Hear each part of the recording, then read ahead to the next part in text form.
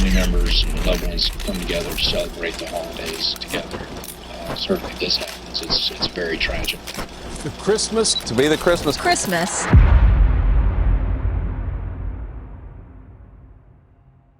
From the decorations on each storefront along its historic Main Street to its endless list of holiday events and programs.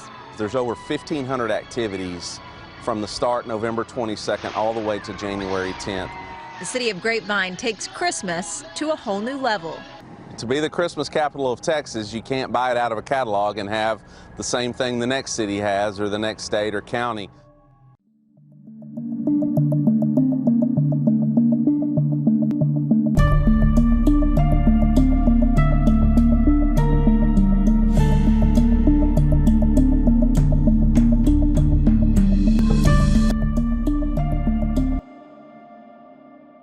Every December 25th, individuals from all corners of the globe come together to celebrate the Christmas.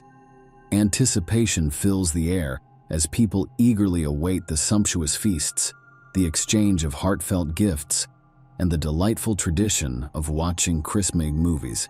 In the midst of this festive season lies Grapevine, Texas, a charming suburban town spanning 16 square miles and boasting a population of approximately 50,000 residents. It's an understatement to say that the residents of Grapevine hold a deep affection for Christmas. Their devotion to the holiday even earned the town the prestigious title of Christmas Capital of Texas. The Christmas Day of 2011 in Grapevine unfolded as a tranquil and peaceful day. Families gathered, sharing cherished moments, and all appeared to be in its usual state of harmony. However, at precisely 11:34 a.m., an unexpected turn of events would disrupt this idyllic serenity.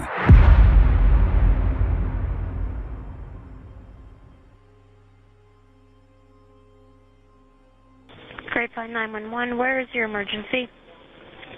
Hello, Grapevine 911. You need help? Are you sick? What was that? Do you need an ambulance or police? Hello? One moment. I'm just getting heavy breathing on the phone and I'm trying to talk to you, so please hang on. The caller was breathing heavily, and it was unclear what they were saying or what the situation was. We're sorry, the number you have dialed is not in service at this time. Approximately 20 seconds elapsed in eerie silence after the caller's mysterious heavy breathing, and then the line abruptly went dead. The caller remained unresponsive. Originating from a local apartment's landline, this puzzling incident prompted an immediate dispatch of both police and firefighters, tasked with unraveling the enigma that unfolded on that unsettling Christmas morning.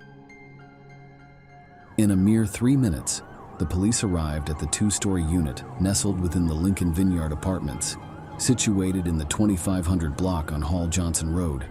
The apartment from which the call had emanated occupied a position towards the rear of the complex, affording a view of Colleyville Heritage High School's sprawling fields. Given that many residents had departed to enjoy the holiday with their loved ones, numerous apartments stood vacant. Upon reaching the apartment in question, the front door revealed itself to be securely locked from the inside. A series of knocks reverberated through the hushed corridor, yet the only response was an eerie silence, devoid of any signs of life. Law enforcement officers, fueled by growing apprehension, peered through the windows, and what they encountered was a macabre tableau. Within the living room, 7 lifeless bodies lay strewn about, some on the sofa and others on the floor.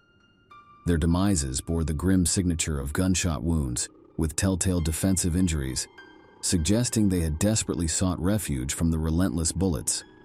It appeared that these unfortunate souls had just concluded the act of unwrapping their Christmas gifts when the horrifying massacre unfolded. Adding to the macabre scene, both of the adult males clutched firearms in their right hands. Strangely, no neighbors reported hearing the unmistakable sound of gunshots, though it was understandable given the sparse occupancy of the apartments at that time. As the police meticulously combed through the complex and embarked on crime scene examinations, a particular detail emerged as striking. An SUV was conspicuously parked outside the apartment. Subsequent checks revealed that the vehicle was registered to a man residing 2 miles away in the suburban enclave of Colleyville. The gravity of the situation spread rapidly throughout the community, but before any information could be released, the victims needed to be officially identified and their next of kin notified. The authorities believed they knew the victims' identities, but sought unequivocal confirmation, a process that would take longer than desired due to the unavailability of the state driver's license fingerprint database on that fateful Christmas day.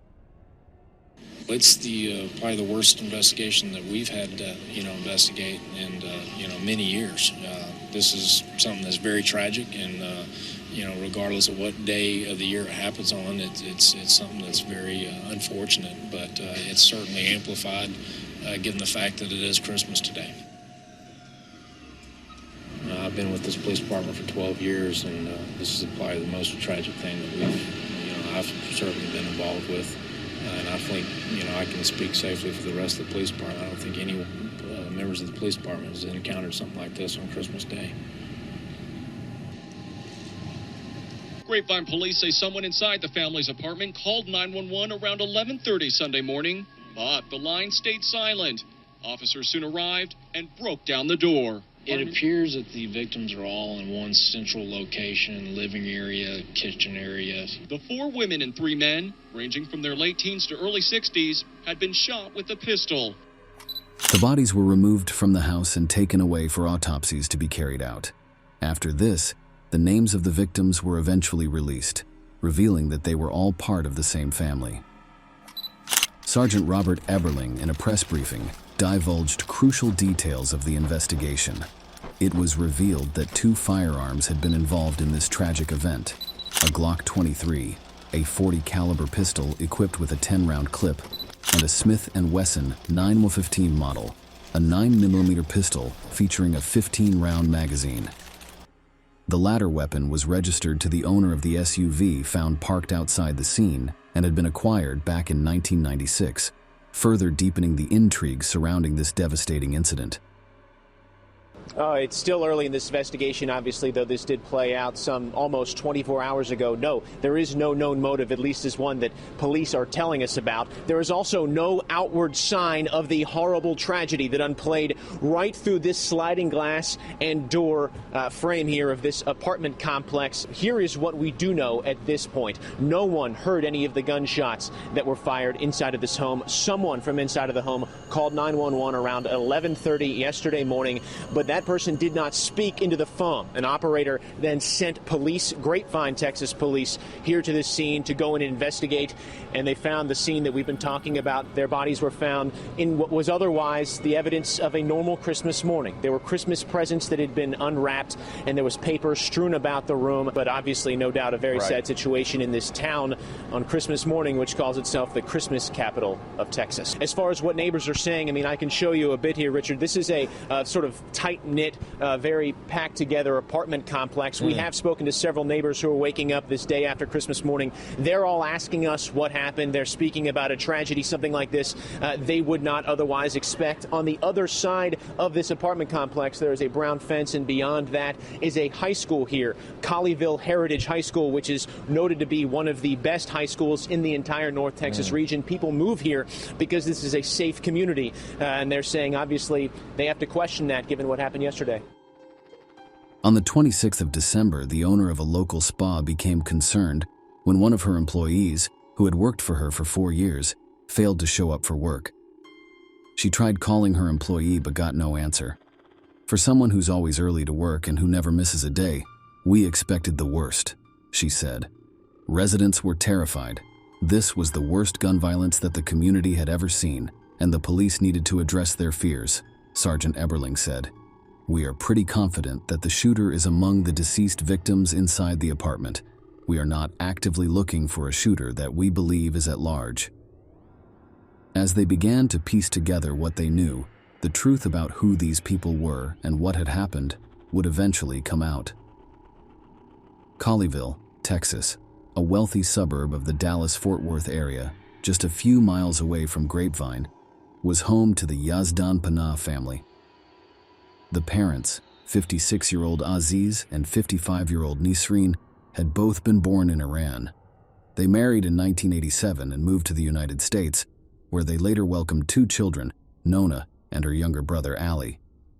Nisreen had worked in a salon doing manicures and often talked about her family with people. Family was everything to Nisreen. She was close to her sister Zori, and together they were described as 2 of the nicest people you could meet. Zori was married to a man called Mohammed Hussein, also known as Hussein, who was well known among the Iranian-American community. He owned a large ranch in Dallas, and the family was incredibly close. The Yazdanpanov family lived in a 3,000-square-foot property in Colleyville, and on the surface, things appeared to be fine. Neighbors would see the family having yard sales, and Aziz appeared to be very active in his children's lives. He volunteered as a debate coach at Knox High School. One neighbor said, "From everything we saw, he was actively engaged with his children." He was described as outgoing and would say hello to people if he passed them in the streets. But neighbors did note that he seemed to be very protective of his children. Nona and Ali were both doing well in school, so their parents had plenty to be proud of. Nona graduated from Colleyville Heritage High School and was a student at a local community college. She had big dreams of moving to the West Coast and attending school in California, with hopes of one day becoming a lawyer. One of Nona's friends said that she had implied that all was not well within her family and that things were becoming tougher for them, but she didn't provide further information. Her friend said that she was aware that Aziz was, in her words, really strict with his children, and would take Nona's phone and refuse to give it back. She added that Nisreen was far more understanding than Aziz was. Nisreen's brother, Ali, said he had been supporting the family financially, as Aziz had not been employed for a number of years, having previously worked in the mortgage and real estate business. His financial problems had been ongoing for years. In 1996, he was placed on probation for 3 years after pleading guilty to 1 count of subscribing to a false income tax return. He was issued a fine of $1,000 and ordered to pay $319 in restitution to the Department of Justice. Just 3 years later, Aziz and Nisreen jointly filed for bankruptcy. The case was discharged a few months later, but their financial problems continued to worsen. In August 2010, Nisreen filed for bankruptcy, hoping it would help them keep their family home. However, the house was foreclosed on. Aziz initially attended meetings with Nisreen during the proceedings, but this would soon change. During the proceedings, she separated from her husband and moved with their 2 children to an apartment in Grapevine, 2 miles away. Nisreen's brother had paid for the apartment as they were living without electricity or water due to the foreclosure. Nisreen was the only one bringing in money. Nona opened up to one of her friends and said she felt like her family was falling apart. The bankruptcy Nisreen had filed for was later dismissed because she had not made the planned payments. According to her lawyer, George Barnes, she had told him, "Please don't talk to my husband at all." Aziz had listed his employment as self-employed, even though he was out of work and not earning any money. Aziz allegedly sold the family's furniture and rugs to pay for sex workers. The separation and financial difficulties had been incredibly hard on Nisreen. She had a state cosmetology license, but disease had forbidden her from working after Aziz became unemployed, and the family's finances took a hit. She had worked 2 jobs at different spas to try and keep the money coming in after they separated. A family friend said that Nisreen had done everything she could to remain on good terms with Aziz. She, along with the help of her sister, had decided to buy only the basic necessities for her apartment. She was described as a quiet, super kind lady, a peacemaker who didn't want anything to happen to her kids or her family. She was a really wonderful mom, and always protective of her kids. After Nisreen moved out, Aziz stayed in the family home, and neighbors would often see him working in the yard. One neighbor said he wasn't even aware that Aziz's wife and children had left the home. Although separated, they appeared to be on good terms, and Aziz also had a key to the new apartment and would occasionally visit his children. As the year began to come to a close, it was soon time for what the people of Grapevine loved most: Christmas. On Christmas Eve, the extended family had all gathered at Mohammed's ranch to enjoy a large Christmas party. and spend some much-needed time together. One of those in attendance was 22-year-old Sarah Zeri, Muhammad's daughter, who attended the University of Texas at Arlington as a pre-med student and was also a member of the Tri Delta sorority. Dozens of people were there, and the celebrations carried on late into the night. Aziz had not been invited. The following day on Christmas, Nisreen and her children were at the apartment in Grapevine.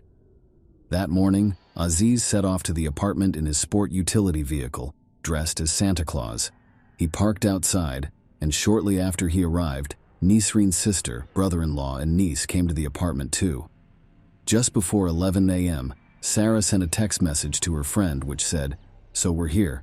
We just got here, and my uncle is here too, dressed as Santa. Awesome." She was, of course, referring to Aziz. Just 15 minutes later, she sent another message. Now he wants to be all fatherly and win Father of the Year. Within a few minutes after opening their gifts, Aziz revealed he had brought 2 guns with him.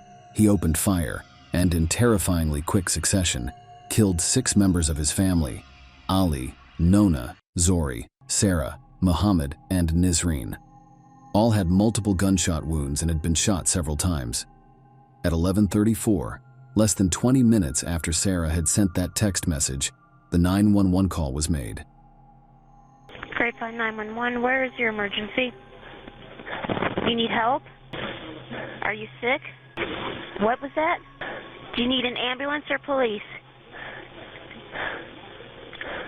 Hello?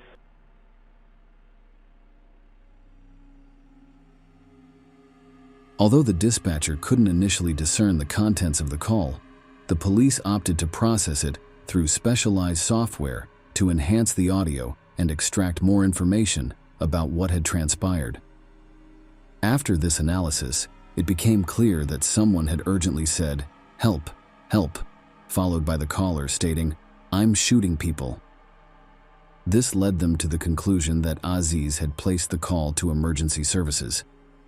Grapevine 911, where is your emergency? Hello, Grapevine 911. You need help? Are you sick? What was that?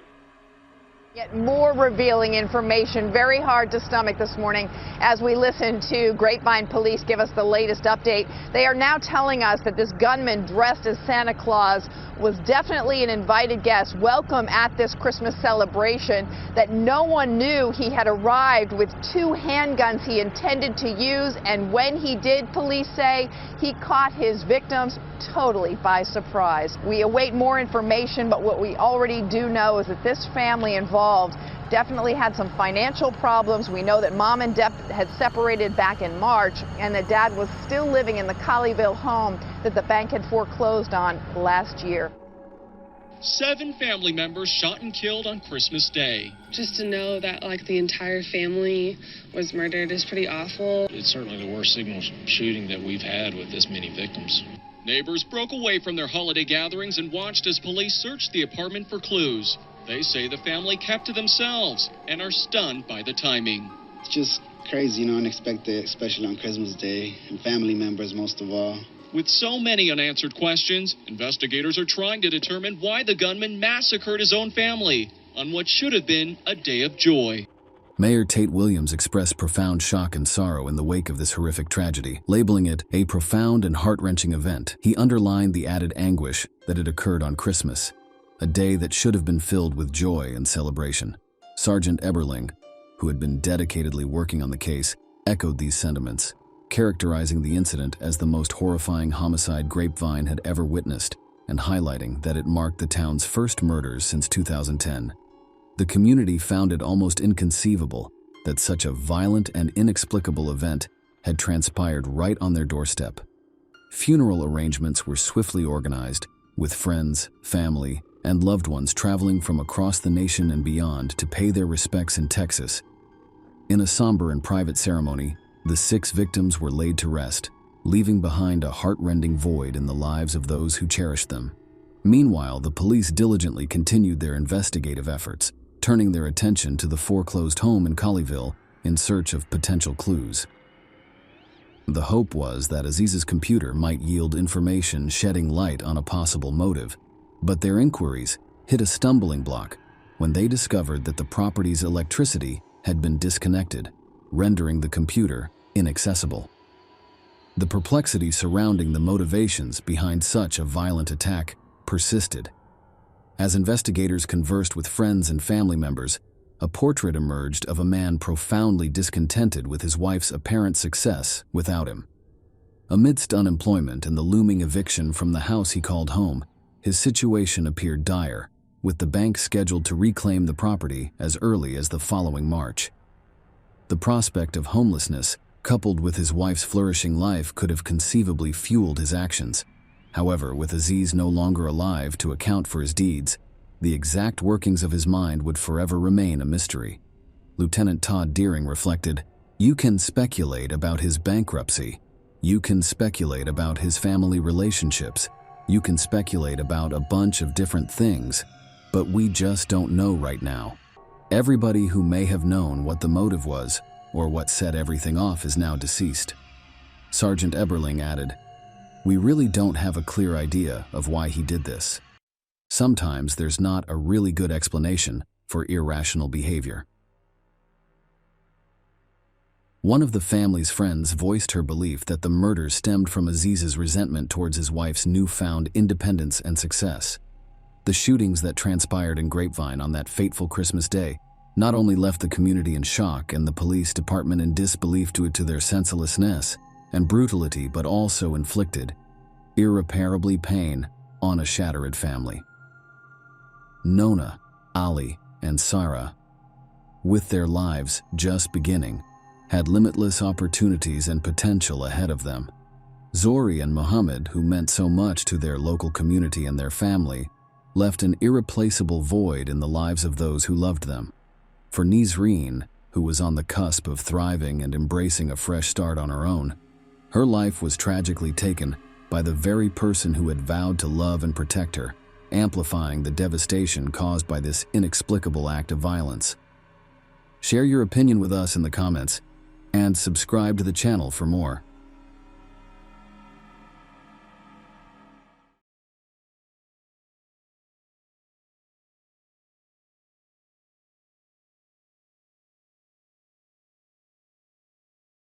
Sierra's case. She died after crossing the ocean.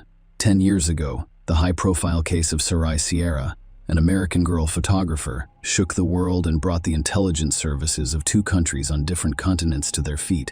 The U.S. citizen vanished without a trace during her photo tour in Istanbul, as if out of thin air. This story received extensive media coverage, and the situation and circumstances were so unusual that it sparked numerous rumors and conspiracy theories. Despite active, large-scale, and timely searches, the girl could not be found alive. Her body was discovered in the city's historic center, near Sarıburnu's walls.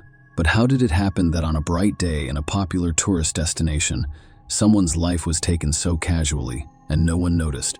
To understand this case, it is necessary to reconstruct the entire chain of events that led to the tragedy. And now we'll try it together. Sarai Sierra, early years. Sarai Sierra was born in New York on November 9, 1979, and is the second child in a large family. She grew up alongside her older brother, David, and younger sister, Christina. Their parents, Dennis and Bethany Sim Jimenez, were of Puerto Rican descent, but moved to the United States in 1973, settling in Manhattan, where their children were born. Shortly after moving, the couple joined the local Protestant community and converted to evangelical Christianity. They raised their children strictly according to the religious canons of their adopted faith. The family attended church on a regular basis, socialized with other members of the community, and sent their children to Sunday school. Sarai grew up to be an active, creative individual who stood out for her strong-willed but complex personality. Sarai was regarded as a rebel and a hooligan, in contrast to her younger sister Christina, who was quiet, obedient, and very modest. At the same time, she respected her parents and acknowledged their undisputed authority in the Jimenez home. There were strict rules that all members of the family followed. This applied to its inhabitants' daily routines, many everyday moments, and behavioral norms. For example, The daughters were not allowed to socialize with boys, go on dates, or leave the house after 9:00 p.m. All of their friendly interactions were monitored, and parents always knew where and with whom their children were. Sarai's entire life revolved around home, school, and church, and her social circle consisted solely of people from those places. The active, energetic, socially oriented girl was bored and cramped within the confines of her environment, but her parents were confident that they were doing the right thing for their children. Sarai intended to attend a pedagogical university and work as a teacher in the arts or culture during her school years.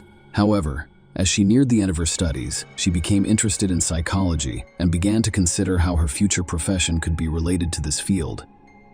During one of the religious community's meetings, a slender, dark-haired beauty caught the eye of a young man named Stephen Sierra. He was the first to approach her and made an excuse to speak with her. Sarai was only 18 at the time, and her new acquaintance was 7 years older than her. Despite their age differences, the young people began dating with their parents' approval. Dennis and Bethany were immediately impressed by Stephen, believing that he was a decent, polite, and honest young man who would make an excellent match for their daughter. Sarai was most likely not deeply in love with the guy, but she agreed to marry him primarily to get out of her parents' house and gain some freedom from such tight control. It should be noted that Sarai had a good relationship with her parents. She desired the freedom to live her own life and plan her own future. Less than a year after meeting in February 1999, the couple married. The bride was 19 years old at the time, while the groom was 26. The couple soon moved to Michigan, where Stephen's parents lived. Sarai saw this move as a significant event because she had spent almost her entire conscious life in New York. The change of scenery benefited her, and she appeared to be revitalized in her new surroundings.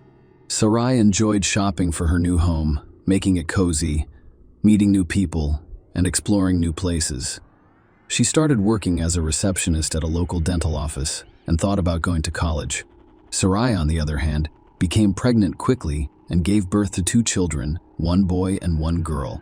Entry into university had to be postponed because the young woman was completely absorbed and enjoyed motherhood.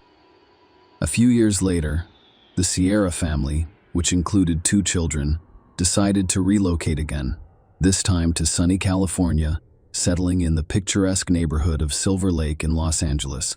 Stephen was offered a job here, but the couple quickly realized that the money he was earning was insufficient to cover their expenses. So, after consulting, they decided to return to New York and live in a modest rented apartment close to the Jimenez family's home. At the time, the couple was having serious financial problems. Sarai remained at home with the children, and her husband had to rely on sporadic income, which caused them to accumulate debt. The situation improved when the children started school, and the young mother got a job at an advertising agency. Stephen had also found a steady job as a bus driver on one of the city routes. Sarai reconsidered her long-held plans to pursue higher education around the age of 30. After their children had grown and their lives had stabilized, Sarai had lost interest in the pedagogical faculty by that point, and she enrolled in one of the local universities to study psychology. However, Sarai quickly became disinterested in her studies, finding the long hours of lectures tedious. She decided to look into other fields and find an occupation that she truly enjoyed, one that allowed her to express her creativity. Sarai had always been a creative person with a talent for drawing and an eye for beauty, so she became interested in photography and soon joined a well-known New York photography community to hone her skills in this area. She was recognized for her talent, demonstrating the ability to capture the right angles and create harmonious compositions, resulting in breathtakingly beautiful photographs. Even professionals lauded her work for its originality and vision. Sarai created a profile on one of the popular social networks in early 2012, as advised by her colleagues, and began sharing her work. Success quickly followed, with thousands of other users subscribing to her profile and enthusiastically commenting on each of her works. She quickly rose to prominence, and her subscriber base grew at an exponential rate. Her newfound fame overwhelmed her. Sarai believed she could achieve more and wanted to continue growing and improving in this field. So she proposed organizing a group photo tour to explore beautiful and unusual locations around the world. Sarai Sierra began with small trips within her home country, specializing in photographing architectural ensembles and historical sites. Her photographs were widely acclaimed, so she decided to broaden her horizons. Sarai wanted to go to Istanbul, one of the world's most ancient and beautiful cities, to photograph its landmarks and historical sites. It should be noted that her parents were not thrilled with the idea, as she had never left the country before, let alone been away from home for so long. But Sarai was determined to go. She also planned to bring her best friend, Magdalena, along for the trip. Sarai's family was in crisis, and her marriage was failing. Perhaps part of her motivation for planning a photo tour on the other side of the world was a desire to get away, change her surroundings, and reflect on what was going on in her family from afar. Sarai had been living within strict boundaries for far too long, and she yearned for more. She wanted to follow her heart's desire. During that time, her husband's social media account began to contain unusual posts and statuses. He philosophized on the importance of marriage, love, and mutual respect between husband and wife. He also hinted that he would stay faithful even if their marriage was shaky. Stephen cryptically suggested in one of the posts that his spouse had been unfaithful, but he deleted the post a few hours later, leaving concerned followers with unanswered questions. Stephen seemed unhappy and unloved, and he expressed this on his social media page. Sarai was going through similar turmoil, but she kept her emotions to herself, trying not to complain and focusing on her creative pursuits. The long-awaited trip. Sarai learned shortly before the planned tour that her best friend would be unable to accompany her due to work obligations. The young woman was disappointed, but she did not change her plans because she had anticipated it for too long. Sarai's family was worried about her flying alone to a foreign country across the ocean, but she assured them that everything would be fine and promised to call, write, and send photos every day. Sarai also planned to visit Germany and Austria, where she already had several commercial photography assignments scheduled. Her entire trip was literally planned by the hour, and she was not going to deviate from it. On January 7, 2013, a young American woman took a flight from New York to Istanbul. She was carrying a small amount of cash, a smartphone, a tablet, a low-cost DSLR camera, and several lenses designed for professional photography. Sarai called her family to let them know she had arrived safely and was on her way to check into the hotel she had reserved ahead of time. It should be noted that she had a limited budget, so she had to stay in a remote location that the locals deemed unsafe. Sarai Sierra went straight to the nearest metro station to reach the historic city center after leaving her belongings in the room and changing her clothes on the road. She wandered Istanbul's streets until nightfall, photographing its beauty and savoring each shot. During the evenings, she would call her parents and husband via video call to share her impressions and plans for the following day. She would also process new shots and share them on her social media accounts. Sarai was accompanied in Istanbul by a young man named Taylan, who would later become her new friend. They met through social media in the middle of 2012, and Taylan persuaded the American to fly to Turkey. For a few months, they communicated frequently and grew close during this time. Sarai placed complete trust in her new acquaintance. They saw each other almost every day and visited a variety of attractions. The guy was an Istanbul native who knew the city like the back of his hand and arranged for Sarai to go on exciting excursions to the most interesting and sometimes unusual places. After a week in Turkey, the photographer planned a trip to a couple of European countries, where she, as previously stated, arranged several commercial photo shoots. Sarai saved money on hotel accommodations by agreeing to be hosted by her long-term subscribers. These moments had been pre-negotiated and agreed upon, so, at Vienna's airport, she was greeted by a young man in whose home she spent a few days. Sarai was a few years younger than her Austrian acquaintance. He enjoyed photography and admired her work, so he was eager to communicate with such a talented photographer. The trip went according to plan. Sarai went to all of the places she had planned and met everyone she had scheduled to meet. On the third day, she flew to Berlin, where she was met at the airport by her subscribers who took her on a tour of the city. After finishing her business in Germany, the photographer returned to Istanbul, where she planned to spend 2 more days before returning home. Taylan greeted her upon arrival, and they spent the day driving around the city before heading to a popular local bar together. After midnight, the Turk escorted Sarai to her hotel, where they said their goodbyes. A strange disappearance in a foreign country. Sarai called her parents and husband on the last day of her photo tour, January 21, 2013, to inform them of the time and flight she would be taking to New York. She had never been away from home for so long, so everyone was relieved when her trip came to an end. Sarai, on the other hand, decided to take one final walk around the city and capture some more stunning photos for her account before leaving. Sarai's father arrived at the airport on time to pick up his daughter because her husband was working and couldn't make it. He arrived early to avoid getting stuck in traffic and being late. They announced the arrival of the plane. All of the passengers disembarked except Sarai. Her phone was also unavailable, and all attempts to contact her were unsuccessful. Dennis waited a little longer before approaching airline representatives, concerned about his daughter's absence. However, Dennis was shocked to learn that a passenger with such a name had not boarded the aircraft. Dennis immediately called Stephen and informed him of what had occurred, emphasizing the importance of organizing a search right away. Sarai's husband first contacted the hotel where his wife was staying in Istanbul, but was told that her belongings were still in the room and that she had not checked out, despite the fact that she should have done so yesterday, and did not return to the hotel for the second day. This information caused a real panic among the family members because they didn't know where Sarai was or how to proceed. Stephen, who had access to his wife's accounts, decided to check them for any clues. He discovered his wife's correspondence with Talon, which seemed very suspicious to him.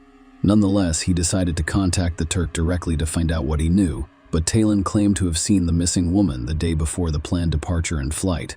She did not call him, despite her promise. Sarai's family immediately reported the incident to the American embassy in Turkey, and a day later, a large-scale search operation was organized on the spot, with a special unit even established. Sarai's husband and parents flew to Istanbul almost immediately, deciding that they needed to be personally involved in the search. After all, it hadn't been long since her disappearance, and there was a good chance she'd still be alive. Investigating police officers. The first step was to determine the American social circle and speak with those who saw her shortly before she disappeared to testify, which included employees of the hotel where she stayed and her friend Talon. The hotel manager stated that he last saw Miss Sarai the night before her departure. She was leaving with a small bag and a camera in her hand. She was supposed to check out later, but she never showed up, and the next morning they received a call from her concerned husband, who informed them that Sarai's belongings and documents remained at the hotel. The receptionist also described Sarai's outfit that day. The situation with Talon was far more interesting and ambiguous. First, the guy's real name was Tarkan, and it was unclear why he introduced himself to his new acquaintance under an assumed name. Second, they had been in close contact for several months prior to their meeting, and Sarai had traveled to Istanbul at his invitation. All of this suggested that they had a romantic relationship, but Tarkan categorically denied it, claiming that they were just friends. The next step in the investigation was to recreate Sarai's route as accurately as possible. Her cell phone data and street CCTV footage were examined for this purpose. It was discovered that the young woman took the subway to the Sultanahmet district, visited the promontory between the Bosphorus Strait and the Golden Horn Bay, and visited Eminönü Market, but became lost in a large crowd of tourists. The trail was then retraced to the subway, where she was about to descend to the Sarıburnu walls, but she quickly vanished from the camera's view. A frightening discovery. The searchers decided to go to the Sarıburnu Wall ruins to comb the area and conduct interviews. Perhaps someone remembered seeing a lone woman holding a camera. After several hours, the search was deemed successful, if you can call it that. A young woman's lifeless body was discovered near the ruins of the ancient Constantinople walls. It was covered with an old dirty blanket, making it less noticeable. Investigators assumed Sierra had been brought here in this blanket. Forensics believed the body had been there for 10 to 12 days before it was discovered. There were no clothes on the lower half of the body, which immediately prompted a version of violence that was later confirmed by specialists. Sierra died as a result of a blow to the head with a blunt, heavy object, but she also had several hematomas and a couple of broken ribs, according to the autopsy. Pathologists discovered particles of epithelium and blood under Sarai's fingernails, indicating that she defended herself and scratched the perpetrator. The crime appeared strange and even ridiculous because the victim's bag, smartphone, and camera were stolen. However, she was wearing gold earrings, a wedding ring, and an expensive watch, which immediately caught my attention. On camera footage from the area, all that could be seen was a young woman who appeared to be Sarai filming something on her phone, followed by a man who approached her and either hit or pushed her, before they both vanished from view. The attacker was not immediately identified. Versions and conspiracy theories. Almost immediately, the information was leaked to the media, nearly causing an international scandal. The main point is that people have been asked to help in the search for the missing American woman and to report any information they may have. However, the investigation remained silent, and when the body was discovered, the situation became even more complicated. Many people wondered why a young married woman flew across the ocean alone. What was she doing in Istanbul in Europe? And how did she pay for her trip? It all looked suspicious. Investigators initially believed Sarai had gone to see her lover, Taylan, a Tarkan, and then flew to another man in Austria. However, neither of her friends admitted to having an intimate relationship with the victim. Later, it was discovered that the man who sheltered Sarai in Vienna had a criminal record, leading to speculation that he might use the American as a drug courier, but a thorough investigation found no evidence to support this theory. There were also rumors that Sarai could work for us intelligence services and collect information in other countries, which explains the money for intercontinental flights. This version appeared untenable, so it was not seriously considered. Turkish special services and the FBI worked together to investigate this high-profile case, but they initially found no serious leads. Only a few weeks later, the police discovered the alleged perpetrator, a previously convicted and unemployed man named Tal Salih, collecting waste paper on city streets. But it was impossible to communicate with him because, almost immediately after the crime, he borrowed money from relatives and fled the country, most likely to Hatay province, where he illegally crossed the border into Syria. After obtaining a warrant, police searched the suspect's home, extracting a sample of his DNA and comparing it to skin particles and seminal fluid found on the murdered woman. That cleared up any remaining doubts. Tal Salih was the perpetrator of the crime. Furthermore, the victim's phone was last turned on in the neighborhood where he lived. When it was discovered that the criminal had fled to Syria, the special services had given up hope of locating him, but fate soon surprised them. This man was detained while attempting to cross the border illegally again, this time to return to Turkey. He joined the rebels in Syria and obtained firearms, but after being injured in the conflict, he decided it was safer to stay at home. However, he returned with his weapon, which was the initial reason for his arrest, but the local police quickly recognized who was in their hands and immediately reported him to security services. When Tal Salih was brought in for questioning, his story was literally depressing, with graphic details. He saw a young woman on a hiking trail along Sarayburnu's walls and spent a few minutes admiring her and watching her take pictures. Sarai tried to ask him something with gestures as he approached, but the language barrier prevented him from understanding what she wanted. However, he noticed a brand new iPhone in her hands and a high-end camera around her neck. As Sarai walked on, he followed her, determined to rob her. It was getting dark outside, and there were no other people near the wall that I could see. Sarai turned around and, it appeared to him, took a photograph of him. That action served as a trigger for Tal Salih, who grabbed a boulder and lunged at Sarai, striking her hard in the head. After that, they literally rolled together down to the ruins of the wall, resulting in bruises and broken ribs on Sarai's body. Tal Salih then decided to commit intimate-related violence while the victim was unconscious. The perpetrator then delivered another severe blow to Sarai's head to finish her off. Tal Salih took the victim's bag, camera, and phone before walking away. On his way, he came across the same blanket that had been discarded and decided to use it to cover the victim's body again. It was finally dark outside, and there was a chance of meeting someone at the wall. Normal. When the perpetrator returned, he dragged the body to the side, making sure it was not visible from the hiking path. He then covered it with a blanket and departed.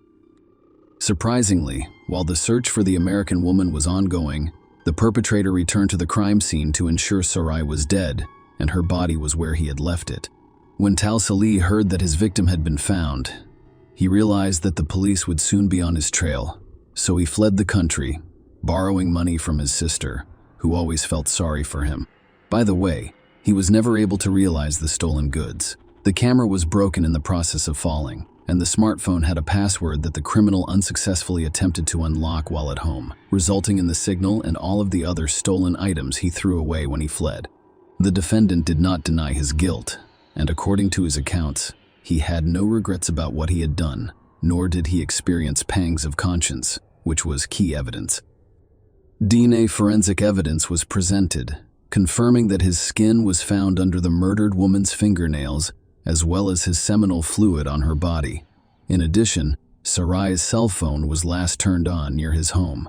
In addition, the case file now includes a video surveillance camera recording of the attack. After all of the evidence was presented, it was determined that a psychiatric examination was required due to the belief that Tal Sale was insane. This idea was supported by his actions, behavior, and the calmness with which he described the atrocities he had committed, but experts concluded that he was seen and fully aware of his actions when he attacked his victim in the summer of 2014. The judge eventually delivered the final verdict. Tal Sale was found guilty of all charges against him and sentenced to life imprisonment. Sarai's relatives thought this was a fair decision.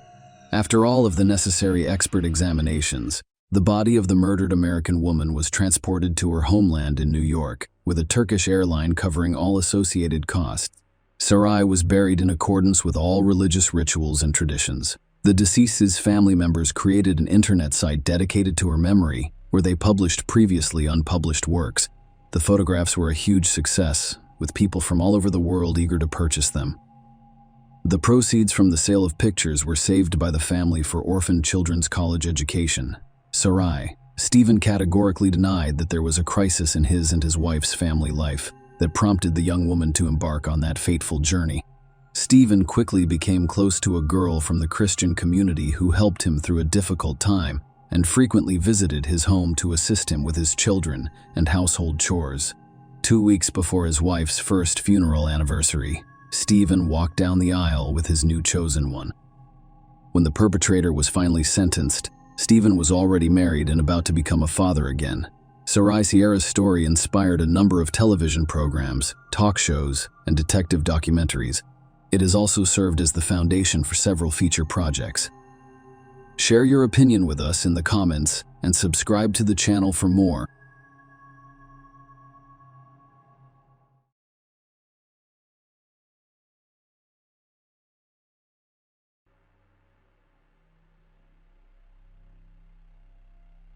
Tension rose in the Mendoza criminal courts on December 1, 2020, as people waited for the verdict. On the dark side of the room, a 32-year-old woman, the black dress with white beads around her neck, sat expressionless, her eyes burning with equanimity and restraint. She prepared to hear the verdict that would seal her fate and leave an imprint on history. Despite the fact that everyone in the room had known this woman for many years, they were now faced with a difficult mystery to solve. Outside the courtroom doors, the judge's approaching footsteps could be heard echoing in the silence and felt in every corner of the room like a heartbeat. It was clear that what was at stake today was not only the woman in the dark's fate, but also the long-hidden truth.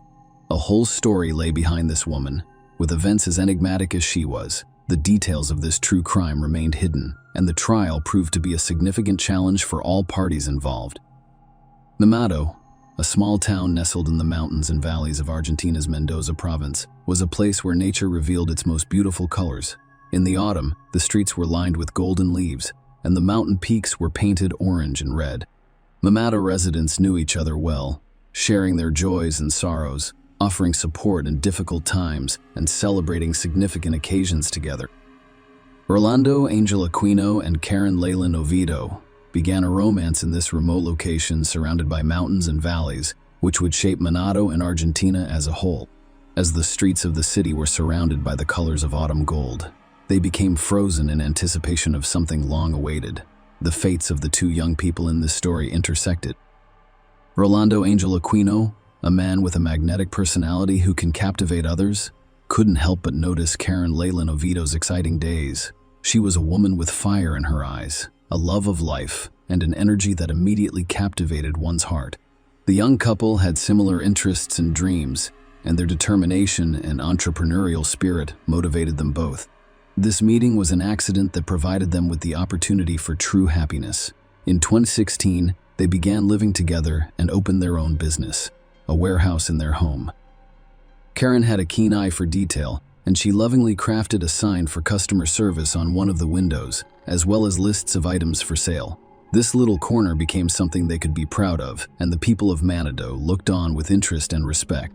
Everyone wanted to know who these young people were and how they had accomplished so much. Many people knew Karen since childhood, but Rolando remained a mystery. No one knew anything about his background except that he was from Bolivia. Rolando not only ran the business with Karen, but he also worked at the Greenland Fair, where wholesale fruit sales were conducted.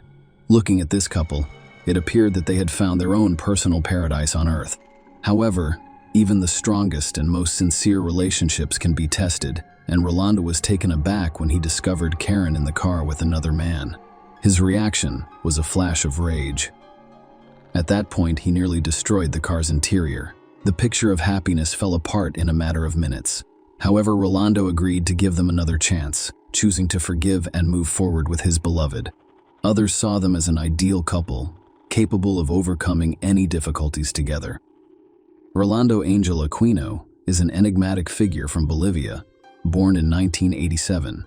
His exact arrival date in Argentina, as with many other aspects of his life, is unknown.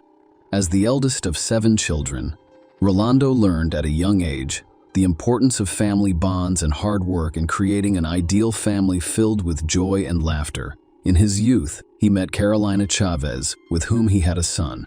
Despite the difficulties, the couple maintained good relations. Later in life, he met a soldier named Soledad, who gave him another son, Elias, but their relationship did not work out. Nonetheless, Rolando remained a devoted father who cared for his children and maintained positive relationships with their mothers. Rolando was physically fit from a young age, maintaining his health through sports and participation on the local soccer team. Colleagues and loved ones described him as a kind and hard-working individual. Rolando got along well with his neighbors, but when it came to socializing, he was always shy.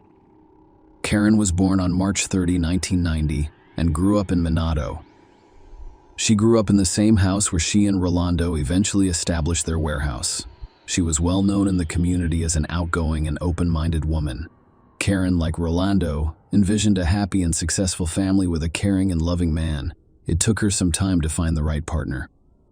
Karen had already attempted to create a happy relationship before meeting Rolando, which resulted in the birth of 2 beautiful daughters. Karen married one of her former partners, Raul or Jada, in 2013 after one of them became a father. However, as time passed, that marriage was on the verge of dissolution, with financial difficulties contributing to the conflict. Raul decided to abandon his family in search of new opportunities, fleeing the city and traveling abroad to avoid any attempts to find him. In the summer of 2019, 9-year-old Elias arrived at Rolando and Karen's house with a lot of ideas for the near future. However, on the morning of July 12, 2019, when Rolando arrived to greet his son before leaving for work, he noticed that the boy was not feeling well.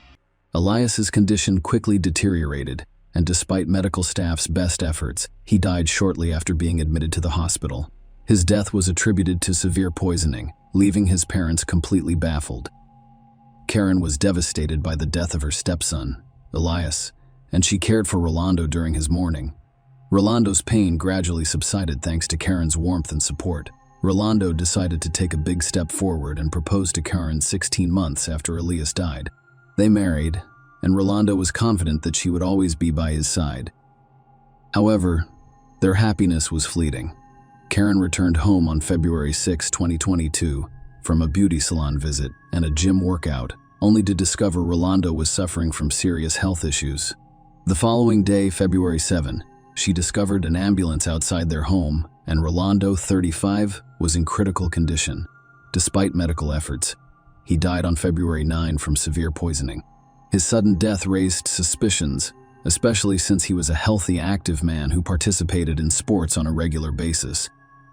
Karen had been administering medication to Rolando in order to remove dark spots from his skin. Rolando's system contained a significant excess of calcium oxalate crystals, which is a sign of ethylene glycol poisoning, the primary component of car antifreeze. Authorities prioritized the investigation into Rolando's strange and unexpected death. Neighbors reported that Karen had repeatedly given her husband an unknown medication and expressed concern about Rolando's son. During Karen's interrogation, officers from the Technology Crimes Unit conducted forensic examinations and thoroughly questioned her, uncovering numerous contradictions. Karen claimed that the medication was for a skin blemish and that she had administered it via IV, but she was unable to provide the vial of the solution, which she claimed the housekeeper had discarded. Further interviews with Claudia Cortez, the housekeeper, contradicted Karen's claims. Claudia reported overhearing the couple discussing Rolando's dissatisfaction with the medication he was receiving. Karen was detained during the investigation, and her cell phone was confiscated. Rolando's family, friends, and teammates were shocked by his death, and rumors of deliberate poisoning began to circulate.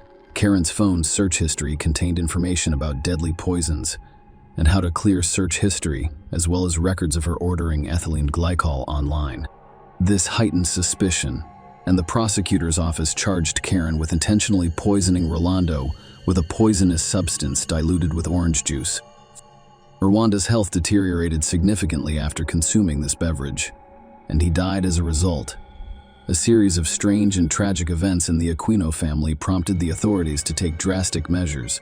Karen was charged with aggravated murder in mid-February, after sufficient evidence was presented. Meanwhile, suspicions arose about the cause of 9-year-old Elias's death, prompting a new investigation. The prosecutor's office decided to conduct a thorough investigation of the boy's medical history. The mother claimed that Elias was perfectly healthy and active before falling into a coma at his father's house and never waking up. The boy's death certificate stated that the cause was a malfunction of his internal system and cerebral thrombosis. However, investigators remain skeptical that Elias, at the age of 9, could have died from such causes, particularly given his overall health. The prosecutor's office requested information on possible ethylene glycol purchases and received confirmation that Karen bought the poison on July 2, 2019. Shortly before the boy arrived at the Aquino home, Elias's relatives confirmed that Karen insisted on cremating his body. However, the birth mother rejected the idea and chose to bury her son. On March 4, prosecutor Claudia Rios filed new aggravated murder charges against Karen for the poisoning of Elias based on the evidence gathered. On March 14, a judge ordered pretrial detention for the woman who attempted to appeal, but the judge denied it, ruling that she should remain in custody until the trial began. That trial began 10 months later and was a critical step toward resolving this complex and dark story. The long-awaited trial began in Mendoza's criminal court, capturing public and media attention. Karen Leyland Oviedo's nationwide trial began on November 28, 2022. 2 indictments were pending. The first, led by prosecutor Fernando Gusto, concerned the murder of Elias, and the second, involving Claudia Rio, dealt with the murder of Rwanda.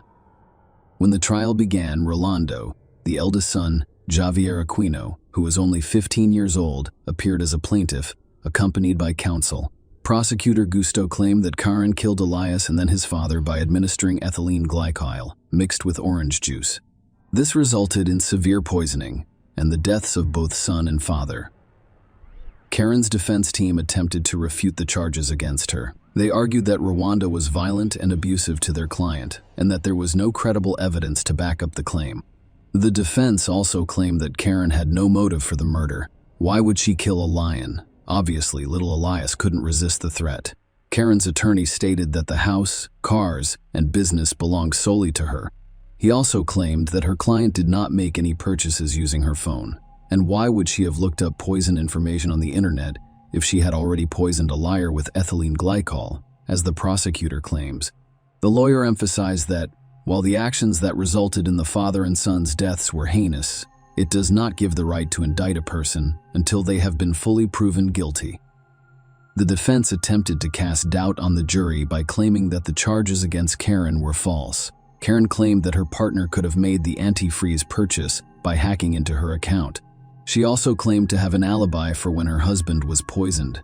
Karen was not at home on February 6 when he began experiencing health issues. The defendant, known to the media as the Dwayne Allen poisoner, was given the opportunity to speak after the first phase of the trial concluded. Judge Diego Liberty gave her the opportunity to speak, and Karen argued passionately that she was being accused of a heinous crime she did not commit. It was extremely painful for her to realize this, especially as the mother of 2 young daughters. The court hearing continued, and it was the turn of the witnesses to reveal new details about the case. The prosecution decided to ask Karen several questions, with Prosecutor Gusto focusing on key points. Karen later suggested that her son Rolando be cremated. Karen emphatically responded to this question, stating that she had never made such a suggestion and that the decision was not up to her. The prosecution called relatives of the deceased to testify and reveal more details about what had happened.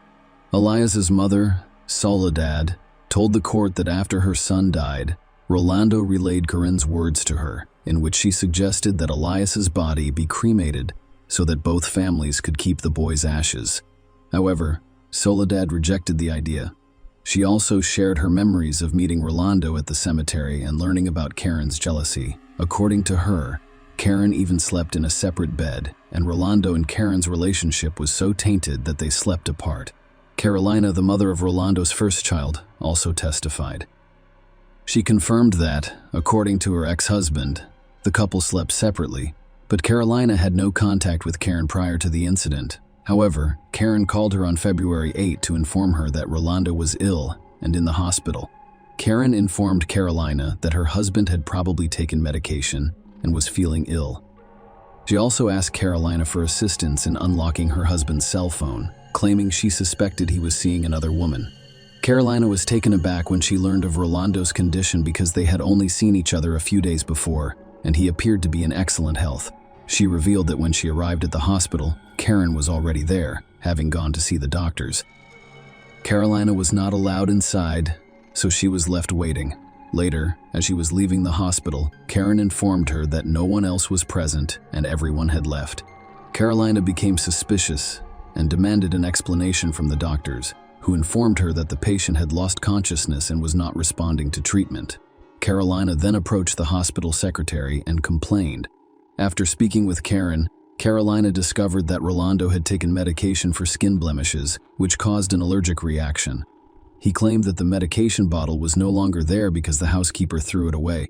All of these details contributed to the mystery surrounding this complex case. The trial continued, and doctors and experts appeared before the jury to present forensic evidence and the results of the psychological examination. This evidence revealed previously unknown details. Dr. Ivana Marinelli, a pediatrician at the hospital, described how she cared for Elias in July 2019 when he was admitted. She described how Elias was brought to the medical facility with severe breathing problems and urgently needed intubation. He also had a CT scan, which revealed a deep cerebral thrombosis. Elias underwent intensive care. The doctor confirmed that Elias's symptoms were consistent with ethylene glycol poisoning. This included impaired consciousness, restlessness, and a subsequent coma with a blood clotting disorder. Despite the best efforts of medical personnel, the boy's condition deteriorated, and after 5 p.m. on July 12, cardiac and respiratory arrest occurred. Doctors attempted to resuscitate Elias for 50 minutes with the participation. His father's efforts were futile. He was pronounced dead at 60 meters. The jury was also given the results of Karen's psychological examination, which had been requested by the prosecution. The experts' findings emphasized Karen's lies and concealment of the truth. She was portrayed as someone trying to project a decent image, but in reality, her conclusions were cold and cruel. The experts also stated that a psychological examination was performed immediately following her husband's death, but revealed no emotional effects from her spouse's death. This cast doubt on Karen's sincerity and portrayed her as a cold-blooded, self-centered woman. The examiners discovered latent hostility and impulsive behavioral reactions. Karen was finally prosecuted, and Gusto expressed doubt that she was a victim of gender-based violence, as she claimed in her testimony. This information described the defendant's true psychological profile. The long weeks of tense waiting and continuous court hearings came to an end. The trial drew a large crowd into the courtroom, their gazes fixed tensely on the jury and the judge, waiting for the decision that would bring justice to this complex and tragic story. In moving for a judgment of conviction against Karen, the prosecutor assured the jury that all of the evidence gathered strongly indicated that she was the one who planned and carried out both murders. She purchased ethylene glycol and discarded the packaging, claiming it was regular juice. Karen watched her loved ones die without offering assistance in their time of need. Cloudy Maria, the prosecutor handling Karen's case for Lundo's murder, presented the court with an ethylene glycol purchase receipt paid from Karen's bank account. The prosecution and plaintiff insisted on a unanimous verdict because it was the only way to ensure justice in the case. They insisted that Karen Leyland Oviedo be convicted of murder with evidence of extreme cruelty. The defense, on the other hand, claimed that there was insufficient evidence to establish her client's guilt. The defense attorney argued that a person can be good or bad, but it is not always related to committing a crime, and that the deaths of Rolando and his son were a tragic and sad event for their clients. Despite the defense's arguments, Karen Leyland Oviedo has added herself to the list of Argentine criminals who poisoned their victims. After a long and tense wait for the verdict, the jury made their decision. They issued a unanimous decision. Karen Leyland Oviedo was convicted of killing a liar and committing the crime with extreme cruelty. She was also convicted of Orlando's aggravated death through an insidious procedure. Karen, dressed in black and wearing white beads around her neck, listened to the verdict calmly. The jury returned a guilty verdict, and she was sentenced to life in prison.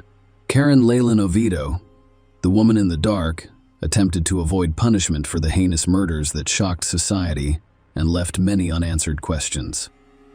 The plans to cremate the victims' bodies may have been her final attempt to avoid the punishment she deserved. Despite her efforts, the court and jury did not give in and returned the justice verdict.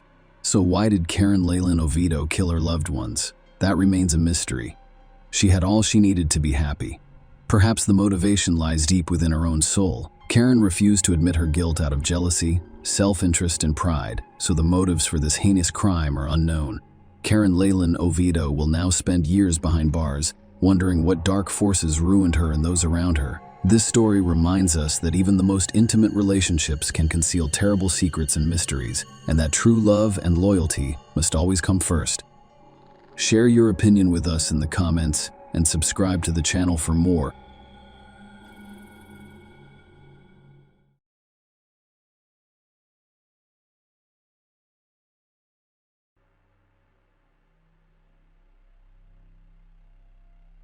Fateful morning. Wake up, is anyone alive in this house?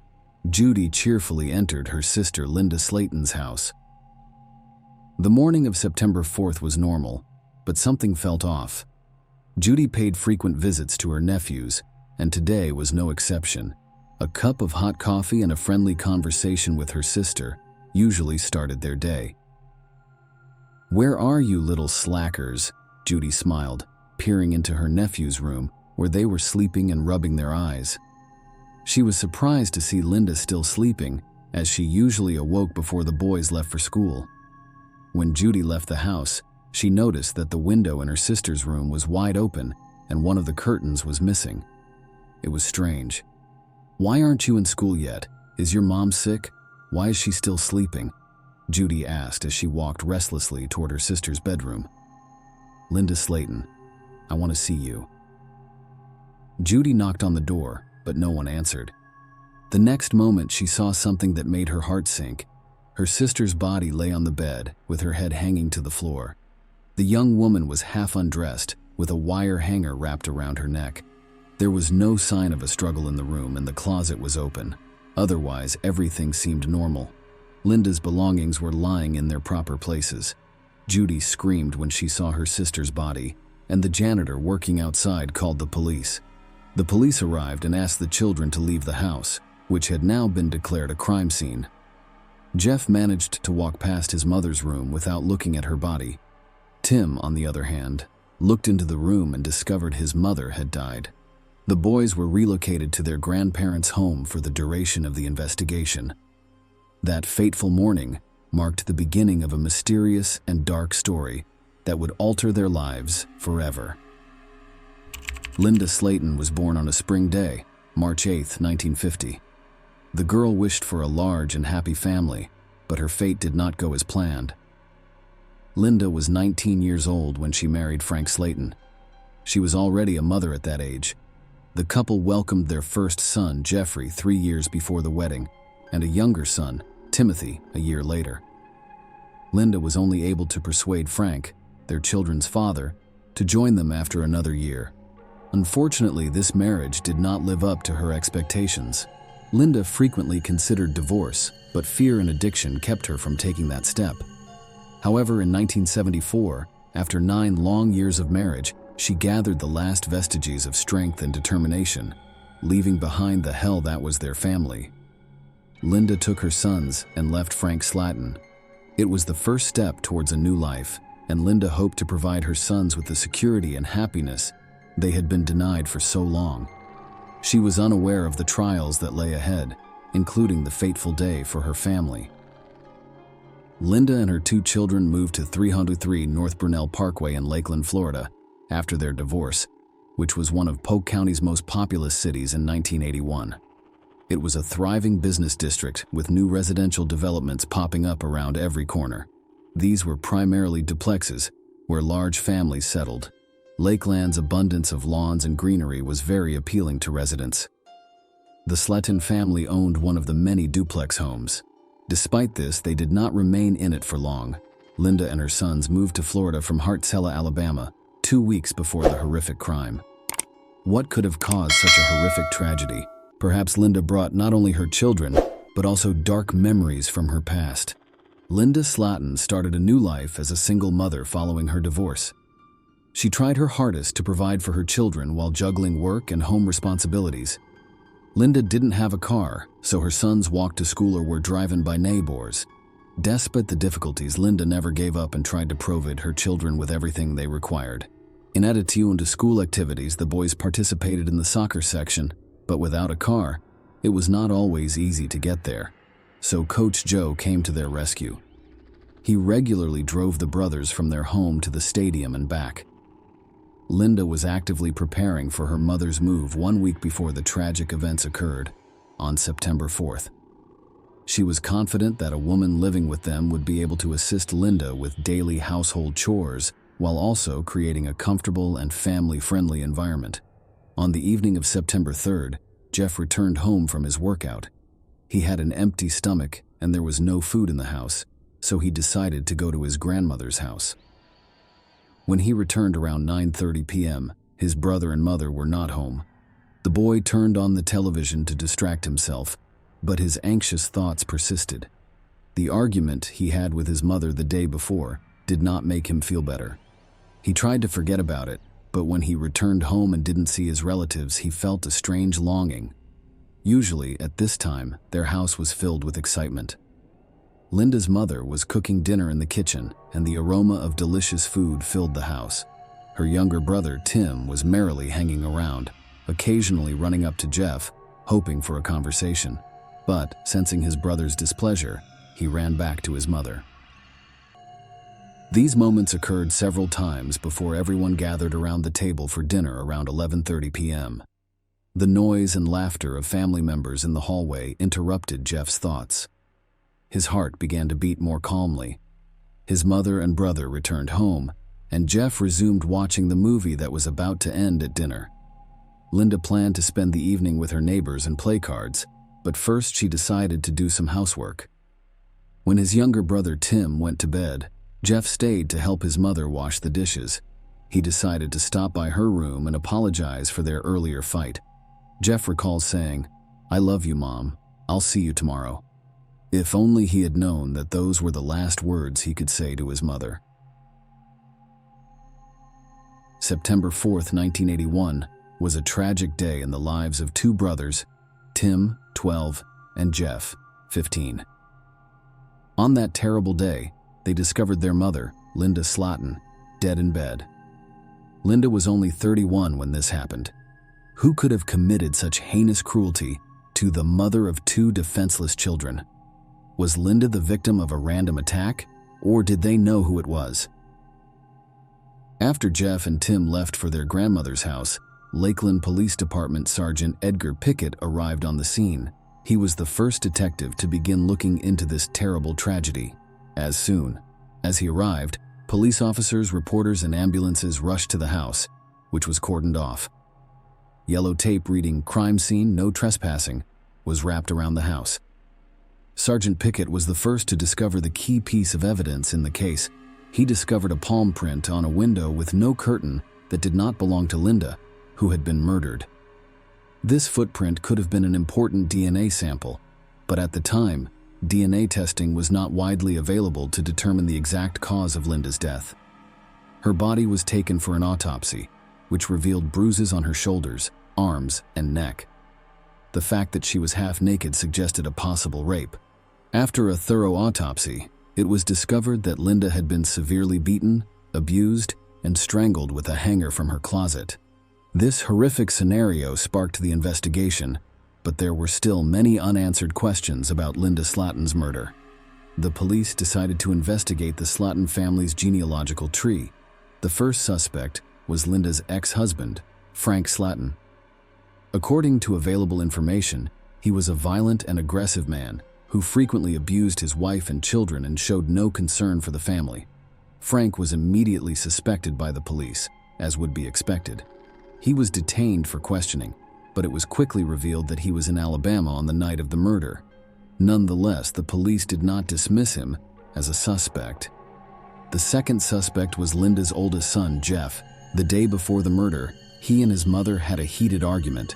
According to witnesses, Linda and her son's relationship had recently become strained. Jeff, the family's eldest child, had been through it all, first with an abusive father and then with his mother, who was raising his brothers on her own.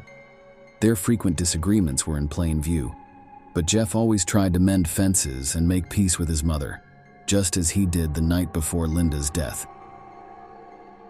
The police administered 2 polygraph tests to Jeff, both of which yielded negative results, eliminating him from the suspect list. Linda's boyfriend, whose name has not been released, came in 3rd place on the suspect list. This white man was Linda's close friend and frequently socialized with her children.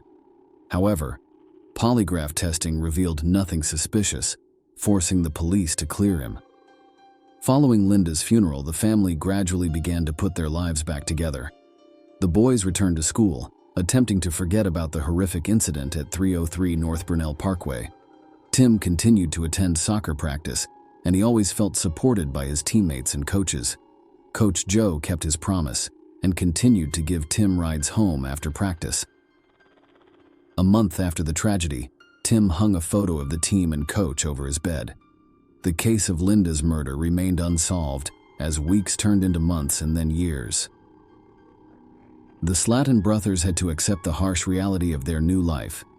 Their mother had been murdered, leaving only their grandparents, Clarence and Margaret Harris, to support them during this difficult time. It had been 17 years since Linda Slatton's horrific murder. The years passed, and the boys who had lost their mother had grown into mature men who loved and cared for their own families. Both brothers started families, with Jeff having 2 children. However, he never forgot about last night. "I didn't hear anything at all. Even the neighbors claimed they didn't hear anything suspicious that night. It weighs heavily on me." He frequently repeated in conversation with his loved ones, sometimes sitting in front of the television waiting for dinner while his wife fussed in the kitchen and his children ran around him. Jeff would catch a glimpse into the past. At such times, he was transported back to his childhood home and the last evening with his mother, recalling the unsettling feelings that had gripped him. That last evening appeared to foreshadow a horror that would alter his life forever.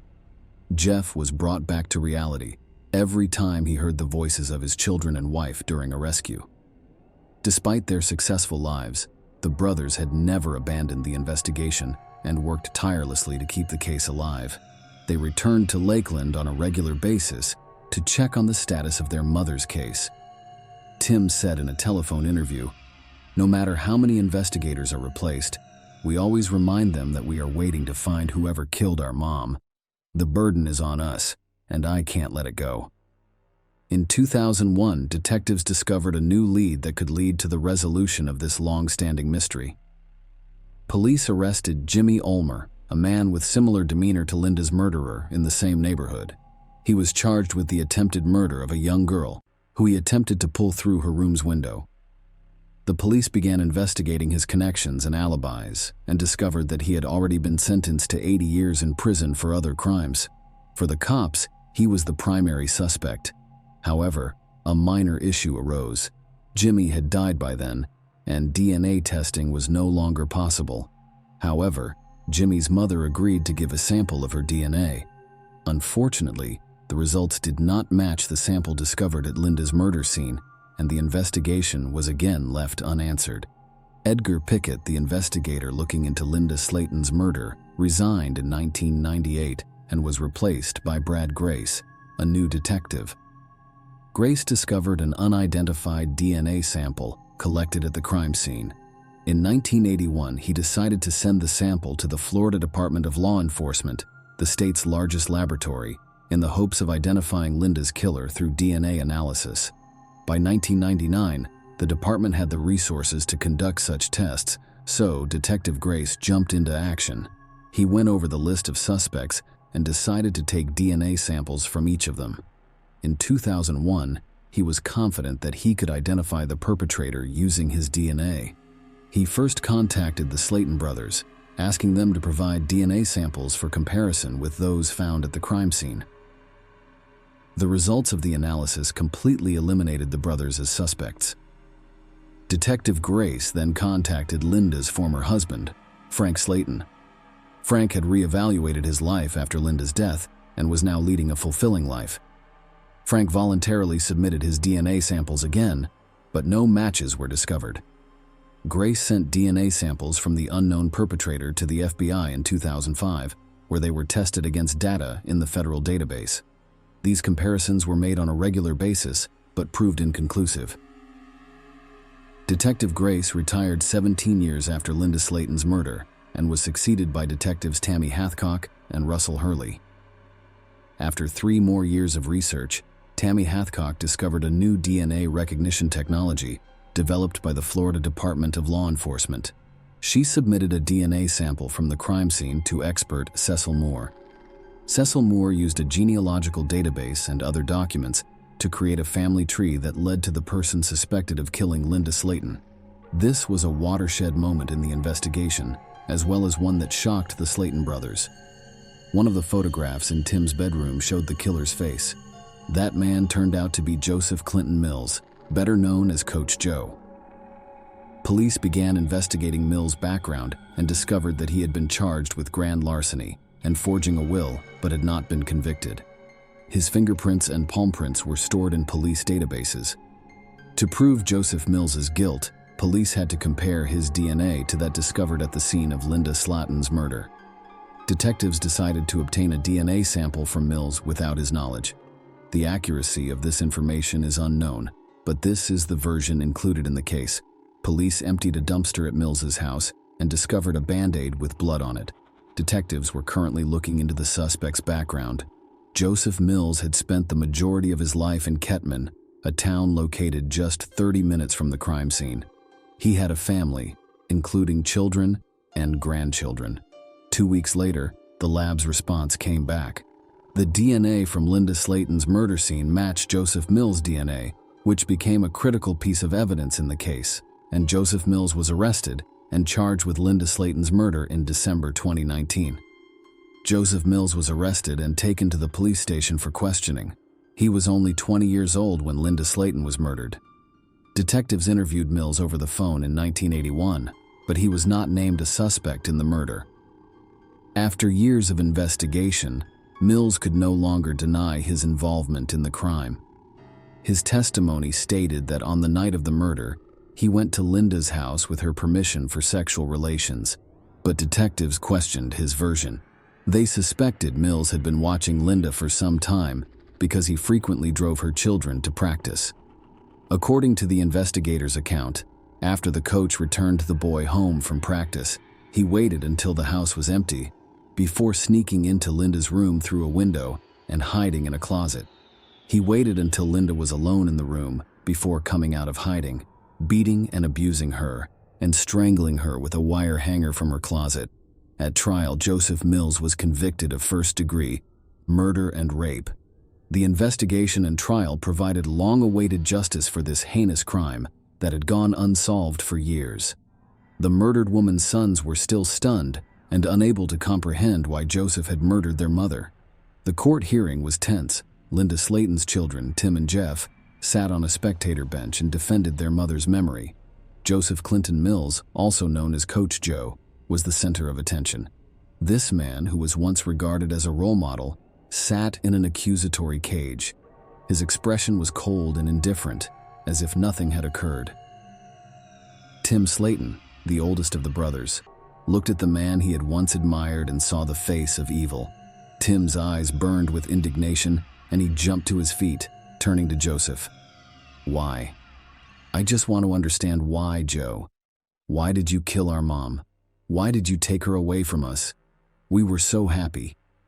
Mills only mumbled back, "I'm a good man."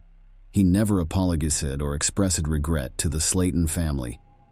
Probably even the killer struggled to explain his actions. Tim was taken aback because he had looked up to Coach Joe as a role model when he was younger. Now he's left with only questions and painful memories. Joseph Mills was sentenced to life in prison with no possibility of parole. As if a heavy stone had fallen from the Slayton brothers' shoulders, their mother was finally avenged, and while the brothers console themselves with the thought that the killer will spend the rest of his life in prison, they are still enraged that Joseph Mills was free for nearly 40 years while they lost their mother.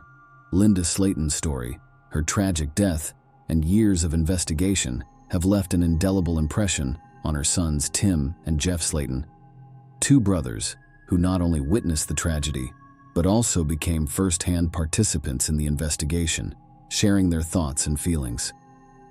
"He kept asking us how the case was going," recalls Tim, the older brother. "He didn't ask specific questions. He just wanted to know if there was any news on the case, if there was any new evidence, and I just told him that nothing had changed."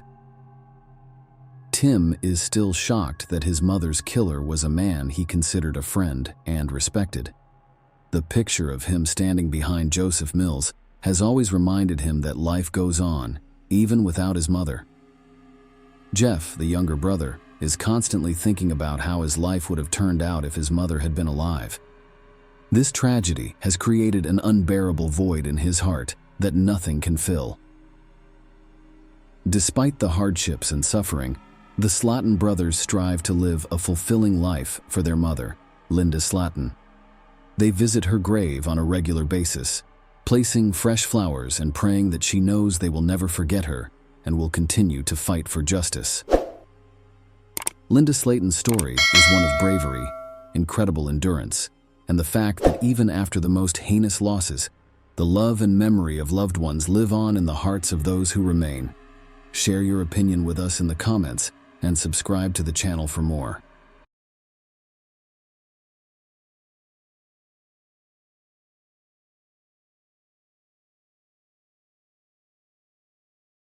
In November 1997, the Nists of Trenton, New Jersey, were preparing for their annual cruise, a tradition they had enjoyed since their wedding 6 years earlier. Julie, 29, and her husband Tim, 40, decided to change things up this year. Their main goal for their Christmas voyage was to strengthen their bond, so they left their 1-year-old daughter Katie with grandparents and traveled to San Juan, Puerto Rico. On November 1st, as they boarded their cruise ship, George Skiadopoulos, a crew member, was struck by Julie's vibrant and attractive presence. A colleague teased him, saying he was out of his league. George bet he could romantically engage with Julie. George, a 22-year-old junior engineer fresh out of college, carried himself with enough poise to pique Julie's interest. He misrepresented himself as the captain, exaggerating his age to 28 and making up achievements to impress her. Julie and George quickly became close, meeting on deck every day and engaging in captivating conversations. Julie, enthralled by the cruise's romantic atmosphere and George's captivating stories, was unaware of his true identity. Tim, who was used to his wife's sociable nature, observed their interactions but felt no jealousy. One evening, during a lively party on the ship, George invited Julie on a tour of the ship. She initially hesitated, but eventually agreed.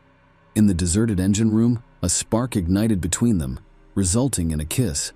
However, their relationship did not go beyond kissing. Julie confided in a family friend, Tony, about her feelings during the cruise back home, expecting her attraction to fade because she and George would most likely never meet again. Unexpectedly, George, the captain, sent Julie a message, and their daily phone conversations began, with George insinuating that Tim was unworthy of her. Tim occasionally overheard them conversing but trusted Julie enough not to investigate further. Julie, torn between her stable family life and the thrilling new emotions George elicited in her, became distant from friends and even cold to her daughter. Tim was concerned about the changes in her and hoped to rekindle their relationship. Tim organized a surprise 30th birthday party for Julie on January 3, 1998. It was a lavish event attended by numerous friends. Julie's request for another cruise on a specific ship and date was an attempt to reunite with Georgia. Tim reluctantly agreed, and they embarked on February 13th. On that voyage, during a dark night, George won a bet with his crewmates. Julie's intimate encounter with George on the cruise had her head over heels. Back home, she excitedly confided in Tony, a close family friend and Katie's godfather. Tony struggled with the burden of keeping her secret, eventually admitting it to Julie, despite the risk of exposure. Julie decided to meet George in secret, for whom she had a strong desire. She made up a story about a family vacation and invited her mother and daughter along. Julie had to confess her secret affair to her mother, despite her disapproval, but she remained undeterred. Initially, they traveled to Florida, but on March 26, 1988, Julie left her mother and daughter behind to continue her romantic adventure with George in Puerto Rico. When Julie returned, her conversations with George became almost public. They talked constantly on the phone and sent risky love letters via email. Julie even recorded videos showcasing her life for George, all while living and spending money with her husband, Tim. She also resumed partying and drinking. Tim couldn't help but notice the changes in their family dynamics and suggested they consult a marriage counselor. Julie announced her desire for a divorce during their first session after 7 years of marriage, which Tim opposed because their shared business interests were generating significant income. Julie knew she needed money for her plan to relocate to Greece with her daughter and begin a new life with her lover, who was scheduled to serve a mandatory 20-month military service there. Julie tried to help him flee and get a U.S. visa, but she didn't have enough money for her new boyfriend. Julie started a fitness regimen, but she had trouble sleeping and had to take strong sleeping pills. During her emotional turmoil, she began taking antidepressants. When George learned about this, he was furious and forbade her from using them. Julie lost about 10 kilos with the intention of returning to modeling to earn money, but George, unlike Tim, was extremely jealous and opposed the idea, forcing Julie to abandon her plans. Almost everyone, including Cheryl, who once helped Julie break into the modeling industry, disapproved of her relationship with the Greek man. They had followed Julie and Tim's lives since they met at an exclusive yacht club party. In July 1989, Tim, her 11-year-old senior, was a successful businessman with his own company and a new yacht. He founded his landscape design firm in the early 1980s, which grew alongside the U.S. real estate market boom. Initially, their relationship thrived, but Julie's jealousy became apparent when Tim waited for her at a bar with another woman. When Julie arrived, she assaulted Tim, leaving a bruise on his face and attacking the woman. It turned out she was Tim's longtime business partner's secretary. The conflict was resolved at that point.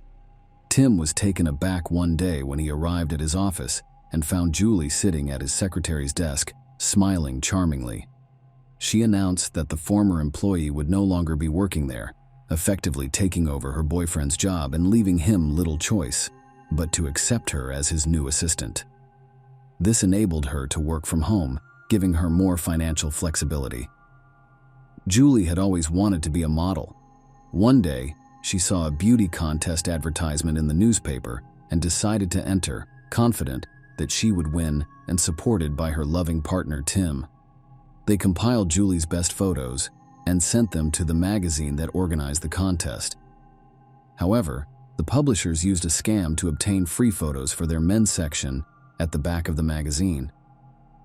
Julie eagerly awaited the publisher's response to the contest, but it never arrived.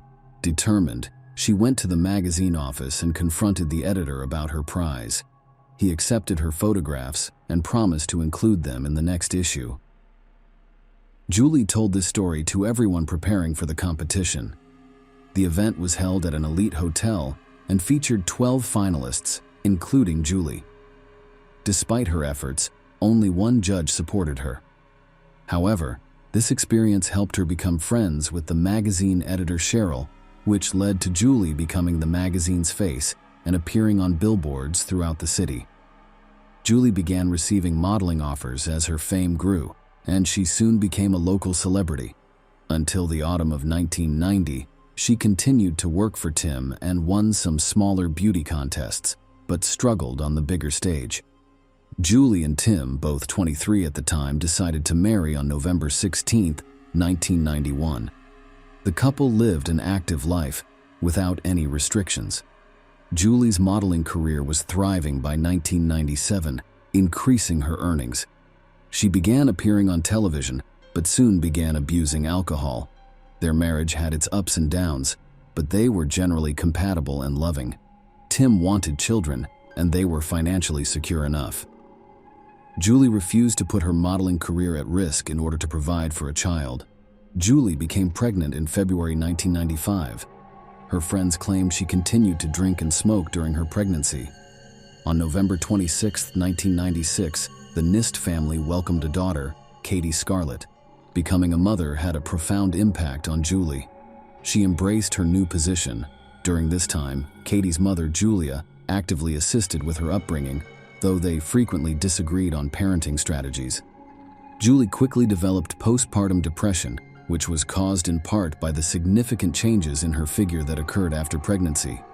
She retreated into herself, not attempting to revert to her previous state. Around this time, her relationship with Tim started to deteriorate. In April 1997, they sought family therapy. Julie believed the therapist sided with Tim, but the specialist genuinely attempted to address her issues and complexes, revealing positive aspects of her past. The therapist eventually stated that Tim was not paying enough attention to his wife, which was putting their marriage at risk. Julie, who was lonely, began spending more time with her friends and frequently returned home intoxicated.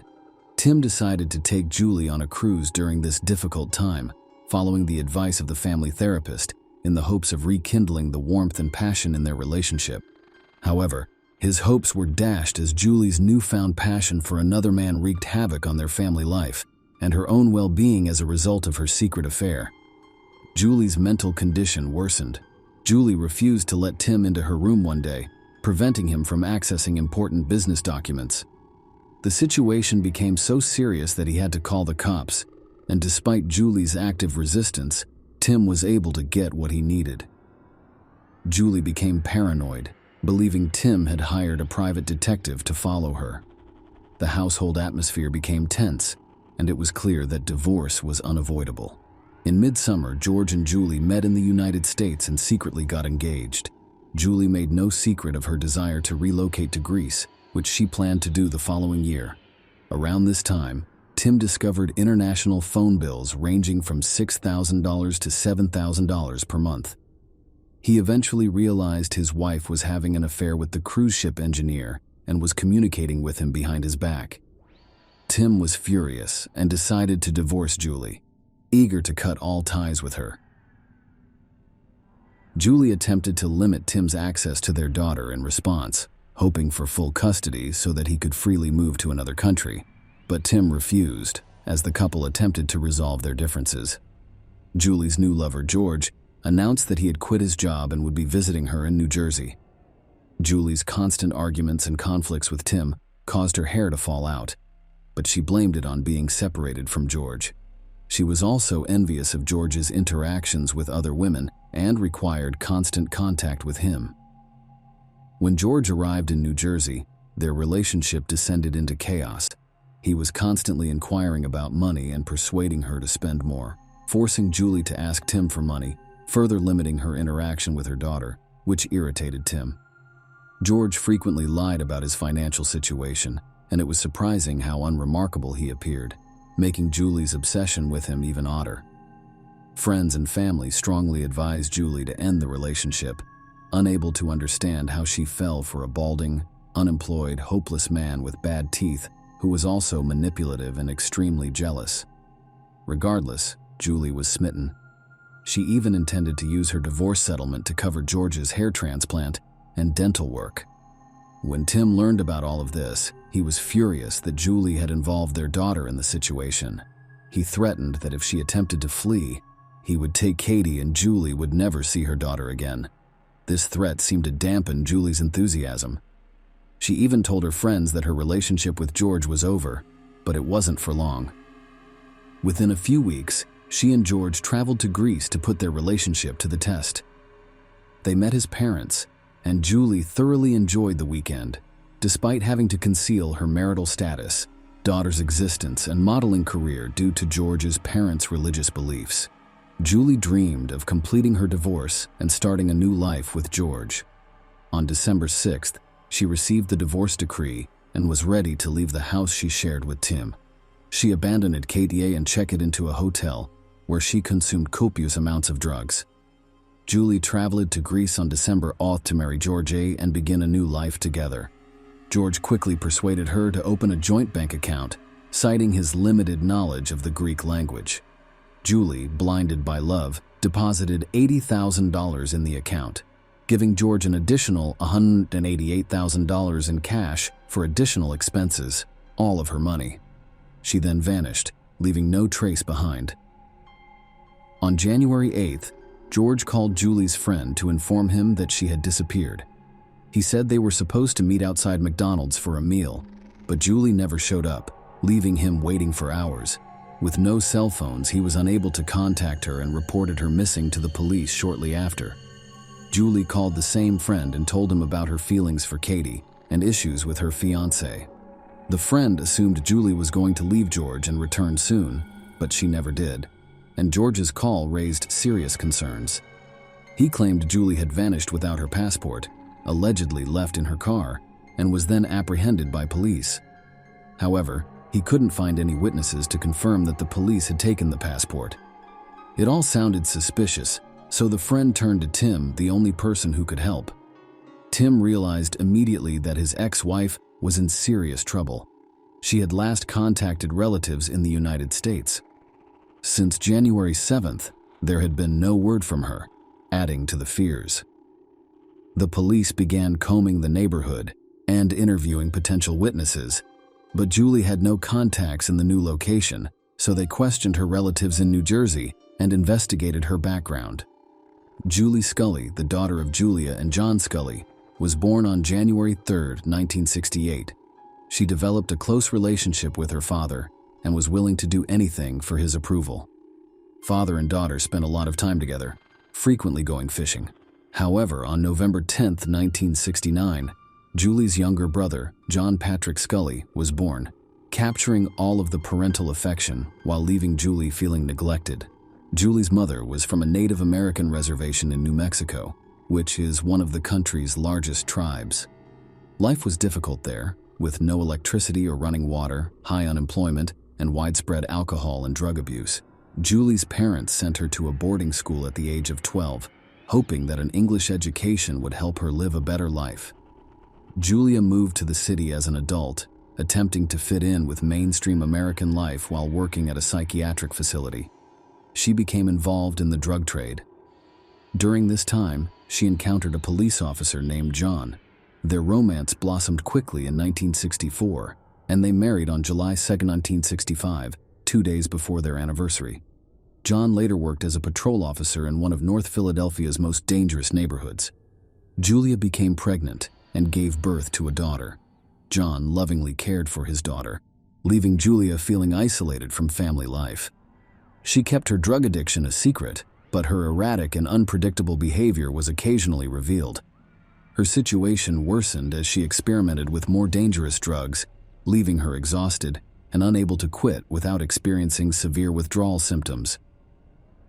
Julia soon became pregnant again, and a younger son joined the family, which was already depleted. Julia Scully found it difficult to care for him. She overdosed on sleeping pills in 1973 while suffering from depression. John discovered her in time and called for medical assistance, saving her life. This incident exposed her problem within the family, complicating matters even further. She was once a beautiful Native American woman, but now she looked like a shadow of herself. She attempted suicide again, but was saved. The elder daughter, who was 9 years old at the time, was acutely aware of the turmoil in her parents' relationship. On Julie's birthday, her father abruptly left, leaving behind his wife and the guests with whom he was having an affair in order to escape Julia's addiction, which repulsed him. He stayed solely for the benefit of their children. His mistress arrived to pick him up, and Julia and their daughter noticed them as they followed John outside. John's flagrant disregard for the privacy of his affair deeply harmed both his daughter and his wife. Julie blamed herself for her family's problems, unable to comprehend the full scope of the situation. Julie, who had always been an excellent student, began experiencing academic difficulties. She gained popularity among her peers and fell into a bad crowd. Her school attendance and performance declined. Her father saw this and decided to transfer her to a new school in Kensington. At 12, Julie's attractiveness drew a lot of attention from boys. The Scully family lived in a troubled neighborhood, which raised her parents' concerns about her future and the possibility of her succumbing to substance abuse like her mother. Julie's friends were supposed to sleep over one evening, but she disappeared from her room along with them. When her mother discovered their absence, she became panicked and called the police, who located the children in downtown Philadelphia. Julie's relationship with her mother deteriorated, resulting in frequent conflicts and scandals. Despite their close relationship as police officers, her rebellious spirit manifested itself towards her father as well. He always knew where and with whom his daughter was spending her time. Seeing his wife's failure to raise their children, he took custody of them and sent Julia to rehab for drug addiction. Despite Julie's efforts to please her father, the family environment calmed down during her absence. Her rebellious spirit grew as she matured, and she continued to spend time with her friends, resulting in missed classes and poor grades.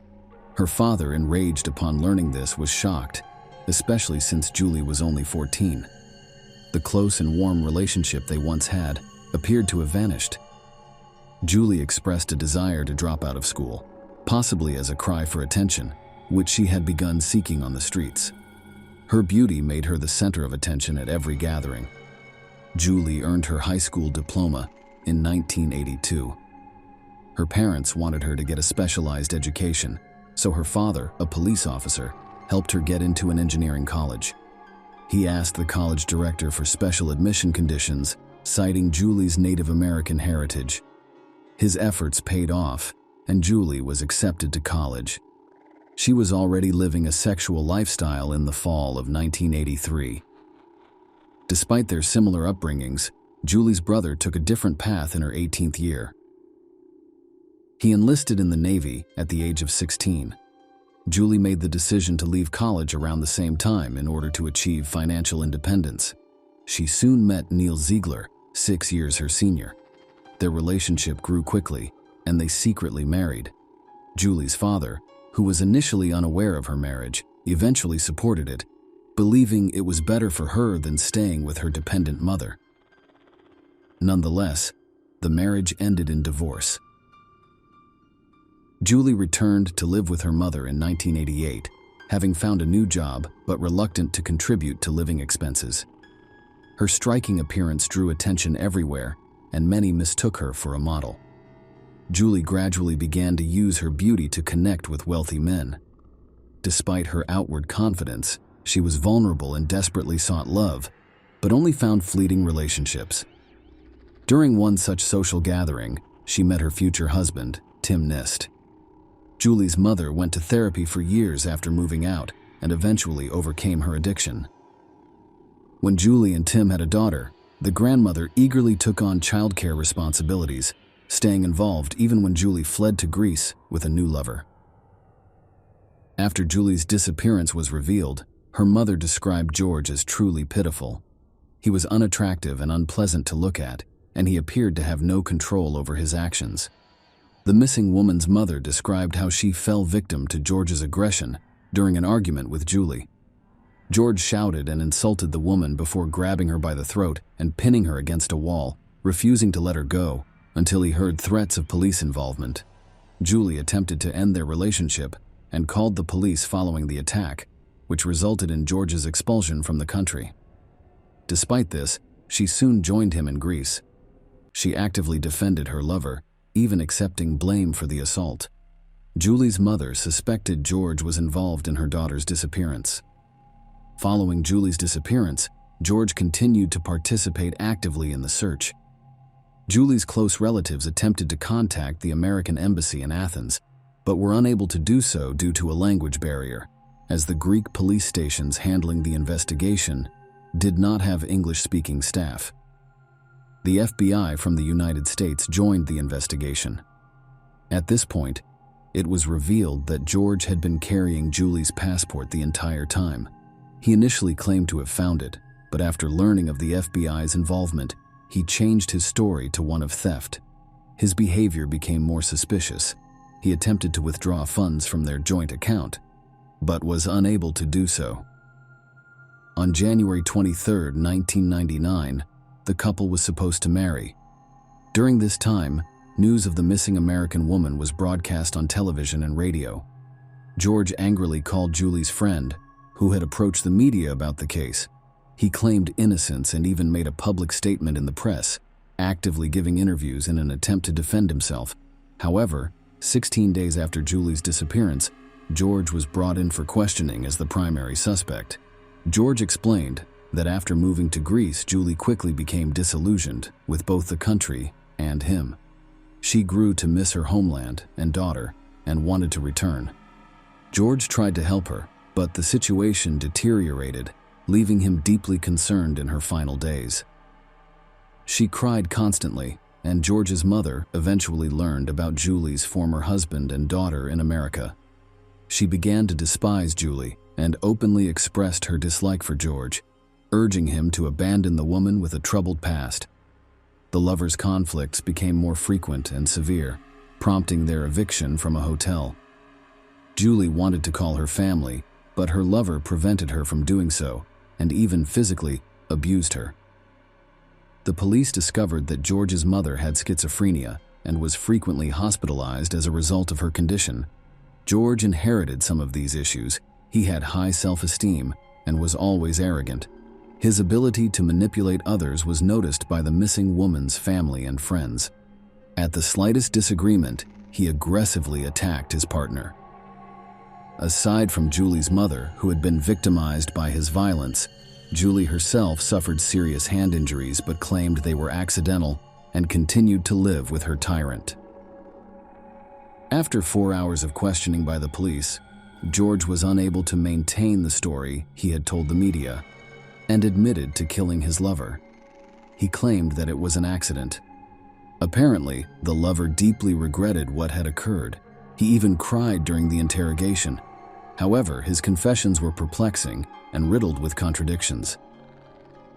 Initially, on January 8, 1999, the couple embarked on their long-awaited trip to Athens. They were driving down a deserted 2-lane highway, enjoying the peace and quiet. A calm conversation turned into a serious conflict. Finally, George decided to pull over on a stretch of road with no one else around. In a fit of rage, he jumped out of the car and attacked his loved one, choking her as tightly as he could. He wanted her to remain silent and stop screaming. George told the police that he seemed to be watching everything from the outside and had lost control of himself. He couldn't stop himself until Julie stopped breathing. The lover claimed that the horrific moments lasted only a few seconds, but investigators were aware that strangulation takes at least 3 minutes. George was shocked afterwards. He devised the plan of burning his beloved's body, scattering her ashes in the sea from a cliff, and jumping after her to reunite with her. George explained that he attempted suicide by shooting himself with a pneumatic gun, jumping under a truck, and taking an overdose of medication. However, all of his attempts were unsuccessful. However, he was now at the police station for questioning, implying that all of his thoughts were a fantasy. In reality, he treated his beloved's body differently. Following the murder, George simply threw it in his car's trunk and drove to the nearest gas station. He bought gas and returned to the crime scene. George dragged the body away from the road near 2 small lakes, doused it with gasoline, and set it on fire. But the rain prevented the body from completely burning. At one point, he considered throwing it into the lake, but instead stuffed the charred corpse back into the trunk and drove to his grandmother's house. He found a large travel bag and decided to pack Julie's body in it, but it had stiffened and he couldn't bend it anymore. Furthermore, the head would not fit in the bag, so George decided to simply cut it off. He described how he took her head by the hair and lifted it to his face. He remembered seeing terror in her eyes, but she was still beautiful, so he kissed her on the lips before packing the body into the bag. Then he burned the bag and threw it in a swamp, leaving the head behind. Later, George drove to Kavala and threw Julie Scully's head into the sea. 19 days after Julie disappeared, her ex-lover and would-be husband assisted detectives in locating the murder site and the remains. Tim and the victim's family were informed by police that George had admitted to the crime. The victim's ex-husband traveled to Greece to bring Julie's body back home. Meanwhile, the criminal revealed what he had done to the woman in a live broadcast. When the murderer's mother found out about his crime, she had a stroke, and his grandmother was shocked. The Greek authorities described it as one of the most horrific murders they had witnessed at the time. Tim's father stated that the lover should have died alongside his beloved. Despite this, numerous articles have emerged blaming the victim for what occurred. The victim's family believed her lover had initially used Julie for money. When he learned about her wealthy husband, he persuaded her to divorce and win a large settlement in court, which she was supposed to put into his business. However, prior to her death, Julie realized his true intentions and refused to fund his projects, resulting in her becoming a victim. The trial for George Skiadopoulos began on November 27, 1999. In the Greek justice system, trials are conducted concurrently by 3 judges rather than a jury, which significantly speeds up the process. Furthermore, there were no defense witnesses present during the hearings. George made horrific confessions that lasted approximately 5 hours. His lawyers attempted to argue insanity, claiming that the criminal's mother suffered from schizophrenia and that he may have inherited mental illnesses. Meanwhile, the accused requested the death penalty, despite the fact that capital punishment was prohibited in Greece. On December 6th, the court unanimously sentenced George Skiadopoulos to life imprisonment without the possibility of parole for all charges. However, the Greek legal system was not flawless. In 2002, George filed an appeal, claiming he was insane at the time of the murder. As a result, his sentence was reduced to 23 years, with the option for further appeal. By 2007, the criminal had been released and was living with his new family in Kavala, United States. Julie's ex-husband, Tim Nist, became a source of strength for all of her family and friends. Despite her betrayal, he proved to be a dignified man by accepting responsibility and organizing Julie's funeral. Following the funeral, Tim received a diary of memories about his ex-wife written by Julie's friends for their daughter Katie. The entries attempted to portray her life in a positive and kind light. When her daughter grows up, she should know that her mother adored her and was a wonderful woman. Love is a complex emotion that can be both beautiful and constructive, but it can also cloud judgment and lead to dangerous behavior. In most cases, people can recognize the reality and protect themselves. Unfortunately, Julie's circumstances differed. Her story serves as a reminder that everyone's safety and well-being should always be a top priority, even when it comes to love. Share your opinion with us in the comments and subscribe to the channel for more. Subscribe to the channel for more. Subscribe to the channel for more. Subscribe to the channel for more.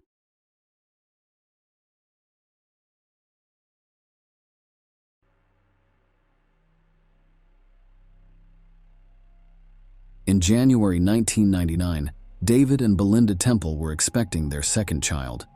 Belinda was due to give birth as soon as possible. Doctors predicted labor in a few weeks. Belinda, like all pregnant women, was extremely tired and quickly exhausted. She still had her son Evan, who needed attention and care. That day, David decided to relieve his wife of household chores and give her some time to rest in the evening. To keep her from being distracted, he and his son went for a walk in the park. The father and son were enjoying their walk in the fresh air. Walking quickly tires and whets the appetite, so they stopped at a cafe to eat a sandwich and drink a Coke. After the cafe, they drove home. David parked the car and noticed that the front door to his house had broken glass. "Evan, I'm going to take you to visit Harland for a bit, okay?" David asked. Without waiting for his son's response, he quickly led him across the street to a neighboring house where family friends lived. "Why can't we go to Mom's?" asked the son, who struggled to keep up with his father. David replied, "Mom is in the hospital right now." He didn't know what else to say, so he kept going. Quentin Harland had barely opened the door to the unexpected visitors and had not even had a chance to greet them when David took his son into the living room and ran toward his house. Quentin, not understanding anything, yelled at his wife to look after the child and ran after his silent friend. "What's the matter, Quentin?" he yelled. But when he saw the temple's broken front door, he realized David most likely had no idea what was waiting for him inside. The house was a disaster, with all of the closets open, items scattered on the floor, and, worst of all, blood trails leading to the stairs. Quentin pushed David aside and noticed Belinda lying belly down beneath the stairs in the dressing room, her arms spread apart and a large hole in the back of her head. David, apparently in shock, did not cry out, did not say anything, did not rush to his wife's body, but instead took out his cell phone and dialed the police number. The operator on the other end of the line had not anticipated the brutality of the murder, so he instructed David to check Belinda's pulse and even perform CPR. "What the hell kind of CPR are you talking about? Her head is splattered all over the walls," he replied. Police officers responded quickly to the scene, but they did not enter the house for a long time. Shaq, the Temple family's bull terrier, growled and barked at the unfamiliar uniformed men, appearing ready to lunge at the police officers. One officer even drew his service pistol. David, who had emerged from the house, yelled for them to put their guns away and hurriedly led the aggressive dog into the garage. Once inside the house where the tragedy occurred, the police investigated and concluded that burglars had been at work. They were unaware that the mistress was in the house at the time.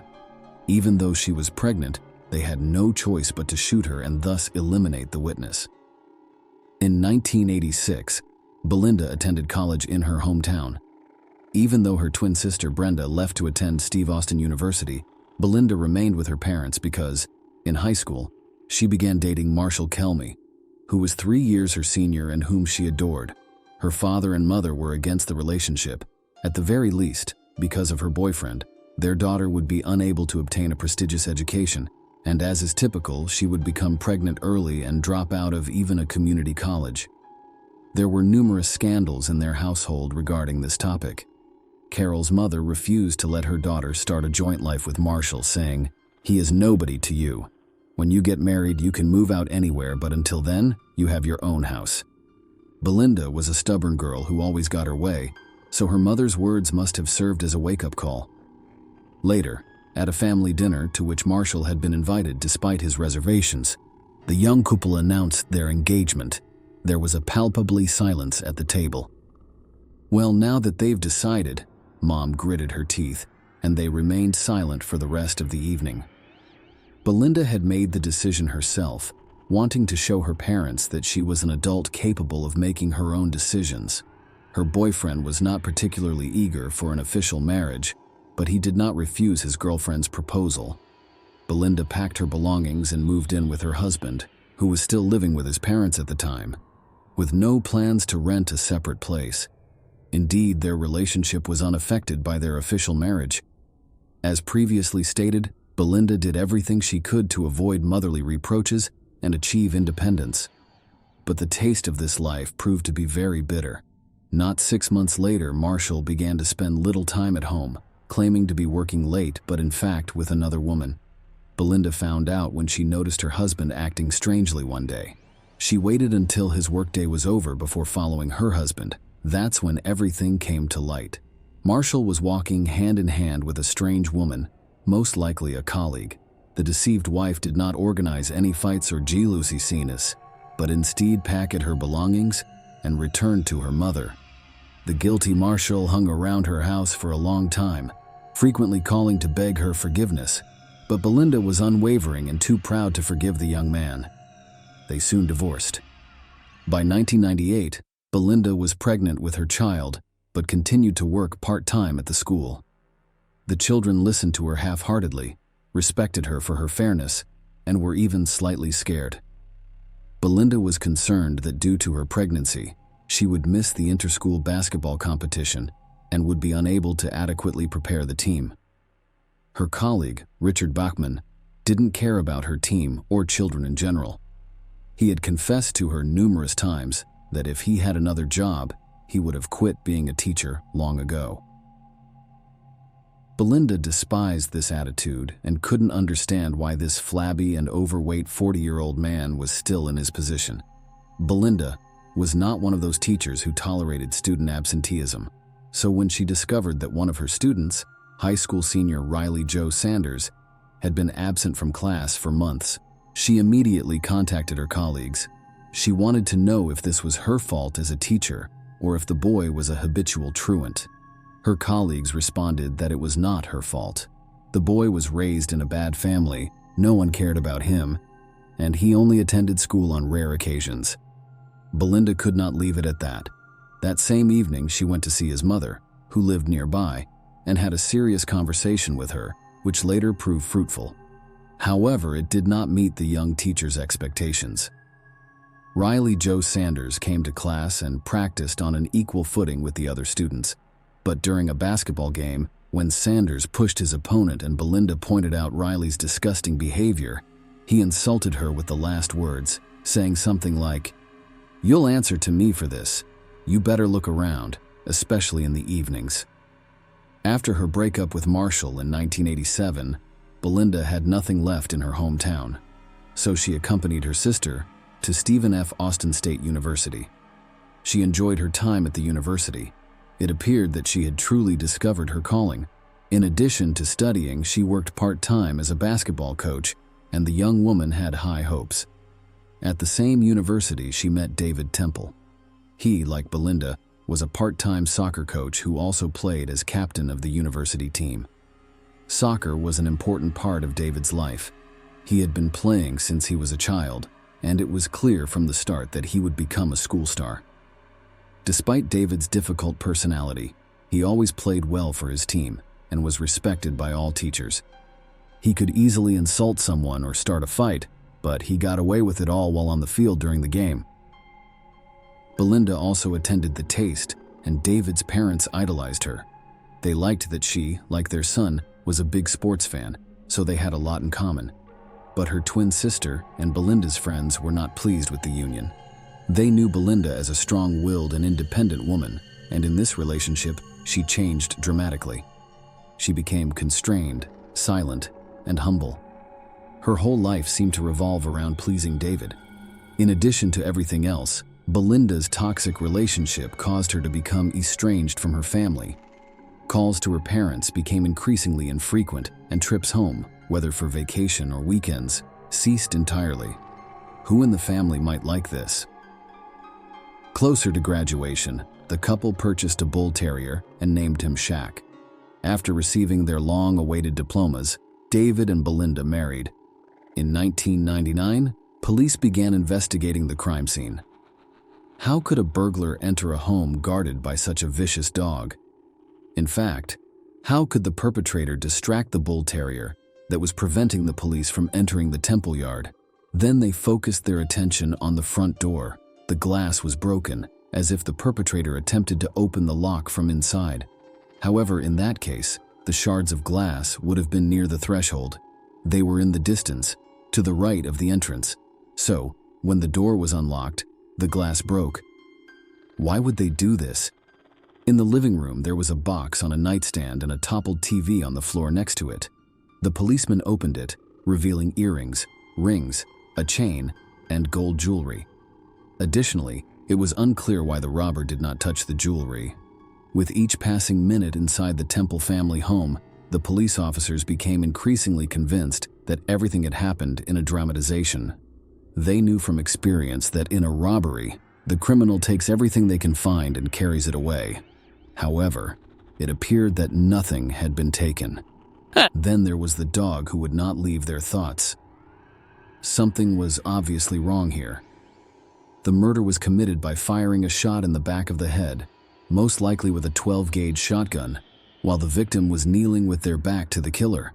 However, shotguns are not a popular weapon among robbers. It's extremely difficult to carry or transport without being noticed. In Belinda's case, the murder occurred at 4 p.m., and no criminal would walk around with a shotgun in broad daylight. "David, do you keep any weapons at home?" one officer inquired. "Yeah, I have a couple of rifles," David explained. David showed the police officers his weapons, but not the shotgun that could have killed Belinda. The cops asked David to accompany them to the station to provide a statement and take inventory of the stolen items. The man was extremely nervous, but he went with the police officers. His son, Evan, who had no idea what had happened, stayed at Harlan's house. In 1996, David Temple and Quentin Harlan were not only neighbors, but also worked at the same school. You could say they were true friends. They frequently met outside of work hours to watch games on TV or have a family BBQ. Something other than their shared interest in sports brought David and Quentin together one day. Heather Scott was a new young teacher at the school. Quentin immediately paid attention to her, gave her various signs of interest, and even invited her to dinner one night. But Heather turned him down. Quentin happened to have a rival who, surprisingly, turned out to be David. Quentin was outraged and resentful that his married friend, who even had a son, was developing a secret relationship at work. You have to give it to Quentin. He was a good friend who could keep secrets. Heather had no idea David was married because he didn't wear a wedding ring and didn't tell her anything about his real life. Furthermore, outside of the school, David and Heather appeared to be a happy couple, which was noticed by the entire teaching staff. Belinda knew nothing about David's second life. She once talked to Quentin and told him she suspected her husband of cheating. However, Quentin, of course, dissuaded the suffering wife. "You have a vivid imagination. David is your husband and a great family man. How could you think such a thing?" said the man. And there was plenty to think about. If David had previously been extremely reverent toward Belinda, he could now insult his wife in public. For example, he frequently referred to her as fat, despite the fact that she had only gained a few pounds since giving birth. He asked her to move to another room when there were guests in the house, as if her untidy appearance scared them, and so on. Instead of having a serious conversation with her husband about it, Belinda accepted this attitude toward herself while crying at night and feeling deeply unhappy as a woman. Meanwhile, David was enjoying his new relationship with Heather. In 1999, the police suspected David but couldn't prove it. Flipping through the case files of burglaries in the neighborhood, they discovered that 8 days before the murder at the Temple house, a house on the next street was burglarized, and the perpetrator was Riley Joe Sanders, the same persistent truant from the school where Belinda taught and who had threatened her. He was immediately brought in for questioning.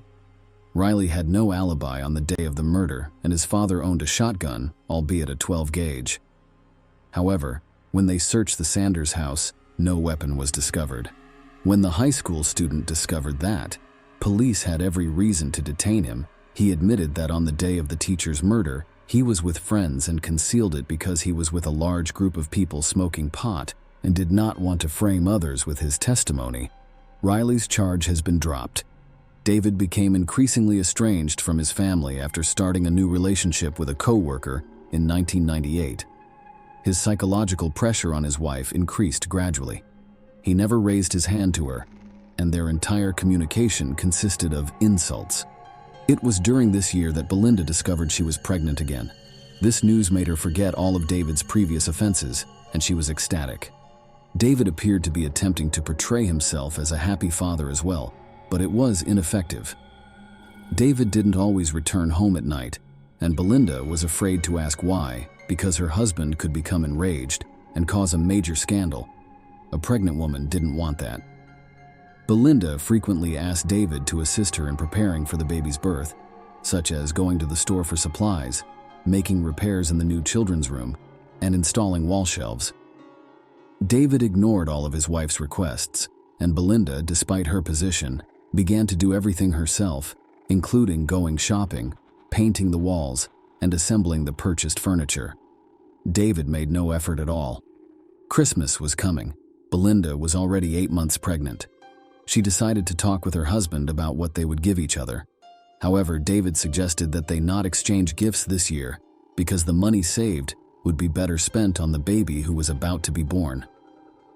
Especially since the doctors had warned the expectant mother that she might go into premature labor and the baby could be born before the new year.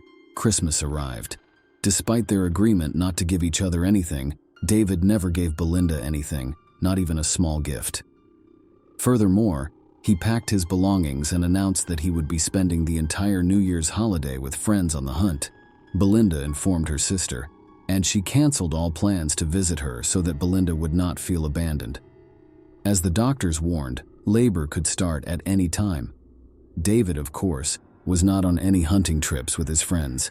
He spent the holidays with Heather, who wore a gold necklace that Temple had given her for Christmas. In 2007, it appeared that David Temple had nearly forgotten about his wife's murder, as if Belinda Temple had never existed.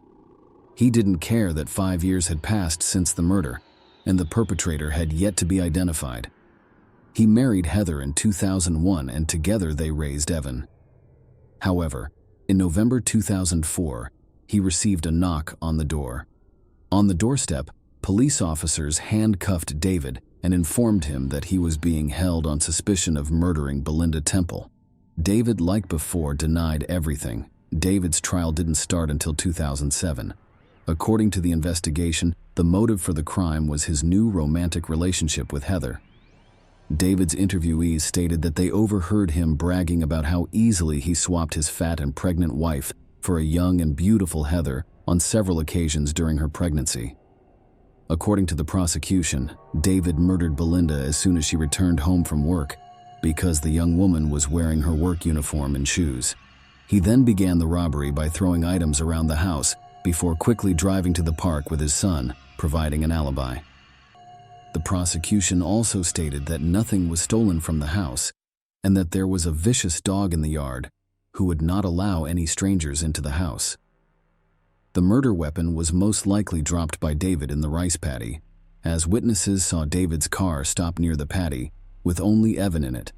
However, the shotgun was never found in that location. Heather testified that before Belinda's murder, their relationship with David was not serious, and she didn't even love him. Temple clearly disliked these words, which added confusion to the jury's decision. Could David kill his wife for a non-serious relationship? Or is Heather lying to save her husband in this way? In November 2007, David was sentenced to life in prison. In 2009, Riley Sanders' friend goes to the police to clear his conscience. Riley told him a few years ago that he took his father's shotgun with the intent of robbing the Temple family home and teaching his teacher a lesson about his mother's popularity at school. And he almost got into the house, but at that point, a bull terrier ran out of the garage, and Riley shot at the dog but did not hit him, and he quickly fled, fearing that the sound of shotgun fire would attract the neighbors. The court received this testimony, and the case was reviewed. In the meantime, David was released from prison on bail. Heather had no intention of marrying a man who had spent so much time in jail and didn't know how long he would be there. She has filed for divorce. The jury took a long time to decide what type of punishment David deserved. The pandemic began when Temple was free, and the court had yet to decide on a sentence.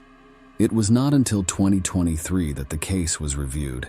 In the end, David was found guilty and sentenced to life in prison with the possibility of parole after 17 years. His son Evan did not believe his father was capable of such a cold-blooded murder until the very end of the trial, and he supported him throughout. Share your opinion with us in the comments and subscribe to the channel for more.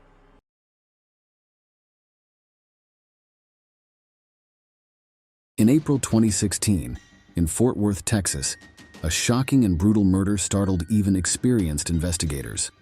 Elizabeth Paula Arellano worked as a paramedic before falling victim to this vicious and senseless act. Prepare to be shocked as you discover who carried out Elizabeth's execution. Her death was so peculiar that the police initially suggested it might have been voluntary. However, this explanation didn't align with the testimony provided by accidental witnesses to this tragic scene.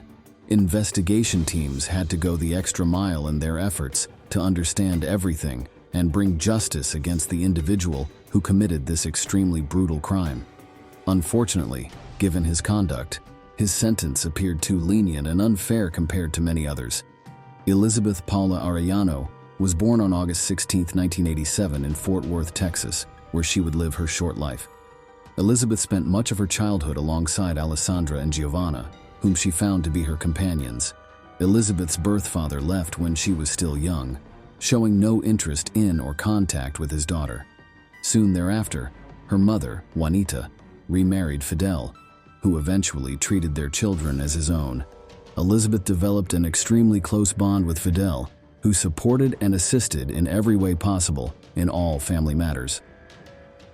The girl studied diligently at school and dreamed of one day becoming a doctor. While in high school, she met Rudolph Arellano, whom she soon fell in love with. Elizabeth chose a man almost 8 years older than herself, causing some embarrassment among her parents. Nonetheless, they did not interfere with the romance, as their son-in-law appeared serious and reliable enough for them not to intervene. At 16 years old, just out of school, Elizabeth legally married her lover. Elizabeth and James eventually had 4 children together, 3 sons and a daughter. However, Elizabeth did not intend to become a housewife, as she remembered her childhood dream of becoming a doctor, and she graduated from medical school to work as a paramedic while planning to pursue further education. The young woman was kind and devoutly raised in Christian traditions. She took her children regularly to church and instilled in them love and compassion for their neighbors. Family and friends recognized her as an attentive listener who was always willing to lend a helping hand. At first, their marriage seemed strong and blissful, but after 13 years, it began to unravel as Rudolph tried his hardest to control every aspect of her life, becoming increasingly inconsiderate over time.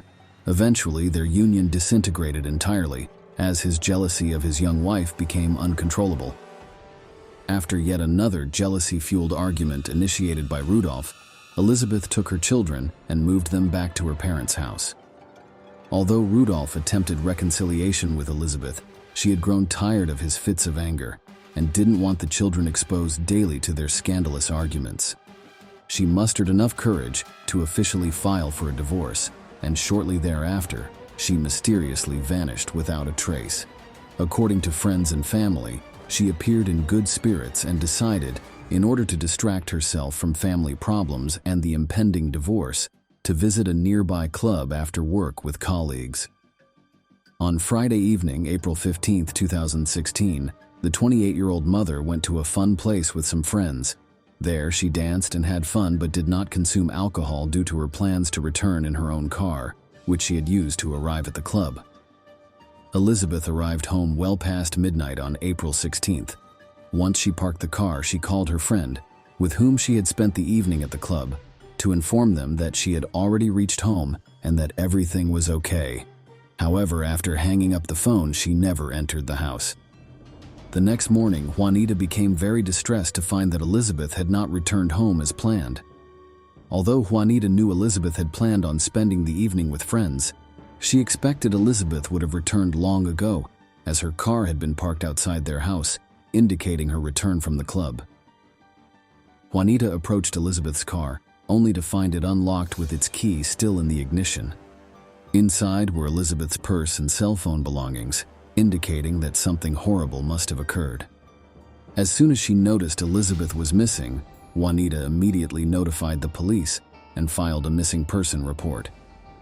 At first, the police believed they could quickly solve the case with hot leads, hoping Elizabeth might still be alive, as there was no blood or signs of struggle visible inside the car.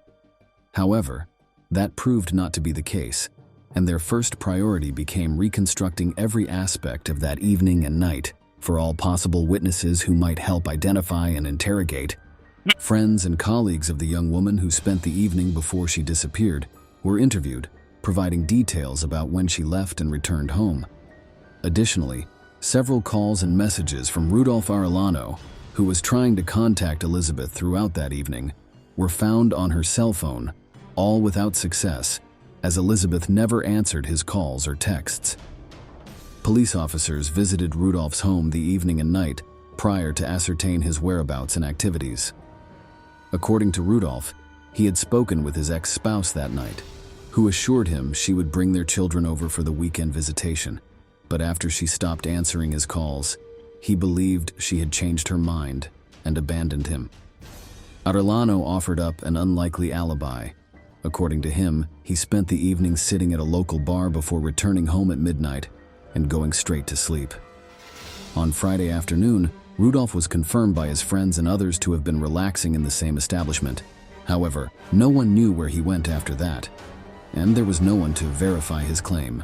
So, the police were unwilling to exclude Mr. Arellano as a suspect due to his lack of an alibi, and his behavior raised further suspicions. At his ex-wife's funeral, Rudolph put on a show, weeping at her coffin and telling Elizabeth that he wanted her death as much as his own. Elizabeth believed in the sincerity of these statements. Furthermore, he actively assisted in creating a charitable foundation to raise money for her farewell ceremony. However, after the conclusion of this act, when police investigators called him in for questioning again, he looked and behaved completely differently, as though nothing bad had taken place compared to what Elizabeth had witnessed before at that point in time. After reviewing all the CCTV footage from the last several weeks, a thorough assessment was completed.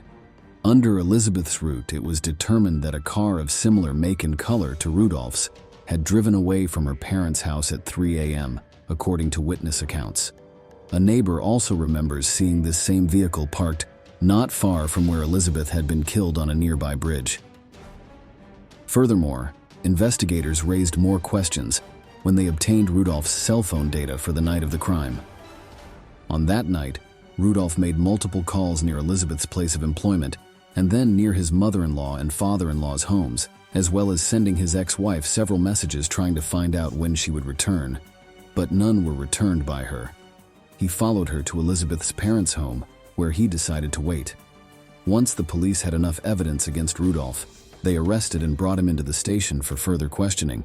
One of the key witnesses in Elizabeth and Rudolph's case was their eldest son.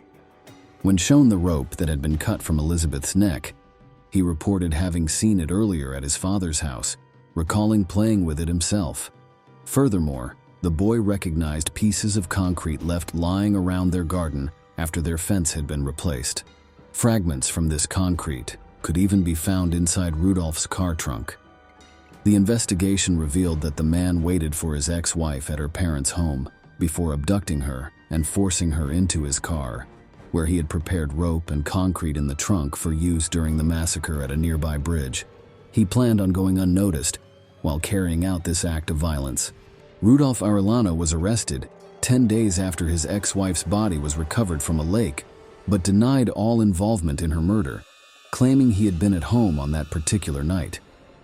Given the severity of Rudolph's actions, death could have been imminent until, after consulting with his lawyer, he decided to confess and cooperate with the investigation to lessen his sentence. Arellano did not plead guilty until January 2019 when he presented evidence in court detailing how he abducted and murdered Juanita, the mother of their 4 children. Juanita fainted during his testimony, while Alessandra and Giovanna called Arellano a monster. Rudolph himself did not express any regret for his crime or apologize to those affected by it. Rather, he spoke nonchalantly and coldly about it, without offering an explanation for his motivations or actions. For this crime, he was sentenced to life without parole. Elizabeth's family members considered this sentence rather mild, noting that they forgave Rudolph because they did not want their hearts to be consumed by hatred towards him. Elizabeth is now responsible for raising her children, as her parents and sisters are responsible for providing care. Share your opinion with us in the comments and subscribe to the channel for more.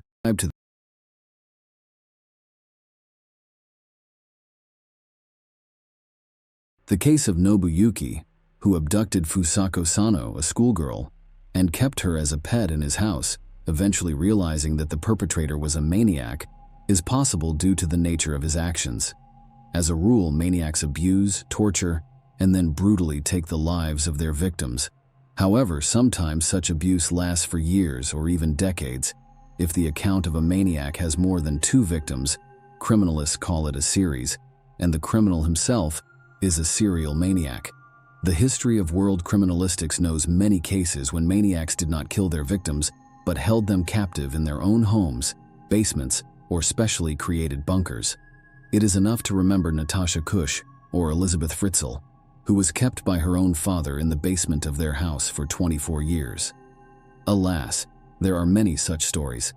And what is most curious is that in most cases, the hostages were, one might say, in full view of everyone, and the kidnappers had previously come to the attention of the police. Fusako Sano was held captive for nearly 10 years in an unlocked room, allegedly to serve as an inspiration to Natasha Kush's kidnapper. Although by the time this tragedy became publicized, Austrian schoolgirl Natasha had already spent over 1 year living under captivity. But let us explore this complicated case known as the Niigata girl captivity incident thoroughly from its inception. Fusako Sano was born in Nagata Prefecture's small Japanese town of Mitsuke on November 28, 1980, and quickly became one of the favorite children within her household, with average incomes and regular attendance at local schools, as well as cheering for local teams, such as baseball. Unfortunately, however, on December 7, 1986, she fell prey to her attackers while walking home alone from school on that fateful November day in 1980. Fusako was in 4th grade at the time and returning home after staying to watch her school's baseball game on November 13, 1990, 2 weeks before her 10th birthday. Due to this sporting event, her parents weren't too concerned when she took her regular route home that evening. As it got darker quickly, almost no passers-by were around, and passing cars quickly vanished from view. Unexpectedly, one car suddenly overtook Fusako and then abruptly braked and swerved to avoid her. A loud squeal of brakes split Fusako's life in two. Nobuyuki Sato was born on July 15, 1962, in Nagata Prefecture, Japan, into a wealthy family. His father ran his own successful passenger transportation business, and his mother was 37. At his birth, his parents were aged 62 and 37 respectively, and no ties between Nobuyuki and any of his 5 siblings from his father's previous marriage existed between them and Nobuyuki himself. The boy became a particularly capricious and spoilt child who displayed no restraints or inhibitions in his behavior. Yet, at times he could become very emotional or even aggressive if his demands weren't immediately fulfilled, sometimes throwing tantrums or even attacking his mother with fists during store visits when she refused to buy him the toys he demanded. At school, Nobuyuki had few friends due to his unique blend of complex personalities, strange habits, and sometimes inappropriate behavior.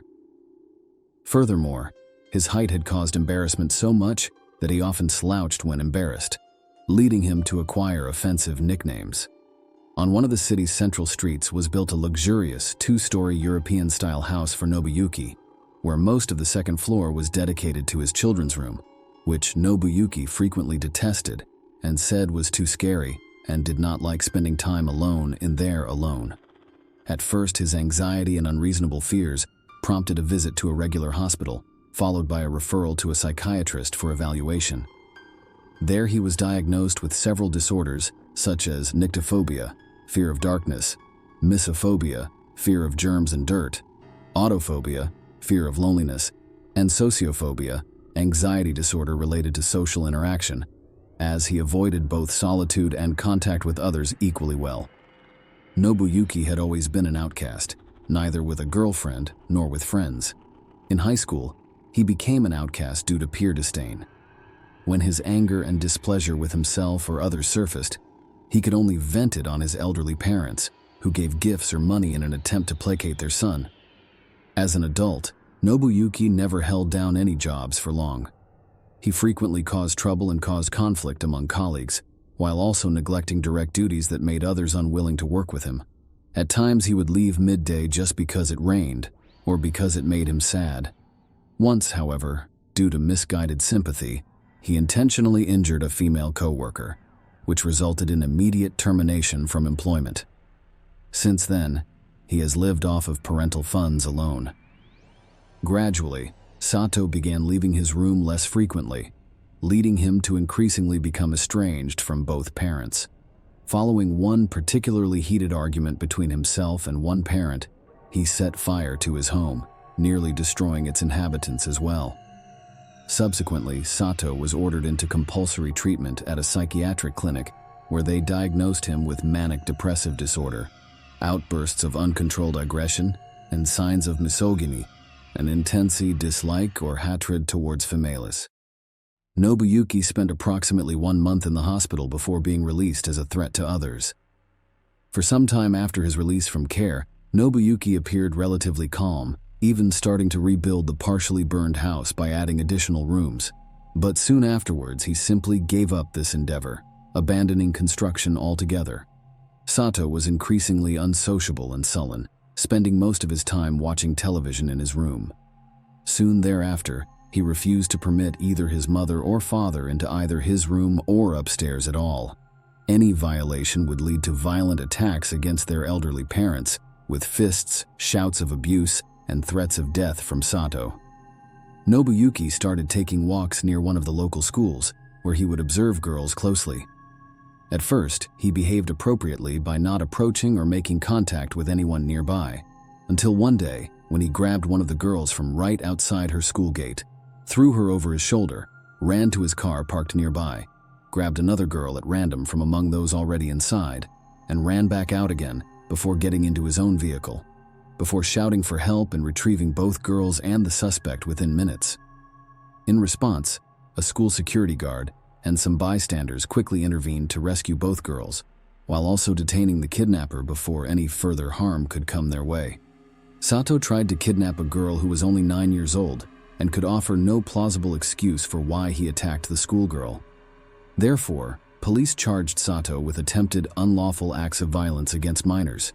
Nobuyuki faced an intense prison sentence at his trial held in August of that same year, yet was released with only a year's probationary period instead. Some reports state that Nobuyuki's father provided help by using connections and paying substantial sums in order to reduce Nobuyuki's sentence to only 1 year's probationary time.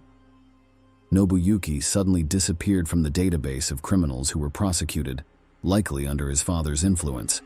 Yet after spending hours cleaning up Nobuyuki's reputation in an effort to restore it, his elderly father suffered a heart attack and died. Sato felt profound shame and guilt over raising such an evil monster. Nobuyuki returned a year and a half later with another attempt, behaving more subtly this time to try to abduct 9-year-old Fusako Sano from school on November 13, 1990, yet again acting with ease and unnoticed by police or media alike. On that evening, as it began getting dark, he drove onto an otherwise deserted road, where soon he saw Fusako Sano from school returning home, unfortunately delayed at a sporting event earlier in the day, due to her being late and getting stuck behind traffic on her journey home. Fusako Sano was directly in front of Sato when he abruptly braked, swerved, and got out. He grabbed her tightly and warned her that if she tried to scream or run away, he would cut open her throat. After this confrontation was concluded, he shoved Fusako Sano back into the trunk before driving for some distance before turning onto an abandoned lot.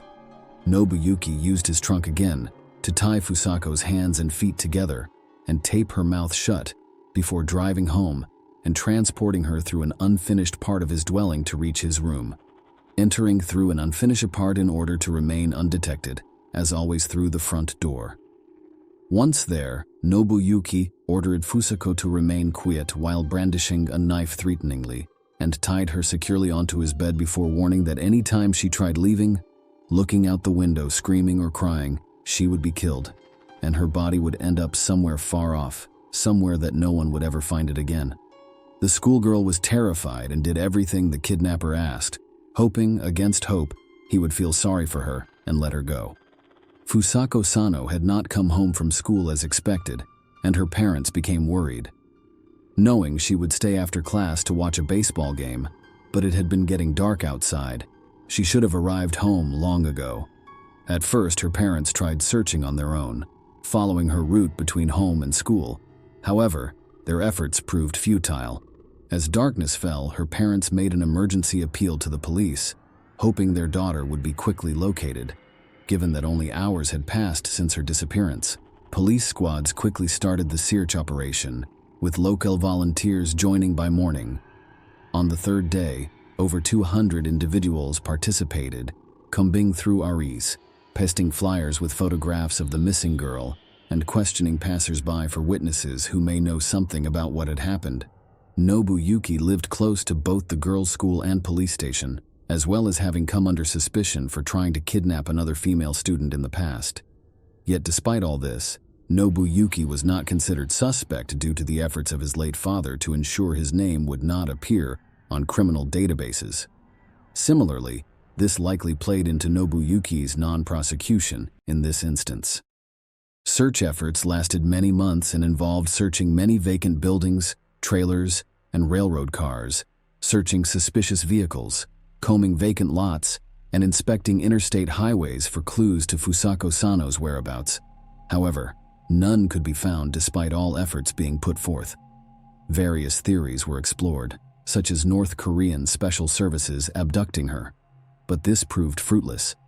Fusako Sano was still considered missing at that point in time. Fusako was captured by a psycho.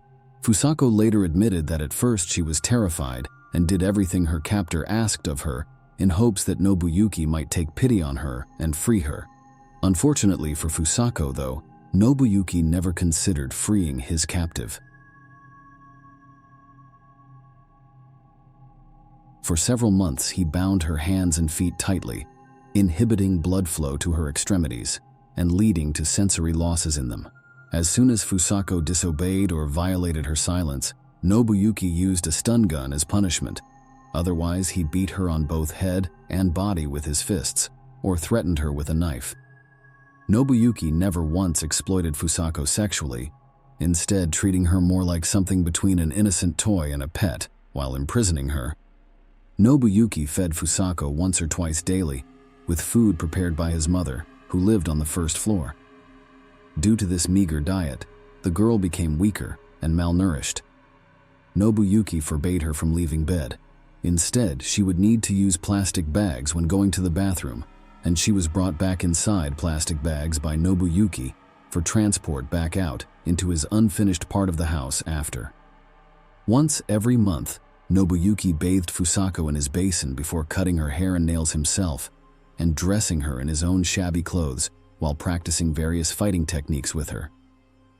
Even when acting quietly and not breaking his rules regularly for fun, Nobuyuki would beat her regularly for fun and would practice various fighting techniques on her.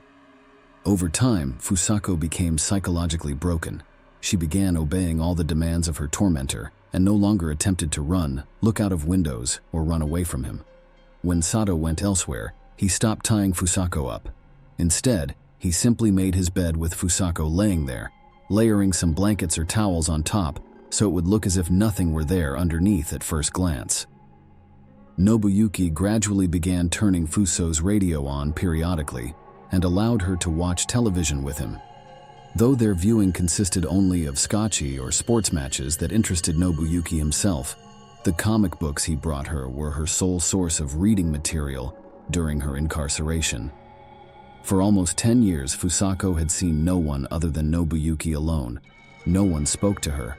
She never ventured beyond her room's confinement and barely moved. Instead, she remained still while Nobuyuki mistreated her. Eventually, she gave up resisting escape or making herself known, despite abuse by police indifference or her captors. She accepted her fate with grace and did not attempt escape or make herself known or resist despite abuse from Nobuyuki or anyone else. Ultimately accepting her fate with resignation without resistance or effort on her part, or making herself known, or resist making herself known, accepting her fate without making herself known or resisting escape, or making herself known even after experiencing abuse or police indiffering. Nobuyuki's mother lived on the first floor, and for years she had not entered his room due to threats from Nobuyuki of physical punishment if she intruded upon his personal space. Knowing Nobuyuki well, she followed his rules without question. Once Nobuyuki placed a prisoner in his room, however, even going up the stairs became forbidden, and when she attempted it once, he simply shoved her back down again. Although she tried her hardest not to be at home too much when working, she retired at age 73 when her life became unbearable due to abuse from Nobuyuki, who regularly beat her up while demanding she obey a set of rules made up by him alone. At last, Mrs. Sato could no longer take it. In the spring of 1996, she went to the police to file a statement alleging domestic violence by her son. Unfortunately, however, no action was taken, and Mrs. Sato was persuaded by officers not to withdraw her statement and deal with family problems on her own. Additionally, twice she applied for consultation at a public health center, complaining of her son's inadequate and aggressive behavior while seeking hospitalization at a psychiatric hospital. Both times this request was refused, considering that her plea was not serious enough. Instead, advice was given by staff that persuaded her son himself to seek help at said clinic, rather than trying to persuade his mother to seek treatment themselves. After another beating in January 2000, an exhausted elderly woman called the hospital and requested that a medical team and law enforcement officials visit her house, as her son Nobuyuki had tied her up and tasered her several times.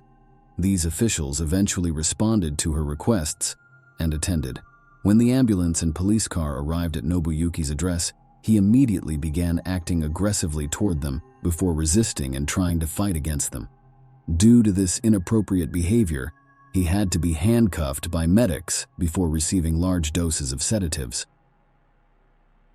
The elderly woman admitted she was terrified of her son, whose behavior had grown increasingly aggressive and uncontrolled over the past several months.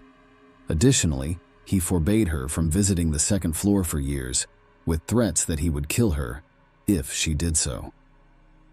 Police officers decided to inspect Nobuyuki's room on the second floor.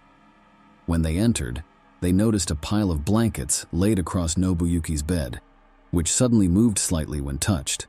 Police officers were stunned to see an extremely thin, pale, and exhausted girl lying underneath them. She reluctantly gave her name when they questioned her about who she was and how she ended up there, and said she had been a hostage for a long time on her way home from school. After discovering Nayuki had been captured, her mother was brought into the room. But the woman seemed very surprised and said that no other people lived in their house other than herself and her son. Also, Nayuki confirmed she had never seen this woman before. Nuki was brought into the station the same day for questioning, and his responses shocked the police officers. He vividly recounted a day when he saw Fusako driving along the road and remembered everything about that day, as well as their conversation that day. Sato claimed he found the girl extremely cute and wanted to bring her home with him. Sato claimed he took excellent care in feeding, washing, and dressing her while reading comic books aloud to her, punishing her only for disobedience. He admitted he loved his captive as a friend, and she seemed to care about him too. He had no plans of ever parting ways and hoped she would remain his lifelong companion. He enjoyed spending time with Fusako and could talk for hours about soccer, music, and his favorite comic book characters, while she silently listened in. Additionally, he never locked his bedroom door, yet she never tried escaping, which led him to believe she liked living with him. Consequences, trial, and sentence. Following an exhaustive medical examination, doctors determined that Sato was capable of understanding his actions despite his mental disorder and could stand trial. His mother may be considered an accomplice since she regularly purchased feminine hygiene products from supermarkets at her son's request, yet her attempts at reaching police or medical institutions went ignored, as did her request to visit family home. Before trial commenced, this case received widespread coverage in media and public forums, and the city police came under heavy criticism due to Nobuki having previously been prosecuted for attempted kidnapping of a schoolgirl and then failing to follow through with his plan as planned. Upon the conclusion of his plan, however, he remained free of suspicion, thus leading them to remove both the local police chief and the head of the regional police department, who both made numerous mistakes along the way from their positions. Nobuyuki Sato was brought before trial for kidnapping in May 2000, and all his actions and offenses were studied carefully as the prosecution attempted to secure maximum punishment for him. Sato was found guilty and given 14 years imprisonment as punishment, this term being considered maximum at that time. Upon being released, he found his mother had long since passed away, leaving no living relatives for Nobuyuki. Eventually, Nobuyuki himself was found dead 1.5 years later in an undisclosed rented room with no apparent cause of his demise. How did Fusako fare? At the time of her discovery, Fusako was so weak that she could barely stand on her own. Doctors diagnosed her with exhaustion and dehydration. Her muscles had nearly atrophied. Additionally to stuttering, Fusako was afraid of sunlight and lost communication abilities completely. When her parents saw their daughter after 9 years apart for the first time, they didn't recognize her at first glance. Physical recovery took about 1 year, while mental well-being took much longer to repair itself. Fusako Sano suffered from post-traumatic stress disorder and avoided interaction with others. Her intelligence remained at that of an 8 or 9-year-old child. Fusako's parents took their daughter away from town. Sachiko Yamada changed her name and flatly refused any contact from journalists. Over time, however, she made friends, took up photography, and eventually passed her GED exams. She eventually passed her driver's license test, but tragically, in 2007, her life was forever altered when her father drowned while on a family outing to a pond. Share your opinion with us in the comments, and subscribe to the channel for more.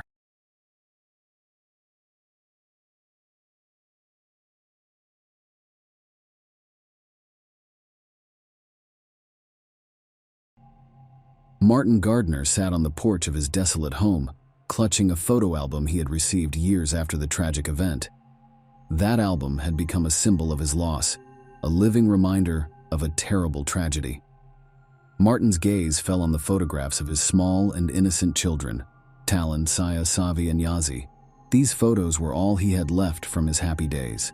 When he looked into their eyes, he could almost hear their children's voices filling the house with laughter and warmth once upon a time.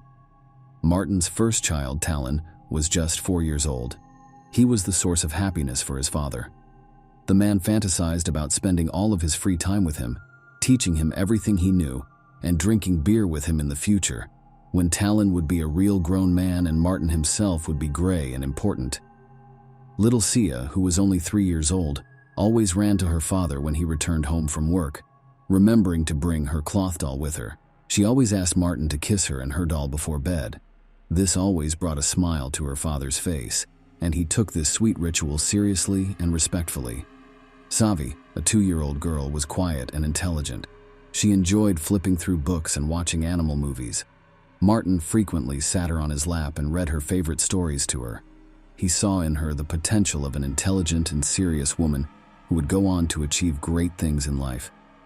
Yazi was the youngest, a very small baby with deep black eyes. Martin looked into her eyes and saw a vast world. Her eyes were identical to those of her mother, Shanynthia Gardner. Martin recalled how grateful he was that she had given him this beautiful world, full of love, comfort, and children's laughter. But that world was shattered one fateful day. Shanynthia Gardner was born in late 1980s in Memphis, Tennessee. Little is known about her early years, except that she was the daughter of Eleanor Snodgrass, who lived in Madison, Alabama's cozy cabins. Shaninthia's childhood and youth were as typical as any other girls at the time. She was a young brunette with curly hair, slim and attractive. The girl was always surrounded by loyal friends and demonstrated exceptional talent. Shanynthia was endowed with a genuine creative spirit. She possessed a unique talent for songwriting. Music was her passion, and singing was her way of expressing herself. Her vocal abilities piqued the interest of the locals, and she became a local celebrity. However, singing was just one of her many interests. Shanynthia was captivated by the world of fashion and photography. She looked fantastic in front of the camera and could transform everyday situations into works of art. Despite her colorful hobbies, Shanynthia was a generous woman who made time for religion. She was a regular churchgoer who took good care of her family, Shaninthia's life appeared to be predetermined, with a promising future ahead. Shaninthia was just 14 years old when she met D-Trail Clayton. It began with a casual introduction via mutual friends, and they quickly discovered common ground and became friends. When they grew up and graduated from high school, their relationship became more serious, and the two officially became a couple. Shaninthia and D-Trail spent a lot of time together, and everyone thought they were responsible and stable young people. However, there were some questionable incidents on their records. Both were involved in minor offenses, such as traffic violations or disorderly conduct on the streets. In 2008, things became more serious. D-Trail was accused of assaulting a woman, and even though it was unintentional, he faced serious consequences. The guy got lucky, and all charges against him were quickly dropped. Shaninthia and D-Trail did not have a formal relationship, but they lived together. In 2008, the couple welcomed a son named Dalian. Shaninthia became a caring mother, not only to him, but also to the children of his previous relationship. Sonia Clayton, D-Trail's mother, saw Shaninthia not only as a woman in love with her son, but also as a member of her family. Shaninthia was known for her devotion and care for her children, making her unique in Sonia's eyes.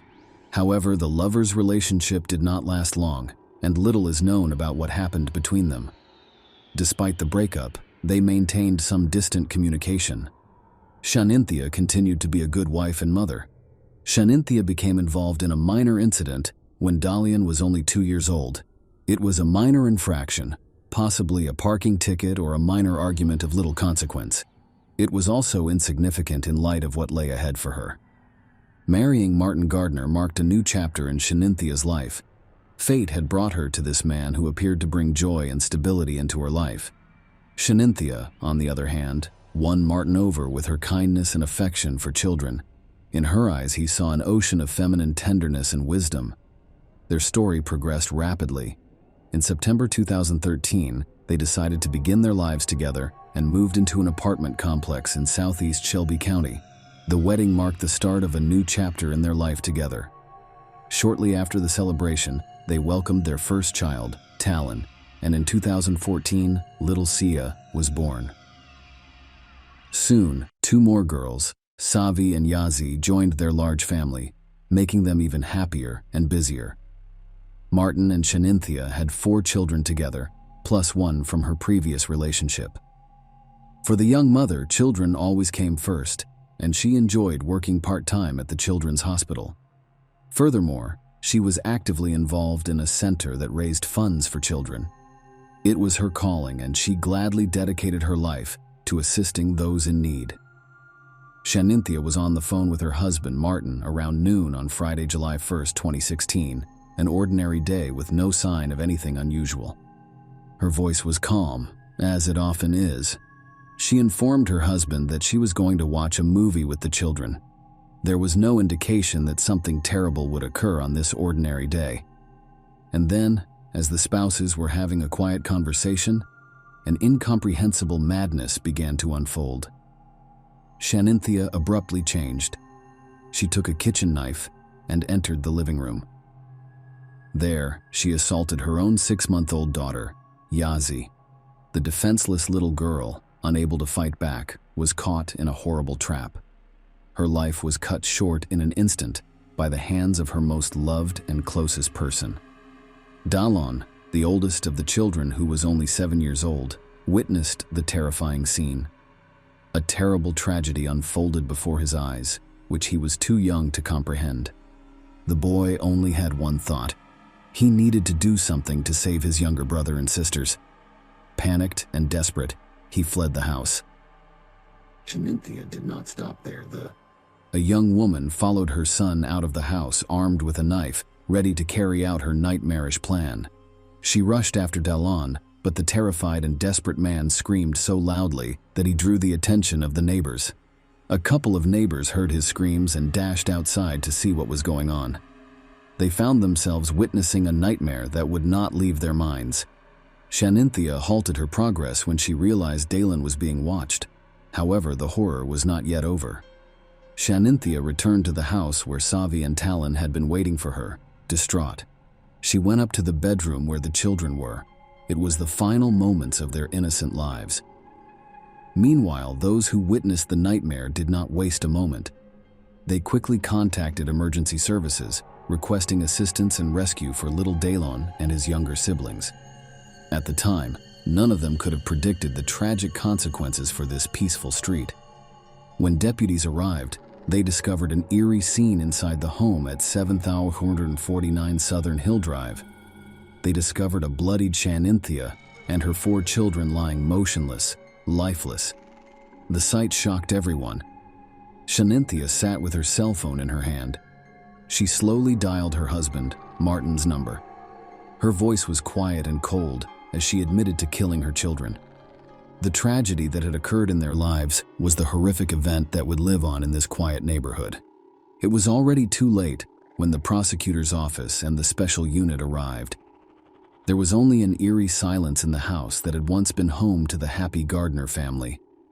Blood and horror lurked around every corner. The investigators carried a bloody knife, silently witnessing the heinous crime.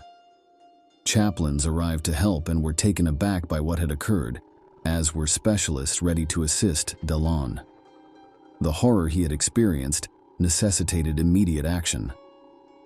While the necessary information was gathered and investigations were underway, law enforcement requested that residents remain inside their homes and not go outside. Some people did not need this request. They were still scared and uncertain.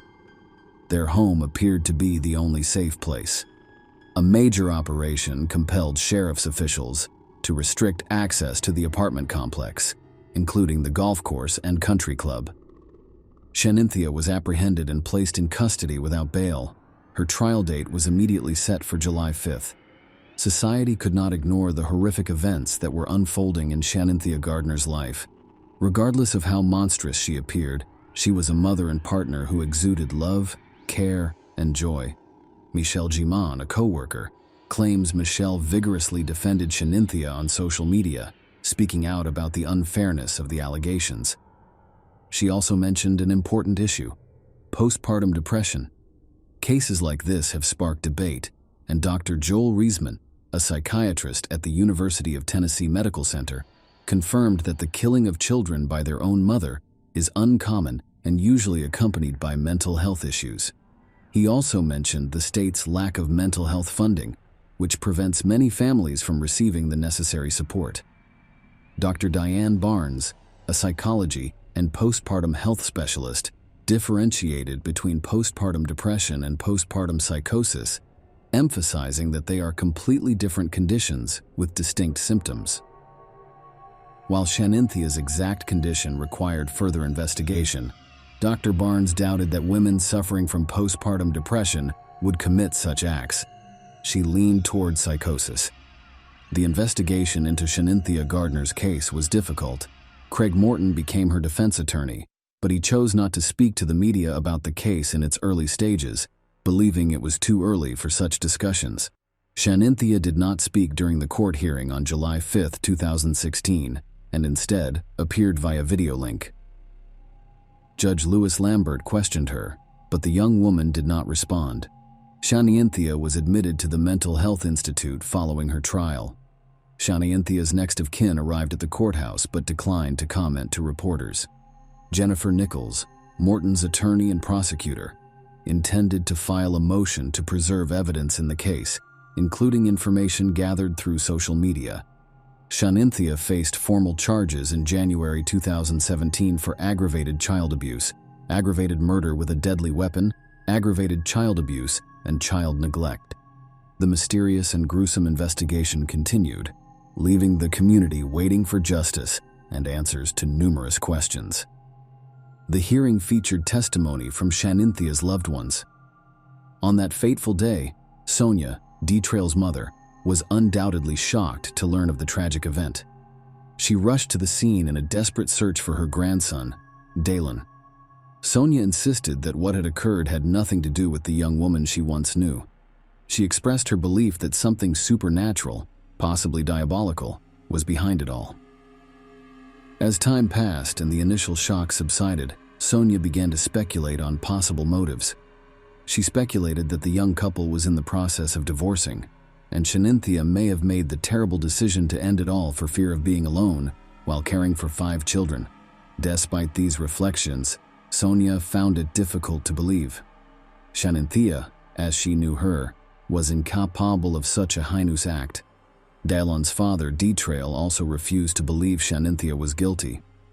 He admitted that, while he was never his son's guardian, he was always able to see him after his relationship with Shanynthia ended.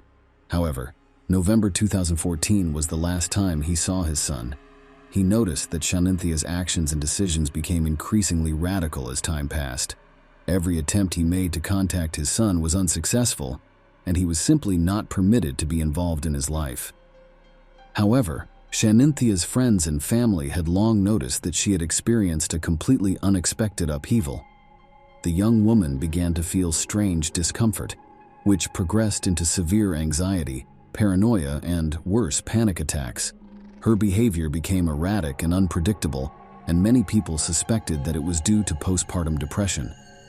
This came as a surprise to those around her, as Shanynthia appeared to be a strong and dependable woman. She had always been in control, but now she appeared to have lost her footing. Many people were perplexed as to why this tragic situation occurred due to her abrupt behavioral change. The first signs of strange behavior appeared in March 2015, and neither her friends nor family could figure out what was going on. Shanynthia once left work early to pick up her children. With 5 children in the car, she drove down an unknown road away from their home. At the time, her husband Martin assumed she had gone for a walk and to relax in a park, which was typical of her daily routine. However, as time passed, she never returned home. Martin, deeply disturbed, decided to issue an APB for his wife. Shanynthia drove east with 5 children in the cabin, covering more than 74 miles between Memphis and Corinth. But she didn't know anyone here, and there seemed to be no particular reason for her visit. She was later discovered in the emergency room at St. Francis Hospital, but police never explained how or why she ended up there. Shallow cuts were discovered on her neck and one of her wrists. If she attempted suicide, her only witnesses would be her children, who were too young to understand what was going on. Authorities eventually returned Shanynthia home, but her behavior became even more bizarre. She informed Martin that someone was threatening her and their family. Her husband was taken aback because Shanynthia provided no information about who it could be or why, and there had been no previous instances of such threats. Shanynthia also began complaining about her job and workload while spending time with family and friends. She claimed that she felt terrible about it. She soon began to claim that some of her co-workers intended to harm her. Despite these abnormalities, Shanynthia demonstrated no signs of abuse or violence towards her children or others. The long wait for trial was not easy, and it was significantly delayed due to the defendant's numerous psychiatric evaluations. The COVID-19 pandemic added to the trial's length, which was longer than anyone had anticipated. The non-jury trial started in 2021. The defense centered its strategy on Shaninthia's mental illness claim. The prosecutors acknowledged the defendant's mental illness, but they maintained that she was still capable of distinguishing between right and wrong and was aware of the illegality of her actions. Finally, Shelby County Criminal Court Judge James rejected Shanynthia Gardner's defense, and she was found guilty of all charges in December 2021. Shanynthia, 34, appeared in court in February 2022 for her sentencing, accompanied by her husband Martin. Judge James sentenced her to life in prison for each count of murder, plus 15 years for each additional count of child abuse and neglect. Shanynthia will only be eligible for parole after serving 51 years in prison, including the 5 years she served prior to her sentencing. Shanynthia will be eligible for parole in around 46 years, when she will be 80 years old. Following the sentencing, the prosecutor stated that he agreed with the decision because it was consistent with their desire to obtain justice for Martin and his children. Martin, in turn, felt relieved to learn that Shanynthia would never be able to harm any children again. Sonia Dallon's grandmother joined others, including neighbors, family members, and law enforcement officers, for an evening vigil at the family's apartment complex in memory of the innocent victims. Those who came to say their goodbyes held red and white candles and prayed several times for the souls of the deceased. The Reverend Pastor of the Baptist Church stated that the vigil marked the start of a healing process for the entire community because, in the end, the only thing those present could do was support the surviving baby and his father. D-Trail did not attend the memorial service on his behalf. Sonia told the media that he was too angry to attend the ceremony. The president and CEO of Shaninthia's workplace, the Children's Hospital, also expressed their condolences on behalf of the entire staff. Martin's colleagues established a social media account to assist him with funeral arrangements for his 4 children. Martin demonstrated incredible fortitude and nobility during the ceremony, speaking briefly about his children and family. In his final speech, he stated that his home was happy when his children and Shaninthia were present, and that is how he will remember it forever. Share your opinion with us in the comments and subscribe to the channel for more.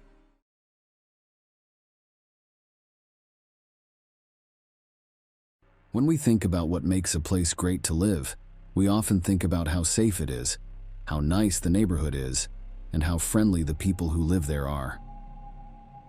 One country meets all of the requirements. Iceland is an island nation off the east coast of Greenland that has been voted one of the best places to live in the world over and over again. Just over 340,000 people live there, making it one of the world's smallest cities. But its stunning natural beauty makes up for it in a big way. People come from all over the world to see the natural springs and rolling hills. People from all over the world come to this small country to see its many attractions, such as its beautiful architecture and the aurora borealis. Because Iceland has harsh winters, there isn't always a lot of sunlight, but that just adds to the mystery of the place, which is so different from what most of us know and understand. One of the most appealing things about Iceland is the friendliness, openness, and kindness of its people.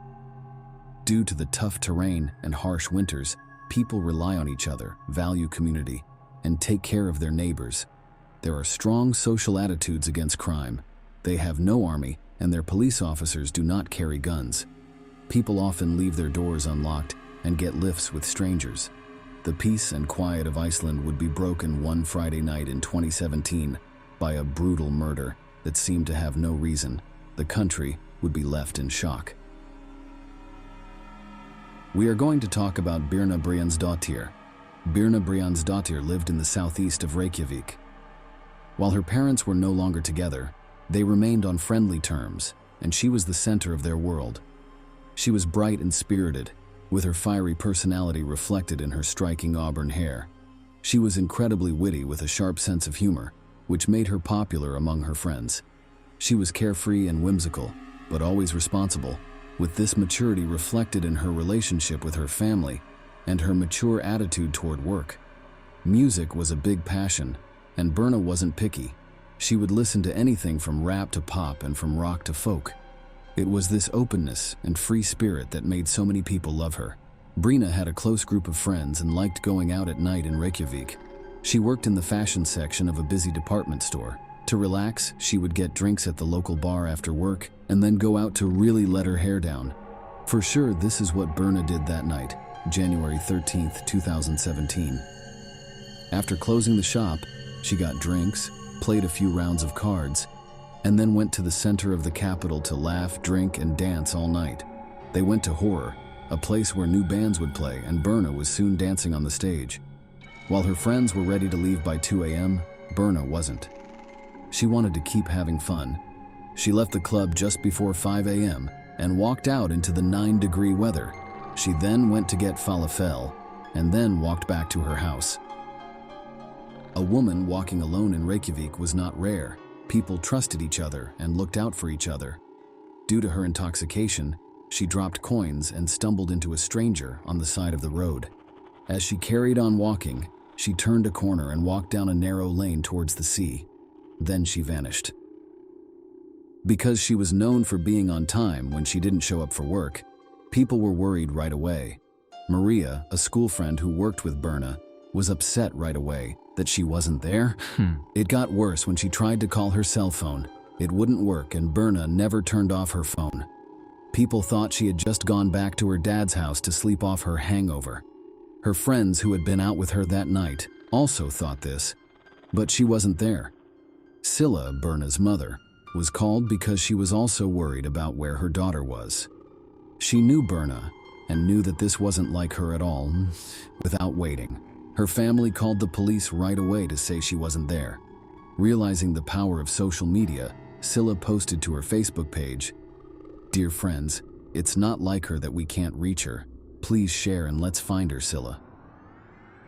Iceland is a small community, and before long, Scylla's desperate pleas on Facebook were being shared, and news of Berna's disappearance began to circulate.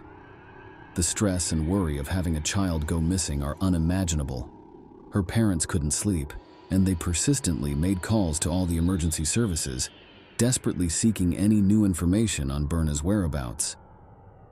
The following day, the police were able to trace her last known mobile interaction before it went dead or was turned off. Just before 6 a.m., her phone pinged off a mobile tower in a port town, Hafnarfjordur, 6 miles outside of the capital. Right away, Scylla got in her car and drove there, calling out to her daughter and looking around the area. A group of family and friends worked with her to get Berna back home alive.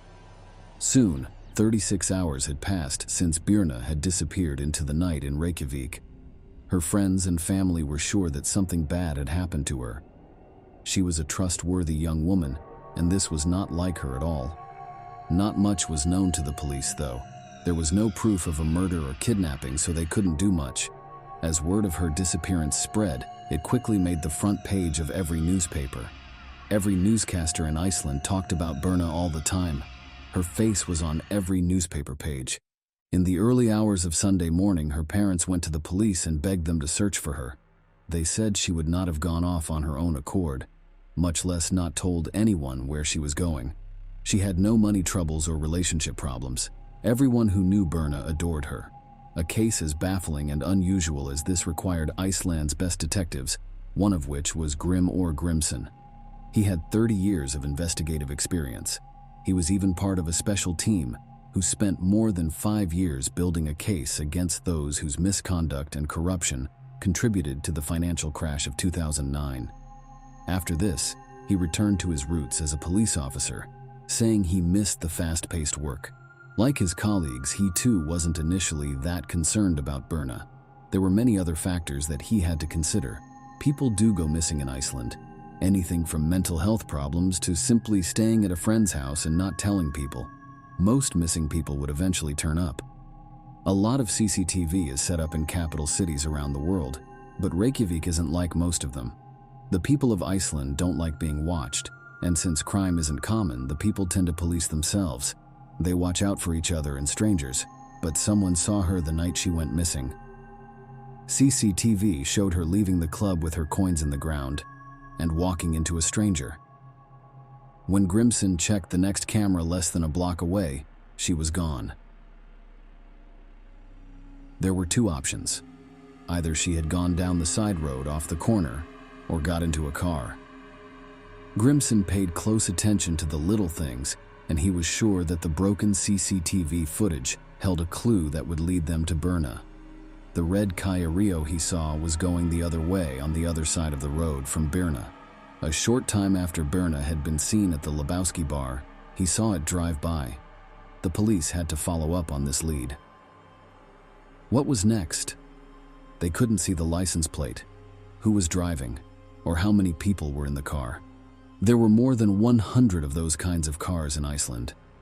This didn't make her parents feel better about their worries. Scylla was incandescent when they explained the quality of the tape was too poor to extract any more details from. Scylla said, "Can't you find it like in the movies?" Grimson replied, "It doesn't work like that."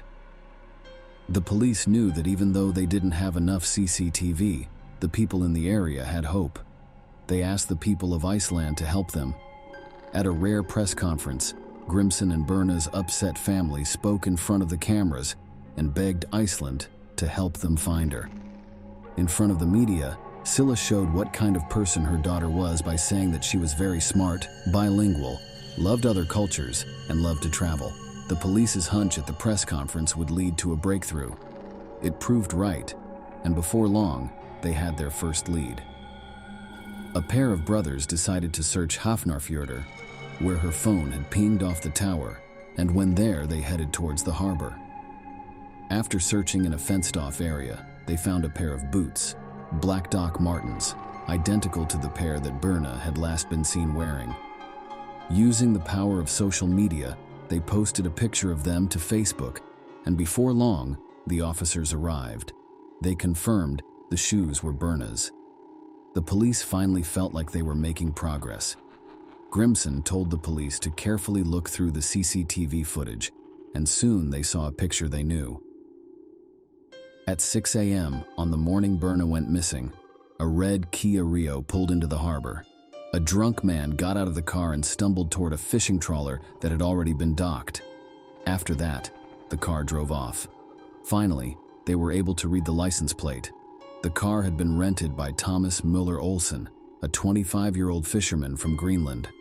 A family had since rented the car and said there was a smell of chemicals coming from the back.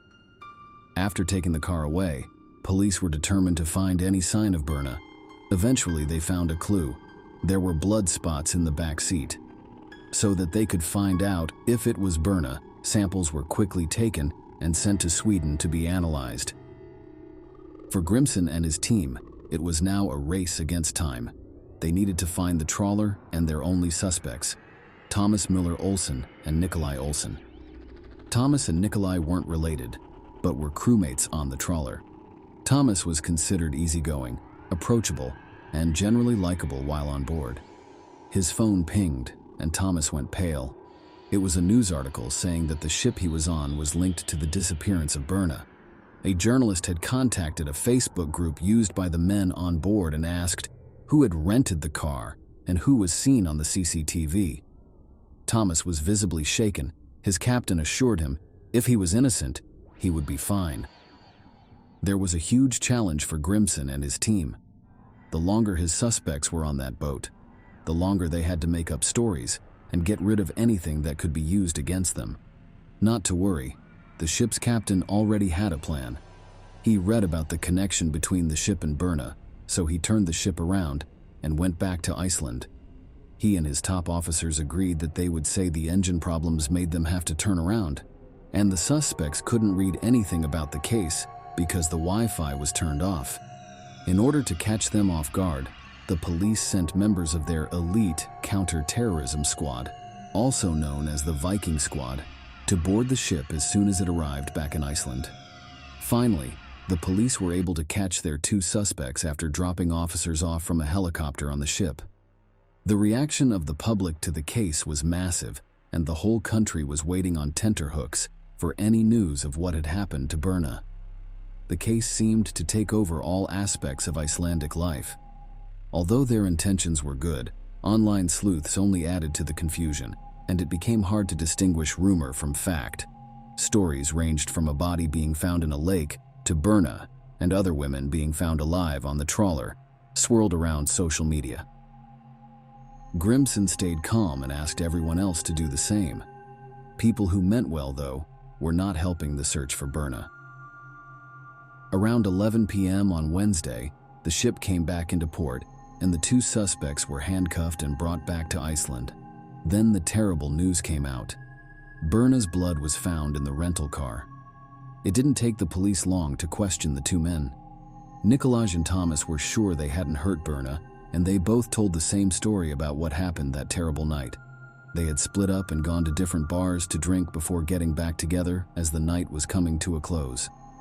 Nikolaj was already very drunk, so it was hard for him to remember what they said. He had no idea who they were, but they said they had picked up two girls on the street, and one of them was Berna. Thomas said he left Nikolaj at the ship and then drove off. Then he went to the back with the two girls and let them kiss. After an hour, he dropped them off. The police were inclined to believe Nikolaj. He had been seen walking away and was clearly in no fit state to do anything. However, when it came to Thomas, they had a bad feeling, and the evidence against him was stacking up. He was examined by a doctor who determined that the wounds on his chest were signs of a struggle or fight. When searching the ship, the police found a driver's license in the bin. It belonged to Berna. They also found drugs with a street value of nearly £1.5 million. Thomas claimed to have slept in the car, but the police checked the odometer, which showed that the car had been taken for a long drive. They also had CCTV on his person, because he was seen buying plastic bags and cleaning fluid before cleaning the inside of the car. The police didn't believe his story that he was sick and just trying to clean the car because they knew the blood spots were Berna's. The back of the car lit up when they used luminol to bring out any blood that couldn't be seen with the naked eye. This showed that it was completely covered in blood. 4 days after she vanished, Iceland launched the biggest search in its history. The search and rescue project manager said, "Today, she is our sister, our daughter." And that became the mantra. We don't live in a society where we tolerate a 20-year-old woman being abducted in the night. It wouldn't be long before the police found what they were looking for. A Coast Guard helicopter noticed something floating in the water near a local lighthouse, and it was a body. They had found Berna. When this news came out, Iceland went into mourning, and people were shocked and couldn't believe what they were hearing. Things like this only happened in movies and other places. In Iceland, they didn't happen. People in Greenland were shocked and saddened along with their Nordic neighbors. The main street in Reykjavik, where Berna had gone, was turned into a shrine with candles lit up. The funeral for Berna took place at the Hallgrímskirkja, which is the country's largest church. Over 2,000 people, including the president and prime minister, were there. People needed answers from the police, and they had to give them. First, they had to figure out what killed the person. Berna had been found naked, but they could find no evidence of a sexual assault.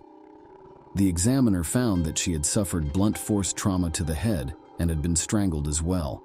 However, the official cause of death was ruled as drowning. She had survived the initial attack and was alive when she was put into the water. Even though Grimson and his team looked at all the evidence, they couldn't find any link between Nikolai's death and the murder of Berna. They didn't think he had anything to do with it. He was freed after 2 weeks in jail and hours of questioning. They looked back at Thomas again. His story hadn't changed, and he wasn't going to change it either. During 9 interviews with the police, he insisted that he was not guilty. As more evidence came in, the police still couldn't figure out why Thomas would kill Berna, even though they had a crime scene and a suspect. His DNA was found on a lace of Berna's Doc Martens, and his fingerprints were on her old driver's license from March 30th, 2017. Breaking news alerts were spreading all over Iceland. The police had charged Thomas Müller Olsen with drug possession and murder. Media interest in the story reached a fever pitch as his trial began in August of that year. It was during his trial that he sensationally changed his story. He said that there were not 2 girls, only one, Berna. He claimed that he had left the car to go to the bathroom, and Nikolai had driven off with Berna in the back seat. When he returned, she wasn't with him, shocking the court. He was now trying to pin the murder on his crewmate, admitting to the drug possession, but denying murder. At the end of September, the 3 judges found him guilty on all charges.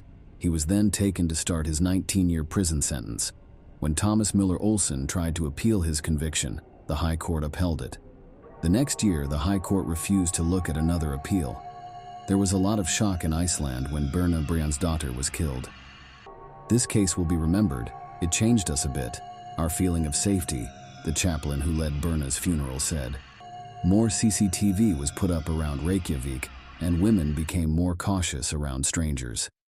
Even though Grimson had been a police officer for 30 years, this was his first murder case. People in Iceland saw him as a hero because he was calm and coordinated. He is now proud to work for his country at the European Union's agency in The Hague for law enforcement cooperation.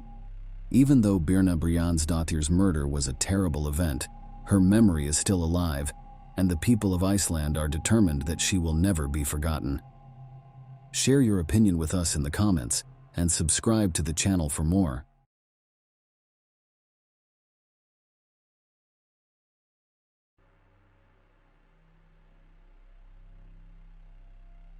Samantha Fraser's case shows that a monster can't be re-educated.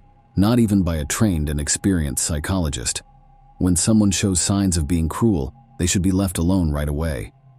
People like that don't change, so they don't deserve a second chance. They are capable of the worst crimes and think they can get away with them. The terrible events took place in the summer of 2018 on Phillip, a quiet island in Australia close to Melbourne. But let's read the story in the right order. Adrian Basham was born in 1973 in Australia, where he grew up. The boy grew up in a family with a police officer. While he didn't do anything wrong in the eyes of the police in his early years, many people now believe that his cruel and violent attacks are linked to his family and childhood. When Adrian's father, James Basham, found out that his son had killed someone badly, he did not only not condemn him, but based on his experience as a police officer, he told him how to act to try to avoid getting in trouble. Samantha Fraser was born in the suburbs of Melbourne in the summer of 1980. Her parents, Janine and Travis Fraser, were friendly and loving, and they did everything they could to help their only daughter. They worked hard to help her learn and show off her skills. Samantha worked hard in school and played sports, and she consistently won awards for her outstanding performance. The girl then went to a well-known university and graduated with a red diploma from the psychology department. She kept doing sports like acrobatics, gymnastics, and dancing while she was in school, which helped her lead the student cheerleading team. After going to college, Samantha got a job as a psychotherapist at a large medical facility. Her coworkers and patients quickly came to respect and trust her. Samantha really loved what she was doing, and this job was her calling. Sam and Adrian met for the first time in late 2005. First, they were just friends, but soon, things turned romantic between them. Friends and family of this couple didn't understand what the two young people, who were so different in every way, had in common. Samantha was friendly, open, and nice, and she could always solve a problem in a peaceful way. Adrian, on the other hand, was very rude and harsh when he talked to people. He was also very angry and hostile. In spite of this, the couple made their relationship official a year and a half after they met. They bought a house in the suburbs of Melbourne, not far from where Samantha's parents live. Not long after, the man got a job with a big company that worked to develop mineral deposits. Because his job required him to go on business trips all the time, he wasn't at home very often.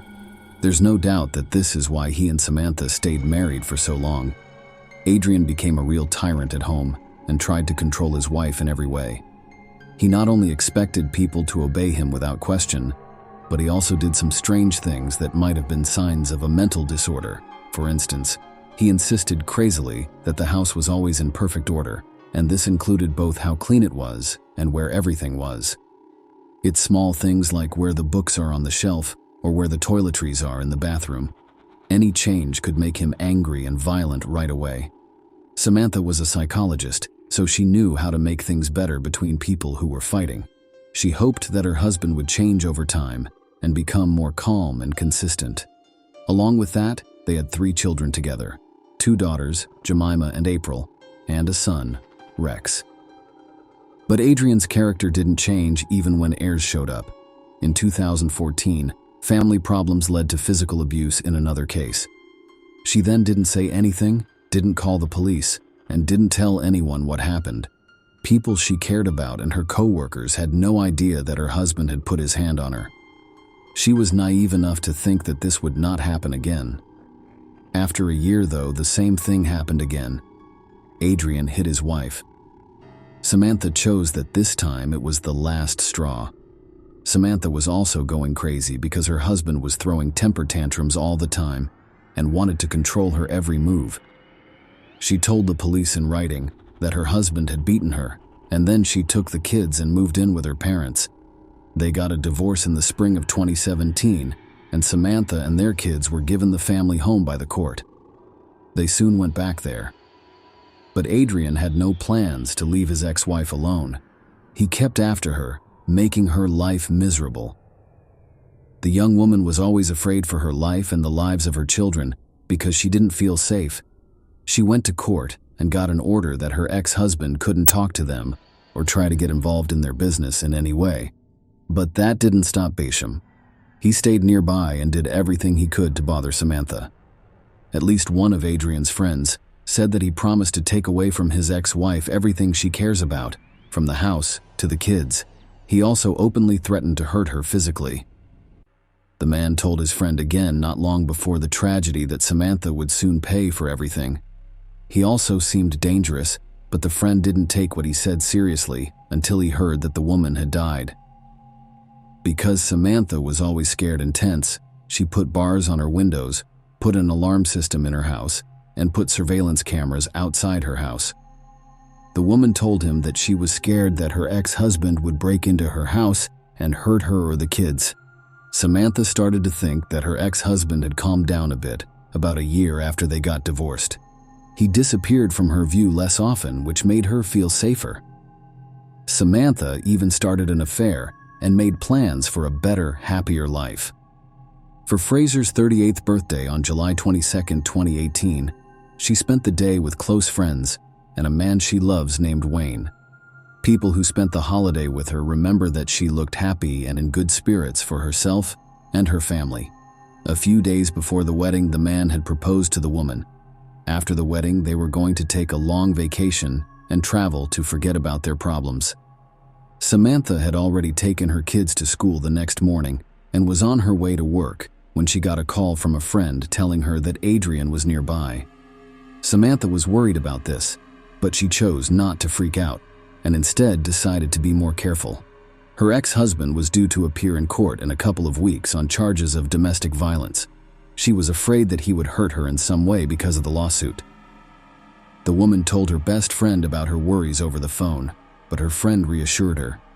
Samantha was never seen alive again after that talk. Samantha wasn't there to pick up her kids from school that day, so the teacher, who knew that things were tough in Samantha's family, called the police. The police went to their house right away to check on everything. At first, it looked like the mistress hadn't come back yet, but when the police chose to check the garage next to the house, which showed a very bad picture. The homeowner, who was 38 years old, was found dead hanging from the garage door chain. In general, the picture might have made it look like the young woman had killed herself, but Samantha looked like she had been hit by a truck. Samantha had not a single living thing on her, and the hair on her head was wet and falling over her face. She wasn't wearing the clothes she had on when she left the house in the morning, and she didn't have any shoes on. It was clear that someone else had been in the garage, and they had tried to make it look like Samantha had died on her own. It did a lot of wrong things, though. Say, a broken-down stepladder was lying next to the body, but the rope was so long that the woman's feet were touching the ground. Samantha had deep bruises under her eyes and on her temple. She had scrapes and hematomas all over her body from falling down and hitting things. The forensic medical examination later showed that the deceased had a serious head injury, which means that she was either already unconscious or dead when she was hanged. Experts in forensics found blood and epithelial particles under the victim's fingernails. This means that she desperately fought back and scratched her abuser. A lot of blood and small splatters of blood had been washed up on the floor, walls, and body of the car in the garage. In later tests, blood was also found on the rope that the body was hanging from in several places. Adrian Basham rode his motorcycle to his dad James's house in the evening of the same day. He looked stressed, and there were new scratches on his face. When his father asked him about it, he dodged the question. And when asked about the cuts, he said that he got them from riding his motorcycle without a helmet and scratching himself with tree branches. Then he got a big pack of wet wipes and began wiping down his car, saying that he wanted to get rid of the gnats that had stuck to it during the ride. As a former police officer, his dad knew right away that something wasn't right, and his professional instincts were right. When police came to James's door the next day with questions about his son and said he was the main suspect in the murder of his ex-wife, James knew what was going on. In the beginning, Basham Sr. said that he had not seen his son. To buy some time, he then told the heir what he should say and do in order to, if not get out of jail, at least get less time. Adrian did what his father told him to do and listened quietly as the charges were read to him. He then went to the station with the help of the lawyers his father had already hired. At first, Adrian flatly refused to help with the investigation. He didn't say he wasn't guilty, He just didn't say anything and ignored all the questions. Still, the evidence that was gathered was enough. The investigators saw that the man had fresh scratches on his face and thought that Samantha had scratched him to protect herself. Blood and epithelial particles were found under her nails. There were also sweat marks on the rope that his ex-wife's body was hanging from. When Adrian's motorcycle was looked at, washed-up blood from the dead person was found on it. A bloody woman's blouse was also found in a trash can outside his dad's house. It looks like he tried to get rid of that proof but didn't have time. Samantha put up cameras outside her house not long before the terrible event, and they caught a man leaving the crime scene quickly on the day of the murder. There was no doubt that it was Adrian, even though his face was hidden by a hood pulled over his baseball cap. Piece by piece, the events of the victim's last day were put back together, and the picture that was made was shockingly violent. Basham broke the lock on the garage door while no one was home and went inside. He waited for his ex-wife to come home for several hours. She didn't know it, but Samantha drove into Adrian's garage and he attacked her before she could get out. The scratches on the attacker's face show how hard Fraser tried to fight back, but the two sides were not equal. He beat the woman until she passed out. To hide his tracks, he took off her bloody blouse and put on a black t-shirt he found in the house. He then poured water over her head to clean the blood out of her blonde hair. He then hung his ex-wife from the garage door with a rope around her neck. He put a stepladder on the floor next to the body just to be sure, but he didn't figure out how long the rope was. Adrian cleaned up the blood spots, but he didn't get the small splatters that were all over the place. This blows my mind. A young mother of 3 who was loved by all was found dead in her own garage. Killer tried to make it look like the person died of their own free will, but there were many signs that it wasn't true. Samantha's body was also in a state that showed she had accepted martyrdom. The worst part was that the victim had been living with this man for a long time, put up with his emotional and physical abuse, and raised his children while hoping that he would change. Adrian changed his plan when he realized that neither denying nor staying quiet would help because all the evidence pointed to him. Basham said that he was at his ex-wife's house that day, but he only wanted to talk to her and persuade her to drop her domestic violence lawsuit. People say that the conversation went badly and that fists were used, but he said he left afterward and Fraser was awake and aware at the time. Lawyers for the defendant insisted that their client was only guilty of battery and that Samantha turned her life over after that. But Samantha's family says she would never do that and did not leave her kids. She also had big plans for her life and was going to get married again soon. The murder case didn't start until the end of 2022. Older children of the divorced parents went to the sessions and spoke out against their father and asked for a fair punishment. The youngest son didn't show up to court. He chose not to subject himself to unnecessary stress. Besides that, the boy was scared and panicked about his father. The defense tried to show that the defendant did what he did because he was feeling bad, but this didn't work because Adrian planned the crime, waited several hours for his victim, and tried to get rid of evidence. The court didn't give its final decision on this case until February 2023. Adrian was found guilty of beating someone to death on purpose and given a life sentence without the chance of parole for at least 30 years.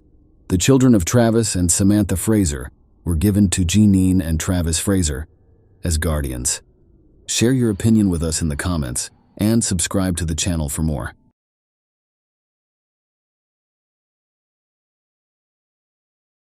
Limer Township, named after the first settler William Evans, is one of thousands of small and cozy towns scattered across the country in January 2023 in the state of Pennsylvania. A measured and quiet life flows here, and nothing appears to disturb this harmony. The inhabitants of such places know each other by sight, and their friendships unite many of them into one family. Jennifer and Blair's friendship began while they were working as business partners on joint projects. Even after Blair decided to become a simple chef, their bond remained strong. Their friendship developed beyond the confines of business and became more than just a working relationship. Jennifer's friendship with Noah, her autistic 8-year-old son, took on added significance. Blair had always shown his friend genuine concern and assistance in caring for Noah. Their children were friends as well. They frequently spent time together, and when the children's games ran late, Noah would spend the night at the Watts house. Jennifer Brown, born in 1979, was a vibrant and active woman. She was always smiling and exuded a positive energy that spread to everyone around her. Friends and family often wondered how she managed to do so much and be so active. Her true calling, however, was motherhood. Nothing was known about her son Noah's father, but this situation did not overshadow their lives. On the contrary, it strengthened Jennifer. Taking care of her young son, Jennifer became a reliable support and best friend for him, especially after Noah was diagnosed with autism in early childhood. Mom and son were inseparable friends who spent a lot of time together, sharing happy moments and helping each other in times of need. Everyone who knew them felt tenderness and admiration for them because of their friendship. The people of the small town noticed their closeness and admired this family for their joy and genuine kindness. Unfortunately, none of them could have predicted what happened to Jennifer on January 3, 2023. She vanished without a trace. The Limerick Township Police Department received a disturbing call from Antonio Blair Watts Richardson on the morning of January 4, 2023. He was deeply concerned about his close friend's disappearance. Despite the fact that it had only been less than 24 hours since he had last seen her or heard her voice, his anxiety was growing by the minute. Tony had been attempting to contact Jennifer for several hours and had received no response. This was completely unlike her. She was always active and responsible, always answering calls or messages, especially when it came to her son Noah. However, for some reason, the boy's mother did not meet him after school on this particular day. The missing person's family and friends knew what a loving mother and caring woman she was. As a result, her sudden disappearance alarmed everyone who knew her and left no one indifferent. Antonio's 911 call was the first step in a long and mysterious investigation that would soon engulf and shake the entire city. A massive search was launched immediately after Blair reported his girlfriend missing. Police officers, family members, and friends banded together in the hope of uncovering any evidence that could shed light on Jennifer's disappearance. Many questions remained unanswered, the main one being what could have caused the caring mother to abandon her son without explanation. Officer Stephen Crawford of the Limerick Township Police Department went to the Brown family's home at 4 p.m. that afternoon to see what was going on. He discovered her vehicle parked by the porch of the family home. When he entered the house, he discovered that her keys, purse, tablet, and work cell phone remained. The officer, however, was unable to locate Jennifer's personal cell phone. When police attempted to locate it, it was discovered that the phone had been turned off at 7 a.m. on January 4th and has not been found since. The last location where the signal was received was near Lewis Road and Ridge Pike in Limerick. This was the investigation's first significant lead, and it indicated that something terrible had happened to Jennifer. She was reported missing, and police began an investigation. Investigators began questioning Jennifer's family, friends, and neighbors, hoping to learn if anyone saw or heard anything around the time she went missing. However, none of the young woman's loved ones or acquaintances could offer any useful information. Jennifer's Aunt Diane Brem, as well as her friends Tiffany Barron and Blair Watts, claimed that the young mother would never have left her son alone. This was a woman who was completely devoted to her child. All efforts by authorities and volunteers were futile. They couldn't find any traces or clues to Jennifer's whereabouts. Her family members appealed to the public via the media for any information on the young woman's possible whereabouts. A prize was set up, but it was also inconclusive. Jennifer Brown's mysterious disappearance was just getting started, leaving investigators and family members with questions and anxious expectations. The police investigation began with a thorough examination of all of the events of that day, and her close friend Blair Watts, who was the last person to see Jennifer alive that day, was brought to the forefront. Jennifer and Blair sat in their cozy living room on an ordinary January day, discussing life, future plans, and their children. Their children frequently played together, and Jennifer had asked a friend to pick up her son Noah from school so that they could spend the evening together. This was a common occurrence among friends. Blair, being the loyal friend that he was, agreed and immediately headed to the school to pick up Noah after they finished their conversation. But then something strange happened at school the next day. Noah's behavior was unusual, which worried his teachers. They discovered that the boy had missed 2 doses of his medication, which helped him manage his illness-related condition. Jennifer had always been a devoted mother, never neglecting her son's caregiving responsibilities and always keeping in touch with teachers if anything went wrong at school. The school staff attempted to locate his mother and were informed by Noah that she had gone to the grocery store and had not returned. This raised even more concerns because the sensitive woman's behavior was out of character. She never left her son alone. Jennifer's friend Blair Watts tried unsuccessfully to contact her at the same time. Blair decided to go to the bus stop to pick up her son after not hearing back from Jennifer or contacting her. However, when the woman failed to appear and Blair's concern grew by the minute, he was forced to go to the police station and report his friend missing. As time passed, no new information about the missing woman's whereabouts emerged. Hopes for her return had been fading with each passing day since the investigation began. Jennifer appeared to have vanished without a trace and might never be found. However, 2 weeks after her disappearance was reported, on January 18th, 2 employees working in a warehouse near Roseford in the neighboring municipality of Limerick Township discovered something strange. They came out of the building to get some coffee and noticed a freshly dug hole in front of them. They were horrified to discover the body of a woman buried in a shallow grave when they went closer to inspect it. The workers immediately called the cops, who arrived at the graveyard. After examining the body, police identified Jennifer Brown as the young woman they had been looking for the past 2 weeks. The sheriff called her family to inform them that the body of the missing woman had been discovered partially buried near a warehouse in Roseford. Jennifer's death was clearly violent, according to an autopsy. Her death was caused by asphyxiation, and she suffered from 3 broken ribs. This indicated that Jennifer had most likely fought her assailant, who had beaten her to subdue her. The investigation's focus has shifted. The missing person case was reclassified as a murder investigation, and police interviewed everyone who knew the murdered woman, including her family and friends. These interviews, however, provided no new information about the case, and the police had no suspects. The investigation appeared to be coming to an end, and the police had no one to follow up on. However, when the detectives least expected it, they received a tip from an unexpected source.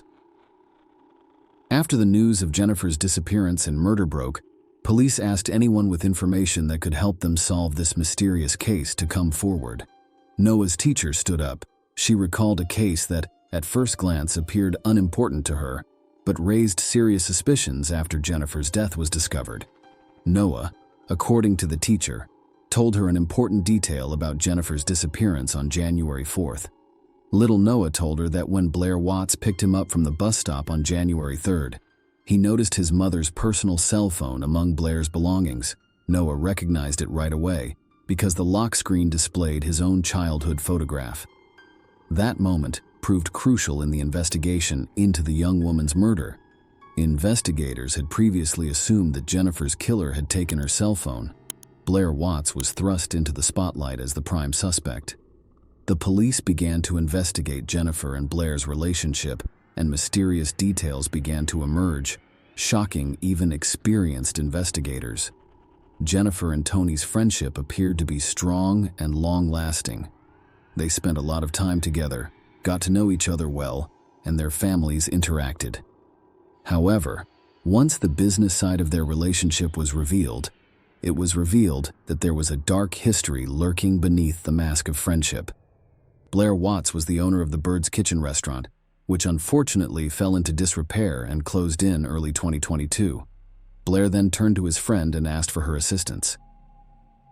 Jennifer decided to invest in her friend's business in August 2022 in order to help him reopen Bird's Kitchen in a new location. They agreed to a contract in which Jennifer agreed to make regular financial contributions to the restaurant every 6 weeks or so.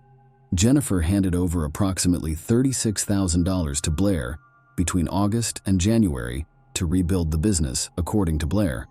They also agreed that she would give him an additional $99,000.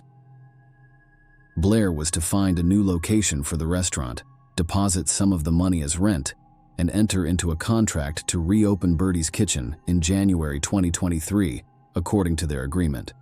However, it was discovered that the funds allocated for the investment were spent on Blair's personal needs. His failure to fulfill his financial obligations was brought to the attention of the property owners with whom he had entered into the agreement. As a result, they terminated their agreement with him on December 26, 2022. Blair found himself in an impossible situation. He not only lost his money, but also the chance to open his restaurant. The police began to suspect that he had decided to commit a heinous crime in order to save his business out of desperation.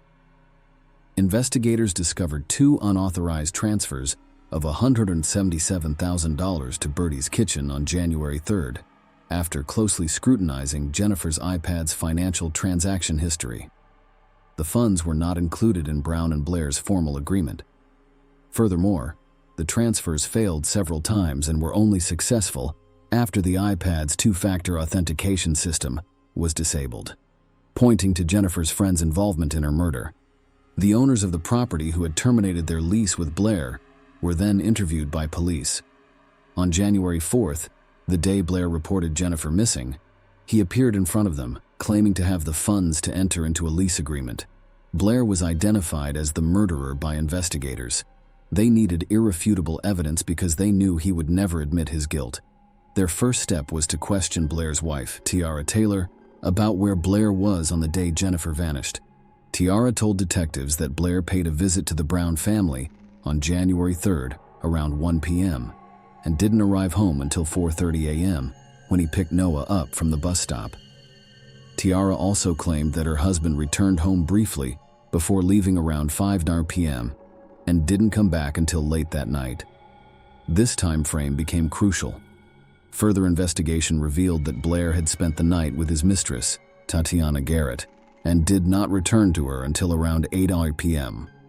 This meant Blair had no alibi between 5:00 and 8:00 p.m. Detectives assembled an alleged chronology of the murder based on the available evidence. Blair went to Jennifer's house around 1:00 p.m. on January 3rd, while Noah was at school, according to their version, and allegedly murdered her. He then transferred funds from the murdered woman's iPad to his account and left around 4:00 p.m. to pick up Noah from the bus stop. He later returned to Jennifer's house, dropped off Noah, and returned to the crime scene to dispose of the body. He buried the body in a shallow grave in a field near Roseford. The killer then went to Tatiana's house, where he spent the rest of the night. Everything was meticulously planned, and it appears that the murderer might have gone unnoticed if it hadn't been for one fatal mistake. That blunder was allowing Noah access to his mother's cell phone. That was the decisive moment that led the cops straight to Blair.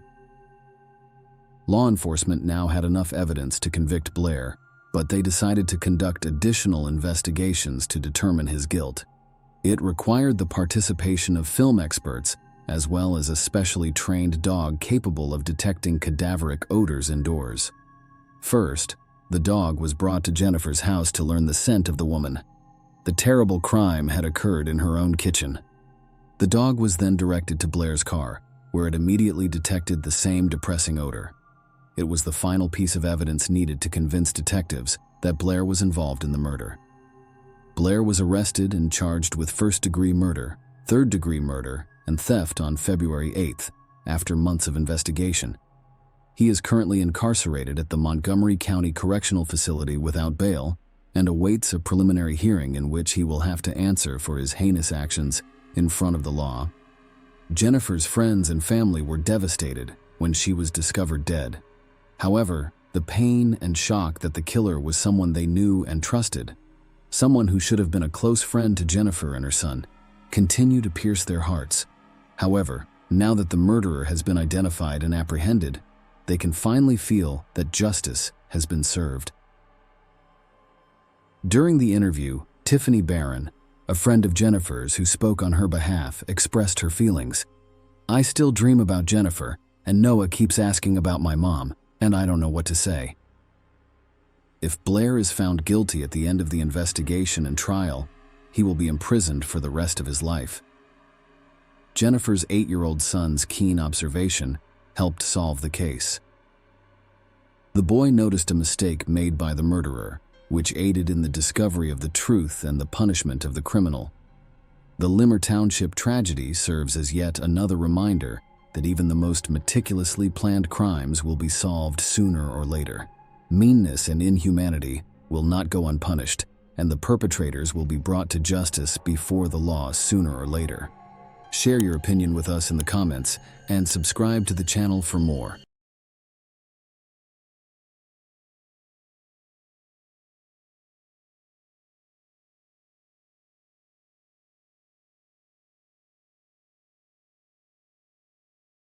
Sherry Miller, who used sex, lies, and internet chat to plan a horrific crime, was arrested in February 2000. This crime is widely regarded as the first internet-related murder in the United States. On December 22, 2000, Sherry Miller, a typical American mother of 3, was convicted of second-degree murder and conspiracy to commit first-degree premeditated murder. She maintained her innocence for nearly 17 years before pleading guilty. In 2016, she confessed, saying, "I have ruined many lives. It's time to put an end to the lies and tell the truth." Bruce and Sherry were born and raised in Flint, Michigan, a poor town that once played an important role in the Midwest auto industry. Sherry Paulette Kitley Miller was born on October 13, 1971, and recalls a difficult childhood.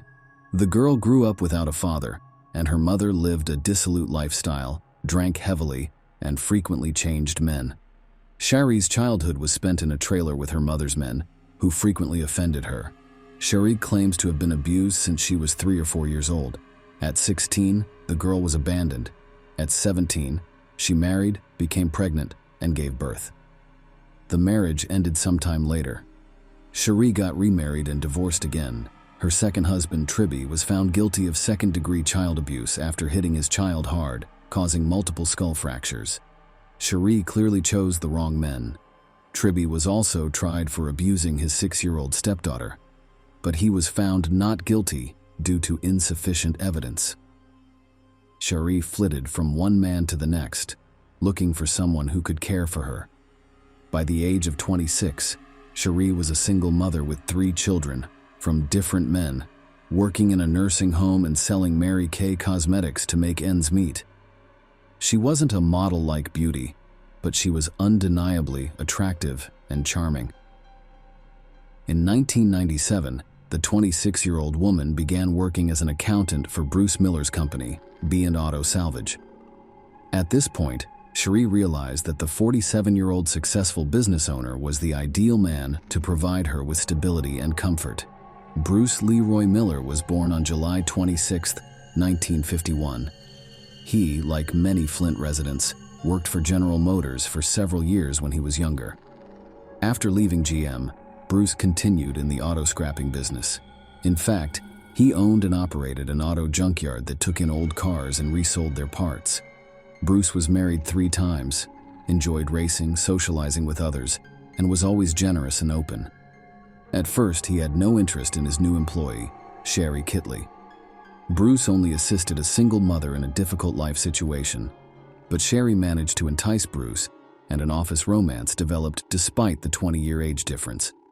The couple's relationship progressed rapidly. Bruce was flattered by a young woman's attention, and the couple quickly progressed from dating to living together.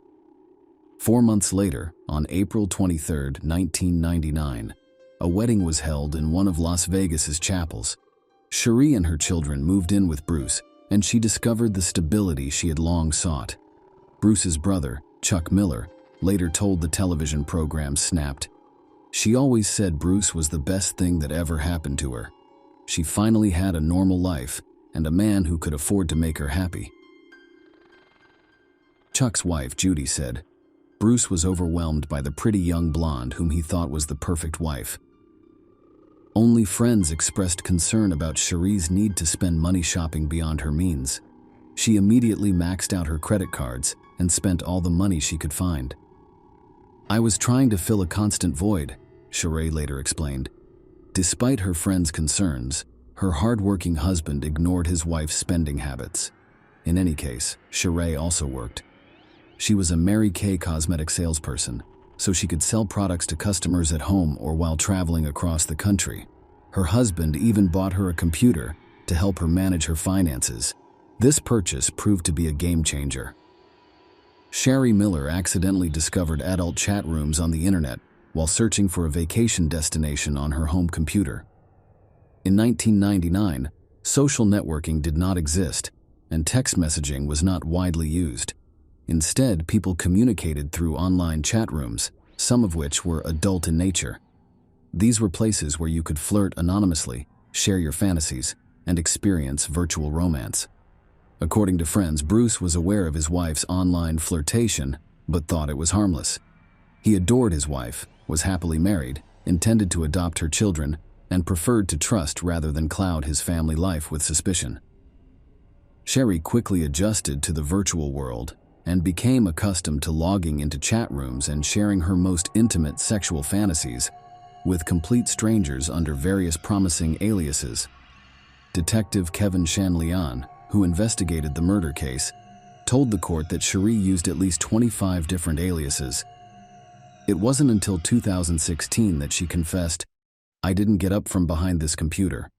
Bruce worked at the store, and he had his own business, so he was away a lot. I spent hours flirting online. I wanted to control everything, obsessively control people who trusted me. It was like a video game, and every man and every relationship was a new level for me, and every level was harder." Jerry Cassaday, also known as Rena Dudes, was born on October 6, 1960, in Kansas City, Missouri. He married, raised a son, enjoyed deer hunting with his brothers, and aspired to become an FBI agent while working as a homicide detective. Jerry reported corruption involving falsified records to one of his co-workers. As a result, he was demoted and eventually forced to resign after 9 years of service. Jerry did the right thing, but the move ended his career. Jerry became depressed, started drinking, and abused substances. His marriage ended. He eventually recovered, moved to Reno, Nevada, and worked as a security guard at Harrah's Casino. In his spare time, he frequented chat rooms, where he met Cherie Miller. Hot correspondence began, and in July 1999, they met in person in Reno, where Cherie attended the Mary Kay convention with her friend. When the online romance turned into a physical affair, Jerry Cassaday believed his life was about to improve. Cherie stated that she was a wealthy businesswoman, living with a disabled husband, and was looking for a sexual encounter on the side. Jerry believed her, and his friend and colleague Carol Slaughter would later recount. Cherie came into Jerry's life when he was at rock bottom. His marriage had broken up. He was in a new neighborhood with no friends. Jerry fell hard for Cherie, telling his friend, Carol Slaughter, that Cherie does absolutely everything in the bedroom. Throughout the summer and fall, Cherie used her cosmetics business as a cover for trips to Reno. When Cherie and Jerry were not together in Reno, they exchanged instant messages and emails of a sexual nature, including videos.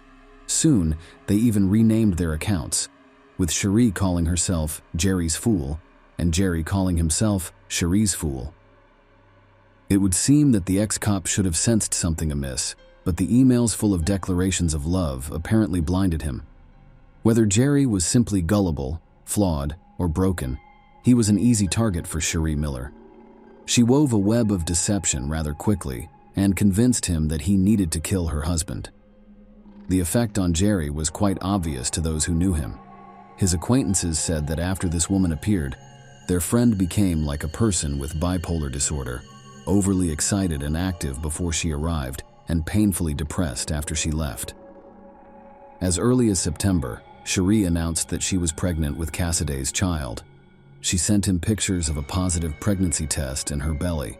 A short time later, Cherie revealed that her husband, Bruce Miller, found out about the pregnancy and beat her, causing her to lose the baby. In fact, in 1995, Cherie had undergone a fallopian tube ligation and could no longer have children. Jerry had no way of knowing this and believed his lover's lies. Very soon after losing the baby, Cherie announced that she was pregnant again.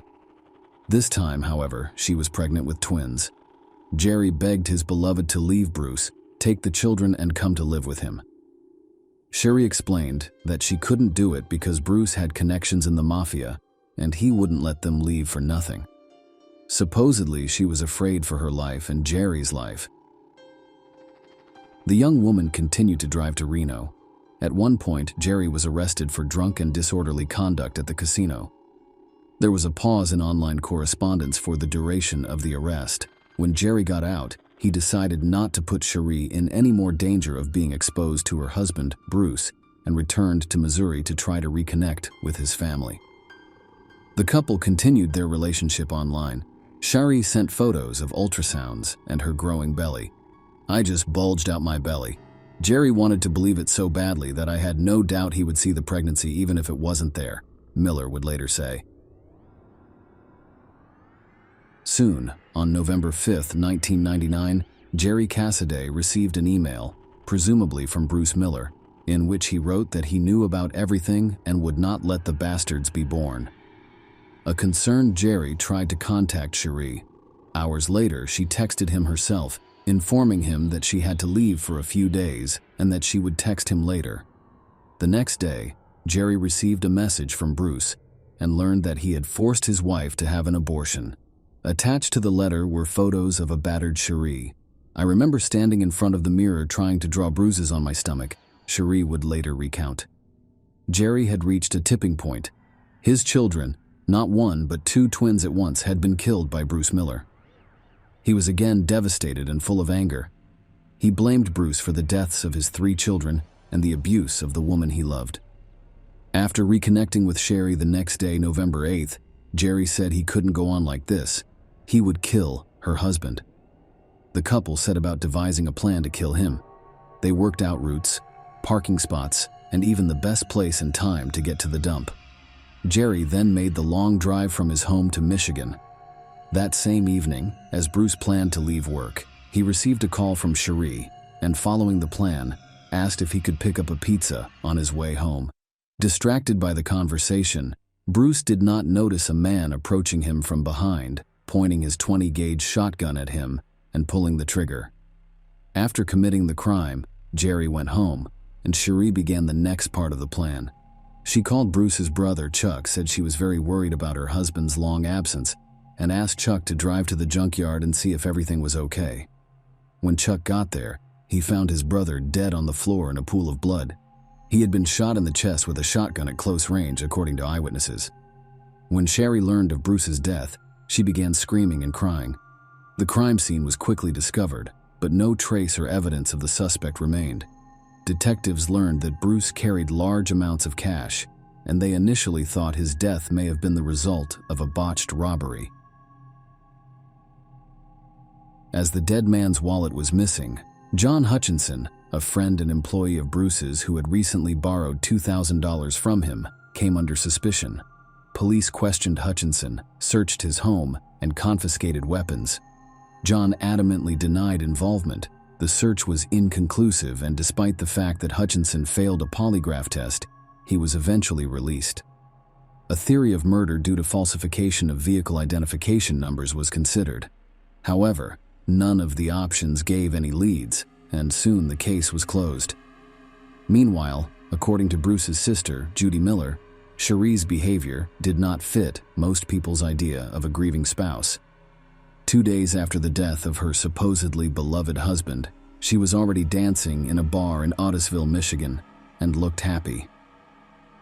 2 weeks later, she had a boyfriend, and it wasn't Jerry Cassaday, but a local delivery boy named Jeff Foster.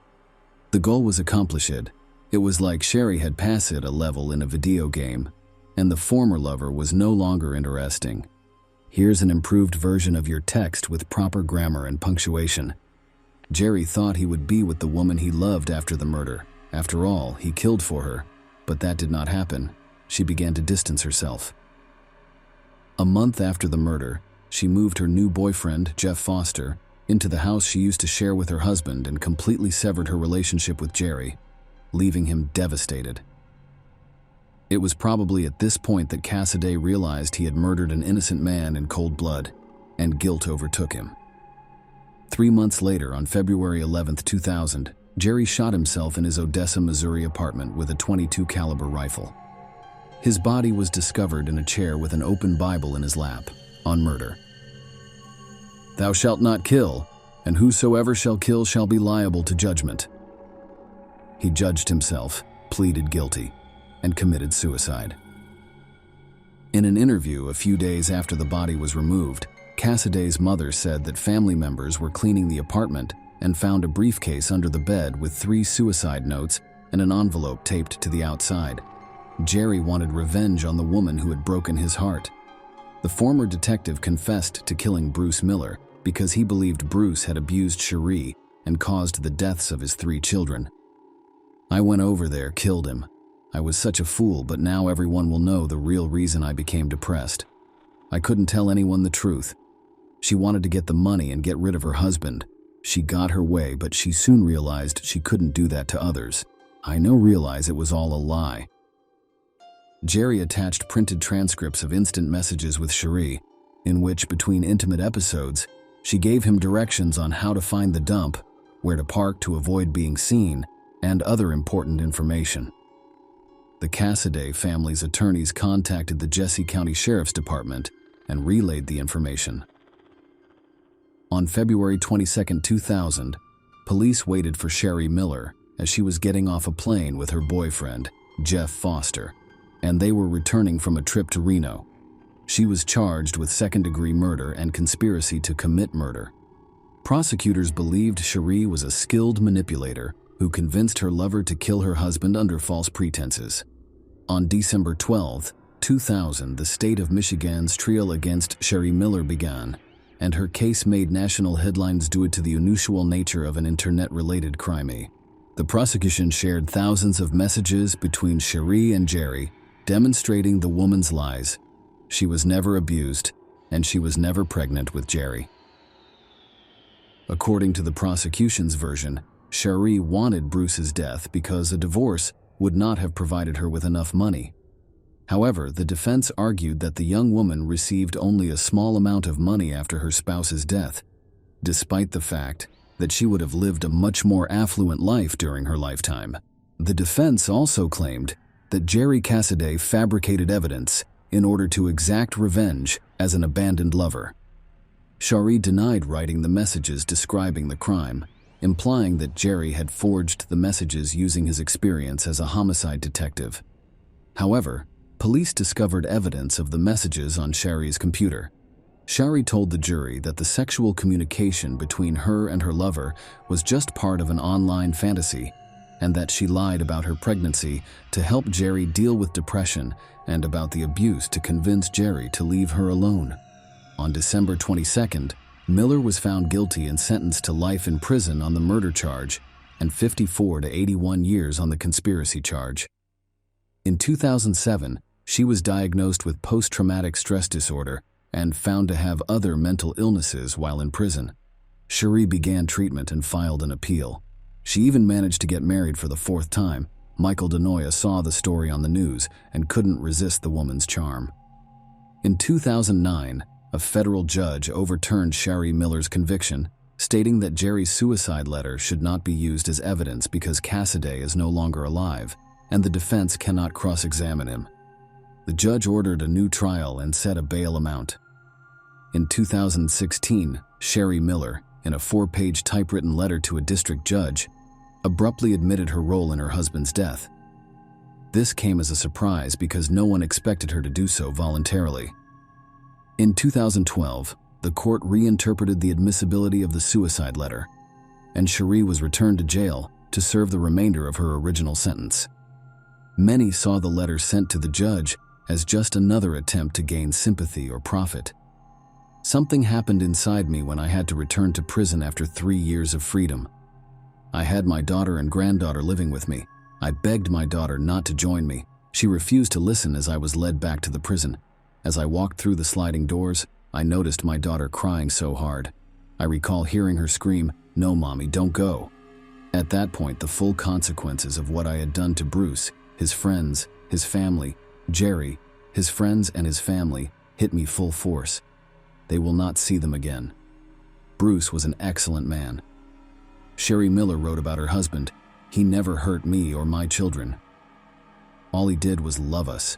He wanted to adopt my children. He simply wanted a family.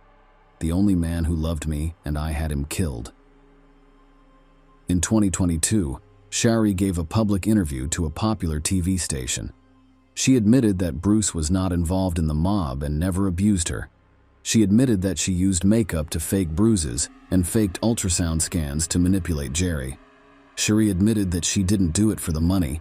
She said that she was afraid Bruce would find out who she really was and felt that it would be easier for him to be killed than to learn the truth about her. Because of this, she declined a plea bargain that would have resulted in 15 years instead of a life sentence. According to Sherry, it took a public story to help her reconcile with herself. It's still difficult for me to look in the mirror realizing what I did. I've been waiting to tell the truth and hopefully find peace with it.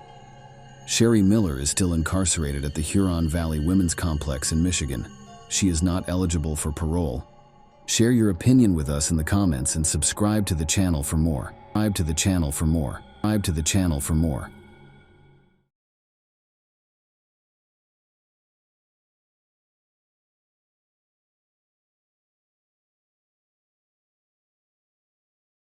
The tragic story of the Rose family is regarded as one of the most bizarre and perplexing crimes committed in America in recent years.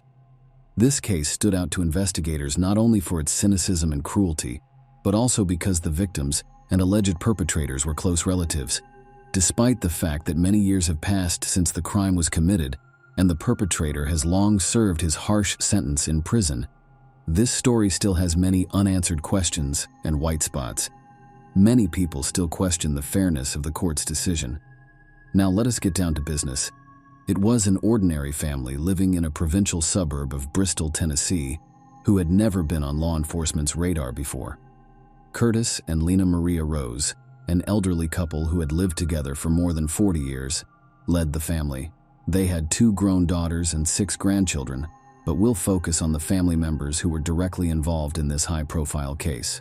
So at the time of the crime, the elderly owners, Curtis and Lena Maria Rose, were present in the house and surrounding area, along with their eldest daughter, 39-year-old Tosha Milhorn, her husband James, and 6 children.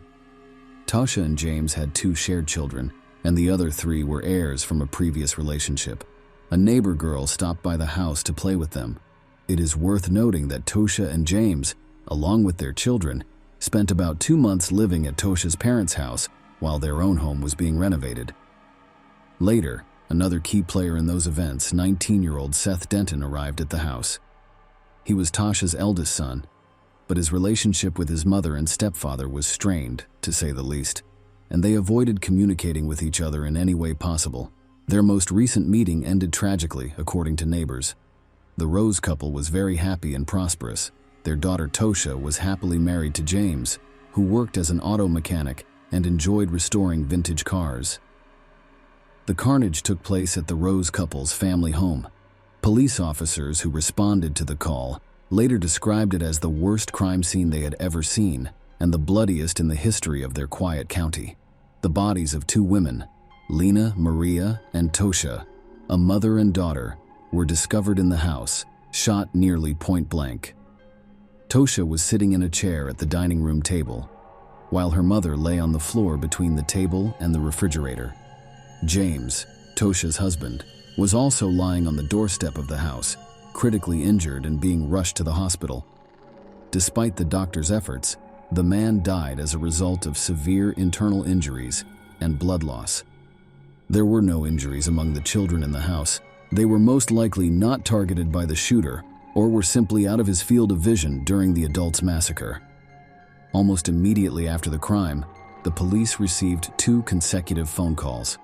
The first call came from the house's owner, Curtis Rose, who reported that his eldest grandson Seth had committed a shooting and then fled the scene. But then Seth called, telling a different version of what had happened and blaming it all on his grandfather Curtis. In addition, Seth was wounded in the arm, and Curtis admitted to shooting him, claiming that he was trying to detain his grandson and prevent him from fleeing the scene of the massacre. Seth Denton, the alleged killer, was apprehended in a hospital after seeking medical attention for the wound. The investigation then sought to retrace the tragic events and determine what actually occurred in the Rose family's home. Surprisingly, only one version was used as the foundation for the investigation, with the second version receiving serious consideration only a few years later. On August 29, 2015, around 6 p.m., residents of houses near the crime scene heard a series of gunshots. No one paid much attention because there were forests nearby where hunting wild animals and birds was permitted. Later, one of the neighbors stated that he was concerned about the number of shots and then the silence, but he did not believe it was a good reason to call the police. Another neighbor testified at the trial that, in addition to the gunshots, he heard screaming and went out onto his house's porch to see what was happening. At that point, he noticed a young man running down the path from the neighbor's house to a parked car on the road. He was being pursued by another man, but the witness had a limited view of what was going on due to the trees along the road. He only saw the guy jump into the car. Then 2 shots rang out, and the car took off. Just a few minutes later, neighbors heard sirens and saw police and emergency vehicles approaching Rose's home. Soon, an air ambulance helicopter landed on the lawn outside the house, ready to pick up James, who was still alive. Everything was like a movie shoot, and none of the witnesses knew what was going on. Arriving police officers were greeted by the elderly owner of the house, who was holding a firearm. Another gun belonging to him was later discovered in his bedroom. Curtis provided his version of events, which was used as the foundation for the investigation and was long thought to be the only one. Curtis claims there was no reason to pretend trouble that day. In his and his wife's home, he saw his daughter, her son-in-law, and grandchildren, as well as a neighbor's child who came to play. He was tinkering with his trailer in the backyard of the house. He heard gunshots, but like most neighbors, didn't pay much attention, assuming they were hunters in the woods. Suddenly, his oldest grandson, Seth, appeared at the trailer, unannounced and excited. The young man said there had been a tragedy and asked him to contact emergency services. Curtis immediately followed his grandson into the house, where he discovered the bodies of his wife and daughter. Curtis immediately thought about the children in the house. They were in the other room, terrified, but none of them were injured. He led them to the back of the house and locked them up so they couldn't see the horror that was going on inside. While Curtis was calling 911, he noticed his grandson hurrying out of the house and running toward the road. The homeowner drew his gun and began chasing Seth, believing he was the murderer. As Seth got into the car, Grandpa fired 2 shots. One bullet shattered the rear window without hitting the driver, while the second struck Seth in the left shoulder. Despite his injuries, he managed to flee. But after reaching the nearest house, Seth paused to call the police and report what had happened. The local sheriff, who was conducting an investigation, was puzzled. The crime scene appeared so strange and illogical that he couldn't recall any similar cases. In a breaking news report, he stated that the investigators had a difficult task ahead of them in reconstructing the entire crime scene. Following the arrest of Seth Denton, it was necessary to determine why the young man treated his family members so cruelly. Most surprisingly, such a motive was quickly discovered. Seth was Tosha's eldest child, whom she had given birth to when she was very young. Her relationship with the boy's father did not work out, and her son was primarily raised by his grandparents.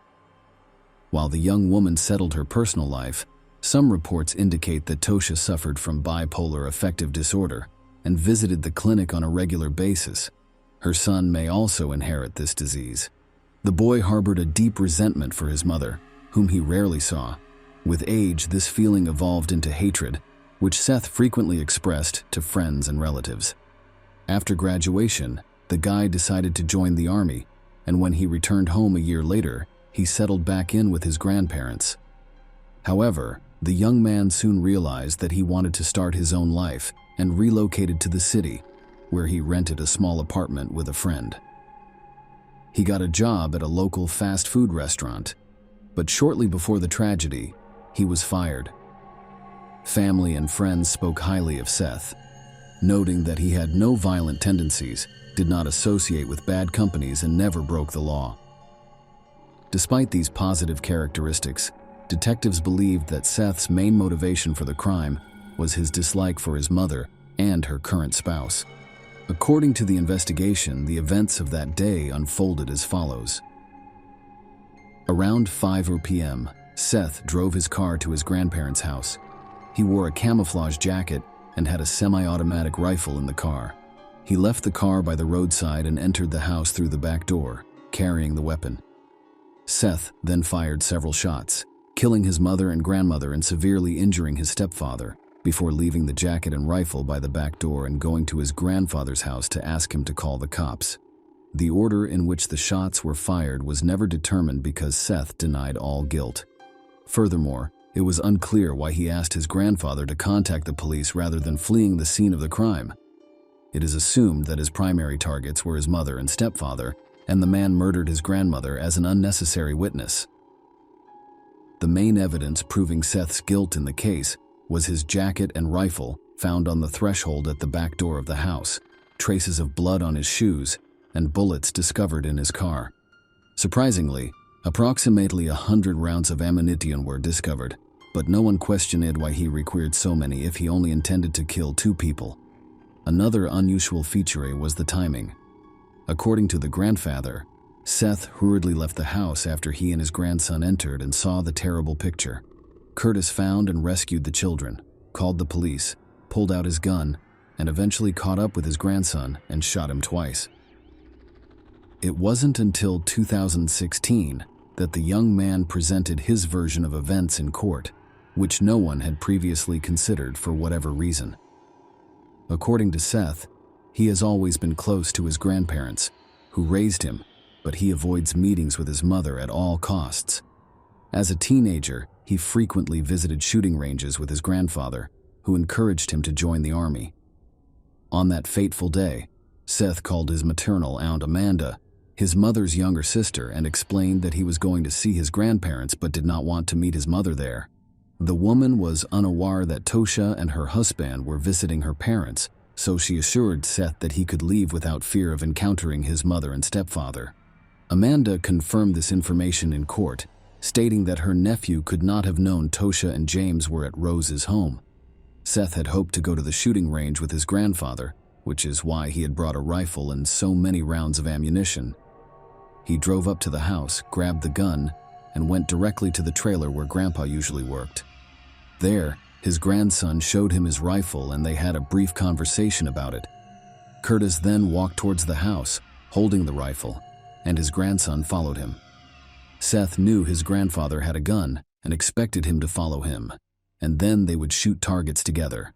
However, when Curtis entered the room, he immediately opened fire, leaving the people in the room with no time to react and no attempt to flee or hide. According to Seth's lawyers, Curtis may have been temporarily insane when he killed members of his family, but this version appeared untenable, so it was not initially considered or marked in court. Although traces of the victim's blood were found on an elderly man's clothes and shoes, he was not initially included in the list of suspects. The young man in the dock faced the death penalty for the premeditated murder of 3 of his family members. His grandfather had been a key witness in the case from the start, and despite openly stating that he was willing to kill his grandson that day, the court found his actions justified.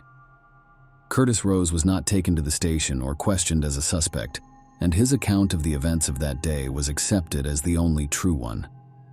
Furthermore, many details and inconsistencies were simply overlooked, and Seth's version was not even considered until a year and a half after the incident. The majority of the physical evidence confirmed Curtis's words, but what was missing from the picture was somehow ignored by the investigation. The main argument in court was that Mr. Rose had no obvious reason for killing his wife, daughter, and son-in-law. The concept of temporary insanity seemed unrealistic and untenable. The trial lasted more than a week, with nearly 200 pieces of evidence presented and dozens of witnesses, including neighbors, relatives, and family friends, testifying. The grandfather and grandson's testimony contradicted each other, and it was clear that one of them was lying. The jury deliberated over several days. They admitted to being emotionally and physically exhausted, but when it came time to reach a verdict, they all agreed that the defendant was guilty of all of the charges. Thus, Seth Denton was found guilty of 3 murders. However, after a thorough review of all of the evidence and circumstances surrounding the tragedy, the court decided to exclude the death penalty from the possible punishments, instead imposing a life sentence without the possibility of parole for the next 50 years.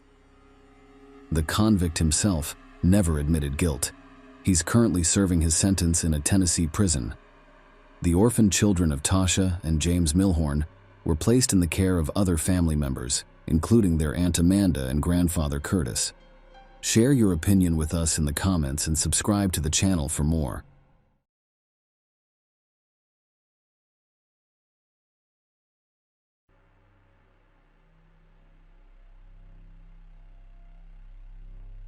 Parents can be very pushy, rude, and demanding in what they want. It's helpful sometimes and not so helpful other times. There are times when being so demanding can even be dangerous. Brett Ryan found himself in a just such case. He grew up in a wealthy and big Canadian family with 4 other sons. His parents were Bill and Susan. It might seem like having a lot of kids, especially boys, is a lot of hard work as a parent, but it wasn't for everyone. Their parents tried to show the younger Ryan the right way to do things. In addition to his well-known job at the Toronto Star Daily newspaper, his dad was interested in many things, like sports, yoga, and psychology. In terms of Susan, she worked very hard, and the whole family home depended on her. She spent all of her time with her husband and children and kept their huge house in a nice part of Toronto in perfect shape without any help from gardeners or craftsmen. As people walked by the family home, they would stop and look through the fence at the huge flowering garden. It's not fair to say that Brett was the family favorite, because Susan loved everyone the same. However, it might have looked like Brett got in the most trouble for disobeying. He was always able to get out of trouble, even when there was a lot of proof that he was involved. He found a way to show that he wasn't fully involved, and it's amazing how that skill helped him make a lot of friends. Brett was well liked at school, and everyone wanted to be friends with him or at least be able to handshake with him like his brothers. Brett went to college after high school. With the goal of being better than his brothers, he put an ad in the newspaper offering to paint people's homes and fences in Toronto. Things were going great at first, and the young man made his first dollar. Susan was so proud of her son that she used him as an example for other people.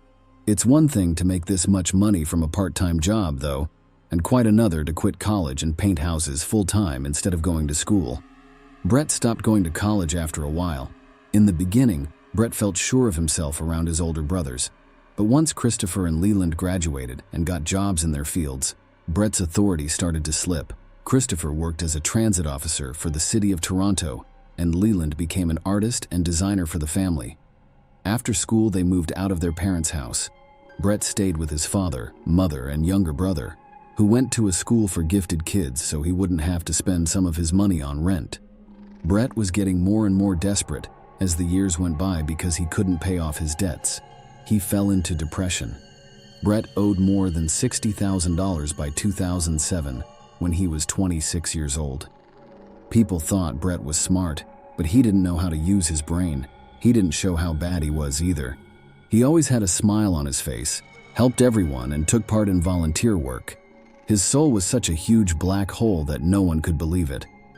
At last, the terrible moment arrived when there was no way out. At least, not legally. Brett did not have any work around the house or paint the house on October 28, 2007. In the fall, there were almost no orders because everyone who wanted to paint their house had already done so in the spring or summer. Winter was coming, so you shouldn't expect to make a lot of money. We couldn't wait for anything. Brett put on all the old clothes in his closet, like a hat, a long sweater that his older brother had given him, and a scarf that his mom had knitted. The scarf was way too long, and Brett had never worn it before, but it came in handy in the end. It fit around his face just right, leaving a small opening for his eyes. He then walked to the bank on the edge of his neighborhood. He walked funny on his right foot while holding a thick folder. Brett waited his turn at the bank. When an employee finally called for him, he went up to her and told her in a low voice that he had a gun on him. Besides that, he told her to get all the cash from the bank register and give it to him. If she didn't, he said, he would shoot her and kill her first. He took all the cash from the register from the girl, whose hands were shaking. Brett then quietly left the building so as not to alert the security guards. As he ran down the street, he looked at the money he had stolen. A little over $1,000 wasn't much. He would have to rob about 60 banks to pay off his debts. It sounds great, but there was no other way out. The new thief didn't show up at home for a few days because he thought the police would still be able to catch him.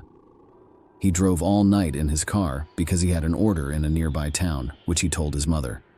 Brett would sneak up on his house every once in a while to see if there was a police car in the bushes.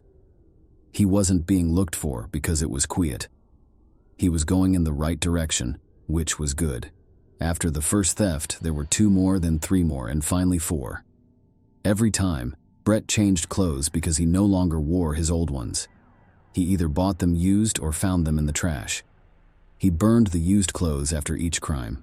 A store that sold costumes for parties is where Brett also bought a beard. The bank workers he threatened always noticed his beard, and later said that the attacker was a man with a beard. Many articles were written about the bearded robber in Toronto newspapers, but the robber never made a lot of money from heists. $3,000 was the most that could be stolen. Brett finally made a mistake.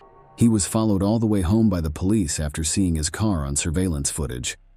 At that point, they still didn't have any direct proof that he was guilty. It was chosen to just keep going after the suspect. As if Brett knew he was being watched from outside, he didn't commit any more thefts for 15 days. Before that, he usually went 3 or 4 days without committing a crime. The police felt like they were going in the wrong direction and wasting time by suspecting someone who wasn't guilty. But finally, good luck came their way. After leaving the house, Brett got into a car and drove off. He got out of the car near the bank wearing a new, strange outfit. He went into the branch and stayed there for a while. When he came out, he was met by police who handcuffed him and said that the much-talked-about bearded robber had been caught. Brett was being looked into for 7 months. It was charged against him to rob with a gun. The bearded robber always came to the bank empty-handed, even though he had a gun permit. He didn't even have a knife with him in. He was told he was guilty on 19 counts and sent to prison. After that, Brett and his family filed several appeals. Only 8 of the 19 counts were upheld after this was done. Brett didn't stop there, though. As soon as he had the chance to ask for parole, he did so. Brett asked that the fact that he committed these crimes while he was deeply depressed from 2 failed relationships and having a lot of debt be taken into account in his petition. But he also said again that he didn't bring any weapons to the crimes and wasn't planning to hurt anyone. His comments were taken seriously, but he had to meet with a psychologist in order to get out of jail early. It was good for Brett that the sessions helped him. While he was in jail, he didn't talk to his family. Now that he was out, he had taken a step toward getting closer to them and fixing things with them. The commissioners saw the changes for the better. Brett was finally freed on November 24th, 2010. The young man had fought so hard for freedom, but it turned out to be even more bitter and hard than before. Brett. What was his name before? A painter who has a lot on his mind. What was he doing now? Brett, the thief. Brett is the former prisoner with such a bad past. He was never hired by a business, and people who hired him to paint houses turned him down as soon as they saw the suspicious beard. Even Susan's neighbors who used to visit and compliment her garden started to spread some bad rumors about her. The Ryan family sold their house quickly and moved to Scarborough. Susan got back to working in her new garden, and Brett did get a job with a trading company, but the pay wasn't great. His parents also gave him money to help pay for his college education again. Brett kept seeing a psychologist, and every time, the expert told him the same thing: don't cut ties with your family. Brett's advice from the psychologist really helped, but his money situation still needed a lot of work. It was September 2011 when he had his first lucky accident. His name is Kristen Bechter. Kristen was a really great girl. She had her own apartment with windows that looked out over the sea, so the young couple could enjoy the view. And most importantly, she didn't care about Brett's past. She played sports, which kept her body in shape.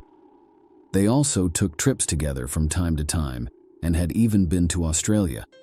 While Brett was seeing the girl, his parents were very happy about his relationship with her. For another thing, they were sure that their son would finally grow up and find his place in society. Kristen would push him to do so. Brett thought things were getting better, but something bad happened that he couldn't change, which slowed down the start of a new phase. Brett was shocked when his father died.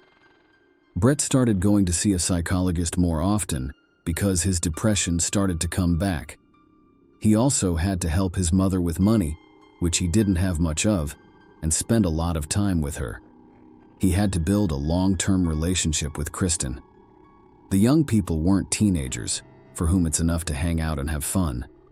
Brett decided to take a big step because he was deeply in love with this beautiful blonde. He had some money saved up and had told his mother that he wanted to start a family with Kristen.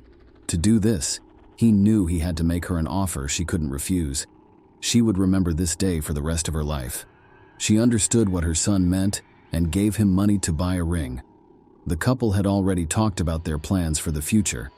And no, Kristen didn't need an expensive gift or anything like that. She only needed Brett to make a proposal for her to know that he was serious. He spent a lot of money, though, and got his love a gold ring with a big diamond. It was clear that Kristen would say yes. Then, as young people do, they started making plans for their wedding. Brett agreed with all of Kristen's choices and nodded his head. However, he was shocked by how much it cost and how much he had to think about his job. He looked on the internet for an engineering job opening at a big tech company, put together a resume, and sent it in. He did so well in the interview that they accepted him. At that time, Brett was glad. When he told his fiancée and mother about it, they were thrilled. He then asked his mother for money to buy an expensive suit for work. Once more, his mother did not say no to her son. Brett got a call from the company after the suit was already bought to say they had to turn him down because the security service knew about his criminal past. Brett felt like thunder hit him. Right away, his mood started to get worse and he finally gave up. Why go through all of these interviews and wait for answers when no one wants to hire a criminal, even if they have changed? The most important question is, why study? Brett thought that the money his mother and older brothers gave him for college should be used for his wedding to Kristen, so that's what he did. Brett was back in the situation he had just gotten away from. Not only did he not tell his counselor, but he also did not tell his family that he had quit college. He also didn't tell anyone that an engineering job had turned him down. He dressed up with a shirt, tie, and suit and went to paint houses. On the way, he changed his clothes. He told his family that he was at work in an office. Brett also constantly shared different photos from the office or business events on his social networks. Of course, these were downloaded from the web before.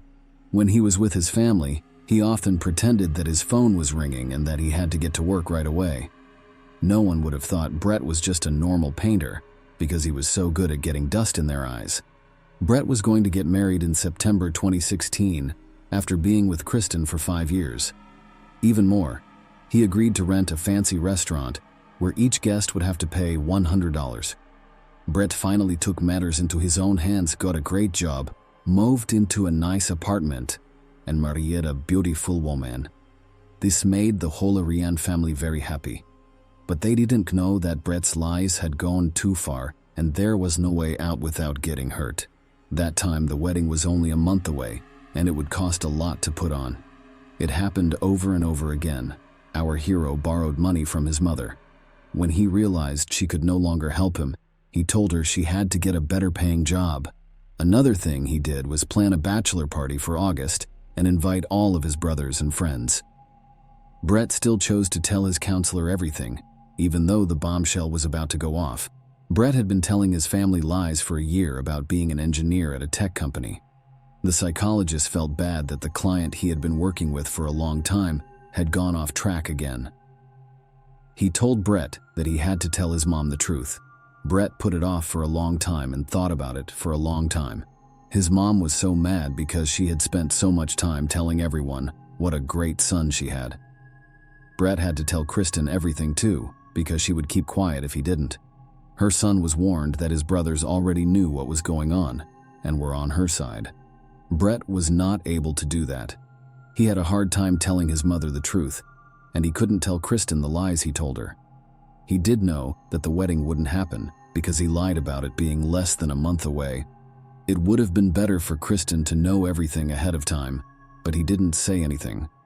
Brett's plans weren't clear, and he couldn't help but worry that his mother would really tell his fiancée everything, which would mean that the scandal would have to happen. Brett shook every time Kristen's phone rang. He stopped breathing for a moment when he realized it wasn't his mother calling, but a friend of his future wife, asking about her wedding plans and giving her advice. He finally found a way to permanently shut up his mother. Brett was not allowed to have guns after being found guilty of robbery. That's why the boy chose to use a crossbow as the best way to carry out his plan.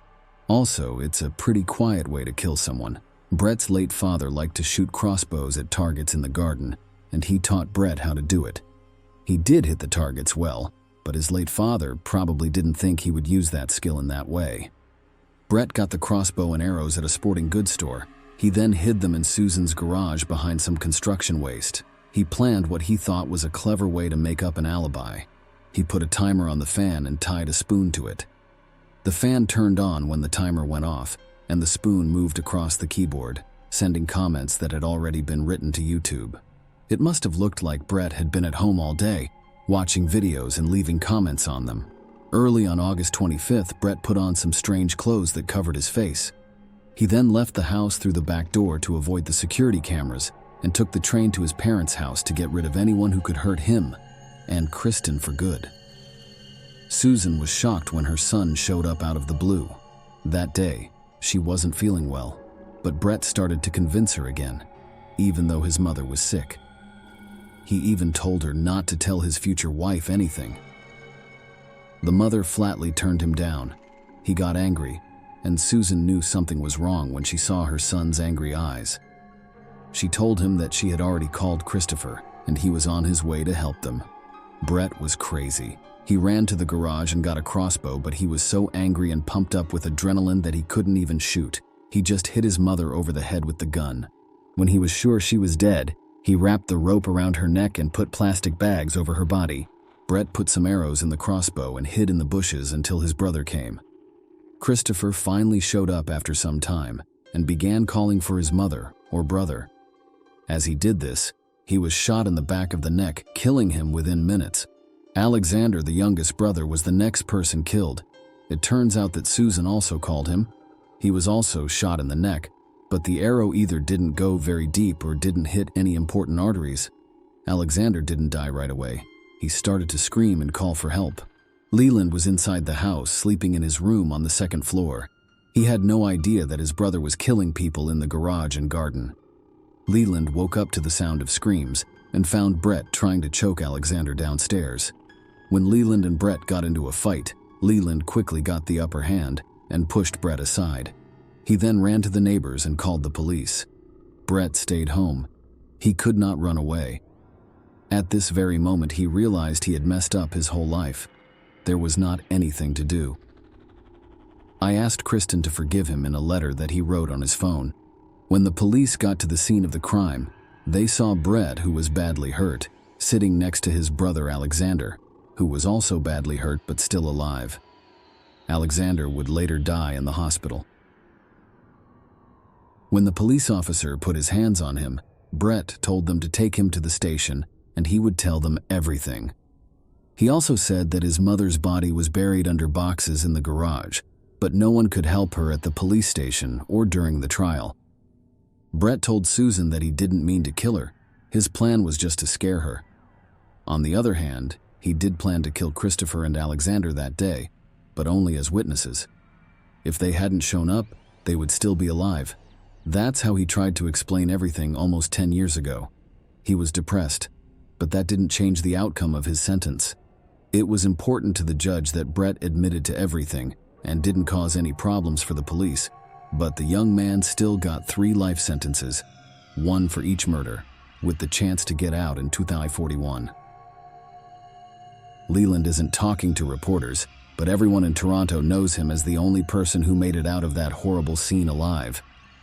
Share your opinion with us in the comments and subscribe to the channel for more.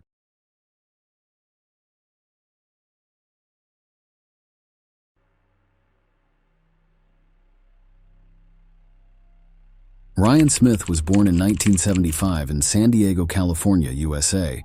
He has always loved traveling and learning about other cultures.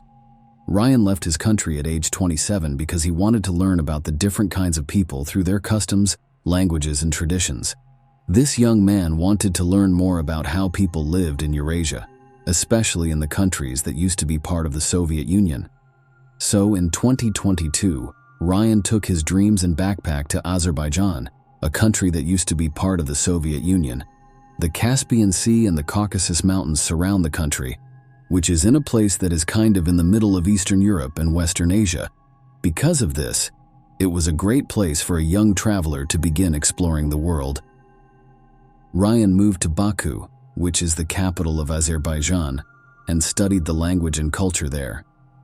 He wrote on his website that he worked at a carpet market in a city with walls around it at that time.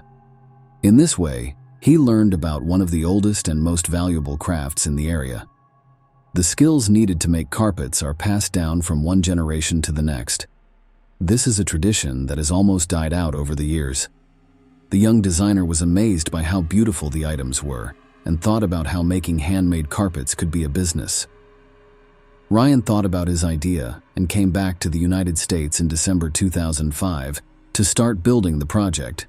He met Laura Joy, a young and beautiful teacher, while he was in the United States. They got engaged and then married. Laura encouraged her husband's interests in traveling and learning about other cultures. In 2011, the couple went to Georgia, which used to be part of the Soviet Union and borders Azerbaijan. In Georgia, in the city of Marnoli, two young people got married with plans to start making traditional carpets there. They were very young when they had a son in 2014 and named him Kleb. At the same time, Ryan and Laura were advertising their long-awaited project to weave their own carpets by hand. The American who worked on the project used traditional Azerbaijani techniques to make it possible for everything made with this technology to sell on the international market for more than $1,000. While Laura taught English at a nearby public school, her husband went to different villages in the area to find weavers who would be willing to work with them. Ryan was surprised to find that not many masters were still using the old ways. Some of the people who joined the plan at first refused to work with it for different reasons. Ryan's prices were not acceptable to all, and some people didn't know the original designer and weren't sure if they could meet the brand's needs. Ryan wrote on his blog that he spent 4 days in Kosalari, which is where he met artists who were interested in his project. Ryan didn't just want to make money or keep an ancient culture alive. He also wanted to become a public figure of goodwill by getting women from rural areas who know how to weave in old ways to join his project. This would give them the chance to bring back an old craft that would help them support their families. Quickly, Ryan and Laura Smith became one of the most admired couples, and the American visitor thought that a city with only 20,000 people living in it was the most expensive place to live. His wife, Laura, became friendly with the people in the city, taught and made a lot of friends. Ryan, on the other hand, earned respect by promoting the value of the ancient carpet weaving culture. Most people in the area thought the Smith couple were good people they could ask for help. A couple of Americans who came to visit got so used to the people, traditions, and culture that they applied for citizenship in 2012 and were soon citizens of both the US and Georgia. Word on the street was that the couple was going to use their own money to build a kindergarten with a playground. Tragically, tragedy struck the couple in the most unexpected and terrifying way, just as they were sure they had finally found a home and that the future looked bright for their family. In July 2018, Ryan, 43, and Laura, 42, were going to take a few days off to go on vacation with their little dog, Kleb, and get away from their normal lives. Laura's friend Sabina Talibova said that Laura called her on July 4 to tell her about her plans to go to the mountains and let them know they would be gone for 2 days. The couple chose to go to a small, beautiful place near the Godori Mountains that no one would see. You can go for walks and have picnics in this area, which is known for its trails, beautiful waterfalls, and stunning gorges. Instead of getting away from things and finding peace of mind in this quiet corner, the Smith family had their worst nightmare come true. They wanted to find a local person to act as their guide so they wouldn't get lost and could travel through the mountains without being scared. The parents also wanted to make sure that little Kleb was safe and that the trip would not be too long or hard for the baby. Finally, they met Malkaz Kober, a shepherd from the area. He didn't live here, but he knew the area well because he took his sheep and goats to graze there every day. People in Malkaz's area thought he was a good guy because he was always calm. The Smith family hired Malkaz as a guide because they had heard good things about him and knew the area. It wasn't long after they left for the mountains that the couple learned about Malkaz's terrible plans and claims. It turned out that the group went out on the mountain and, when they got to the clearing, set up camp for dinner. In order to get fresh water in the middle of the summer, they chose a spot near one of the many springs in the area. There was a time when Ryan must have paid attention to his guide because he thought he wasn't being careful enough with the gun he always carried. There was a heated argument between the two men, and no one thought Malkaz would shoot Ryan in the head with a gun. After that, he shot the man in the back again. The baby's crying and Laura's screams of fear drowned out the sounds of gunfire in the mountains, but the worst was yet to come. Even though the woman begged him not to, Malkaz put the gun to Kleb's head and fired straight at him. Laura turned into stone because she was scared and didn't know what was going on. But when she saw Malkaz's cold eyes, she knew what he really wanted. Her instinct to protect herself worked. Sarah ran as fast as she could to stay safe and keep her husband and son from getting hurt. But when she got to the edge of the waterfall cliff, she saw that she couldn't get away. The shepherd is said to have pushed the woman off a cliff and then hit her with a weapon. It is where Laura's body fell into the water. The investigation that followed said that Malkaz buried Kleb's body in a remote area and also sent the murder weapon there. The shepherd then went back to the village like nothing had happened. Sabina, Laura's friend, started to worry when she hadn't heard from her for 3 days after a family trip. Shiana tried calling Ryan and Laura, but never heard back. Another group of people who were with Ryan were also confused because he hadn't called anyone in a long time. On July 6th, someone called the Center for Rapid Response and Emergency Situations to say that a Georgian family with American roots might have gone missing in the mountains. The caller was Sabina, and she said that the Smith family and their 4-year-old son had been in the mountains for more than 2 days and could not be reached by phone. 15 rescuers were sent to the gorge to look for a family that was thought to be missing. When rescuers got to the designated area, they found Laura's things and car. But as the searchers went further along the small group's path, they came across something terrible. At the base of the waterfall, there was a dead body. Rescuers who were lost stepped up their efforts and expanded their search area. About 800 meters from the waterfall, the body of a person was found. Because of the season's high humidity and heat, the body broke down faster, so at first, the police said the victims didn't show any signs of violence. An investigation was started because that's what the Georgian criminal code says should happen. But no one knew anything about the little girl. It was clear what would happen to the helpless baby after 3 more days. Investigators were able to figure out that Malkaz was the last person the family talked to. It was said that the 19-year-old shepherd knew where Kleb was while he was being questioned.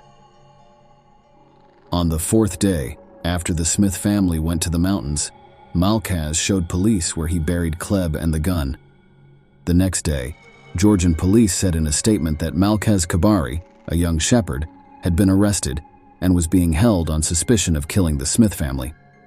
The news that a married couple and their son had been killed shocked everyone in Georgia, especially the Weavers in Marneuli.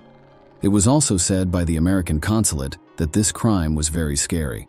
Together with the Georgian police, an FBI team actually took part in the investigation and helped look for and process evidence. The charges against Malkaz were dropped by the Tbilisi Municipal Court on July 11th, but he was still arrested. The conductor said that 2 foreigners who came in a black car were the real killers of the family. It is said that these people killed the Smith family and threatened to kill him and his family if he called the police. They then left Malkaz alive so that the shepherd would be blamed for killing 3 people. Malkaz's lawyer said that he couldn't do anything violent to Laura because the man said he wasn't ready for that since he was still a virgin. People from Ryan's family, friends, and public advocacy groups gathered in front of his Marnooly home on July 12th with toys, flowers, and lit candles to show their support and remember the victims. The next day, Malkaz's lawyer confirmed that the accused person was not guilty. He went on to say that the crime was done by 2 foreigners and that his client Malkaz initially pleaded guilty because of psychological pressure. However, proof against Malkaz started to show up one piece at a time. The autopsy report of the victims was the strongest proof that Malkaz was guilty. 2 bullet holes were found in Ryan's body, one in the head and one in the back. Kleb was shot in the head from right in front of him. DNA tests proved that the biological material found in Laura's body and on her underwear belonged to Malkaz, and it was proven that she had been abused. The killer's and Ryan's DNA were both found on the murder weapon. A technical check of the phones of the victims and the person they say killed them by the FBI also revealed that Malkaz's phone had pictures of Laura's dead body at the waterfall. The shepherd even showed them to some people he knew in the area and told them that he had found a dead body while walking through these areas by accident. The phone's search history showed that Malkaz had been to a number of sexually explicit sites a few days before the incident. Investigators came to the conclusion that the young man's interest in Laura was the reason he did what he did, and that he knew what he was doing from the moment the Smith family called Malkaz to take them to the waterfall. David, Malkaz's lawyer, quit after the autopsy results came out, saying that he could not defend the shepherd for moral reasons. As soon as David was taken off the case, it was taken over by another lawyer. He insisted that the client was innocent and asked for Malkaz's previous confession to be thrown out. Mariana, the shepherd's mother, stood by her son and agreed with the lawyer that the police may have used the threat of jail time to get the guy to confess to the crime. Family members of the suspect said that the police accused Malkaz to close the case because the crime was well known. But on November 9, 2018, Malkaz was charged with killing 3 Smith family members. Besides those charges, he was also charged with assaulting Laura. A psychological test of the young shepherd showed that he is healthy, sane, and ready to be put on trial. Before his trial, Malkaz was being held in jail until April 9, 2019, but the prosecutor said they had strong proof of his guilt and that he would be punished for such a terrible crime. A group of 12 judges met on March 25, 2019, and all of them agreed that Malkaz was guilty of killing more than 2 people with extreme cruelty. He planned to kill someone in order to hide another crime, which was assault on March 27, 2019. The judge in Gori district announced that the criminal would be sent to prison for life. The criminal's family members protested the life sentence, which they thought was unfair.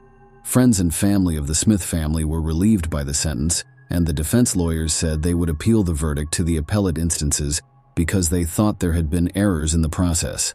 The U.S. consul in Georgia said that the verdict was fair for the Smith family and that there was no doubt that Malkaz was guilty. The people of Marnooly have loved and respected Ryan and Laura Smith ever since they moved to Georgia. Their brutal murder has been a blow to the community that the couple chose to call home. Not only did Ryan's community project bring back an old tradition, it also gave many women a way to make money and feel safe. Dozens of women who wanted to run their own businesses were sad and uncertain when their husbands died. Soon after the terrible events that killed the founders, the project was brought back to life by foreign investors who support Ryan's ideas and give local craftsmen jobs. After leaving the life they knew in the West, Ryan and Laura went to Asia to find cultural treasures. Along with being greeted by grateful people in the community, they came across a dangerous being who pretended to be a kind shepherd. Share your opinion with us in the comments and subscribe to the channel for more.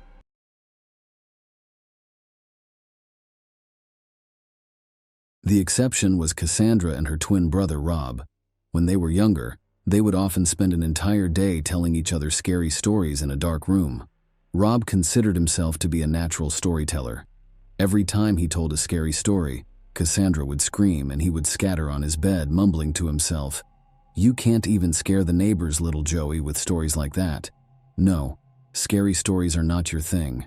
Together, they also watched the animated series Scooby-Doo, and during that time, they argued over which of the characters was really a vampire disguised as a ghost.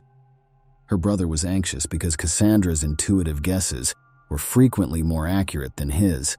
Even though Mary Smith did not have the twins' enthusiasm for reading, she nevertheless bought her kids' books by Robert Wall because she wanted them to grow up to be lifelong readers. The brother and sister's love of scary stories was a lifelong passion that they developed as children. Even as adults, they entertained the idea of launching a horror-themed store and even gathered figurines of villains. Cassandra joined the set in 2004 due to her interest in horror films, and she made a cameo in a scary film that, while not very successful, still caused a lot of jealous looks. "I'm ready to play anyone." "Rob, you must have made some acquaintances there, right?" "Cassandra, maybe we should talk." Rob's sister responded, "I'm pretty close with the head of the cast. Maybe something will come out of it, but no promises. I got the part by accident myself." Rob continued to beg his sister to broker a deal on his behalf. Rob was overjoyed, but even in an episodic role, he was unable to land a role. Colin Dudley was the leading man in that film, and chemistry blossomed between him and the newcomer on the set. None of them dared to take the first step, but that all changed at a Halloween party at the office. Colin dressed as Alex from A Clockwork Orange, and Cassandra dressed like Velma from Scooby-Doo. Colin perceived the cartoon character as more than just a costume, while Cassandra saw it as just that, a costume. Like his character in the movie, he strolled around with a glass of milk and gave everyone a glare. He read passages from the book as well. He would look at Cassandra and say, "Beauty invariably caused my only desire to destroy it, for it did not fit at all into our ugly world." Cassandra took this as a compliment, and they soon started dating. But their brief relationship lasted only a few months. Colin began dating Rebecca, another actress, after finding her. The pair eventually moved in together. 2020, August 25th, Cassandra Cannell vanished. Without giving anyone any notice, she took off from home in her car in an unknown direction and didn't pick up the phone. For a very long time, the police refused to accept her mother's report, attempting to console the distraught mother by explaining that kids grow up and don't always tell their parents when they go out with friends. But Mary Smith was certain that something horrible had occurred, and perhaps she could still see her daughter alive if the indolent police would finally get to work. It took 2 days for the police to start looking for Cassandra, and on the third day, they discovered her car in an undesirable location beneath a bridge. The bad news gets even worse. The keys were inside the unlocked car. It was hard to know what Cassandra was up to there. This area was thought to be a homeless community, and the police regularly discovered bodies there that had either overdosed on illegal drugs or been killed in domestic violence. The police had to patrol the neighborhood, questioning a large number of homeless people who attempted to flee when they saw them. All of them were unaware of the time the car appeared there, though, and none of them had seen Cassandra. It was difficult to have any higher expectations of the people who lived beneath the bridge and consumed alcohol all day. As directed, the detective working on Cassandra's case asked to see her cell phone bill, but he knew from past experience that this would not help him in any way, and so it did. The signal indicated that the phone was in the body of water closest to the bridge, making it impossible for the investigators to retrieve it and obtain the information they required. Still, a group of divers started combing the shoreline. To see how far they could throw the phone, they picked up rocks from the shore and tossed them into the water before doing so. Cassandra's mother claimed that since her daughter's phone case was adorned with rhinestones, it would be easy to locate. While it is true that the phone was located quickly, Cassandra's body was not in the water. Although her mother was told this was good news, she did not feel any better. Her daughter's death appeared to have become second nature to her, and all she wanted was for her body to be discovered and for this terrifying period of uncertainty to end. She replied, "I was looking forward to my granddaughter. I wanted to be a grandmother sooner, and I didn't even have time to give her a crib. It's just sitting in the garage in a box. What should I do with it now?" The mother was saddened to learn that this became crucial information for the inquiry. Pregnant women are frequently the victims of crimes committed by their partners, the expectant fathers, according to statistics. However, Mary Smith was unaware of the identity of her future granddaughter's father. Cassandra had not even met anyone and was single, even though her age was already apparent. It made sense that she had become pregnant through a male partner, but Mary was unaware of the child's possible father. Even so, according to her mother, her daughter frequently called and corresponded with someone.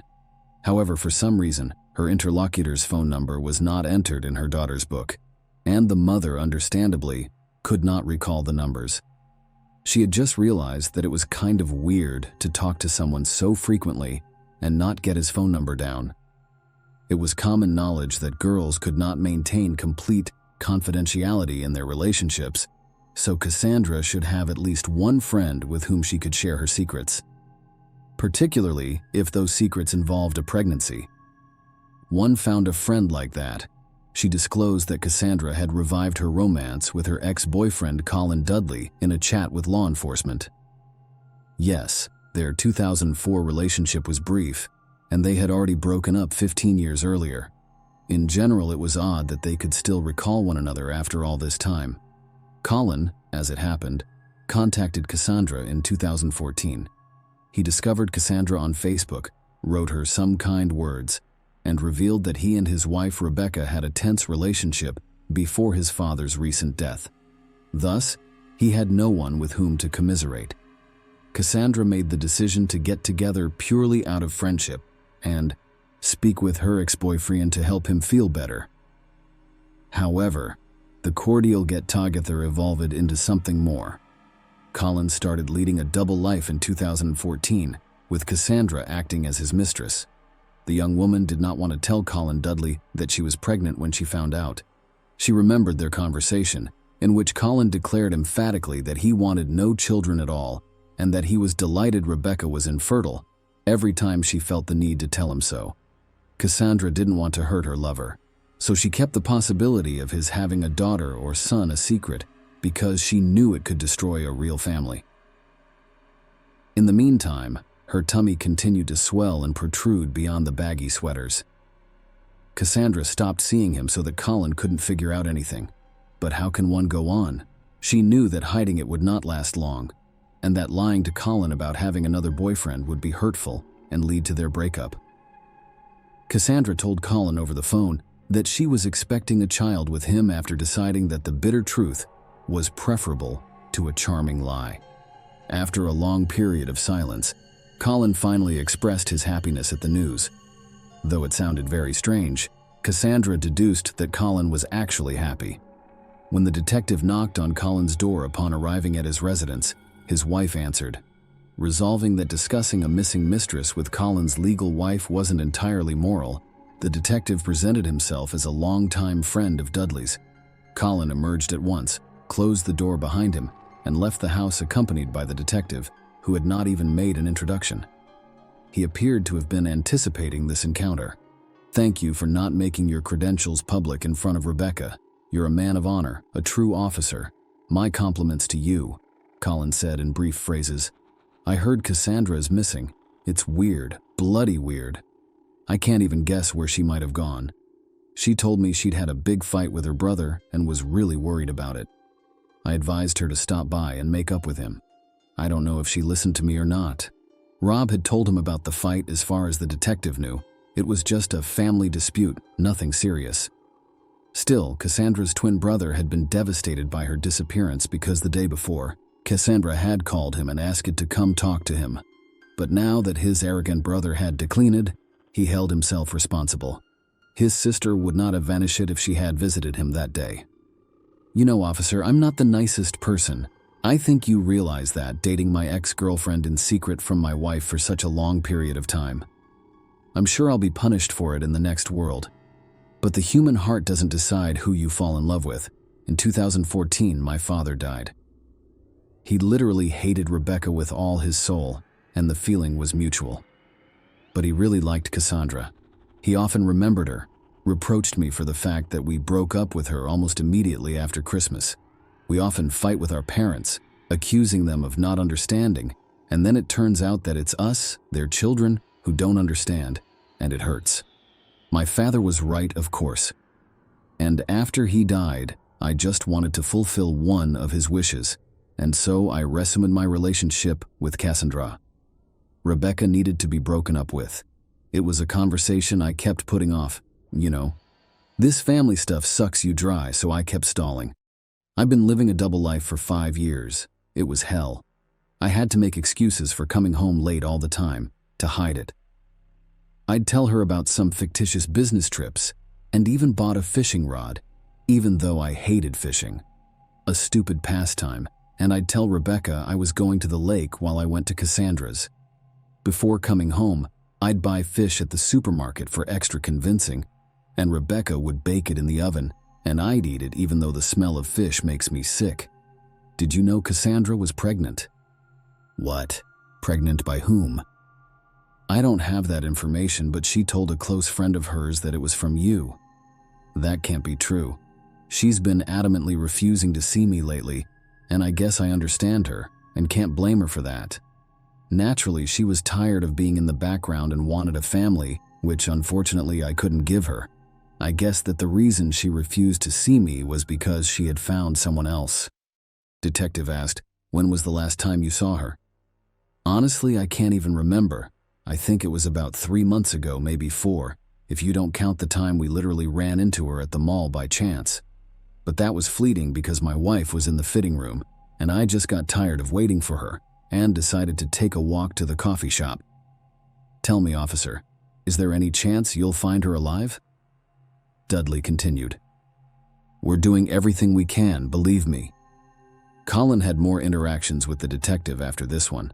Despite the fact that Cassandra's phone was recovered from the bottom of the pond, the police still asked for the missing person's call logs. The unsigned number her mother had informed her about actually belonged to Colin Dudley. Cassandra called him most of the time, and they even spoke on the day she vanished. Furthermore, the CCTV footage from the train station near the bridge, where Cassandra's abandoned car had been discovered, was given to the police that day. A strange man who stood out among the other passengers on the platform was observed by them. He had on a long cloak, gloves, a scarf covering his face, and a hat with the sides pulled down over his eyes. The detective claimed that although he couldn't see the man's face, Colin Dudley's gait was strikingly similar to that of the man. Regarding the hat, it bore a striking resemblance to the one donned by Alex in A Clockwork Orange. The investigators noticed that the strange man actually entered the cafe for a short while before exiting and heading toward the parking lot, where he got into his car and drove off. After they kept tracking him down through the CCTV cameras, the stranger never revealed his face to them during this entire time, but they were able to see the car's licensee plate number, which belonged to Colin Dudley, that the stranger got into. A search warrant was used to send a unit to his home. It was the detectives' hope that Cassandra was still alive and in Dudley's home's basement. Initially, there was no proof of a homicide at Colin's residence. However, they discovered the exact hat Colin was attempting to conceal himself in the closet. After that, they descended to the basement, where they found no sign of the crime and no sign of Cassandra. But when the service dog sniffed the couch, it was trained to search for bloodstains. It barked, and that raised red flags right away. Colin affirmed that he hadn't broken any laws. The police were attempting to blame him, an innocent man, for the crime because they had no other leads and no evidence. When the detective spoke with his wife, she was naturally horrified to learn about the activities in their home, the charges against her spousey, and the years-long deception. She had a lot to say about her husband and her feelings, but after giving it some thought, she responded negatively when the detective asked if her husband was capable of murder. Rob and Mary Smith were furious that Colin could not be imprisoned despite the abundance of evidence against him, and the detective was simply raising his hands. Colin was brought in once more for interrogation. Considering that he had an alibi for every accusation, he gave the crime considerable thought. Colin visited a hardware store early on August 25th at 6:30 a.m. and bought trash bags and household cleaning supplies. The store's cameras did, in fact, verify this, but this whole thing was overshadowed by the big garbage bags. Then Cassandra texted Colin to let him know that she was almost at his house, but Colin quickly deleted the message. But it stayed in the cell phone carrier's memory, and the Colin message dump gave it to the police. Additionally, the couple did not leave the house for several hours that morning, based on their cell phone bill. Subsequently, Colin switched off his phone, but unintentionally left his mistress's phone on.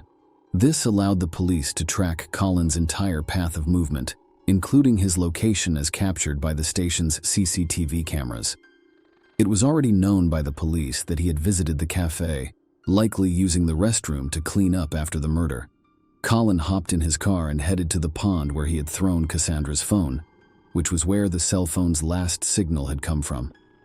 Now was the time to find Cassandra's body. The GPS tracker from Colin's car was taken by the police so they could follow the route precisely.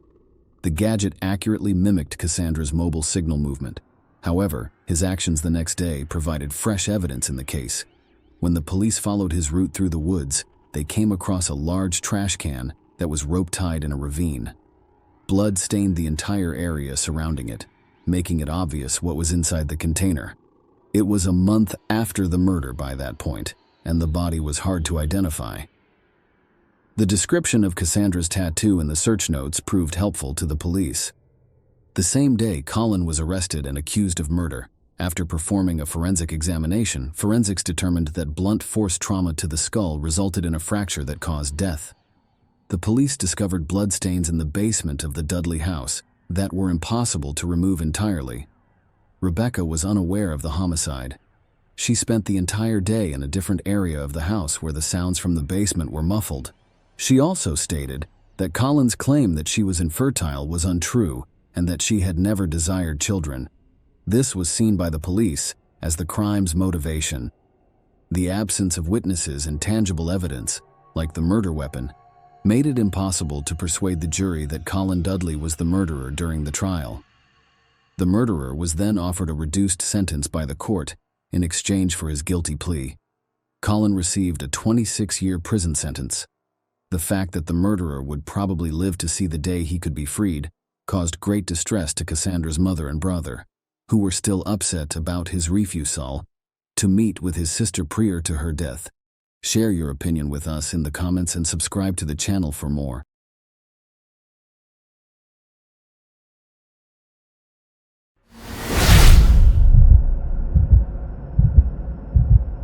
This is exactly what Kanyong's story is about.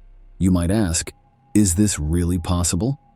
How could a simple family dinner lead to a brutal murder that will shock everyone in Malaysia?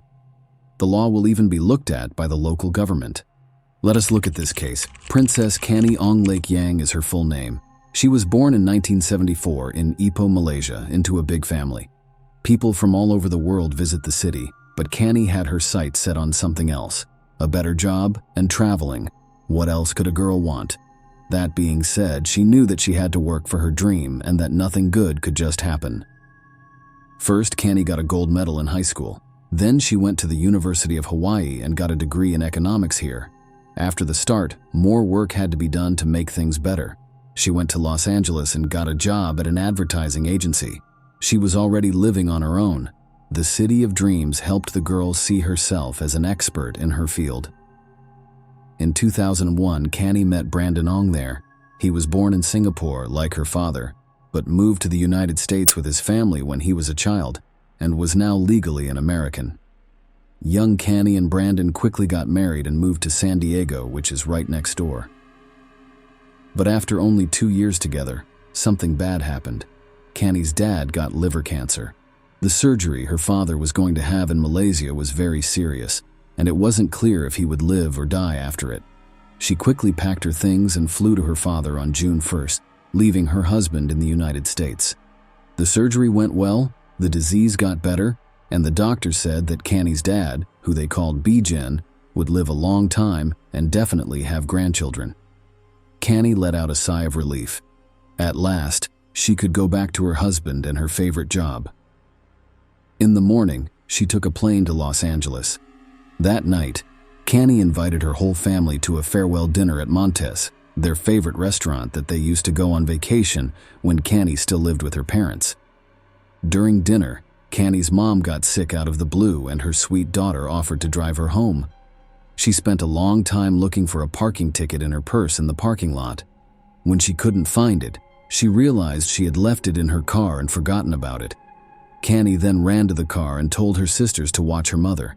She wasn't seen for a long time. Her mother went to the car to check on her, but neither Canny's nor her daughters were there. When one of the sisters tried to call Canny's phone, it was even scarier to see that it was turned off.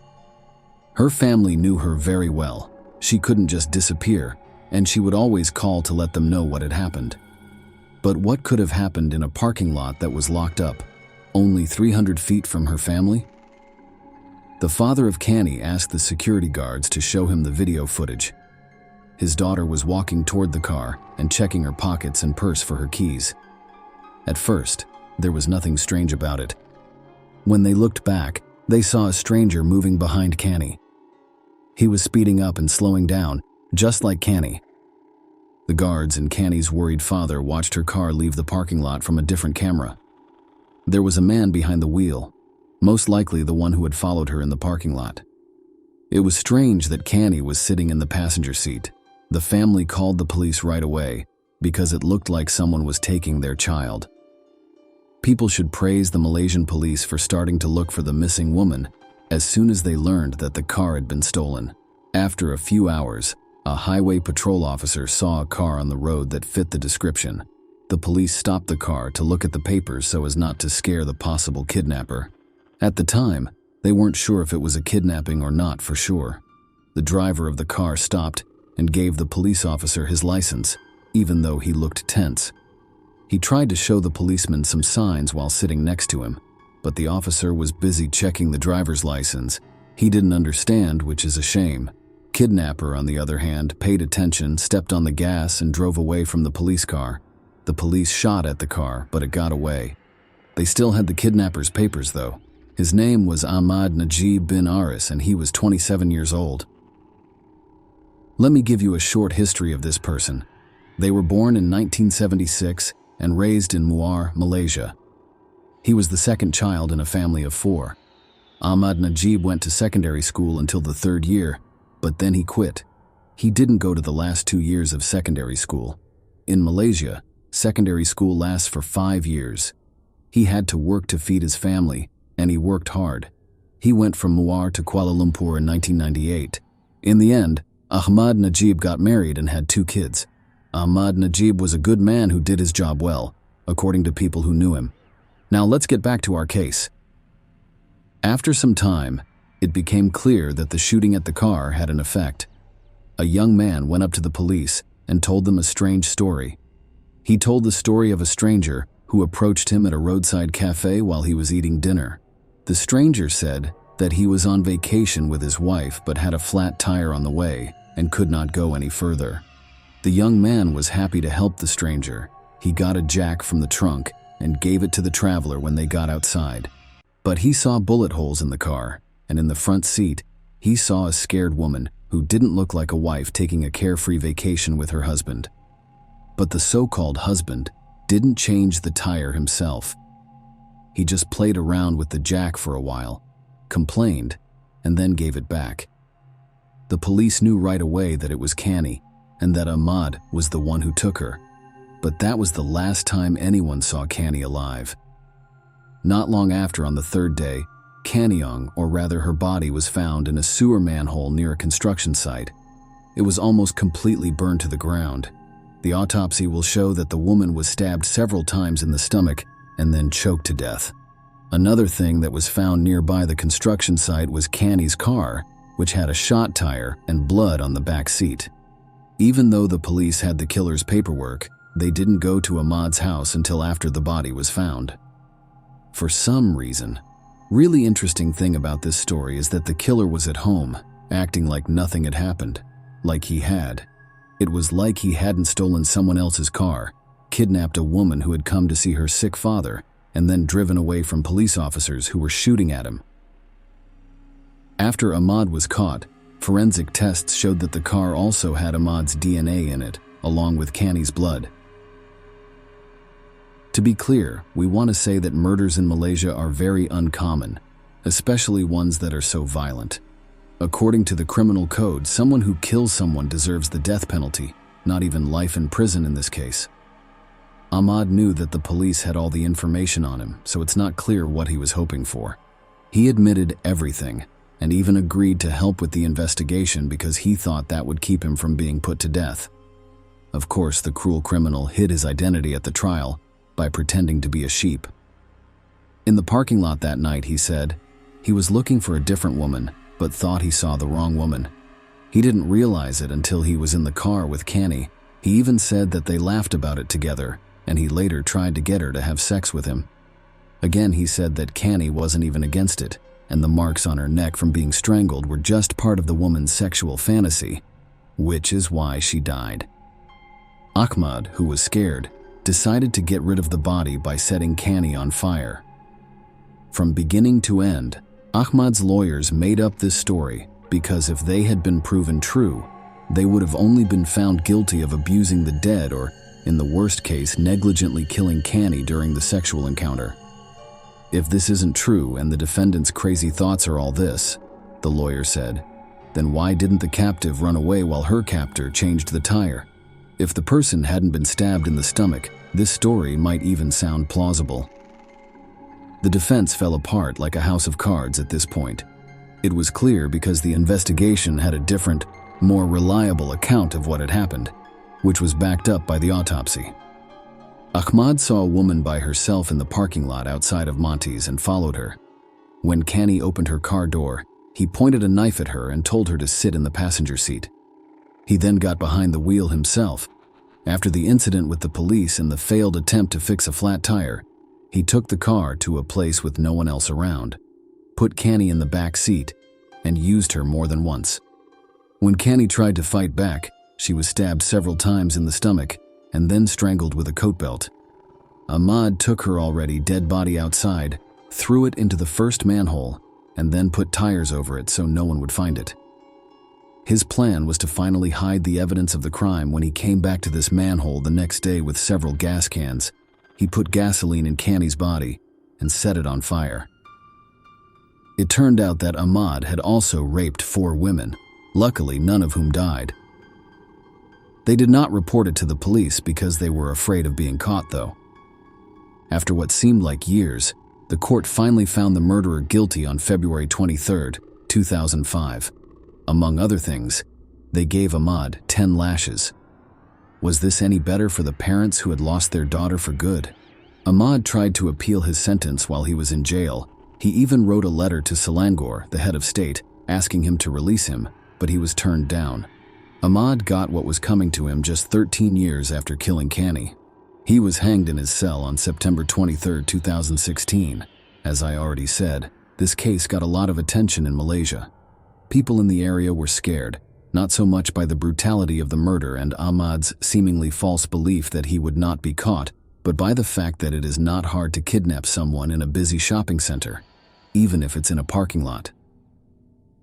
To make sure this didn't happen again, the Malaysian government started to put up as many CCTV cameras as they could all over the country. They also hired more security guards for shopping malls and even made parking spots just for women.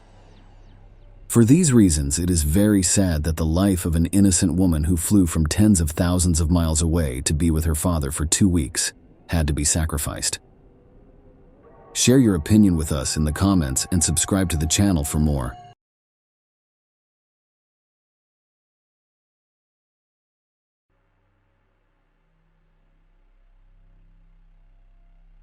Norberta Greywind looked at her 22-year-old pregnant daughter, who was struggling to climb the stairs to her third-floor neighbor's apartment complex on Saturday morning, August 19, 2017. Savannah was 8 months pregnant, and August had been unusually hot. Her swollen legs made it difficult for her to walk. William Hahn, the boyfriend of Brooke Cruz, the same neighbor who had invited Savannah over, came up the same stairs a few hours later. When he entered the apartment, he discovered Brooke scrubbing the bathroom, Savannah's bloody, shredded body on the floor, and a basin containing a baby on top of the toilet lid. Brooke picked up the infant and held it out to William, saying, "This is our baby. This is our family. Please help me." William helped clean up the blood, carry bags of bloody towels and clothes out of the apartment, wrap bags around Savannah's body, securing them with duct tape and ropes, and later dispose of the corpse. Today's story is about the tragic collision of two contrasting couples' lives. The dark one, with a sticky, heavy, irresponsible, and unhealthy past defining their present, and the light one, loving, easy, and open, the result of which was broken families and the death that accompanied the birth. The next day, William Hahn informed his co-workers that his wife had given birth to a baby girl named Phoenix. In a cruel irony, the couple who took Savannah's life and daughter named the child after the mythological bird that can die and be reborn. Brooke's boyfriend later described his days with Hasley, as her family referred to the girl, as beautiful days that made me a happy little family man for 2 days in an interview. "It's been fantastic. I never thought I'd have another opportunity like this." Savannah Graywind was born in Burke County, North Dakota on August 9, 1995. Savannah's father is a regular white American, and her mother is a Spirit Lake Sioux Indian. Joy and Casey were the girl's 2 brothers, and Kayla was her younger sister. Norberta and Joe, the parents, were extremely proud of their children. Savannah was 9 years old when the family moved to Fargo, North Dakota. They then relocated to Spirit Lake Reservation, a Native American reservation in the state's east, in 2005. Savannah adored the outdoors and animals, particularly horses. The girl met Ashton Mayon on the reservation. Savannah and her husband met when she was 15 years old, and they have been together ever since. When the children were old enough to attend college, the family returned to Fargo. Savannah found work in a nursing home, caring for the elderly, while studying to become a nurse and preparing to take the exam in September. Savannah was a happy young woman, expecting her first child at the time. She and Ashton had found an apartment, made a deposit, and were planning to move into their own family nest in early September. Savannah was currently living on the bottom floor of a 7-unit 3-story apartment building with her parents. The 38-year-old Brooke Cruz and 33-year-old William Hone rented an apartment on the 3rd floor of this building. No one is born evil. People are the result of their experiences, which shape who they are. Brooke Cruz had created a woman within herself capable of such heinous murder, seeking wholeness by accepting all aspects of her personality. She gradually cultivated a dark side that she couldn't control. Perhaps each of us possesses 2 distinct personalities, darkness and light. I believe we are predestined to have dark and light thought processes manifest as personalities. One of them is socially destroyed early on. But is this a good thing? Brooke wrote something in one of her pieces. Brooke has been drawn to mysticism since she was a child, and she finds a special beauty in the crimes of serial killers and high IQ maniacs. As an adult, she had studied criminal psychology professionally and worked hard to learn to think like them in order to understand them. Brooke stated that if Ted Bundy came to see her, she would gladly assist him. Brooke Cruz, on the other hand, was not a healthy, stable person. All of her lived experiences were downloaded into her personality, which was characterized by impulsive behavior, anxious avoidance, irascibility, frequent changes of partners and places of work, and an inability to complete what she had begun. The young woman tried to fight it, making discipline lists and even following them for a while, but she eventually gave up. She was 38 years old when she was overcome by depression, physical illness, exhaustion from unhealthy relationships that included regular physical abuse, and a disturbing fear of losing her partner because she couldn't get pregnant and give birth. Brooke couldn't stand it any longer. Darkness and light coexisted, and killing a pregnant woman was seen as one way to obtain the infant she desired. Brooke's apartment was left with a stack of books ranging from clinical, criminal, forensic, and legal psychology to obstetrics after her arrest. She discovered notes in a desk drawer listing birthing kit items such as scissors, blades, clamps, and gloves, as well as an infant cardiopulmonary resuscitation bag and the hormone oxytocin. Brooklyn Cruz grew up in the Bradenton, Sarasota area of Florida, where her mother, Paula Nelson, still resides. Her parents divorced, and 7 children, including Brooke, were left to live with their mother, according to Christmas cards. According to one of her sister's recollections, the family did quite well. Brooke had a difficult childhood, which she worked hard to forget, according to diary entries she kept throughout her life. The transition age altered the caring, open-minded young lady, turning her testy but not aggressive. Brooke became a troubled adolescent, and she was the only child to decide to live with her father, whom her mother described as a professional criminal. Her relationship with her father did not work out, and she found herself in and out of foster care. Brooke was virtually forgotten by the siblings after that. They only found out Brooke is the mother of at least 7 children after reading about a shocking crime in the news. Brooke met Aaron Edwards in 1995, when she was 15 years old. When she was about 17, she gave birth to a child in Pinellas County, Florida, left the infant with the father and moved away. A court ordered the mother to pay child support, but Brooke did not comply.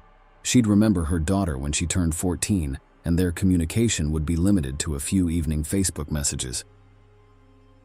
Brooke worked as a waitress at the Chinese Dragon restaurant in Bradenton, Florida, and as a sales representative and animal specialist at the Petland Pet Store. Brooke, 23, was arrested in Missouri in early 2002 for falsifying documents, but was released on parole on August 31, 2002. She was arrested again and imprisoned in Hidalgo County, Texas, for violating her parole. Brooke married Carl Cruz, a carpenter from Minnesota, in 2006 when she was 27 years old. The young lady. She managed to have 2 children while working as an administrative assistant in her husband's carpentry shop. Brooke cheated on her husband during their 3-year marriage, which ended in divorce in June 2009. According to the documents, the father gained custody of the children, and Brooke left for California without explanation. Throughout her life, the only thing she did with care and diligence was keep diaries and record everything that happened to her. Following the heinous crime, the entries were made available to the press. The diaries described a slew of lovers, home births, and abortions. The relationships all began with heart-shaped marks around the edges, but after a while, the entries about the men changed. Each of them began playing intellectual games with me, making me feel like I wasn't good enough, not smart enough, Brooke wrote. It's impossible to say whether Brooke chose such men on purpose or whether any of her relationships experienced such difficulties as a result of internal problems. However, she was convinced that Carl was bullying her and portraying her as a bad, promiscuous mother, and this fact was emotionally traumatizing to her. Despite this, she returned to her now ex-husband's house after a trip to California, signed up for a dating site, and began studying psychology seriously.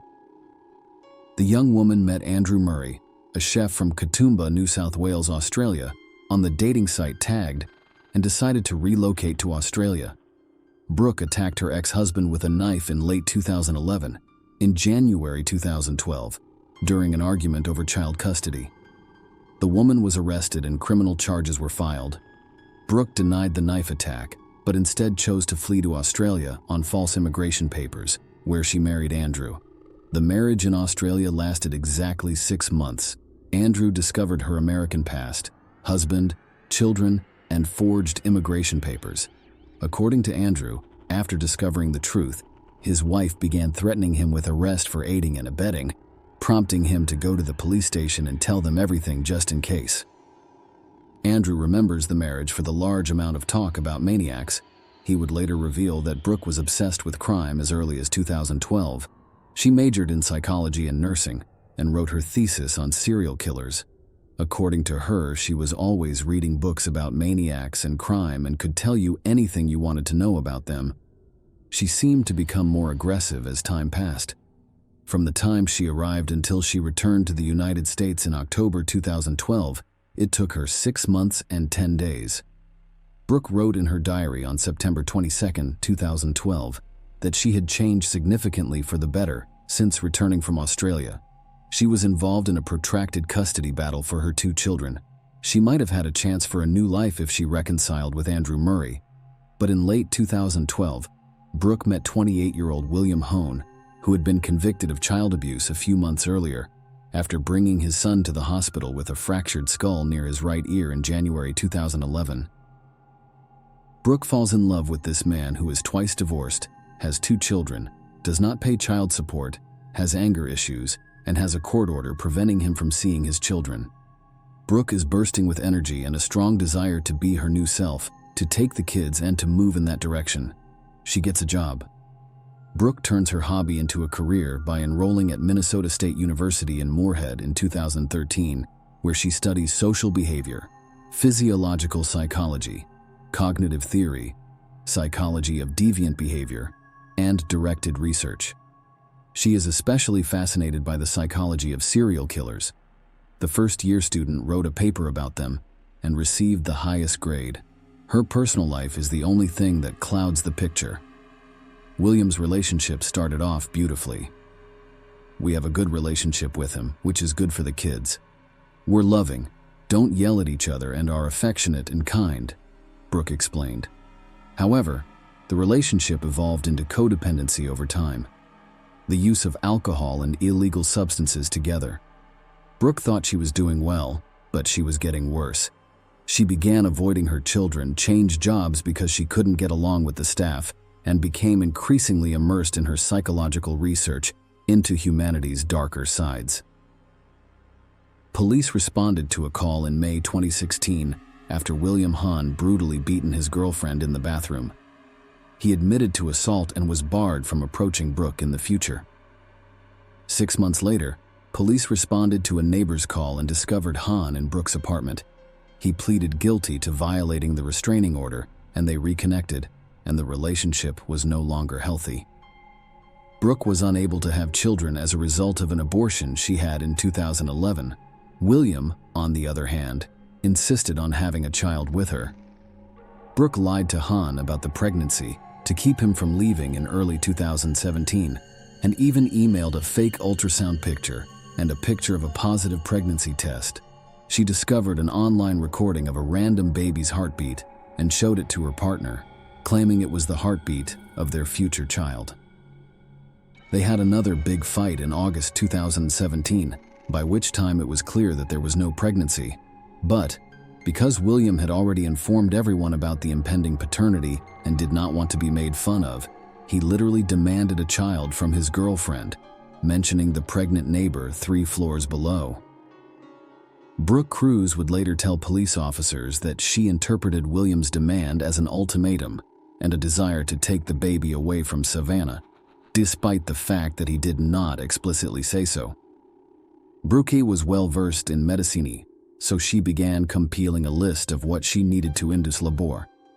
She was used to anticipating and doing whatever her young lover wanted her to do by this point.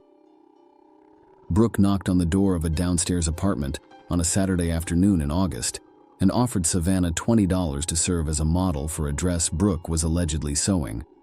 Savannah agreed before proceeding to her upstairs neighbor's apartment. Savannah ordered pizza, intending to eat it when she got home. The mother-to-be did not return home on time after driving her younger brother to work an hour later. Around 2:30 p.m., the brother went upstairs on his own. He could hear a sewing machine, but no one opened the door. Savannah's father, Joe, went upstairs and knocked on the door a few minutes later. Brooke yelled that they were still working on the dress, that Savannah was trying it on, and that no one could come to the door because of it. Neither Roberta nor her son drove themselves to work. When she got home, she discovered the pizza had gone untouched. She texted her daughter several times but got no response. She then proceeded upstairs.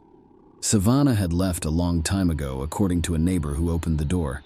Norberta went downstairs to her apartment after they finished fitting and looked around.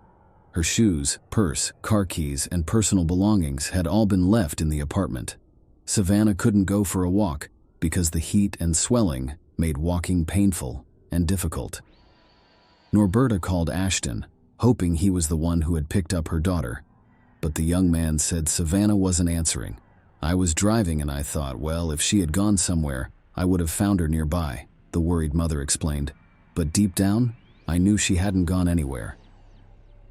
Police searched Brooke and William's apartment later that day because it was Savannah's last known location. The landlord welcomed them and did not obstruct them, but the police did not search closets or behind closed doors because they lacked a warrant. The police department informed the family that Savannah was of age and old enough to make her own decisions without informing family members because no crime had occurred in or near the home. Investigators concluded that the young woman voluntarily went somewhere. Savannah's family was disturbed by the indifference with which the department's officers were working. The police returned to the apartment twice more and came up empty-handed. During one of the searches, William Hone would later testify that he hid the infant in a suitcase and Savannah's body in a dresser, with all the shelves removed. The couple would drive the dresser containing Savannah's body to a bridge over the Red River and dump it in the water 2 days after the brutal murder. On August 23, 2017, co-workers reported to police that William had mentioned having a baby at home. Residents of the apartment building heard a baby crying from apartment #5 that day and immediately called the police. The information provided enabled the officers to obtain a warrant and return to the familiar apartment, where they conducted a thorough search that resulted in the discovery of a live newborn baby girl. Brooke didn't mince words when she revealed that Savannah had given her the baby 2 days after her disappearance. Savannah, according to her, didn't want this baby, and when she came to help with sewing a dress that day, she asked Brooke how she could induce labor on her own. She then left and returned 2 days later at 3:00 a.m. Brooke took the baby in her arms and handed it to her. Savannah was reported missing after the couple was arrested. Cass County Social Services took temporary custody of the baby after it was taken to a local hospital. A DNA test confirmed parentage a few days later, and the girl was reunited with her father. Police and hundreds of local residents searched the valley for Savannah for 3 more days. Please check your property, buildings, garages, and outbuildings for any signs of entry or any indication that someone has been there. Landlords, please check any vacant apartments you may have for any signs of entry or evidence that someone has been there. If you are willing to check your dumpsters, we ask the public to help with that, Chief Todd said at a press conference on August 27th, 8 days after Savannah's disappearance. On August 27th, fishermen discovered a body wrapped in plastic on the Red River near Harwood. Savannah was identified by a tattoo on her leg that read, "Too beautiful for Earth." On August 28th, Brooke Cruz and William Hone were charged with murder conspiracy, kidnapping conspiracy, and providing false information to police. The couple started confessing. Brooke claimed she started the fight by accusing Savannah of stealing mail and mistreating her cat. Brooke pushed Savannah, causing her to hit her head on the bathroom sink and lose consciousness as a result of the verbal argument. Brooke then took a knife and cut from hip to hip to remove the baby. Savannah went in and out of consciousness during this process. Brooke confirmed under questioning that William Hone was unaware of the impending plan. William, she claims, came home, went into the bathroom, saw Savannah, and asked if she was still alive. Brooke responded that she didn't know and asked for a task. William briefly left the bathroom and then returned in his underwear, holding a rope with which he strangled Savannah. He stated that if she had been breathing up to this point, she was definitely dead now. Brooke went on to say that the two of them scrubbed the floor and walls before stuffing the lifeless body into a bathroom closet. When the cops arrived at the door, Brooke tried to remain calm and unconcerned. The officers searched the apartment but discovered nothing. Because they did not have a search warrant, the officers were only able to look in closets and dressers. According to the perpetrator, the child was under a blanket on their bed next to William during both searches that day. Because the girl was calm and did not cry, she was not discovered during the third inspection on August 20th.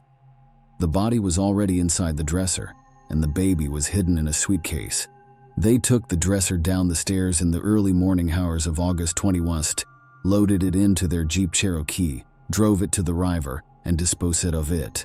William Hone denied any involvement in the crime. He only admitted to hiding the newborn baby girl and lying to law enforcement to cover up the crime. Bail was set at $2 million for Brooke and William, which William remarked was an unrealistic and unreasonable amount for any ordinary person. Surprisingly, he seemed to believe he deserved something reasonable for what he had done. Brooke Cruz was sentenced to life in prison with no chance of parole. During the trial, Williams' involvement in the crime was not proven. Brooke's cellmate, Jennifer Robinson, was also revealed to have testified against her.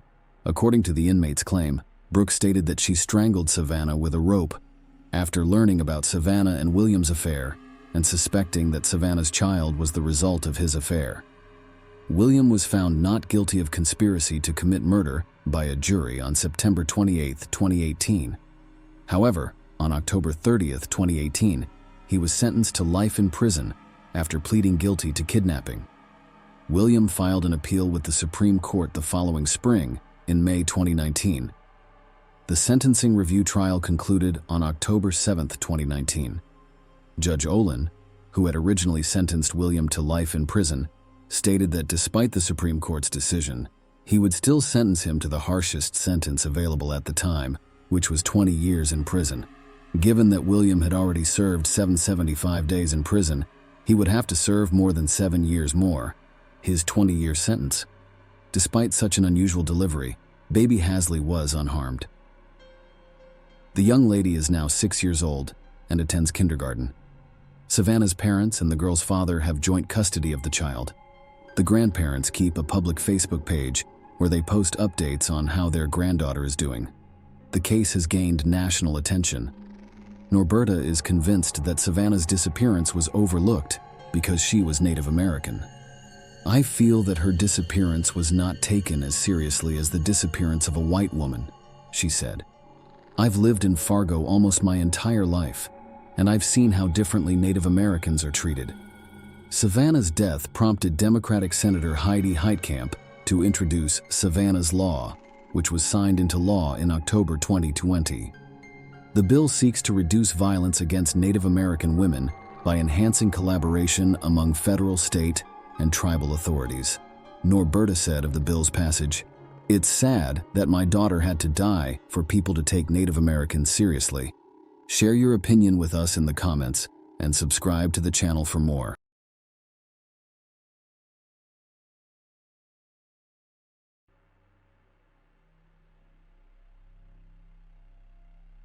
In March 2020, the COVID-19 pandemic struck the United States, and the entire world began to shut down. People were overcome with shock and fear of an unknown disease. On March 23rd, Gretchen Anthony, 12, who was visiting her father at the time, received a text message from her mother. "Good morning.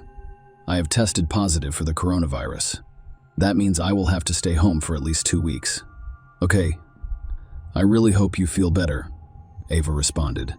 Soon after, her mother stopped sharing the location of her phone with her daughter. Friends and family members received several text messages over the next 3 days, detailing Gretchen's deteriorating condition. What was strange was that no one could reach the 51-year-old woman, and she did not even call her beloved young daughter, which was unusual for a loving mother. Those close to her began to suspect something far worse than an acute case of COVID-19. Someone else was sending messages from Gretchen's phone to hide her disappearance.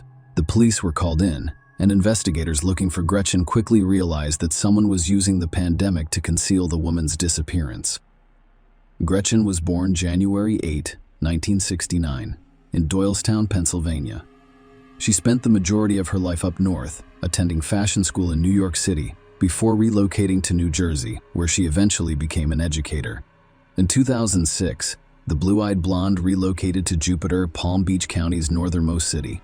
After 8 years of working in the county's private schools, Gretchen decided to try something new and accepted a position in the Human Resources Department of Viking, an electrical contractor. Gretchen enjoyed the opportunity to interact with new people through her position. She regarded the workforce as her second family. Her first marriage did not work out, but the former couple remained on good terms and raised their daughter with shared custody. Gretchen lived an active lifestyle and spent a lot of time playing sports. She met David Anthony while participating in sports. David, Gretchen's personal trainer and second husband, was charismatic and charming. Women from across the county came to see the young, muscular trainer. David was a star in the gym, attracting a large number of new students. Gretchen fell in love. The romance progressed rapidly. Following a brief engagement, The couple married at the Elvis Chapel in Las Vegas. Gretchen Stoughton Crane changed her name to Gretchen Stoughton Anthony in 2015, and she believes she has found the husband of her dreams. Gretchen's daughter adored her stepfather and even called him bonus dad. The couple's marriage lasted 5 years. However, the relationship that began with magic and perfect happiness evolved into a woman's fear for her own safety. When tragedy struck, police and later journalists began to investigate the identity of the second spouse. They were in for plenty of surprises. David Ethan Anthony was originally known as David Anthony Deutsch before changing his name. David Anthony Deutsch, a standout college basketball player, was arrested in 1997 for robbing a Blockbuster video store with a water pistol and assaulting a police officer. In each case, he entered a plea bargain and served some time in jail. David grew up in Palm Beach Gardens without a father, so he spent much of his childhood and adolescence alone. He didn't say much, was withdrawn, had low self-esteem, and was bullied at school for his weight. He wasn't even allowed to participate in a recreational sports league because he was so much larger than the other kids. Not surprisingly, as a teenager, David suffered from severe depression and developed symptoms that his family suspected were indicative of bipolar disorder. He refused to take medication, instead focusing on sports and excelling at them. David received a scholarship to play college basketball after graduating from high school and quickly rose to prominence on the team. He idolized basketball legends and named his husky Kobe after his favorite player, Kobe Bryant. On January 26, 2020, the idol died in a helicopter crash, which contributed to David's unstable behavior. Meanwhile, the smart, attractive coach ignored mental issues, basked in his well-deserved popularity, and married Gretchen. The couple lived an active lifestyle. David liked bicycling, deep sea fishing, and kayaking. Gretchen worked out hard in the gym, went to the beach, kayaked, and practiced yoga. Unfortunately, only the first 2 years of marriage proved to be happy. The smiling blonde would spend the next 3 years trying to leave. Gretchen admitted to her friends that her husband's behavior was becoming increasingly manic and that he occasionally insulted her. They even went through a 6-month breakup before reconciling. David's former boss at the gym, Tabitha Hopkins, later admitted to noticing strange mood swings in David. In 2017, things became so bad that Tabitha was forced to fire him for his aggressive behavior, particularly towards women. David was behaving strangely and refused to seek help. In 2018, the man became obsessed with the end of the world and packed his truck with 3 large bags of rice, several pots and pans, and 10 pairs of shoes. His family thought the episode was a sign of bipolar and manic depressive disorder. Bad periods were followed by good ones, during which David attempted to change his behavior. He even persuaded Tabitha Hopkins to give him his job back by assuring the gym owner that he was trying to be a better person and attending self-help seminars. Tabitha softened. There was no denying David's abilities as a trainer. The clients were overjoyed with him. David's condition deteriorated over time as his mental illness was not treated. Gretchen recognized her husband's problems and told her friends. She admitted to locking herself in their bedroom on occasion in order to increase the distance between them. I noticed this crazy look in his eyes.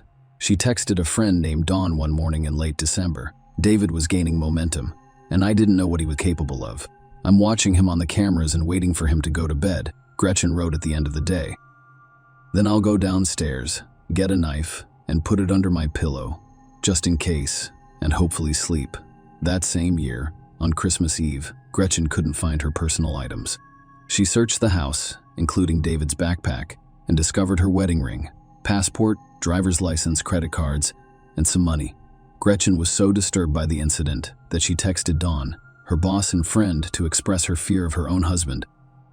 By the end of the month, Gretchen had decided to end the turbulent relationship. In December 2019, she forced David to relocate from the townhouse to her mother's nearby home and change the locks.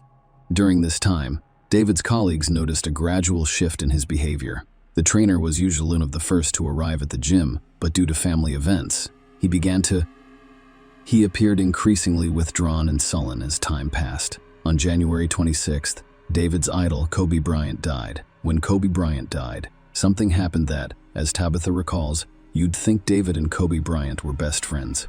It traumatized him.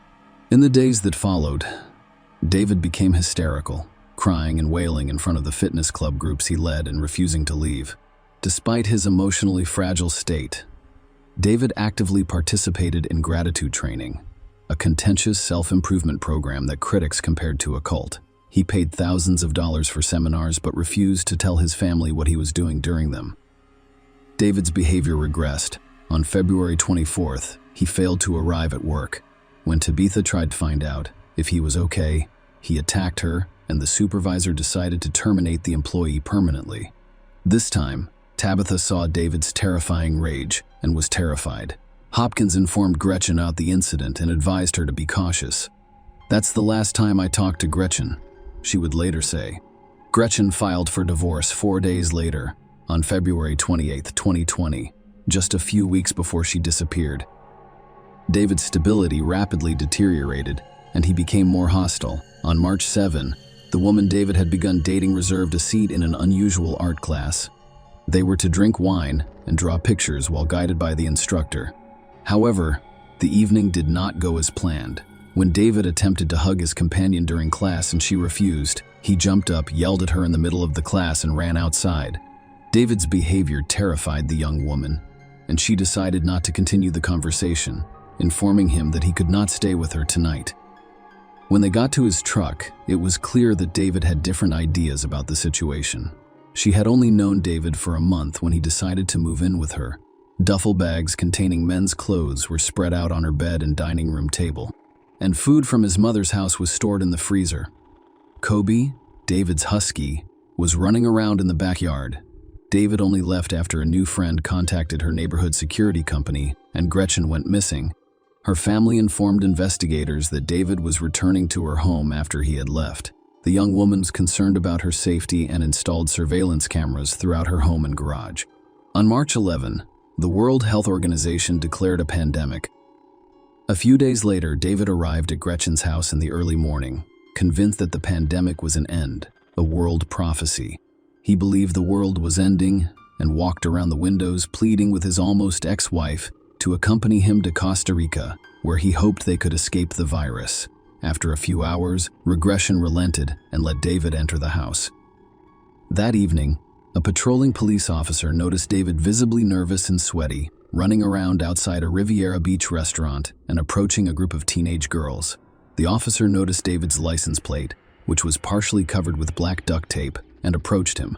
David claimed that his 12-year-old stepdaughter had taped the license plate and became increasingly nervous. The man ignored the police officer's orders not to move, yanked open his truck's door, and began searching for something under the seat. Fearing what might happen next, the officer pointed a gun at David and ordered him to the ground. When the officers searched under the driver's seat, where David was attempting to reach, they discovered a large knife. David was arrested for resisting arrest, but he posted bail and was released a few days later. The pandemic was gaining momentum. Some states began prohibiting people from leaving their homes as early as March 20. Gretchen, like everyone else, was trying to figure out how to adapt to the new reality. She shared virus-related videos and safety tips, as well as memes and jokes mocking the absurdity of the new normal. On Thursday, March 19, she posted a quote from a meditation blog. "There is chaos around you. The wisest choice is to create peace within yourself." After that, her profile was no longer active, and she stopped answering calls and messages. For all of her loved ones, this moment marked the beginning and end of their lives. On March 23, 2020, Gretchen and Anthony began texting their friends and family. Gretchen sent a series of messages to friends and family over several days, first stating that she was quarantined at home, and then describing her deteriorating condition and hospitalization in the emergency room at Jupiter Medical Center. Another message stated that she had been transferred to another CDC facility that did not exist. On March 24, Don Paris, Gretchen's supervisor and friend, received a message from her saying, "I tested positive for coronavirus early this morning. This is bad news, but I'm at a coronavirus KDC treatment center that only handles COVID cases. The good news is that my blood type can potentially be used in treatment. I'm not sure if you remember when I said I have a strain of mad cow disease in my blood. Well, that strain is important for gathering more answers and finding she could be placed in a medically induced coma and lose her ability to write." Jeff Dreher did not believe the reports. He was perplexed by the numerous text errors and abbreviations. The tone of voice in the messages sounded more like David Anthony, and Jeff became concerned. Furthermore, it bothered everyone who received these messages that no one, including his daughter Gretchen, ever called.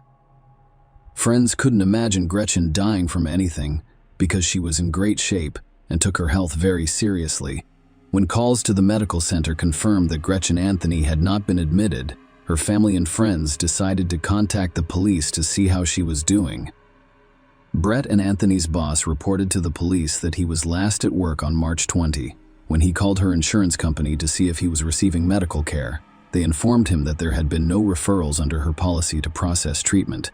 Jupiter Police Detective Jared Kennison contacted Jupiter Medical Center and discovered that the hospital's records did not include any information about such a patient. In fact, police discovered that Gretchen had not visited Jupiter Medical Center since 2008. Police searched the medical center parking lot and discovered a Mini Cooper with Gretchen's purse in the most visible spot, which prompted patrol officers to become concerned. Officers visited the missing person's home. What they discovered at Gretchen's house was alarming, turning a routine visit into a possible murder case. A neighbor approached the officers and provided disturbing information. Early Saturday morning, March 21, I heard a desperate female screaming as if she was being attacked. And then I heard her scream, "No." Then I heard her scream, "No." Then I heard something like, "It hurts. Stop." The scream was quite serious. Unfortunately, Gretchen did not contact emergency services. Some people are simply wary of contacting the police. Officers became even more concerned when another neighbor reported seeing a soapy substance leaking from under Gretchen's garage door. The front door to the garage was locked, and a key was broken in the deadbolt. When officers opened the door, they noticed a strong, pungent odor of cleaning product in the garage. Patrol officers used body cameras to search the house multiple times. They discovered signs of a violent struggle, such as a broken picture frame, shards of glass on Gretchen's bed, and a soiled towel. Officers also discovered that surveillance cameras inside the house had been removed from the walls, possibly to destroy compromising evidence, and contacted a service provider to retrieve the footage from the cloud. Police investigated and discovered that a neighbor had photographed a black Nissan pickup truck parked outside Gretchen's home following the terrifying scream. Gretchen's almost ex-husband, David Anthony, owned the exact same pickup truck before abruptly leaving. His mother told police that her son packed his truck and left on Tuesday, March 24, 2020, saying he was going to Costa Rica. Their suspicions were heightened when they saw a video shot in the parking lot of Jupiter Medical Center, where Gretchen's car was discovered. A Mini Cooper pulled into a parking spot, and a tall figure about the height of David Anthony emerged from the vehicle. Investigators began tracking Gretchen's mobile and discovered that it was registered in the Pensacola, Florida area. As later confirmed, David had driven only 600 miles to Pensacola, Florida, the westernmost city, after stopping at a couple of local pawn shops to sell some women's jewelry. He and his dog Kobe continued west, spending one night at a hotel in Pecos, Texas, before settling in Las Cruces, New Mexico. David contacted detectives from 2,000 miles away and reported that Gretchen was alive and in no danger. He explained that his spouse had given him a written statement, which he read aloud on the phone. According to the statement, Gretchen discovered financial crimes at her workplace and fled Florida with David, fearing for her life. The statement also stated that she had fled from her first ex-husband, Jeff. Detectives did not believe it and continued their investigation. They tracked Gretchen and David's cell phone signals, which indicated that the two phones were in contact, expecting the worst. On March 29, detectives obtained a warrant to impound the truck and worked with Las Cruces police to arrange a traffic stop. Las Cruces police detained David and seized his truck and property, including his and Gretchen's phones, but there was insufficient evidence to bring him in for questioning. He was allowed to simply walk away. On March 30, 2020, Jupiter police obtained electronic records from Gretchen's home, and investigators discovered the truth. On March 21, David lurked silently on the porch that overlooked the back of the garage. He was holding an elongated object. Gretchen appeared 6 minutes later in the video. The video shows David forcibly driving her into the garage, and a scream can be heard over it. She first yelled to the Amazon Alexa device in the garage, "Alexa, turn on the lights in the garage." The surveillance camera audio then recorded a muffled thud and Gretchen's muffled screams. She yelled at Alexa again, "Alexa, call 911. David had no idea that unless he programmed her smart speaker to call 911, it would not call the police in an emergency. After a while, David's face appeared in the frame, and his hands were gloved in one shot. Gretchen's bloodied head could be seen as he walked around the garage. On March 30, investigators had seen enough. Detectives obtained a warrant for David's arrest. The case evolved from a missing persons case to a murder investigation. Detective Kennison arrived in Las Cruces shortly before midnight on March 31st. Police arrested David outside a convenience store. A Jupiter detective questioned him at the state police headquarters in Las Cruces, New Mexico. They had one goal: to persuade David to reveal the location of Gretchen's body, and the detective failed. David claimed Gretchen was alive. During the interrogation, David Anthony repeated this claim 35 times. Detectives even tried using a voice recording of Gretchen's daughter, whom David adored. With her father's permission, the girl recorded her request. "David, it's Eva. I love you. I'm scared. I miss my mom," she said to him. "I need to know where my mom is. Please do the right thing and tell me where my mom is. Please. I love you." Detectives played the tape for David, but he remained unconcerned. While incarcerated, he refused to discuss what had happened to Gretchen. He remained silent for months, as is typical of him. David understood how difficult it would be for the prosecutor to obtain a conviction without Gretchen's body. He was charged with second-degree murder and extradited to Florida. While David was in custody in Palm Beach County, Florida, a grand jury indicted him for kidnapping and increased the murder charge from second-degree to first-degree murder. This marked a turning point, and in December 2020, after 8 months in prison, the criminal agreed to a plea deal with the prosecutor. In fact, he could have received the death penalty for first-degree murder. Under the terms of the agreement, David would plead guilty to second-degree murder in exchange for a 38-year sentence. The primary condition of the agreement was that he lead investigators to Gretchen's body. On December 21, 9 months after Gretchen Anthony's disappearance, David Anthony admitted what everyone knew. He killed his wife. Gretchen's body was discovered wrapped in a blanket 3 miles away in the woods behind a Walmart and near a nursing home. Investigators determined that she died from stab wounds to the neck and torso. There were numerous defensive wounds indicating that she was fighting for her life. At the sentencing hearing, David Anthony stated that the COVID-19 pandemic contributed to his crime stemmed from his perception of the pandemic as Armageddon, forcing him to flee. "My delusions saw the COVID pandemic as a prophecy of the end of the world and Armageddon that I felt compelled to avoid at all costs." According to the plea agreement, David Anthony was sentenced to 38 years in prison on January 14, 2021. He is currently serving his sentence at Martin Correctional Institution in Florida. Share your opinion with us in the comments and subscribe to the channel for more.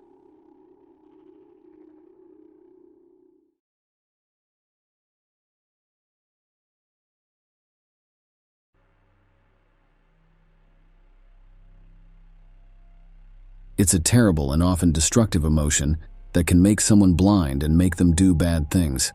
The terrible event that happened in Costa Rica a few years ago was caused by jealousy. In the history of forensics, this case is known as the case of Gerardo Cruz. But let's go through everything in order. The year he was born was February 1975 in Costa Rica. Not much is known about her family when she was young. The girl grew up in a place called Cuba with her mother, Sonia Fonseca. Samadi went to one of the nearby schools. Even when he was young, he showed that he was a difficult and troubled person. People in the area who knew her say she wouldn't put up with being turned down and that she often got what she wanted by force or lying. Samadi's beautiful looks and perfect body made it easy for men to fall in love with her, but she couldn't keep them. She was very pretty and knew how to make the most of her looks, but she put money and her own needs above all else out of greed and vanity, which turned off her suitors after a short time together. In her younger years, she was also very angry and jealous. Because she looks like a doll, Samadi Fonseca worked for a few years as Barbie in one of the big bookstores owned by the Universal Company. It was during this time that the girl got a nickname that made her feel good and stuck with her forever. Samadhi had an affair with a successful reporter who worked on local TV not long after she graduated from high school. Her age difference with the man was 16 years. His name was Osvaldo Fernando Baleri. Samadhi was in her longest and most serious relationship, but Baleri never asked her to marry him. They had a son named Christopher in 1996 and a daughter named Christina the next year. He broke up with the young woman in 2012, though, because of constant scandals and jealousy. He died suddenly at the age of 53. Not long after Baleri died, Samadhi made the choice to do something on her own. She went to the house of her ex-lover and took it by changing the locks so that the family and heirs of the dead person could not get in. Samadhi also took some valuable things that belonged to the person who died. The Baleri family was very angry and went to court right away to punish Samadhi for stealing. The young woman was told to leave the house by the police, but she was not charged with a crime. Fonseca was in a lot of other relationships besides Miguel Angel Perez. She had her third child, a daughter named Maria, with him. Some reports say that this relationship was registered, but after a few years, they got a divorce. Some sources, though, say that Samadhi wasn't married. She also gave her lover's last name to her youngest daughter, without telling him or getting his permission.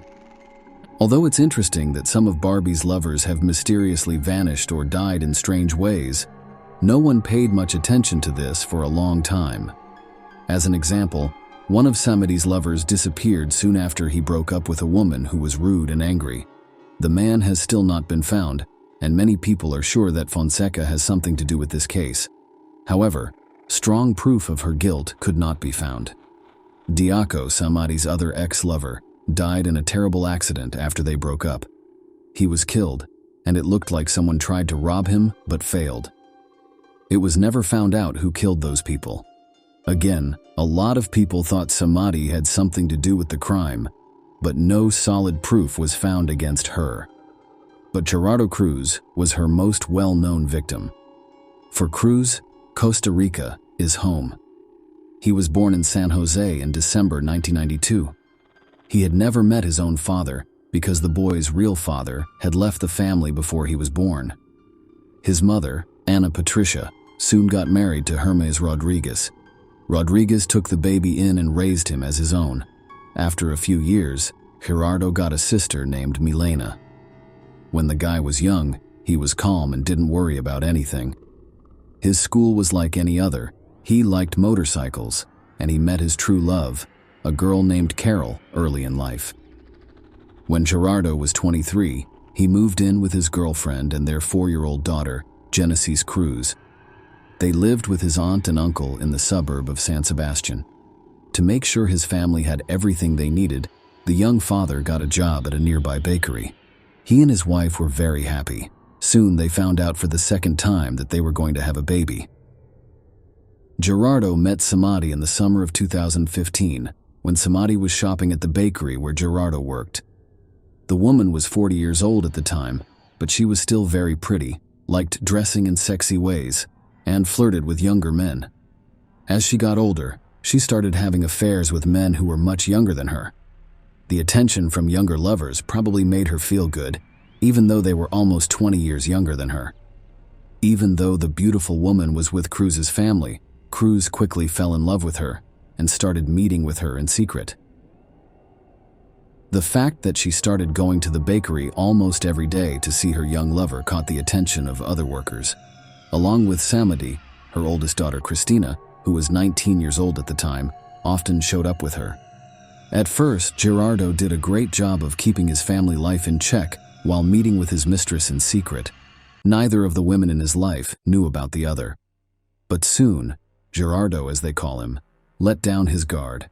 To show off how good he was with women, he started to brag to his friends and co-workers about Samadhi and how she was a great mistress and gave him lots of gifts. The news quickly got to his mother, who tried to talk sense into her son and get him to leave his mistress. A few months into the relationship, Samadhi learned that her lover was pregnant and had a young daughter. They broke up in October of that year, 2015. The woman was so mad that she called and texted Carol, calling her names and threatening to kill Gerardo if he didn't belong to her alone. Gerardo was able to ask his wife to forgive him and keep the family together. When it came to his ex-lover, he didn't pay attention to her threats because he thought she would quickly calm down and find a new boyfriend. It's possible that he had no idea how sneaky and mean Samadi would be. A mere few days after breaking up with Fonseca, Cruz happened upon a very public event. The young man was walking down a street in downtown when he saw an older man following a young girl while holding his phone so that the camera was under her miniskirt. The guy was so angry that he pulled out his phone and started recording what was going on. He then stopped the girl, told her everything, and told her to call the police. Cruz then went after the man and tried to take a picture of his face. He went after him for about 2 minutes and loudly asked him if he was having fun taking pictures of the girl's underwear without her knowledge. The man then got into a taxi and drove off. That same night, Gerardo posted the video he had made on his website. In just one night, the video went viral, and users quickly figured out that the old man was Luis Sulmano Delgado, a former official who worked for the Ministry of Finance. The media quickly picked up the video and spread it across the country, making Gerardo a national star. The young man was asked to be on TV and radio shows and was interviewed almost every day for print publications.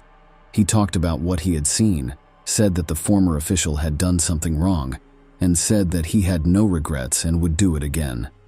Aside from that, skilled lawyers hired by Sulmano Delgado started to work against Gerardo, accusing him of doing something wrong. They said that sharing the guy's videotape with other people was against the law, and they were getting ready to sue him in court. In fact, Cruz was shocked by what happened and didn't understand why they could judge him, but not the man who had done such a horrible thing to a girl. On October 7th, Gerardo did his last interview on the air of a local radio station. He was sure he was right and didn't think he had anything to worry about. Gerardo had planned to meet up with his friend Oswald after work the next day, but he suddenly called off the meeting, saying he had to take care of something important. Later, he learned that that day, he got a message from Samadi. In it, the young woman tricked him into going to the park in the evening for another interview. Gerardo didn't think anything was wrong.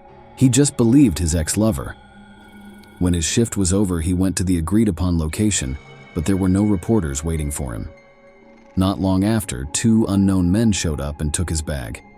They then beat him and stabbed him several times in the chest and stomach before running away. Before he passed out, the hurt man was able to call his friend and tell them what happened. His friend then called the police and ambulance services right away. Gerardo was taken to the hospital right away, and doctors there fought for 42 days to save his life. During this time, Gerardo had a lot of surgeries, but they were not able to save him. The 19th of November, Cruz passed away in the ICU. Since not long before the tragedy, he had become a real celebrity, and the whole country knew about his condition. In interviews that they did from time to time, Gerardo's family asked everyone to pray for his recovery. That's why they didn't know who or why could hurt Gerardo in that way. People from all over came to the young man's funeral to show their support for his family. They all hoped that the killers would be caught quickly by the police and given a fair punishment. At first, there were different stories about what happened. The first idea was that it was a murder robbery. In fact, Gerardo was attacked in the park at night, his bag was stolen, and he was stabbed with a knife, which made it look like a normal theft. But just a few days before, Cruz put out a shocking video that implicated a well-known former official. So the second idea was that the person was killed in revenge. The media said and wrote that Sulmano Delgado might have hired hitmen to kill the young man, whose actions had hurt his reputation. The murder got a lot of attention in the news, and people took to the streets to demand that the killers be caught and punished. The police thought about different stories and looked for other people who might be Gerardo's enemies or people who wanted him to hurt. There was no progress in the investigation for a few months until May 2016, when a video from a street camera was found. There was video of 2 men running away from the place where Cruz was killed. These men were right away thought to be responsible, but it was up to the police to figure out who they were and find them. The tape was an important piece of evidence, and the case moved forward after it was made public. It was shown over and over on news shows, and people were told to pay close attention because these people could be dangerous criminals. The police could also make rough sketches of the men they were looking for and talk about their anthropometric data. Soon, one of the men's identities was known because he chose to turn himself in to the police and help with the investigation in the hopes that it would help him get a lighter sentence. Because he gave them information, the police were able to quickly find several other criminals who worked with him and the people who planned the crime. Soon, Samadi and her daughter Christina were taken into custody. Along with the mother and daughter, 3 other men were arrested: a cab driver named Ronald Arce, who had found the murderers, a worker named Cesar Chavez, who had acted as a go-between, and a young Miner who had been directly involved in the attack. Later, Omar Costa was also arrested. He had been following the victim and telling people where he was on the day of the attack. Phone calls and text messages were used to figure out what each person's role was and how they were connected to the crime. Samadi gave the order for the murder and had carefully planned the whole thing, even including telling her daughter Christina about it. To find hitmen to kill Gerardo, they asked their friends Ronald and Cesar for help. They wanted to make it look like a failed robbery in a park at night. Later, Omar joined them. It was his job to make sure the victim went to the agreed-upon place. Samadi picked October 7th as the day of the attack. That day, she called all the people involved in the crime several times, gave them jobs, and made sure everyone stuck to the plan. In addition, the young woman demanded that they bring her some of her ex-lover's things as proof after they did the crime. Cruz thought he was going to an interview when he left work and went straight to the park. He tried not to be late for the meeting, but he was attacked and stabbed several times. His bag and jacket were then taken, and the customer was given them as proof. The texts that showed Samadi was guilty were the main proof. They clearly explained the murder plan and who was responsible for what. The woman was so sure that she could get away with it that she didn't even delete them. The woman did such a horrible thing because she was plain jealous. She didn't want to share her lover with his wife and thought that no one else would want him if he wasn't with her. She planned everything out and included her own daughter in her crime. Her daughter helped her with every part of the plan. The mother and daughter were arrested right away, and it was clear that they couldn't be freed on bail because the criminals would probably try to get away and leave the country. Their helpers were also put in jail before their trials, but Omar, who was in charge of surveillance, and the youngest person involved in the crime, were given to authorities who deal with juvenile offenders. The investigation took about a year and a half, and the trial of everyone involved in the crime plot didn't start until December 2017. It also turned out that Samadi had been charged with crimes before. In particular, she was arrested for making fake papers to get money from the government, but she only had to pay a fine. The story of Miguel Angel Perez has also come to light. He is the father of Samadi's youngest daughter. It turned out that the young woman gave the child the last name of a man she used to date without his permission. Afterward, she used the court to get him to pay her alimony, which she did for more than 3 years. When it was discovered that the whole process was fake, the con artist was given 3 years in prison and a big fine. The court did change her sentence, though, because she had a young child. The 5-year sentence was placed on hold. The murder victim's wife, Gerardo, admitted in court that she knew about his affair with Samadi and that Samadi had threatened to kill him. He did not pay much attention to the threats, though.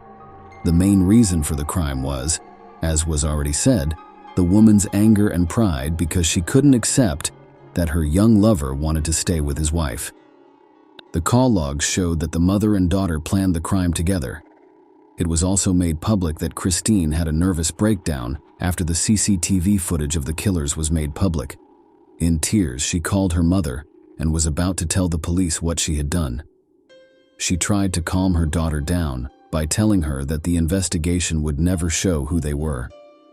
The verdict wasn't made public until January 23, 2018. The court's decision said that Samadi would spend 30 years in prison.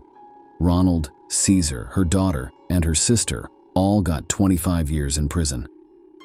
One of the killers went to a place for young offenders to stay, but the other was not found at that time. Omar, who had been following the victim, was found not guilty, though. As moral compensation, $140,000 was given to the victim's family. The killers of Gerardo were given a fair sentence, which the family thanked the court for after the verdict was read. That being said, it was quickly made public that Samadi and Christina's lawyers had asked the appeals court to lower the sentences. It was tried again in November 2019. At the same time, the second killer's name came to light. According to Ronald, this person took part in the killings, but did not know the details of the plan. Ronald and Cesar also went to the appeals court to try to get the sentence shortened. Because of this, each person involved in the crime got 5 years taken off their sentence. At this point, Samadi is serving her 25-year sentence in a Costa Rican prison for women. Samadi, on the other hand, will spend almost 20 years in prison. Share your opinion with us in the comments and subscribe to the channel for more.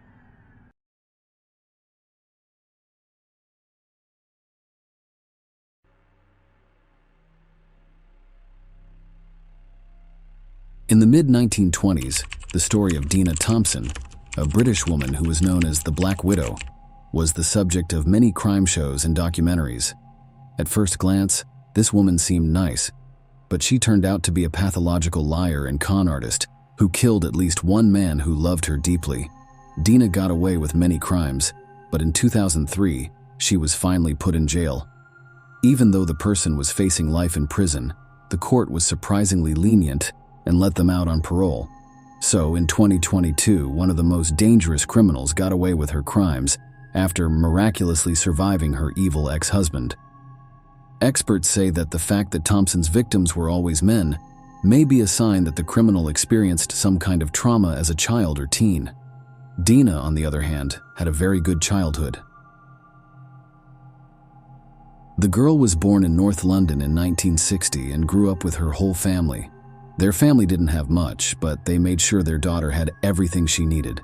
Their head of the family worked as a prison guard and was very into sports. Dina's father encouraged her to go to gyms as a child, where she worked hard at gymnastics. In addition, the man often took his daughter with him to all kinds of sports competitions, even ones that were held in other countries. As a child, Dina was active, happy, and friendly.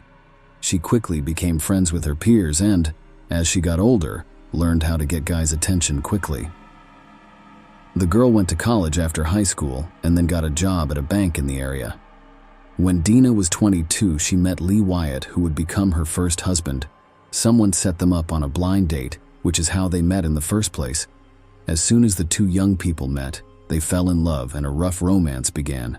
They got along great and spent a lot of time together. After 2 years, they made their relationship official. After getting married, the couple moved to Yapton, a small town in the country with only 3,000 people. Soon after, they had a son, and the new parents slowly started their own business by making one-of-a-kind soft toys based on pictures they came up with together. At the same time, Dina worked as a cashier for a construction company. Neighbors said that their family was very happy and doing well. The family head was often away on business trips and wasn't at home for long periods of time. When it came to his neighbors, the man hardly ever talked to them, but his wife quickly became friendly with people in the area. Dina knew how to get along with others, and men were quick to trust her. The pretty young woman often caught their attention. Dina met a young reporter named Julian Webb at the start of the 1990s. The man offered to use her as a model for ads for clothes and home goods, and soon her pictures were in newspapers and magazines in the area. Dina was happy to pose for the picture and didn't mind being looked at. Lee Wyatt hadn't been home in months, and no one was sure where he was or what was wrong with him. It turned out that Lee had been in the small town of New Quay the whole time, which is almost on the other side of the country. His plan was to hide from the mafia, so he lived there under a fake name and fake papers. The man's wife told him a series of clever lies to make him believe that their family was in grave danger and that the only way out was to run away. In addition to making unique soft toys, the couple was also known for making a leprechaun named Sean, which sold well and became somewhat famous. Around the beginning of 1991, Dina told her husband that the Disney company liked their creation so much that they were willing to pay £50 million to use the character. But the happiness didn't last long. Soon, the woman told them that criminals had learned about the big deal and wanted to take most of the money while threatening to kill the whole family. Dina also found a way out. She cleverly told her husband he needed to secrete himself. Lee got some fake papers right away and ran away. The woman, however, was very smart and got Lee to write her several threatening letters and record several similar phone calls. She said that this would show that he hated his wife and stop the mafia from after her. The husband did what his wife told him to do because he didn't think anything was wrong. He then ran away. Lee was willing to do any job because he was in a new city and didn't have a home or any friends. He sent all the money he made to his wife and son so they didn't have to worry about anything. Most likely this escape really did save his life, but not from imaginary thieves. His own wife was the real threat. Dina married her new love, Julian, in November of the same year, 1991. The wedding was paid for with the money Lee had sent home, even though Dina had lied to him about it. Webb was deeply in love and very happy, but soon after the wedding, neighbors noticed that the woman often went to see her lovers while her husband was at work. After some time, she told Julian that she was dying and that her job had fired her because of it. The story about the fatal diagnosis and being fired was a lie from the beginning to the end. It also turned out that a lot of money had been taken from the company where Dana worked, and she was the main suspect in the crime. After that, the woman said that her first husband, Lee Wyatt, threatened her and made her do the crime. She showed proof in the form of the letters and recordings that she had herself persuaded him to make. Wyatt went back home as soon as he found out that his wife had married someone else. A scandal was all that the case was about, and Dana said he beat her, but there was no proof of this. The detective still chose to side with the woman, though, so Lee had to quickly leave Yapton again. When Julian was in love, his situation didn't bother him at all, and he spent all of his savings on her fake illness so she could get better. While the money was still there, time went on and Julian began to wonder how the treatment was going. It turned out that the woman didn't have any medical records to back up her diagnosis. Family relationships broke down, and neighbors heard the spouses yelling at each other. Julian's sudden death happened in June 1994, just one day after his 31st birthday party. His mom called him the night before the terrible event, but Dina said her husband wasn't feeling well and couldn't answer. Julian's mom told her sister-in-law to call an ambulance, but her sister-in-law didn't listen. The experts found that the young man died of a drug overdose, but no one thought that this was a criminal act, and the man's wife insisted that her husband had chosen to end his own life. She also wanted Julian's body to be burned, but his parents were very against this.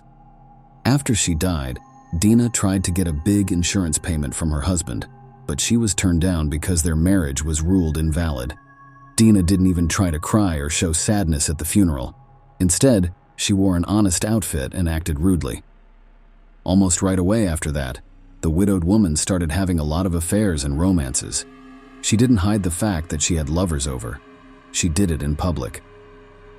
Dina filed for divorce from her first legal husband in 1997. A little less than a year later, she met Richard Thompson and fell in love with him right away. Dana didn't give it much thought before telling her new lover that she was very sick and didn't have long to live. The man, who was deeply in love with her, promised to make the last few months of her life into a fairy tale. He was ready to spend all of his savings on this. The wedding took place in one of Florida's best hotels, and the couple spent their honeymoon there before moving to Brighton, England, on the south coast of their home country. Richard said that the way his wife cared for and supported him literally put a spell on him. She also skillfully pretended to agree with all of his ideas and goals. He had always wanted to own his own boat so that he could fish professionally. His wife not only liked the idea, but she also suggested that he start a business renting out yachts so that he could fish and teach other people how to fish. A romantic dinner was planned for Dina and her husband on New Year's Eve, less than a year after they got married. After taking a bath together, she told her husband she had made him a special gift and asked for permission to tie him up. Richard agreed right away because he didn't think anything was wrong. He had ropes around his hands, a blindfold over his eyes, and a gag in his mouth when he was hit hard on the head with a bat. This was followed by another hit. Thanks to his quick thinking, Richard not only didn't pass out but also got away quickly. After that, Dina got a knife and cut her husband in the shoulder. Richard took the gun away from his wife, held her down, and called the police. She broke down in tears and told him she had been lying to him the whole time and spent all of his money. Once she got to the police station, though, she calmed down and started to say that her husband had attacked her and that she was only protecting herself. The story didn't end there. The next day, a real estate agent came to Richard's house to try to sell it.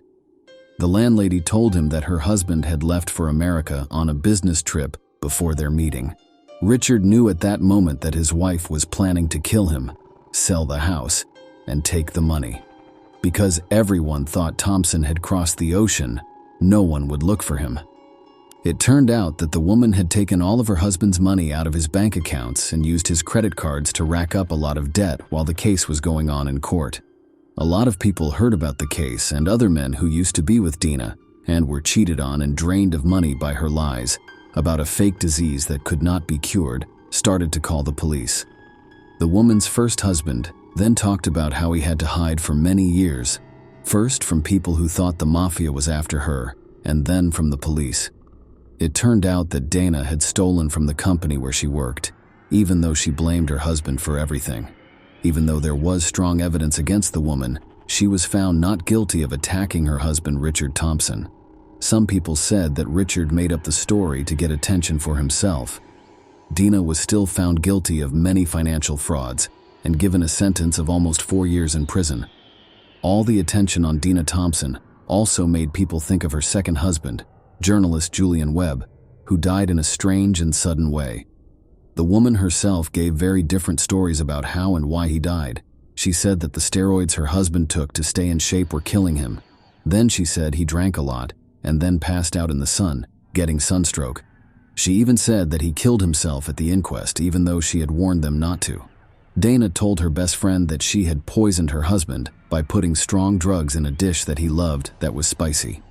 The police were able to find the owner of the diner where Julian often ate and picked up food to go.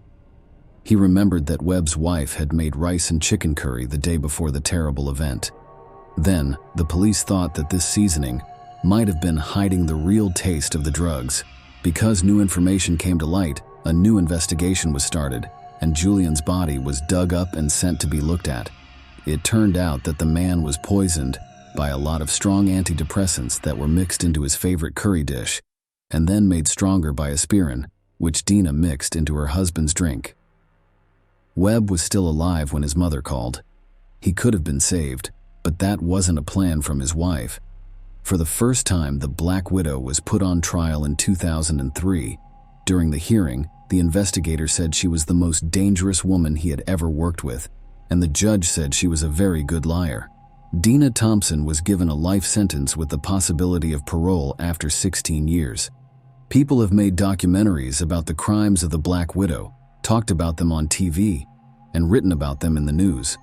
Detectives found out about another scary event in Dina's past, even after she was in jail. The person who was one of her first lovers never showed up again and has still not been found, dead or alive. Stanislav Kostov was the young man's name. He lived in Bulgaria, which is where Dana trained as a gymnast in the late 1970s. A romantic relationship started between them, and then the guy was never seen again. The investigation doesn't rule out the possibility that Dana has something to do with this case, and Kostov was one of her first victims.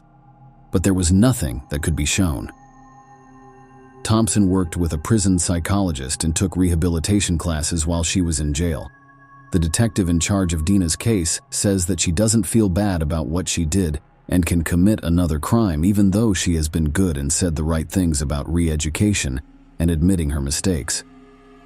Still, Black Widow, who was 61 years old, was let out of prison in the summer of 2022. Richard Thompson said he wouldn't feel safe now that he knows about it because he doesn't know what to expect from his ex-spouse. Now Dina has to tell the police about all of her relationships and connections, stay inside after dark, and report all of her financial transactions.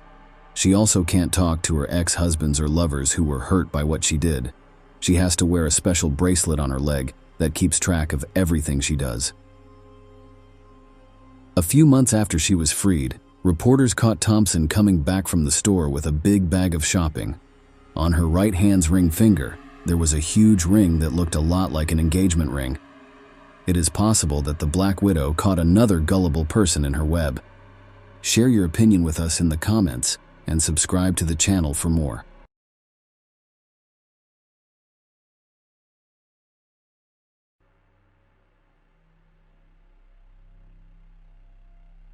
Wedding travel, also known as a honeymoon, is a significant event in the lives of young families. It can leave vivid memories of an unforgettable adventure, or, for example, provide a long-awaited escape from the mundane life somewhere on the Azure coast, under the shade of palm trees. But what if you go on a wedding trip and end up committing or being accused of a crime? Would the honeymoon be as bright and carefree in that case? I don't think so. Unforgettable, of course. Hellman, whose real name is Isabella Rodriguez, was born in 1975 in Colombia, a country where everyone speaks Spanish. But Isabella really dreamed of the American dream. She read English books and listened to English songs on the radio to learn the language as quickly as possible, so she could go to the north of Europe. Even though she was able to learn the language, she would always have a southern accent. This didn't stop the young woman from moving to Florida, where she worked as a real estate agent for people who only spoke Spanish. Isabella married William Hellman in 2002, even though her previous relationships didn't work out. They were married for 10 years, but their whole relationship was marked by constant fights and problems at home. Finally, when neither partner could take it any longer, they filed for divorce. The process took a very long 2 years. Isabella even found a new man during this time, and she hoped to be happy with him. Lewis Bennett was the name of the new lover. He was born in Great Britain but moved to Australia as a child and had dual citizenship. He went back to his home country to finish his education at the prestigious Camborne School of Mines. Lewis, on the other hand, never got a job in his field. He eventually went back to Australia and started his own business making solar panels. After 4 years, he went into the American market. His main office was in Florida, so the young and promising Lewis started using the internet to look for a wife there. Lewis tried to meet someone online for a long time, but had no luck. He looked at the profiles of women, but didn't pay much attention to them. The women who wrote to him first either turned him off or didn't interest him. But when he saw Isabella's picture, he thought she looked a lot like Jennifer Lopez, so he wrote to her. They wrote to each other for a long time, and Isabella talked about her hopes to move to the United States from Colombia, how hard it was for her to learn English, and her job search. She eventually told him about the men she dated in the past. Bennett didn't care at all about her past, because she knew Isabella and William were going to get a divorce soon. In order to meet Lewis in person, Isabella made plans to go to wherever he was, whether it was England, Australia, or even Thailand. Lewis bought a catamaran to show his new girlfriend Isabella how much he liked her. He planned to take her on a trip around the Caribbean Sea. He dreamed of doing this since he moved around a lot as a child and found it hard to make lasting friends. In his spare time, he read adventure books by authors like Jules Verne and Robert Louis Stevenson. Treasure Island was his favorite book, and it would become an important part of his life. When Isabella had free time, like on vacation or over the weekend, she always went on trips with Lewis.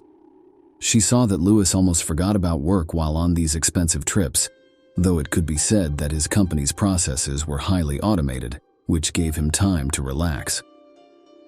When Isabella tried to talk to Lewis about his work-life balance, he either laughed it off or said that he had a big inheritance and didn't need to worry about anything. Isabella was happy with his answer. The couple celebrated the birth of their daughter Amelia in July 2016. It was a big deal for both of them, and that's when the fight started. Isabella had a hard time deciding how to raise their daughter, or even which country would be best for her upbringing, because of things that had happened to her in the past. Lewis wanted Amelia to grow up in Australia with his parents, but Isabella wanted to stay in the United States. As a compromise, they finally moved to Florida. In 2017, even though they already had a child together, they decided to get married.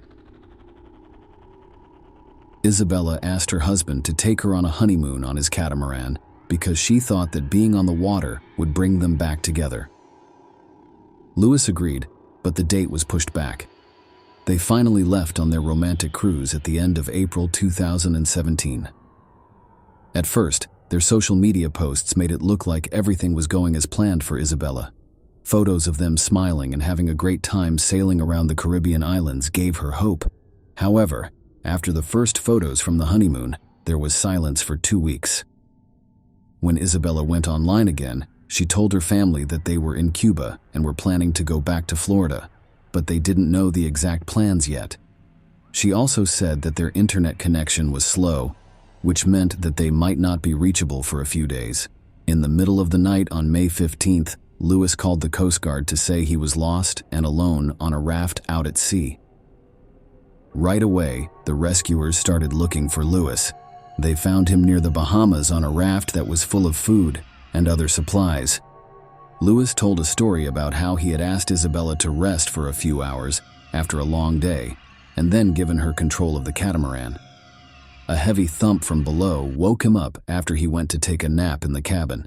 He thought Isabella had been thrown overboard when he couldn't find her, and saw that the catamaran was taking on water. He got his things together and moved to the rescue boat, thinking that her life vest would keep her safe. It was strange that he didn't use a beacon or a satellite phone to call for help. The Coast Guard didn't understand what was going on. They looked around and saw that there were no underwater rocks or reefs that could have sunk the boat like Lewis said. The boat also had open escape hatches, which is against safety rules, and suggests that someone was trying to sink the ship on purpose. It was proven by divers that the holes in the catamaran's bottom were made from the inside. The condition of the boat did not match Lewis's account of hitting rocks in the water. Another strange thing about the case was that Lewis only put his things on the life raft, as if he didn't think he would find Isabella alive. He even brought silver coins that are hard to find that are hidden in aluminum tubes. Later, investigations showed that one of Lewis's friends had stolen these coins in 2016. Lewis was charged with smuggling because of how he behaved, the fact that there were open escape hatches, and other suspicious circumstances. While the person was being held for smuggling, the investigation went on and more evidence came to light. In the house where Isabella and Lewis had lived, recording devices were found that had recordings of Lewis making death threats against Isabella. Isabella told her friends about these threats and how she wanted to leave her husband, but she also wanted to give their marriage one more chance. Debts, real estate, electricity, and credit cards were the main things that made them fight. Lewis had a lot of debt but didn't.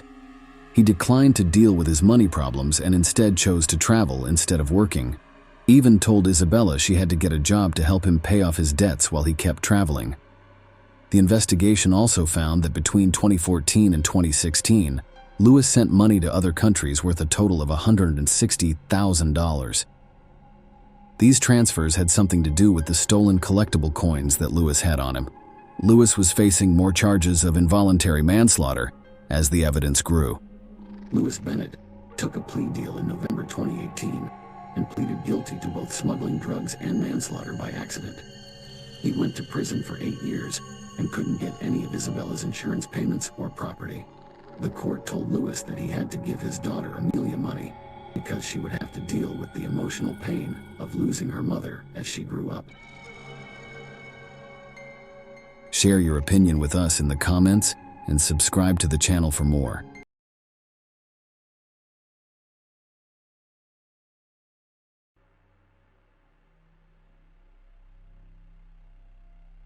Denise Dragon's well-known case shows how naive idealism, morbid jealousy, and a strong desire for illegal drugs can combine to cause tragedy and destroy 3 young lives at the same time. At the time of the tragedy, the oldest person involved, and I'm not afraid to use this word, was only 22 years old. He really tried hard to keep playing with the feelings of the 2 girls, who were only 17 and 19 years old. They were in a love triangle for a short time, but it ended in 2 pregnancies, crazy stalking, and murder. Mario Topanera was born in 1996 in a small town called Alcorcón in Spain, just outside of Madrid. The young man never put himself through the stress of school or looking for work. He lived with his parents when he was 22 years old and worked part-time jobs to pay the bills. Mario loved writing graffiti and was very good at drawing, but he couldn't use his art skills anywhere. He was happy with his small part-time jobs painting buildings outside and inside walls. The main way Mario made money was by selling illegal goods. He didn't do it himself. Instead, he found people who were interested and took them to a remote part of the city where his friends could get them anything they needed. Topanera made a lot of money from these deals, so he was always looking for people who could help him. It's unclear if Mario's parents knew what he was doing, but if they did, they clearly didn't care. Mario had a good looks and a strong personality. He was popular with both sexes. The young man was very good at using his charm to make friends and often dated several girls at the same time without meaning to. Denise Maria Dragan was born in Romania in 2001 to Emil and Daniela Dragan. Her parents were very young and having a hard time with money, so they had to go work in Spain and leave their little girl with her grandparents. After a few years, they were able to get married legally in another country, get a good job, and pretty much set up their daily lives. They moved their little daughter to their home in sunny Spain. The girl quickly made friends where she lived and found it easy to learn the language. At school, she did well in almost all of her classes and got good grades. The little girl was also interested in dancing, happily spent several hours a day in the studio, and regularly competed in a variety of events. When the girl was in middle school, her parents' marriage fell apart, and they decided to split up. The child went to live with her mother after the parents got divorced, but her father continued to care for her in every way, even though he had a new family. He helped her communicate, gave her money, and tried to be a part of her life in every way. Soon after, her mother also got married again, and a year later, the girl had a younger brother whom she loved and spent a lot of time with. When Denise was 16, she decided she wanted to learn how to do hair and become a stylist. She quit her studies and dance classes to focus on her new hobby full-time. Her parents didn't stop her or try to discourage her. They let their daughter make her own decisions to gain experience. Denise got a job at a beauty salon owned by family members. Rocio Martinez, a 19-year-old girl from the suburbs of Madrid, was the third main character in this dramatic story and the last link in the love triangle. Her father was a police officer who was transferred to Alcorcón, where he moved his whole family. Rocio was impulsive, scandalous, and sometimes even angry as a child. She was used to getting what she wanted and didn't put up with Rege. Martinez was never charged for what she did, though, because her father was a police officer and had a lot of connections. Rocio believed that no matter what she did, her father would get her out of trouble. Rocio was also very pretty, so she always had a lot of fans. When Denise stopped going to school and started working as a stylist, she had more time to hang out with her friends. Since high school, she had a best friend named Sylvia, to whom she confided all of her secrets and worries. One spring evening in 2018, Denise and her friend were walking around the city when they met Mario, a handsome and happy guy who immediately struck up a conversation with Denise. That same evening, they went on a date. A few days after meeting, Denise invited her chosen one to a family dinner to meet her mother, but Daniela did not agree with her daughter's choice. The woman did not like Denise's lover right away. Something about him scared her. Her mother quickly looked into him and was horrified to find out that Mario was involved in drug trafficking. Daniela had a serious talk with her daughter in the hopes that she would end their relationship. Denise quickly learned that Mario isn't as nice and kind as he acts. The young man tried to control every step of her passport, wanted to know where she went and who she talked to without her permission, took her phone, and checked her accounts and social networks for months. The girl in love hoped that her boyfriend would change so that they could have a strong, long-lasting relationship, but things only got worse as Mario started to treat her like his property. For another thing, she was only 17 years old and wasn't ready to be a mother or take care of a new child. Denise then decided to be honest with her mother and told her everything. She then asked her mother for advice on what to do next. The woman listened to her daughter and told her that she should end the pregnancy, but that was her choice. Denise gave it some more thought and then did what her mother told her to do. she had an abortion. When Panara found out, he was furious. He thought Denise had betrayed him by having the abortion, since she had no right to do so, and only he could decide what to do with the child. The couple's relationship ended, but the young man wouldn't let Denise go and leave her alone. He also promised to hurt her as much as she hurt him in return. He paid for his ex-wife and daughter a trip to one of the fashionable European resorts where they went together. The vacation really did Denise good. She calmed down, became a little relaxed, began to make plans for life again, and seemed to no longer think about Mario. But the vacation was over, and Denise returned home again. Mario did not ask Longpine for his former passport, and almost immediately began an affair with 19-year-old Rocio Martinez. This fiery, aggressive, and conflicted girl was the complete opposite of the quiet and calm Denise could make a scandal in the same place, go into a fight, or throw a tantrum.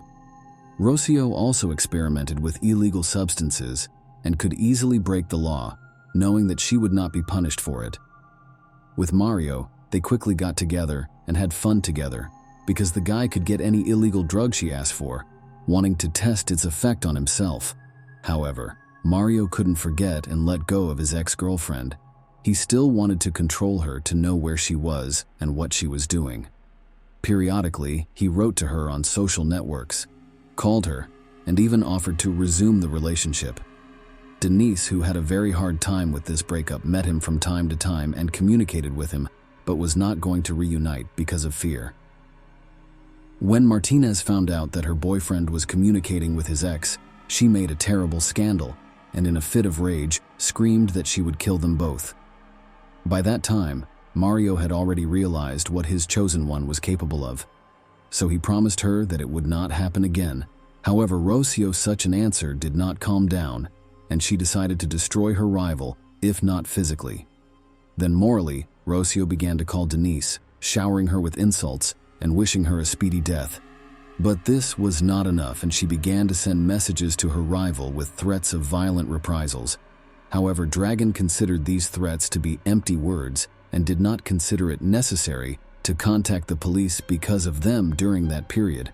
Rocio became pregnant, about which the first thing she wrote to her rival, saying that this child is desired and she will keep it for Denise. This news was a painful blow, but soon Martinez, due to poor health and addiction to illegal substances, lost the child, and all her anger she again poured out in a new threatening message to Denise. Denise, wanting to start a new life and forget about Mario, began an affair with a young man named Evan. They got married a month after meeting, and Evan moved in with her husband. Mario was hurt that his relationship with Denise ended so quickly. So quickly after his ex-girlfriend married someone else, he started calling and texting her again to set up dates with her. In November 2018, Mario and Rocio were having dinner at a small diner on the outskirts of the city. The guy left his phone on the table while he went out for a while, and Rocio decided to check it out. That's when she saw the calls and messages Mario had been sending to Dennis Martinez. She had a temper tantrum, screamed, cried, and tried to hit her young man. In response, Mario offered his girlfriend to personally clear things up with Denise. She thought it was her husband knocking on the door, so she opened it without looking through the peephole. Denise was still talking to her friend, so she could hear everything that happened next.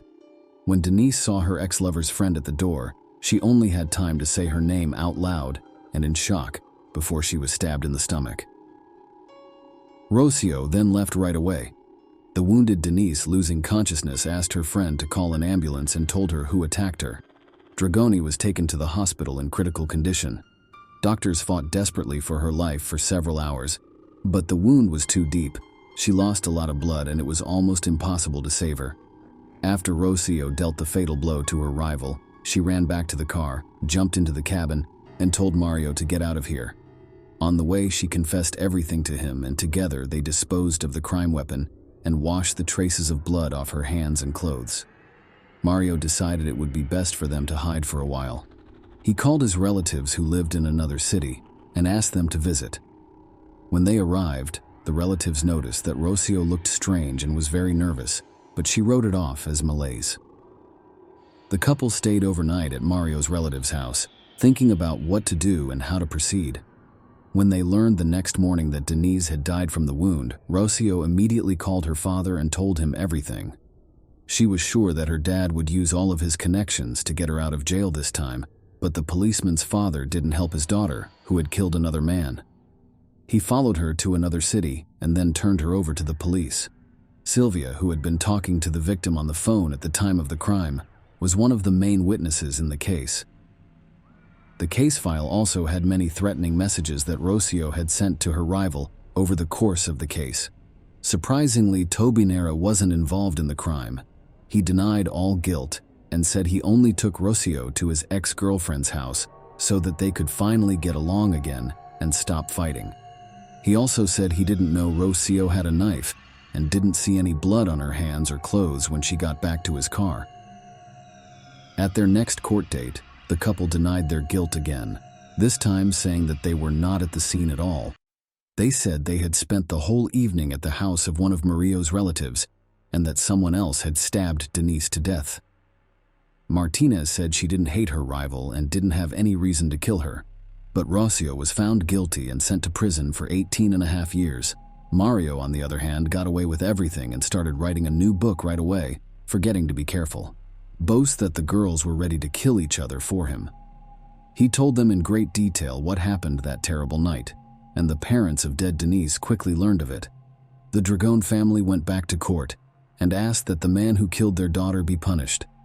This time, Top and Air were arrested, but after a few days, the man was freed on his own recognizance. In the end, he was found not guilty and was freed again. The parents of Denise tried to appeal the court's decision more than once, asking for Rocio's sentence to be lengthened and Mario to be jailed as an accomplice. However, Mario has still not been brought to justice. Share your opinion with us in the comments and subscribe to the channel for more.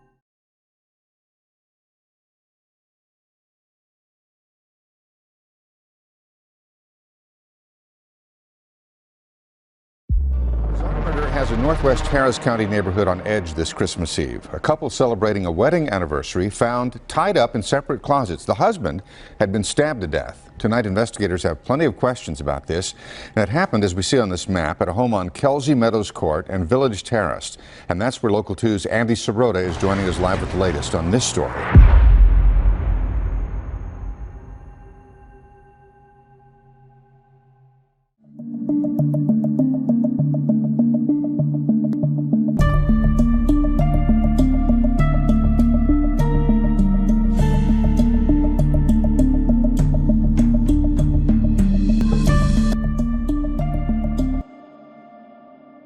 Jim and Sandra Melgar live in Houston, Texas.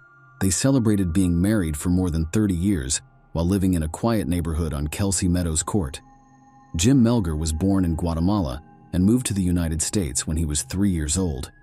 His family made the choice to move to Houston, where Sandra and her family also lived.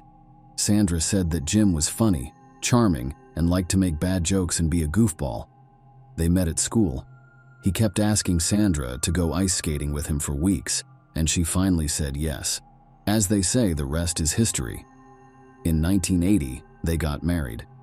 Jim went to work as a computer programmer, and Sandra ran a successful business doing medical billing and coding.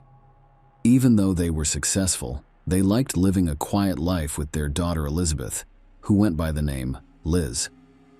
Liz said that her parents were like best friends who were meant to be together. The three of them loved to travel and do outdoor activities like hiking and fishing, but their love of nature faded over time. Sandra endured various physical challenges, including lupus, epilepsy, hypothyroidism, and hip replacements. Liz recounted witnessing her mother suffer violent seizures, a terrifying experience for the entire family. Jim, desperate to help his wife, spent entire days researching her conditions in search of treatments and cures. On December 22, 2012, Jim and Sandra were out having fun to celebrate 32 years of marriage. They ate at their favorite Mexican restaurant, and then around 9:30 p.m., Jim stopped by CVS to get some candy for drinks. When they got home, they sat in their jacuzzi with drinks and snacks and talked about their plans for the future. Jim was excited to make plans for their time together because he was only 5 months away from retiring. Also, they talked about the small party that Jim's family was planning for their anniversary. The narrative takes a dark turn on December 23, 2012, at 7 a.m., when a neighbor noticed the Melgar's garage door open throughout the day, an unusual occurrence. Jim's family arrived at the house around 4:30 p.m., finding it eerily quiet. Despite Jim's black truck in the driveway and Sandra's silver car inside the garage, there was no response when they knocked on the door. Concerned, they entered through the garage, discovering a somber atmosphere inside. The house felt stuffy, blinds remained closed, and the couple's dogs were agitated. Her man, Jim's brother, heard Sandra's soft voice coming from upstairs while the family searched the house. Sandy was tied up with scarves in a small walk-in closet. Jim was found naked, badly beaten, and stabbed several times in another closet nearby. Jim Melgar, who was 52 years old, was pronounced dead just 2 minutes after the police arrived. He had over 50 injuries, including defensive wounds that showed he had been in a fierce fight. Sandra woke up to the horrifying truth, but she couldn't remember what had happened after 1 a.m. Open drawers, jewelry boxes that had been searched, and prescription pills that had been taken but not found were all signs of a crime scene. The police reports didn't say anything was missing or stolen, even though the house was in bad shape. They found a white blouse and a kitchen knife inside the jacuzzi, which they knew was the murder weapon. It was locked, but there was blood on the handle of Jim's loaded gun that was in the closet. When paramedics checked on Sandra, she showed signs of physical distress that reminded them of a seizure. However, there were no major cuts or scrapes on her hands or arms, which raises questions given how tightly she was tied up and for how long. Bizarre murder has a northwest Harris County neighborhood on edge this Christmas Eve. A couple celebrating a wedding anniversary found tied up in separate closets. The husband had been stabbed to death. Tonight, investigators have plenty of questions about this. And it happened, as we see on this map, at a home on Kelsey Meadows Court and Village Terrace. And that's where Local 2's Andy Sirota is joining us live with the latest on this story. Andy? Bill, residents in this quiet community still baffled over a bizarre mystery involving two of their neighbors. Like police, they too have so many questions. We're just trying to get a statement. Sandra Melgar sought comfort today in the arms of a friend in the wake of her husband's bizarre murder. She was unable to speak from the back seat of this car, where we saw her wrapped in a blanket laying down, still in shock after her 52-year-old husband was found dead and tied up in a closet. Relatives who arrived at the couple's home for Sunday dinner also found Sandra Melgar tied up in a separate closet. 32 years was the anniversary. They were celebrating it. Distraught family members tell Local 2 the couple had been happily married for 32 years and recently celebrated their anniversary. Deputies say Melgar told them she can't remember who tied her up or who may have hurt her husband. His brother told us he'd been stabbed to death. They were in the bathroom together, her and her husband, at approximately 1 a.m. this morning, and at some time she blacked out, and the next thing she remembers is waking up in the closet. Relatives told us off camera the Melgars are devout Jehovah's Witnesses, own some rental properties, and insist there was nothing going on in the couple's lives to indicate trouble was on the horizon. Now, tonight, we're still not sure what caused Sandra Melgar to black out, but relatives tell us she does have a medical condition, and they say it appears that she may have been hit over the head with something. Investigators haven't released information on any possible suspects. They took Sandra Melgar to homicide headquarters to interview her. Andy, thank you, sir. Relatives got to the Melgar house yesterday. They said they noticed that the garage door was open. Investigators haven't said anything yet about any possible signs of forced entry or about whether the couple's home had possibly been ransacked or if anything was missing.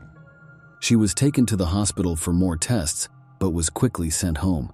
They then took her to the Harris County Sheriff's Office to question her.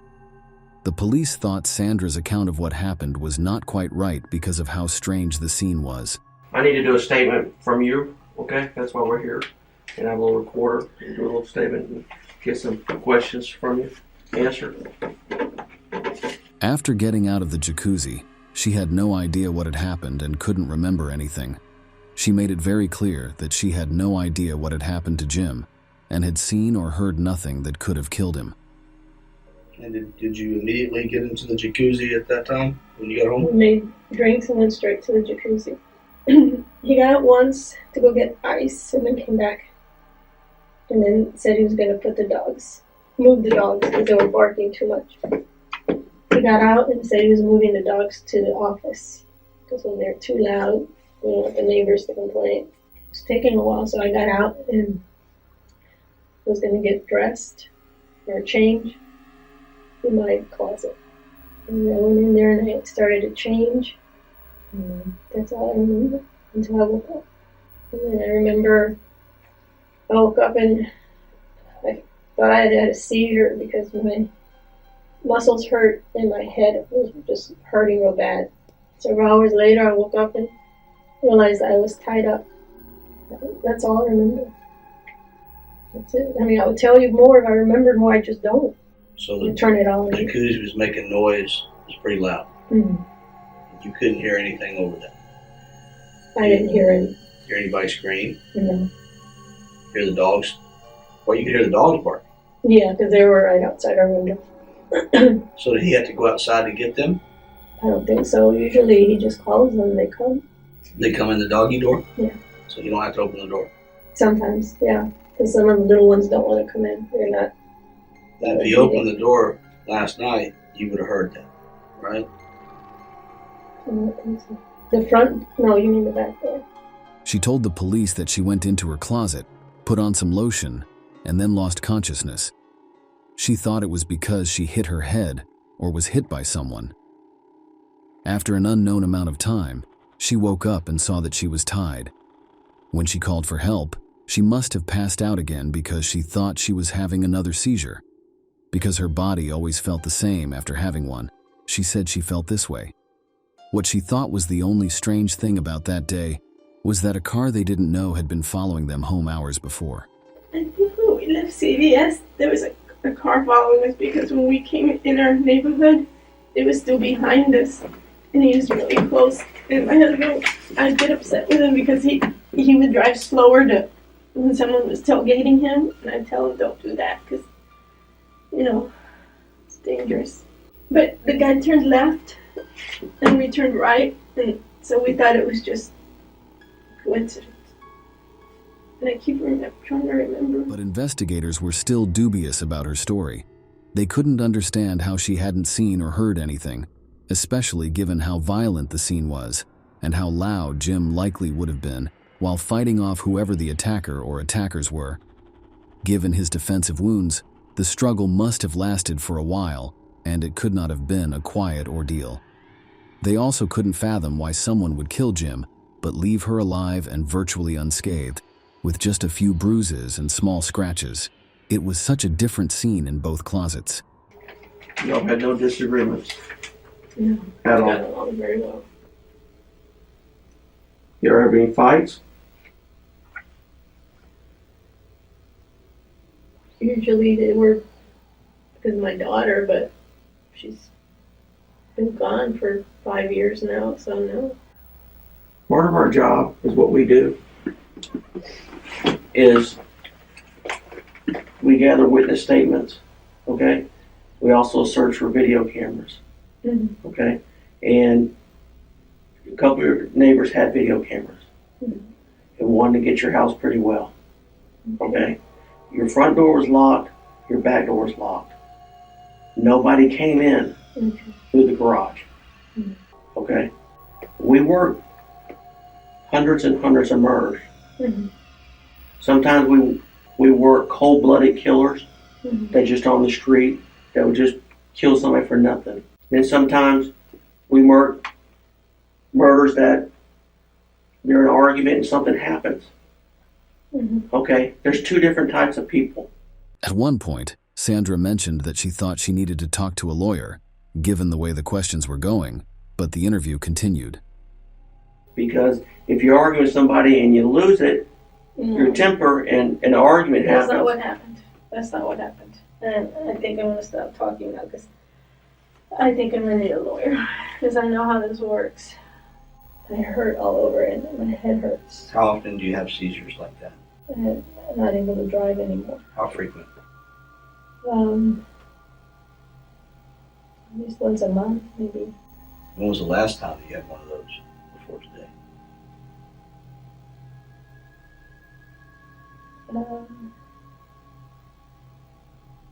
About a month ago. No one in the neighborhood heard a noise or dogs barking. There was nothing strange about it for them.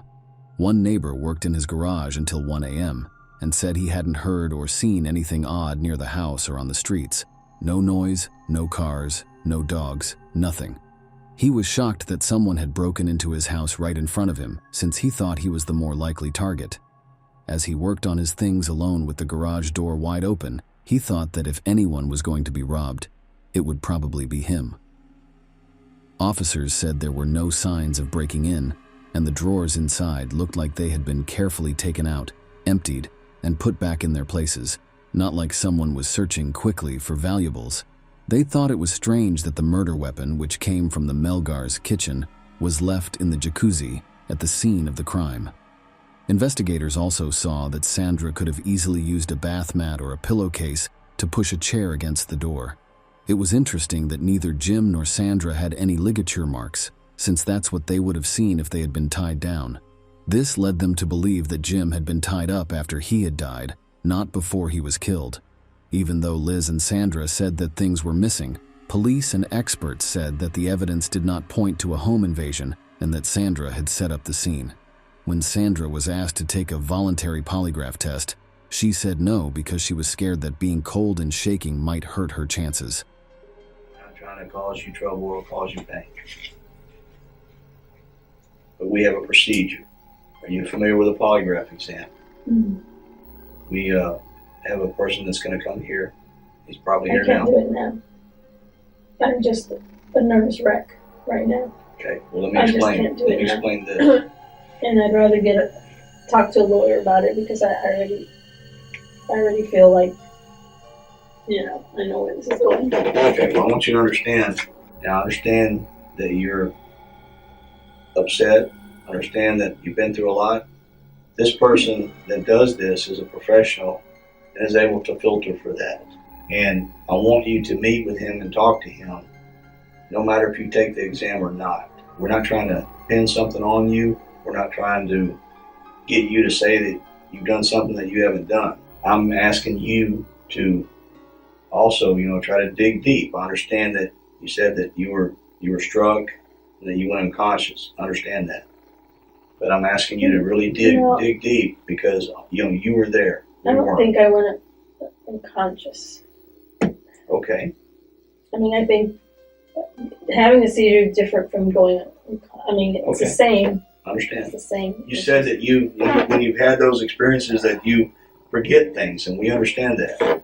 But, and I'm not a doctor, but I'm asking you, of course, for you and for us, for your husband's sake, if you can dig down and try to remember anything.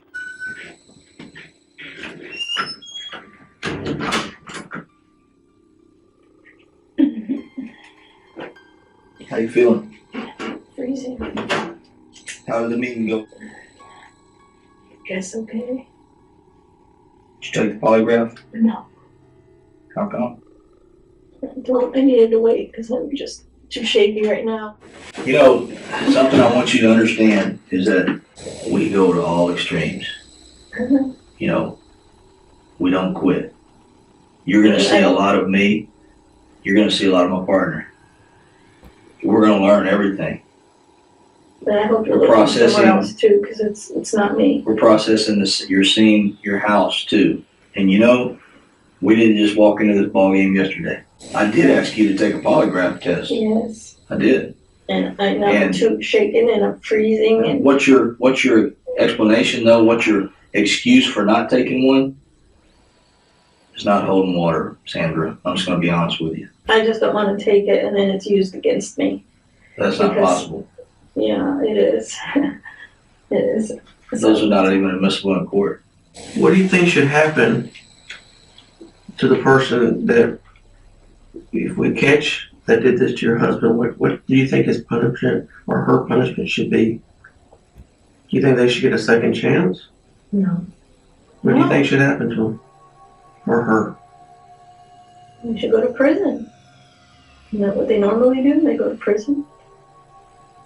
Do you love your husband?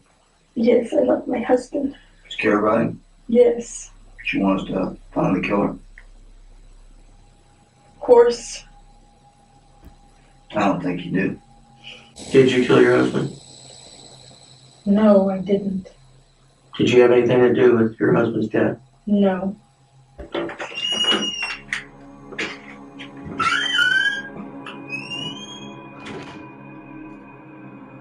The detectives were sure of what had happened that night, so on December 24th, they called the office of the Harris County District Attorney to ask that Sandra Melgar be charged with murder. But the DA's office said no, because there wasn't enough proof. As tests from the scene started to come back, they showed that there was no blood other than Jim's, which was strange. An expert pointed out that someone might leave the house pretty clean. On some door handles, dresser drawer handles, the safe handle, and the scarves that were tied around Sandra.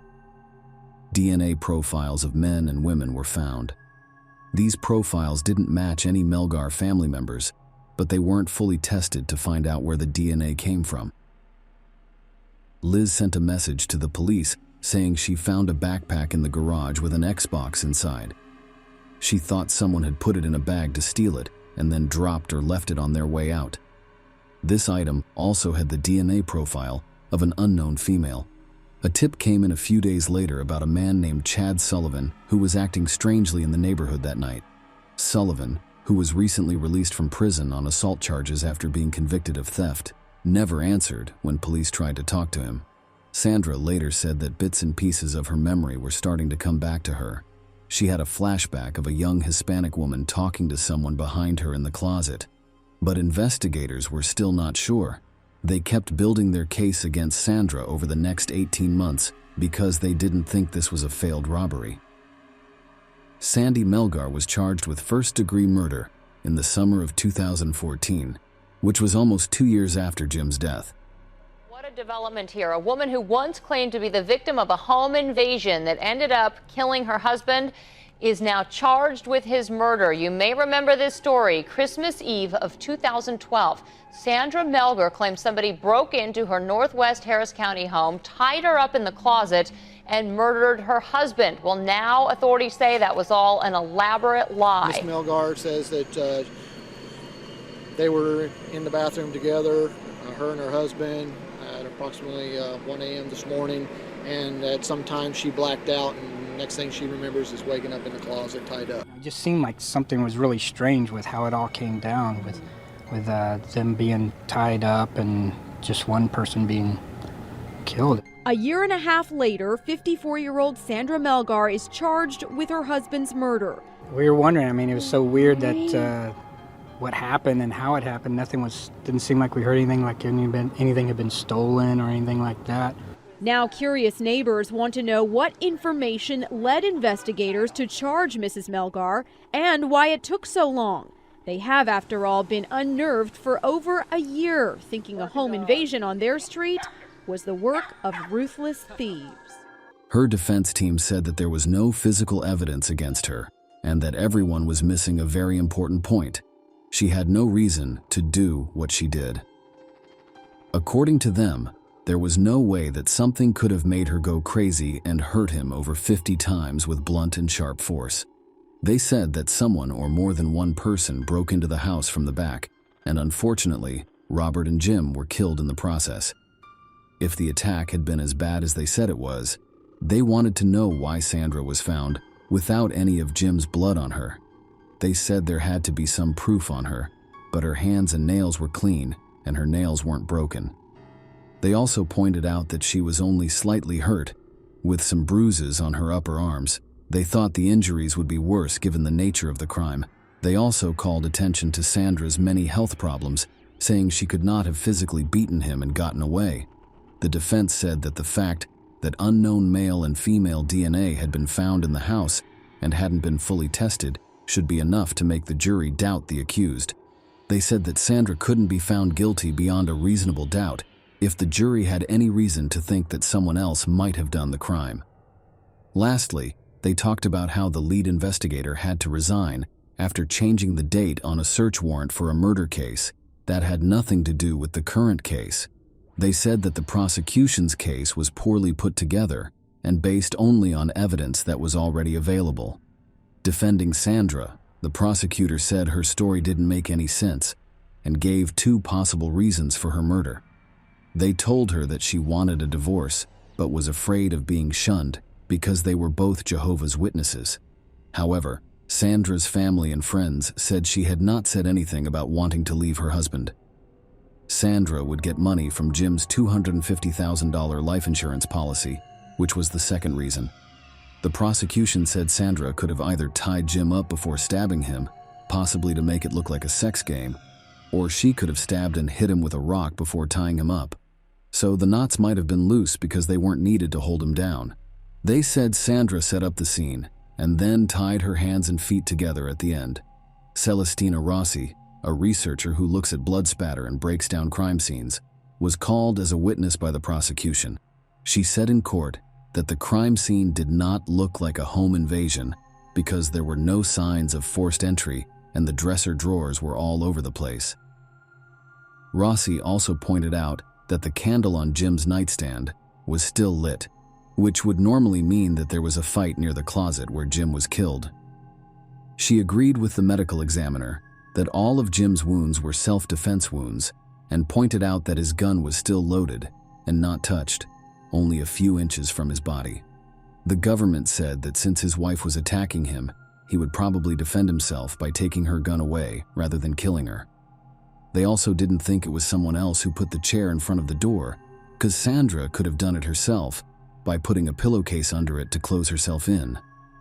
Closing arguments have just wrapped up in the case against a woman accused of murdering her husband and then trying to cover it up. Channel 2's Lee Ferlisi is joining us live downtown with what we're learning from the courtroom as we wait for a verdict in this case. Lee? Yes, Bill. Well, the prosecutor arguing very strongly that Sandra Melgar did murder her husband. The defense saying there was shoddy detective work and the evidence just does not add up. Now it's up to the jury. Sandra Melgar's fate lies in their hands. Thank you. Closing arguments began this afternoon. You guys saw the photos. You saw all the wounds that he had, the 13 stab wounds, all the other wounds that he had in his body and his head. Certainly that person intended to kill him, or that person certainly intended to cause serious bodily injury, which resulted in death. We've proven all of those things. In the Sandra Melgar case, there's no physical evidence in this case that points to her at all. The prosecution graphically painting a picture from their case. And while he isn't looking, she makes a strike straight up all the way to his neck. That's what that first strike is. Jamie, of course, gets up to try and defend himself, turns around, and that's when she gets him on the thumb. And that's when the blood starts spurting out onto the chair. The defense criticizing shoddy detective work and saying the evidence is just not there. Look at what remains. No broken nails, no problems with the hands, no bruising here where you would expect it if a knife was used. So the jury is expected to deliberate for only a few more minutes until about 5:15. Then they'll be back at it again tomorrow morning. We're live at the Harris County Criminal Courthouse. Lee Ferlisi, KPRC, Channel 2 News. In August 2017, the jury thought about the case for 8 hours. They couldn't agree on what to do on the first day, but by the second day they had made up their minds. Sandra Melgar killed her husband Jim and was found guilty. She was given 27 years in prison. Liz said that when the verdict was read, there was a gasp that could be heard throughout the courtroom. Sandra sobbed and almost passed out. She said that for a moment she thought about her mother killing her father, but now she didn't think that was possible.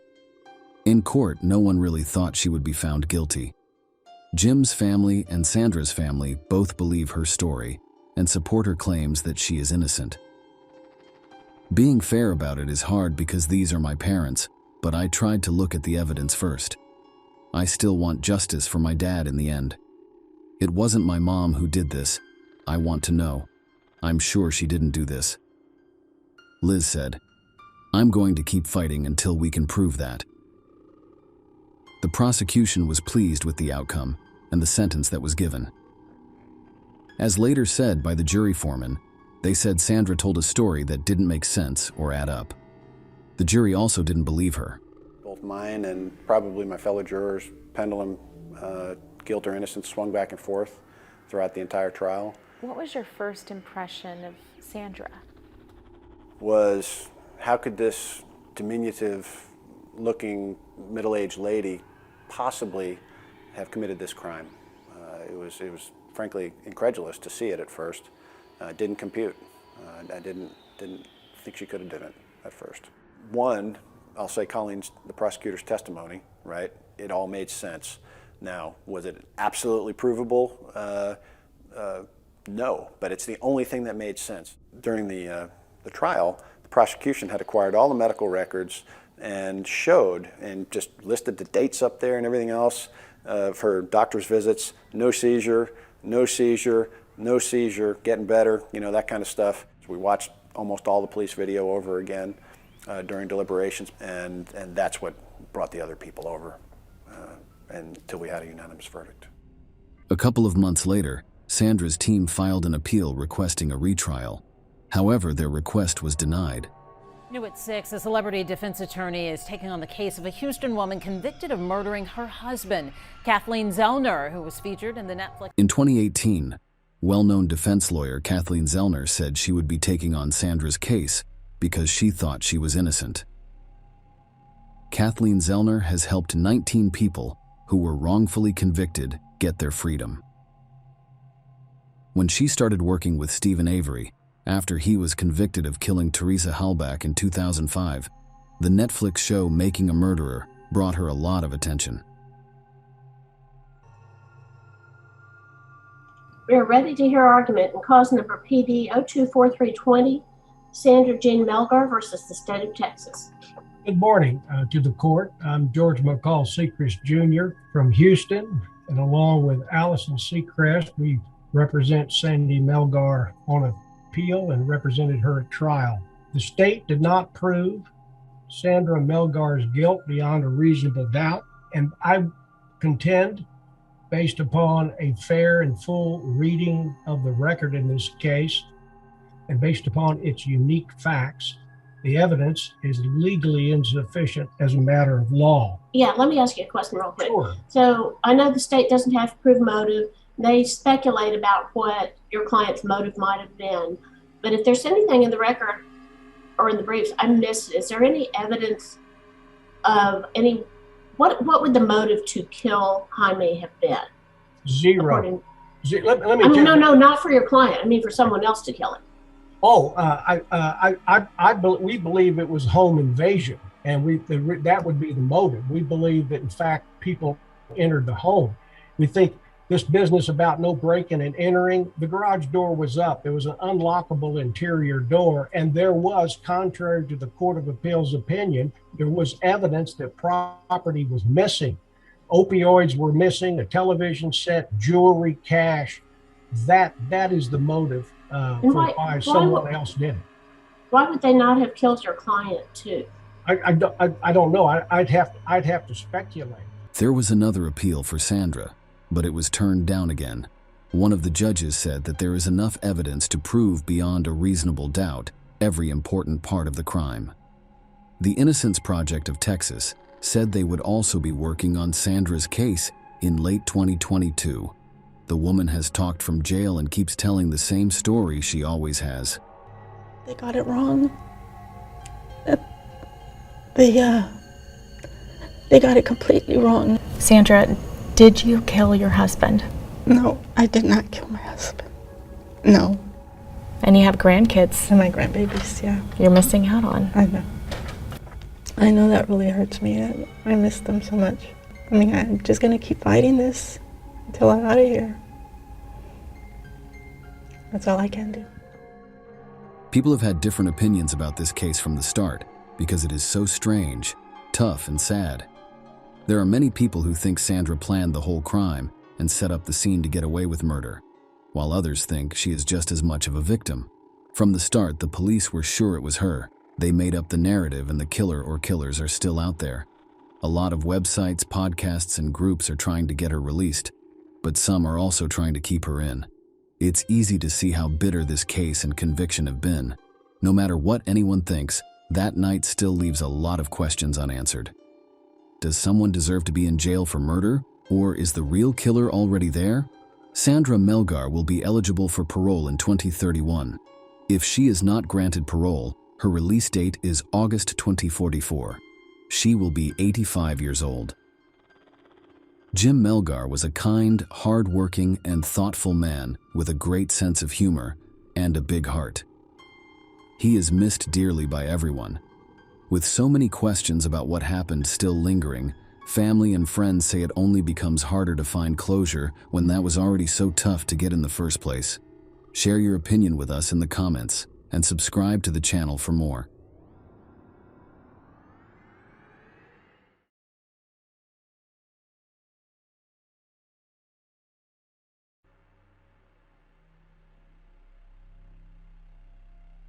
Cape Town is 400 miles away from the city of Port Elizabeth, which is at the western end of Algoa Bay, on the southeast coast of South Africa.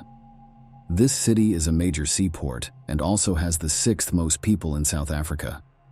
When Chris Panayotu, then 18 years old, graduated from high school in this city in November 2004, he went to work for his dad's trading company. In the city and the areas around it, his father owned a large chain of stores and restaurants. Chris had always wanted to work in his dad's business, even when he was young. He was also very interested in running retail chains and growing the retail services industry. He was very active and determined, and his goals went far beyond being an executive and skilled worker under his father's supervision. Chris wanted to open his own fish restaurant near a 5-star hotel on Marina Drive and a big grocery store close to Kings Beach downtown. While Chris was helping his dad at a small diner on Market Street in the afternoon, he ran into an old high school friend. The friend invited Chris to a party on Friday night at Barney's Tavern, a popular beach spot for young people. Chris saw a pretty young girl drinking lemonade from a tall glass while sitting alone at the bar in a wicker bamboo chair and drinking beer from the establishment's specialty mug. Chris got up from his seat and went to meet her. She was 18 years old and her name was Jade Dinks. They hit it off right away, and they quickly found that they had a lot in common. Chris and Jade started dating after that party. They had no idea that their meeting at Barney's Tavern on Friday night would be the start of a terrible love triangle story that ended in tragedy. The girl named Jade was always happy and friendly, and she wanted to make other people feel good. Because she wanted to make a difference, she decided to become a teacher and started college in 2005. While Jade worked on her schoolwork, Chris started his own business. He started with a grocery store and then opened Infinite, a restaurant and bar in the neighborhood. Even though both Jade and Chris had a lot going on in their lives, their relationship grew stronger, like the roots of a young tree going deeper into the ground. They each made their own happy place where love and kindness seemed to last forever, and where days were full of smiles and hope for a bright future. Things started to go wrong in their relationship over time, mostly because Chris was seeing another woman. At first, Chanel Cooties was just working at the store that Chris owned, and their relationship was strictly business. But as time went on, their interactions turned into a secret love affair that they tried to hide with mysterious smiles and small movements. They met in secret in hotels in the area, and Chris even let Chanel stay with him while Jade was away. Chris and Jade seemed like a happy and successful young couple to their family and friends, especially after they got engaged and then married in 2012. Jade finished college and got a job at an elementary school, and Chris's business looked like it was doing well. However, Chris's relationship with Chanel continued, which made things difficult in their marriage. When Costa Panayotu, Chris's father, found out that his son was having an affair with a sales clerk, he was very upset and angry.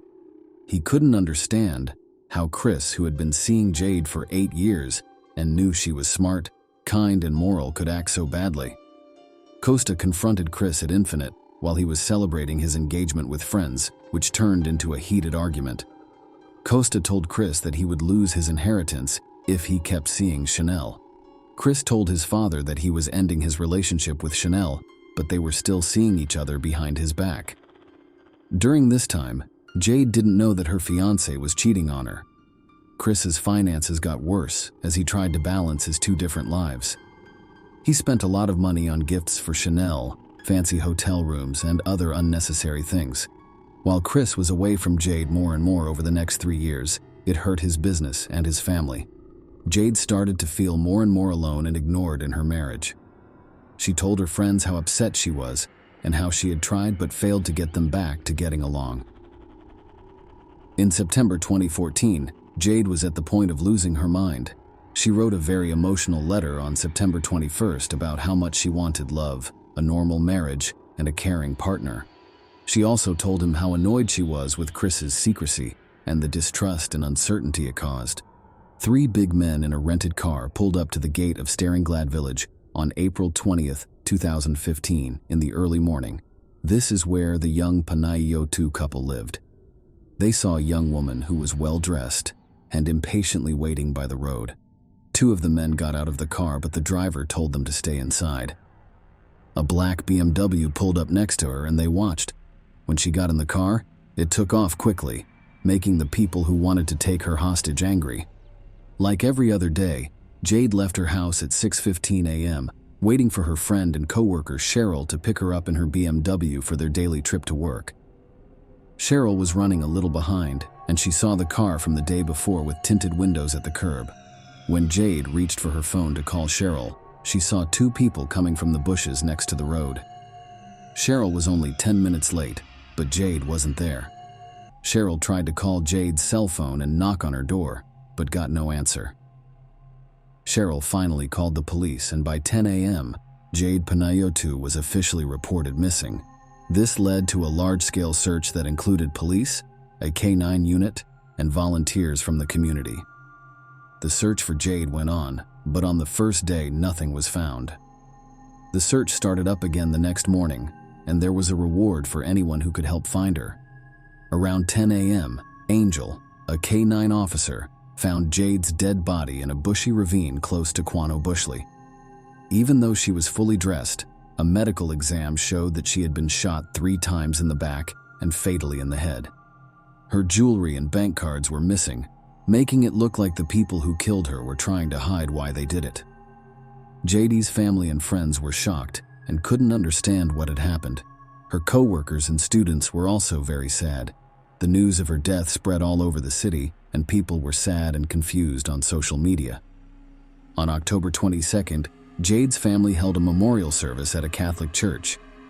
This was followed by a funeral that was attended by a huge number of people from Port Elizabeth. People who knew and loved Jade were deeply saddened by her death. South African Police Service officers were also at the city cemetery. They thought Chris Panayotu's behavior during the funeral was strange and staged. As suspicions grew, the court later found that Chris's farewell speech looked a lot like a dedication on the internet by Charles Atkins to his late wife. Even though it wasn't direct proof, this discovery made people think that Chris may have been involved in killing his wife. The authorities decided to keep a close eye on him. Several other strange events also pointed to Chris's involvement in the murder of his wife. Luthando Sioni, a security guard at Chris's nightclub, was arrested by the police the night before the funeral because they thought he might have worked with the killer. Luthando said Chris had asked him to hire killers for his wife, and that Chris had already found 3 friends to carry out the plan. There was proof that someone tried to use Jade's bank cards on the day she was killed, and surveillance footage showed 2 men that Luthando identified as the hired killers. As a reward for his help, the police let Luthando go on the condition that he gather more evidence, including Chris's confession to killing his wife. Because he was told to, Luthando called Chris for a private conversation that was recorded. During the conversation, Chris said something that led to his arrest. After that, 3 more suspects were caught, and the crime's details were put back together. Hit men were sent by Chris to kill Jade Panayotu in the early hours of April 20th, 2015. But because of an unplanned change in her plans, the execution was moved to the next day. On April 21st, Jade was taken hostage and taken to a remote area and brutally killed. The thieves took her valuables and ran away. They tried to take money out of her bank cards but couldn't because the PIN they were using was wrong. The trial against Chris and the 2 mercenaries began on October 11, 2015, and was widely watched and reported on by the media. The prosecution said that Chris killed one of the women because he was having money problems that were made worse by his double life and his desire to kill one of the women.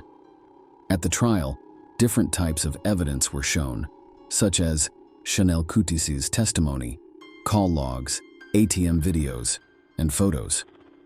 Along with the two hired killers, Chris was found guilty by the court and given a life sentence. On December 9, 2019, Chris's father, Costa Panayotou, died in a mysterious accident.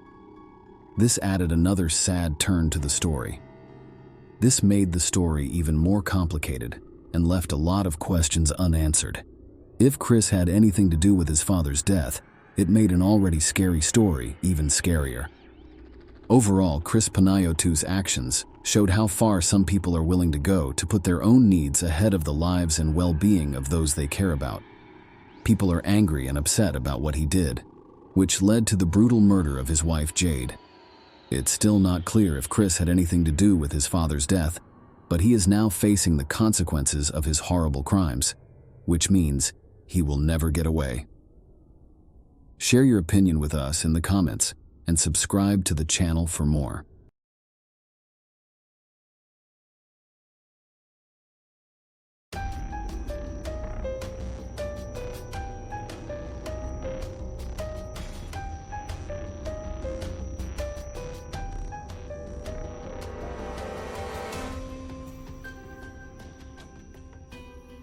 Detective Jeremy Ogden from the Hobart, Indiana Police Department gazed upon a manuscript that had kept him busy for months.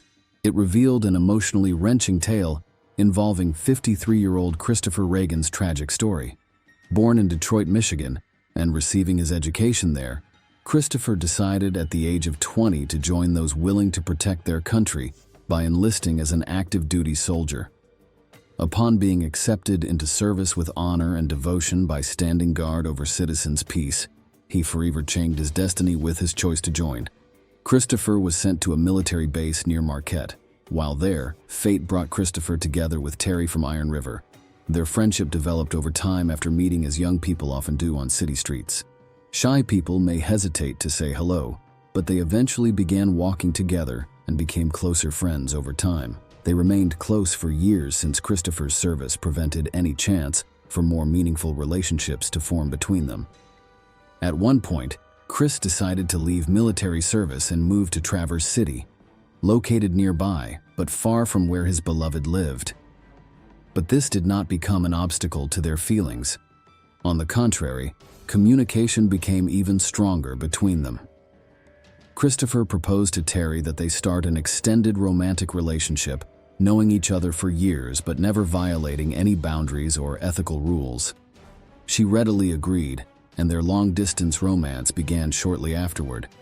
Soon enough, Christopher and Terry realized they shared many interests, from appreciating nature to preferring an organized lifestyle to yearning for peace. Iron River became their ideal location, and they decided to move together. Christopher moved in with Terry while finding employment at a factory producing parts for military ships. Soon enough, he even had subordinates who reported directly to him. Life was finally looking bright, but after 2 years, complications arose in their relationship, with passion slowly diminishing as Christopher and Terry failed to address its difficulties. It eventually became evident that this could not continue, and they took the difficult decision to part ways peacefully and remain friendly toward each other. Christopher realized he could no longer continue living at Terry's house, so he decided to rent his own place instead. As time progressed, Chris realized he wanted a change of scenery as well. Iron River seemed too small, so Chris began looking for more dynamic cities like Asheville in North Carolina. Fate presented Christopher with the chance to start over and embark on an entirely new chapter of life. Not only would Asheville provide him with job opportunities, but it would also offer picturesque natural attractions, perfect conditions to launch himself into life anew. Christopher told Terry on October 14th that he had taken off work due to a doctor's appointment, suggesting they meet and go for a walk as they often did while living together. Christopher then proposed they meet later that afternoon and join her. Terry became worried when Christopher failed to contact her after October 15th and didn't return any calls or text messages from her girlfriend, Terry. Concerned for Christopher, Terry reached out to mutual friends, but they knew nothing. 10 days later, she filed a police report regarding Christopher's disappearance. Terry filed a report, but police quickly comforted her, assuring her that people often disappear for periods of time, only to return at some later point, sometimes even ending up somewhere new. Additionally, Terry revealed to police officers that Christopher had recently received a job offer in North Carolina. For them, this was another indicator that Christopher may have reached his new residence and begun living a completely different life after having cut all ties with the past. Investigators quickly launched an extensive investigation to disprove speculations. To do this, they identified Christopher's newly hired company and spoke to one of its employees to discover any information regarding Christopher. However, none could be obtained as Christopher hadn't shown up at work for over 10 days. Police speculated he might have been injured due to frequent trips outdoors alone. Search forces headed into nearby woods looking along routes Christopher had used. Specially trained dogs were deployed, yet no sign of Christopher was ever discovered. Terry suggested visiting Christopher's former apartment to ensure no accident had taken place, or perhaps find any traces that may give an idea as to his current whereabouts. Agreeing with her suggestion, investigators went directly to his former place of residence. They were shocked at what they found: items scattered across the floor and closet doors open. Their initial thought was likely Christopher was just being disorganized. However, Terry quickly dismissed this theory, asserting he wasn't as messy. Detectives began to suspect that all these circumstances might be linked to Rand's disappearance. So, after inspecting her home, it was decided to expand their search efforts and locate him on an even wider scale. Police searched carefully through the neighborhood before eventually discovering Reagan's car outside the city limits, about 8 miles from Iron River. Since it appeared unlikely he left it there intentionally, one door needed to be broken open for entry into it. At first, there was nothing suspicious in the vehicle's interior. On its seats were ordinary clothes typically found among locals: a hat, coat, and gloves. But one of the policemen noticed something peculiar on the front passenger seat: a small piece of yellow paper bearing an illustrated map describing an itinerary for travel. No specific addresses were indicated, only an itinerary, so they decided to follow it closely. Terry explained to Christopher that despite living in Iron River for years, he still hadn't learned the names of streets and roads, so he wrote down directions like turning at a bus stop or passing gas stations as guides for navigation. Terry noted that Christopher had indicated in his notes that this was his first trip to this location. Terry and her colleagues followed the route indicated on a piece of paper and stopped in front of a house listed in Christopher's notes before heading toward their final destination in a neighboring town. Investigators knocked on the door. They needed to establish who lived there and why Christopher had traveled this way. Jason Cochran was surprised when uniformed men appeared outside his home. Shortly afterward, his wife Kelly appeared, and they were informed by officers of Christopher Reagan's disappearance, that his abandoned car contained a piece of paper that pointed toward this address as part of their investigation. Kelly candidly revealed that she and Christopher worked at the same plant and were close. Although they hadn't spoken since mid-April, Kelly did manage to reconnect with Christopher in mid-June. Kelly Cran attempted to reach Chris via text messages between September and October, but received no reply. She assumed he had moved to North Carolina in search of employment, or possibly due to health concerns. Kelly also mentioned Christopher was having health problems and may have decided to start over somewhere new. When investigators found an address written down on a piece of paper found in Christopher's car, they became confused. Nonetheless, the couple remained willing to cooperate in any investigations that came their way. After brief questioning at Christopher's home, without finding what they needed, detectives decided to head out. Their next phase involved speaking with Christopher's co-workers at work before proceeding to interview workers and supervisors at his factory. One supervisor made mention of an affair between Christopher and Kelly Cochran, a rumor circulating among workers. After hearing this claim, investigators decided to re-interview both parties involved so as to gain clarity as to their true natures and establish exactly what had transpired between them. Kelly ultimately acknowledged her affair with Christopher, but could not tell him due to Jason being present. According to Kelly, their open relationship was fine, with Jason being aware of any such affairs on the side. However, Discussing such sensitive topics might hurt his feelings and be painful for both parties involved. Christopher's co-workers refuted Kelly's statements, claiming Jason approved of their affair or there being any loose connections among their family, as she claimed. Jason followed Kelly into the police office, and their conversation revealed his opposition to Kelly's infidelity vehemently, thus making him an obvious suspect. However, due to a lack of evidence linking Jason with Christopher's disappearance, it became impossible for officers to conclude anything conclusively against Jason or Kelly. They had no choice but to release both from detention. The investigation continued for 5 months, without yielding any clear resolution of its mystery. On March 5, 2015, Hobart Police Department Detective Jeremy Ogden took on the case immediately and began actively working it. Ogden began by conducting a comprehensive analysis of Kelly Cochran and Jason Cochran's history, meeting in high school before moving in together post-graduation. Their personalities couldn't have been any more different. Kelly was open and loved talking, while Jason preferred listening more than starting conversations first. Despite these differences, Jason and Kelly decided to marry. Following their wedding, the two started their own company providing swimming pool maintenance services. It was modest, but provided them with a decent income. Most of Jason's pool maintenance duties fell upon his shoulders until overwork and strain took its toll. Jason began experiencing back problems and felt heavier every day. Eventually, Kelly took over running the business. When it became clear he couldn't continue running it himself, though this period proved challenging, she remained hopeful that Jason would soon recover and resume his duties once more. Kelly searched for ways to help Jason recover since medical drugs weren't providing enough relief. One day, she learned of a plant that offered hope for Jason's recovery. Unfortunately, its use in medical practice hadn't started yet and wasn't available everywhere they lived. It had even been banned in their state. To get this drug, they moved from Florida to Michigan's Iron River Township. Jason could visit his doctor and receive his prescription for this miracle plant. Suddenly, his agony would finally end. Early in 2014, a plant that specializes in manufacturing parts for U.S. warships hired 34-year-old Kelly Cochran, who had moved with her husband Jason. Kelly made every effort to secure financial well-being for herself and Jason. Therefore, they accepted employment at Christopher Reagan's plant, where Kelly also worked. Over time, Christopher and Kelly discovered commonalities of conversation that helped foster their friendship. This proved particularly vital, as Christopher had recently experienced difficulty with Terry in his relationship. After reviewing all available evidence, the prosecutor made a strong argument to a judge in Michigan in support of obtaining a search warrant for Cochran's residence. After successfully receiving a ruling from the judge on March 5th, she sent investigators straight away on March 6th to locate Cochran's address.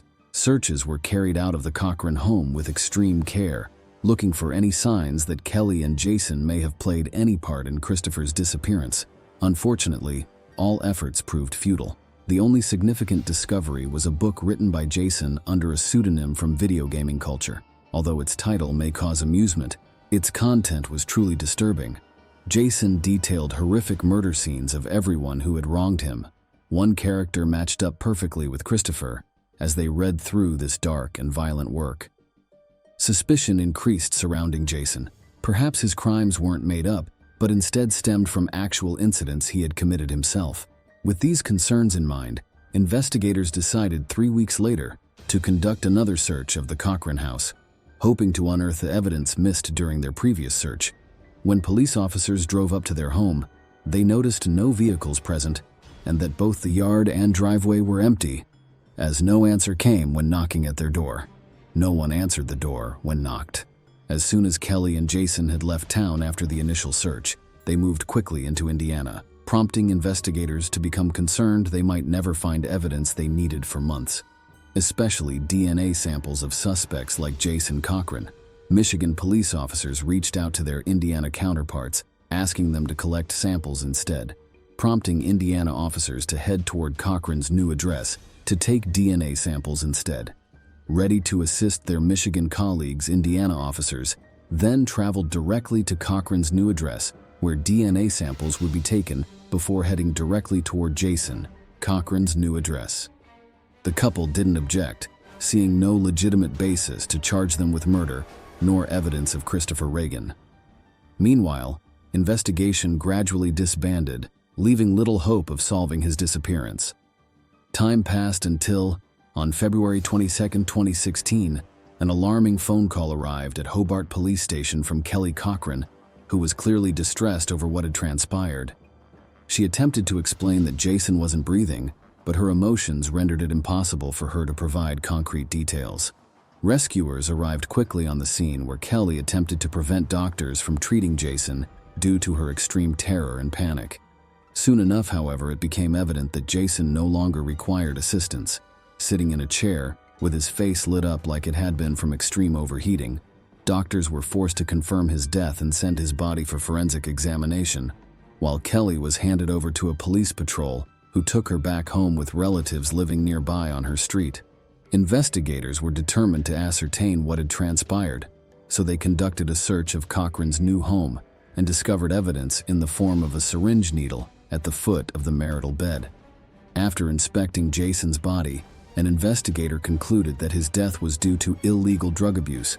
However, this report came as a shock for detectives. Jason had an excessive amount of illegal substances in his system. However, the results from forensic tests indicated something more disturbing. His death had been caused by strangulation, as evidenced by bruises on his neck and face. So Jason, who had been suspected of kidnapping Christopher Rean himself, became himself the victim of crime. This revelation raised new questions and necessitated a thorough re-examination of evidence. Immediately thereafter, forensic specialists turned their focus onto Kelly Cochran, whom many suspected as being linked to both incidents. She became suspect not only for Christopher's disappearance, but also in her husband's murder. The investigation became even more complex. On February 23, 2016, Kelly Cochran was summoned to testify in Jason's murder case at the police station. Investigators directly interrogated her about her possible involvement in his death and whether she administered excessive doses of illegal drugs to him. Regardless of the lack of concrete evidence and pressure from investigators, this young woman did not confess to either the murder of Jason or the kidnapping of Christopher. Investigators were unable to find sufficient proof of Kelly's guilt and were unable to arrest him, leading Detective Jeremy Ogden on a trail that eventually brought him face to face with Walter Hammerman, one of Jason's closest allies. During this investigation process, Detective Ogden met up with Walter Hammerman. Walter immediately ran to the police upon hearing of Kelly's shocking story of Jason's tragic death from illegal drugs, emphasizing how close they were. Walter assured his partner that any changes would certainly have been communicated. Jason had been taking medicinal herbs with the sole aim of relieving his back pain for quite some time now, yet Walter noticed his friend had fallen into an unstable situation recently. In March last year, Jason revealed his concerns with him regarding travel arrangements to Indiana, due to Iron River police involvement in a disappearance case. All this had had a lasting, impactful impression upon Jason. Walter witnessed Kelly become severely depressed and attempted suicide, necessitating medical intervention and therapy. Walter noticed a distinct change in Kelly's behavior as he took more control over his life. Jason seemed on edge, while in the past, the boys could spend hours playing video games together.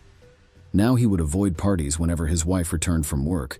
This information became crucial in understanding what was transpiring within the Cochran family. After learning that Jason had died by strangulation, Detective Ogden devised an intricate plan to force Kelly Cochran to reveal the truth regarding Christopher Rean's fate. Walter, Jason's close companion and close ally, was chosen as bait, intended to lure Kelly into an incriminating trap and cause her to make mistakes that could potentially compromise Christopher Rean. Walter accepted a difficult role within this investigation, while playing out this performance before Kelly Cochran. On March 12, 2016, Walter called Kelly while under surveillance by police officers with listening devices, intending to present her with a letter purporting to come from Jason that contained something important and urgent. Walter explained to Kelly that Jason gave this letter shortly before his death, with instructions not to open it and send it immediately to police should anything occur. This came as quite a shock, both to Walter and to those watching over their situation. Yet even with this development, detectives had no direct evidence against her husband's killing. Investigators conducted numerous interrogation sessions with Kelly in an attempt to extract the truth. She denied her guilt throughout. On April 26, 2016, however, it became evident that Kelly Cochran had managed to slip away from their scrutiny. It seemed a mockery of justice, and detectives immediately joined forces with police officers from Iron River and Hobart in launching a federal manhunt against Kelly Cochran. Walter Hammerman was both shocked and alarmed that Kelly hadn't yet been apprehended. He worried she may get away with this crime once more and later attack him in return. Her phone had also been disconnected as though she were playing a cat-and-mouse game with the police. Detective Jeremy Ogden managed to piece together, after 2 long and hectic days of trying, that Kelly Cochran had managed to avoid detection by fleeing to Kentucky's Wingo town, more than 6 hours away from Hobart. On April 28th, Kelly was located at her cousin's house by police officers who issued the same warning. As soon as they received this information, an arrest team quickly proceeded to the house, knowing Kelly could be dangerous and likely attempt to flee. They moved swiftly without warning, and Kelly was apprehended and taken into custody that afternoon. Later that same evening, Detective Ogden arrived in Wingo, where he resumed interviews with suspect, alongside investigators from Indiana and Michigan. Once I spoke with Kelly Cochran, everything became crystal clear. Christopher Rian and Kelly's relationship went deeper and further than anyone imagined. Kelly truly loved him and dreamed of leaving this cursed city together and starting a new life together. But everything changed on October 13, 2015, when Jason learned about her cheating. They began fighting, and Jason remembered their wedding night pact whereby anyone found out cheating would be required to kill their partner as punishment. Kelly asserted that she never intended to take their agreement seriously. It had always seemed more like a joke to her.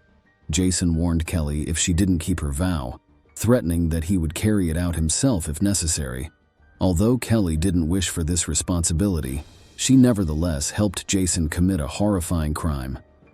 On October 14, 2015, Christopher Rian traveled to Kelly Cochran's house, hoping to take full advantage of their first meeting.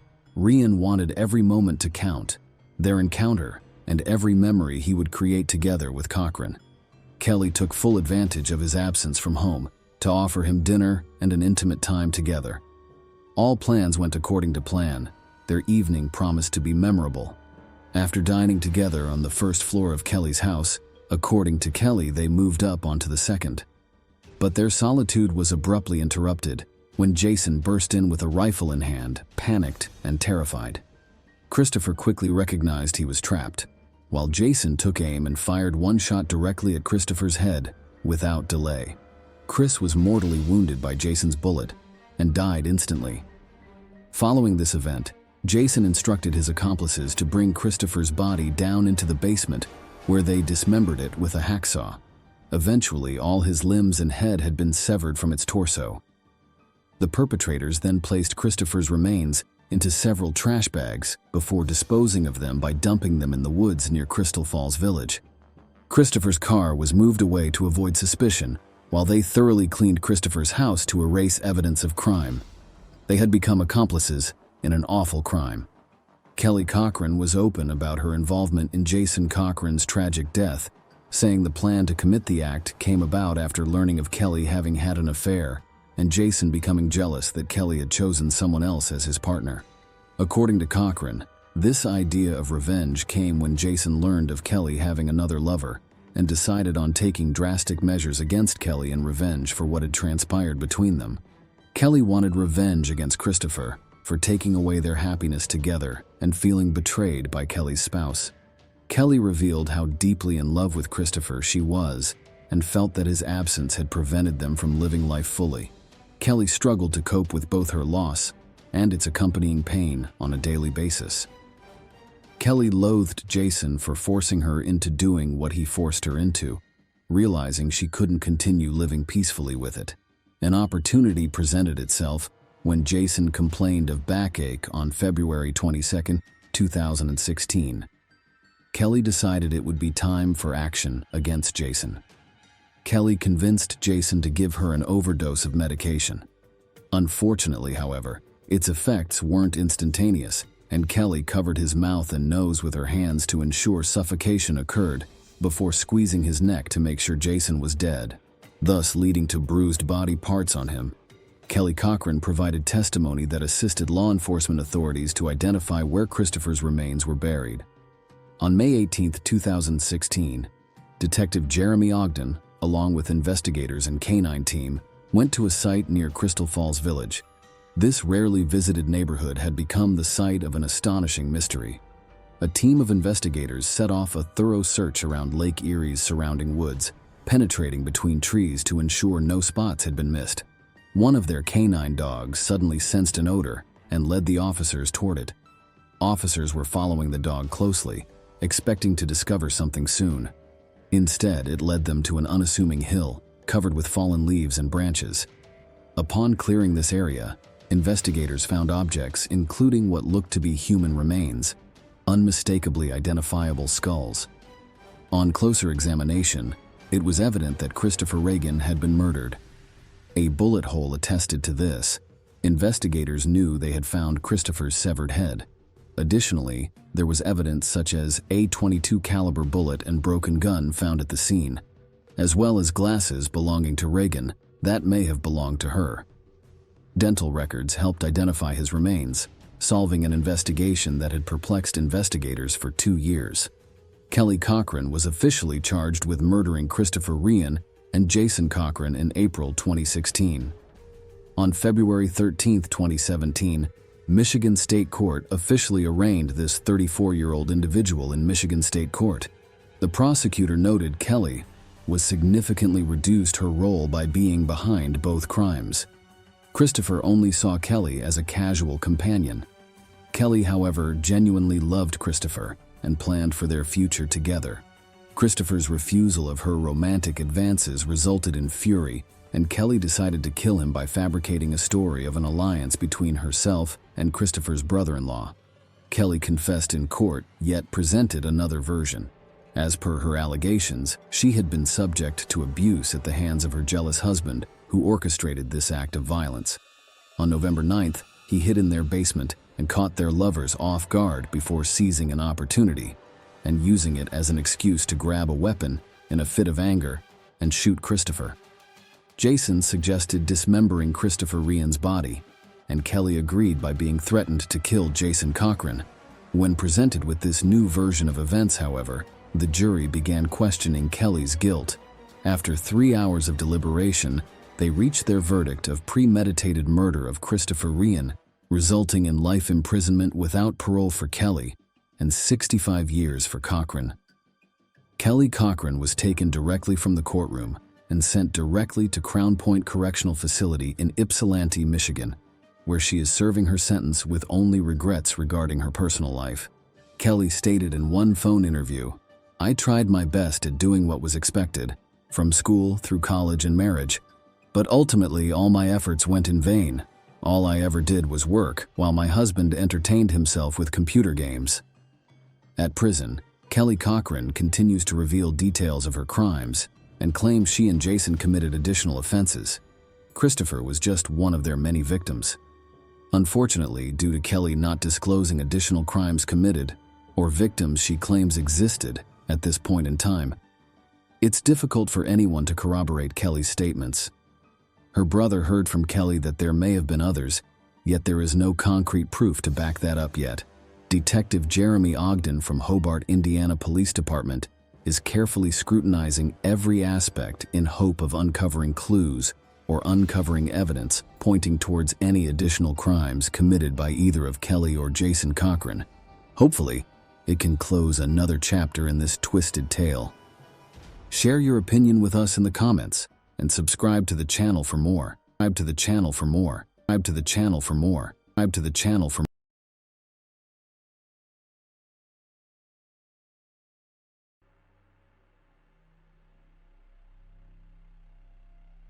The discovery of Paige Bergfeld's car marked the start of a mysterious and perplexing story that unfolded on July 1st, 2007. On that day, the missing Paige's red Ford Focus was discovered.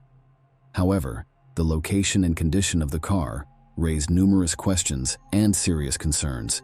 The car was in a remote location that Paige rarely visited. It was also completely engulfed in flames, implying that something terrible and unusual had occurred. The county district attorney had been looking into this case with great interest, and his preliminary findings indicated that the fire around the car was deliberate. The fact that nothing else in the area had burned supported this conclusion. The strange incident with Paige Bergfeld's car was only the beginning of a much more complicated story. Paige's family and friends will remember June 28, 2007 as a special day. The young woman left her 3 children with her friend Carol Linderholm and left early in the morning on this ordinary day. Nothing pointed to trouble, and no one could have predicted what would happen next. Paige was a responsible mother who always called or came to pick up her children on time.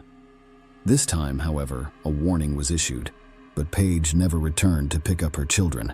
Concerned friends and family members began attempting to contact her, but their efforts were futile. Jazz, the eldest of her children, took the initiative to look for the missing woman. She insisted on searching with Carol after sending several messages to her mother's phone and receiving no response. Jazz reported to the police station that her mother had not returned for her. This 911 call was critical in the beginning of the police investigation in the search for Paige Bergfeld. Paige's loved one's concern grew with each passing hour. The community was shocked by Paige's mysterious disappearance, and many were eager to assist in the search for her. A massive public search was launched to reunite this young woman with her children and loved ones. On the same day, Paige's father, Frank Bergfeld, received a disturbing call from a sheriff's department official. The message was brief but devastating. His daughter had vanished. Frank realized that something serious had occurred. He attempted to contact Paige but received no response. Frank dialed his oldest son, Craig, who was on the other side of the country, terrified and desperate. Craig didn't think twice about purchasing a one-way ticket and arriving in town to assist in the search for his sister. Family members and friends joined forces with police and volunteers to launch a massive search. People from various neighborhoods began looking for Paige, combing the area and checking every corner for any sign of her whereabouts. Paige's relationships with her loved ones were investigated to see if they had anything to do with her disappearance. Authorities naturally focused on Paige's relationship with her first husband, Howard Bigler. That relationship started during her high school years. Paige enrolled in nursing school at the University of Florida after graduating from high school, where she met a young man named Howard Bigler. They began dating because their feelings for each other were mutual. Paige returned to Colorado after completing her nursing degree and continuing to live with her family. She and Howard Bigler married after some time, in 1995. The spouses appeared to be a happy couple at first glance. They shared many interests and perspectives on life. However, there was one major schism in their marriage that eventually led to divorce. Paige wished to have a child and start a family, but Howard was not interested. On numerous occasions, this topic became the source of heated debates and discussions. None of their attempts to reach an agreement were successful, and the couple decided to divorce in 1997. Despite the divorce, their bond remained strong, and the former spouses remained friends. Paige later married Rob Dixon, but their marriage was also annulled. Paige reconnected with Howard after her divorce from Rob. Paige's first husband claimed to be one of the last people to see her alive on the 28th. They met in Eagle County, Colorado for personal reasons. They spent Thursday together before splitting up and returning to their respective cities. Howard confirmed that they kept in touch by phone after the meeting. In addition, when Howard learned of Paige's disappearance, he immediately contacted emergency services. He expressed his deep concern and belief that something terrible had happened to Paige while speaking with the operator.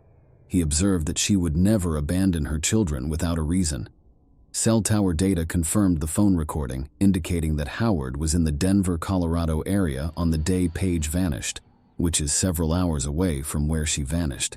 This gave officers a reason to remove Howard from the suspect list.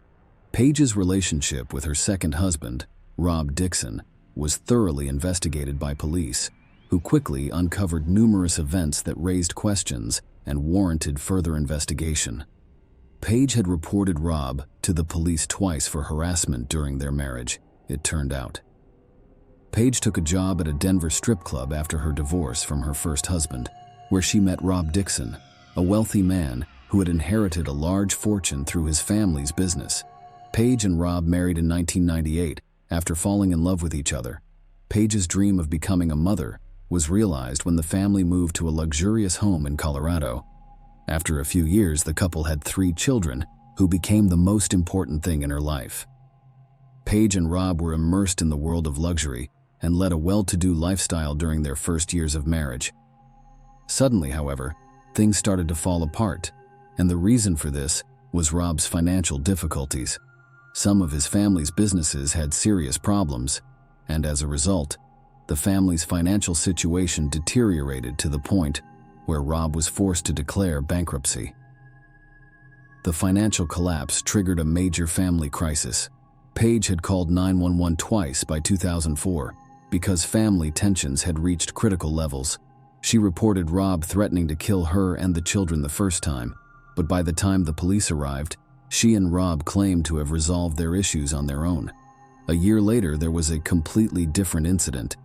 Paige filed an assault report against Rob, alleging that he hit her while she was holding her youngest child.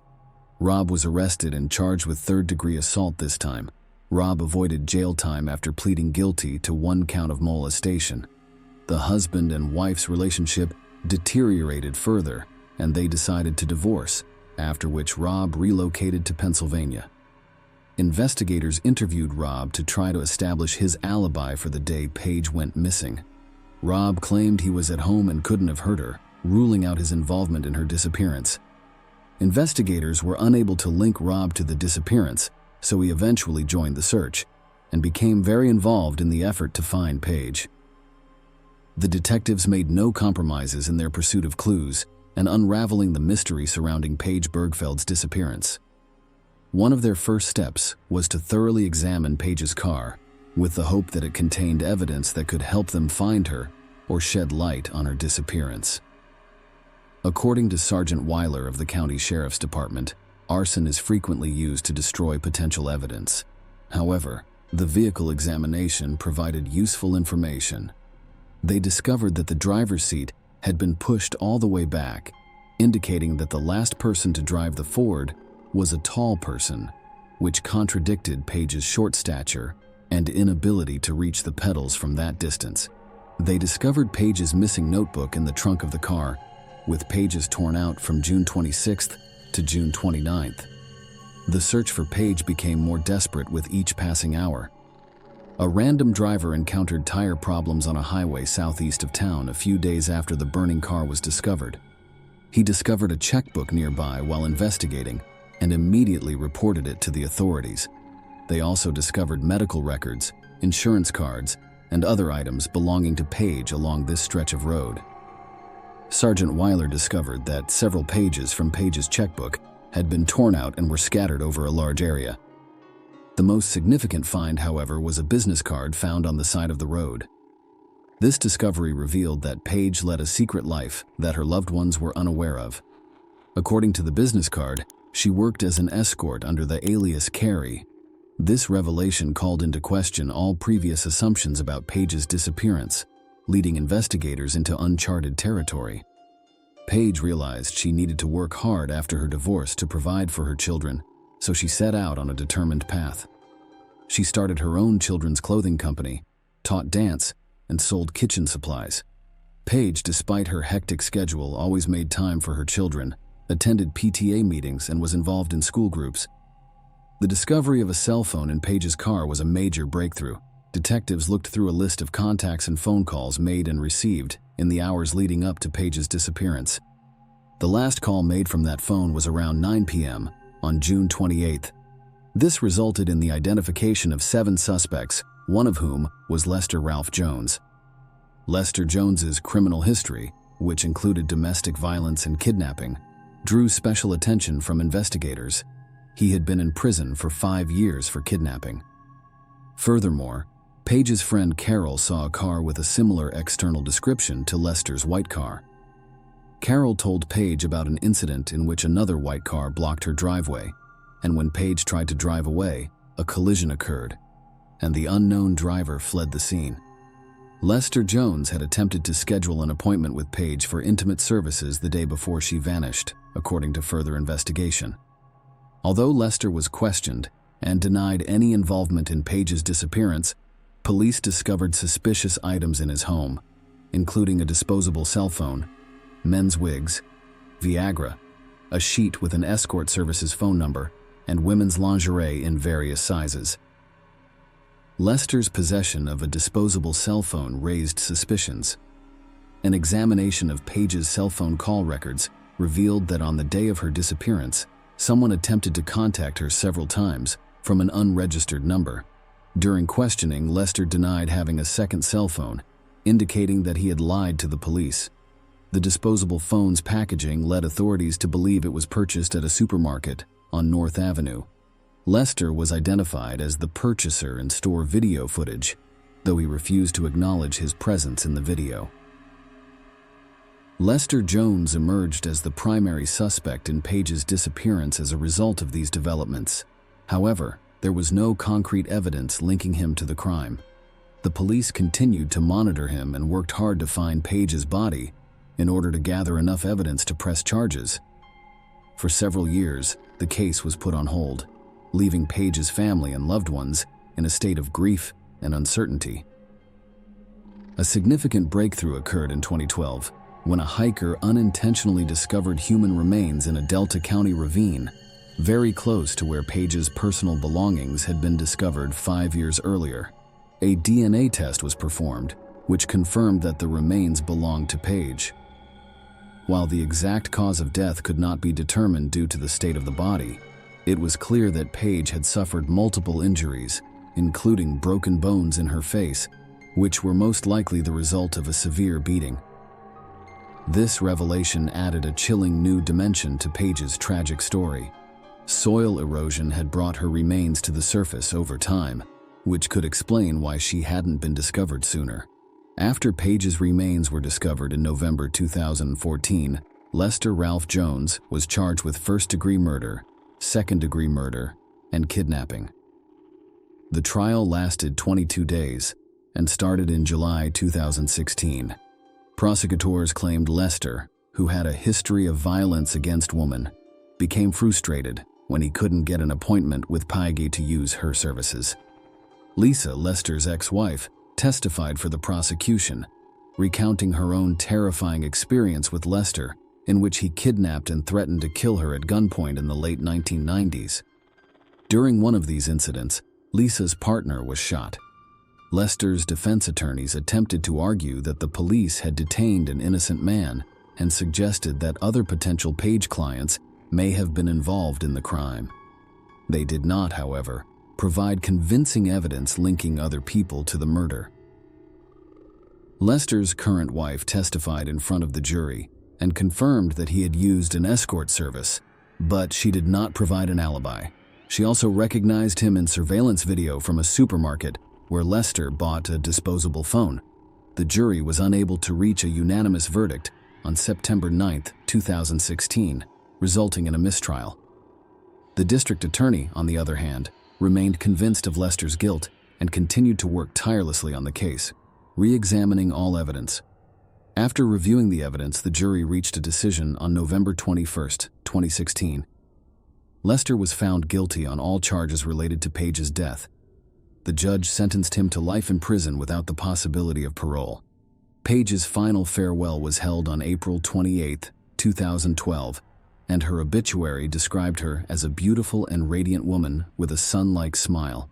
Her tragic death left an indelible mark on the hearts of her family and friends, and her 3 children had to deal with the loss of their mother, who had been a source of support and encouragement to them.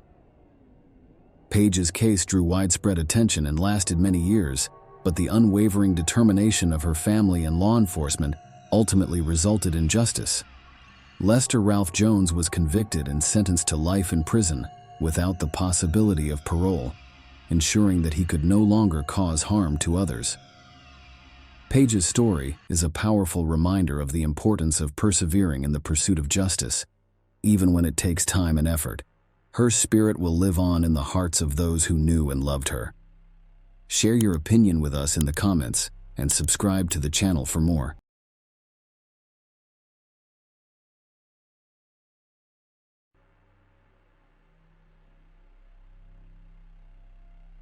Escaped to their deaths in 2003, this high-profile story shook Brazil and received widespread coverage in the international media. Hundreds of law enforcement officers, rescuers, and volunteers, as well as those interested in the story, were looking for the young couple who went missing in the forests of Embu-Guaçu province. They hoped to find them alive, but their hopes were dashed, and the young people's final days became a nightmare. However, grieving members of the families of the missing faced another ordeal when the main criminal rapist, torturer, and brutal killer was not prosecuted. Furthermore, he found himself in better living conditions than before. This is the case of Liana Friedenbach and Felipe Café. Liana B. Friedenbach was born in Sao Paulo. In May 1987, the girl was the eldest of her parents' 2 children, and she grew up in a relatively well-known and wealthy family. Ari Friedenbach, the family's patriarch, was a successful lawyer and well-respected member of the community. Felipe Silva Café, born in July 1984 in Sao Paulo, grew up in a large, modest family. He has worked part-time since he was a child, trying to support himself and his relatives. The young people met as schoolchildren, and their friendship developed into mutual sympathy and the first youthful love. However, they had to conceal it in every possible way. It is worth noting that Liana's parents were religious and raised their daughter strictly. She went to church on a regular basis and attended Sunday school since she was very young. Her father and mother were adamantly opposed to her romantic relationships at such a young age. Furthermore, social inequality played a significant role in this case because, as I previously stated, the girl came from a wealthy family while her chosen one was poor. However, their parents' prohibitions did not force the young people to end their relationship. Instead, they began to conceal their affair, secretly scheduling dates in different locations where no one could see them, in order to spend at least some time together. On one final trip in the fall of 2003, the lovers decided to get away from everyone for a while, traveling to a remote, deserted area to be alone. They carefully planned the trip, which was supposed to be an exciting adventure for them, and most importantly, the boys made sure they had a plausible alibi that would justify their absence and avoid suspicion. Felipe told his parents that he and his friends were going camping, and Liana told her parents that she was going sightseeing with the guys from church. She was confident that this excuse would work and that her parents would let her go with no questions asked. The Friedenbach and Café families believed the teenagers' stories and allowed their children to die without fear. Liana and Felipe were overjoyed. They could spend the entire week together without fear of being judged by their parents. The young people decided to travel to the picturesque province of Embu-Guaçu. They packed a tent, sleeping bags, some personal belongings, and a small supply of provisions, but the couple had almost no money. They had the right to free public transportation as students, so the guys planned and calculated their route to their destination by bus ahead of time. Early on October 31st, the lovers met at the agreed-upon location, making certain that no one who knew them saw them together. They took the first bus and spent the night at the bus station after arriving in another city late in the evening. Then 2 more vehicles took them to their destination. From there, they had to walk a few kilometers to a deserted spot hidden in the woods where they planned to camp and spend a few days alone together. The day was warm and sunny, and despite their exhaustion from the long journey, the young people were in good spirits, joking, laughing, and planning their short vacation. When they arrived at the location marked on the map, they began to set up their modest but cozy camp. Uninvited guests, when Liana and Felipe traveled to such a remote and secluded location, they failed to consider the fact that poverty reigns in those areas, fueling crime. So the presence of well-dressed young men carrying large backpacks and bags did not go unnoticed. As the couple walked through the forest to the abandoned farm where they planned to stay, they came across some local bandits fishing near a pond. They were Paulo Cesar da Silva Marques, aka Pernambuco, and Roberto Aparecido Alves Cardoso, aka Champinha. The latter was only 16 years old, but he was already the gang's leader. He organized the criminals who were attracted to strangers, particularly a beautiful young girl. They also decided that there was something in their backpacks that they could steal. The bandits followed the guys stealthily and began to watch them from the thickets. The lovers pitched a tent, ate a snack, and then set about beautifying their parking lot.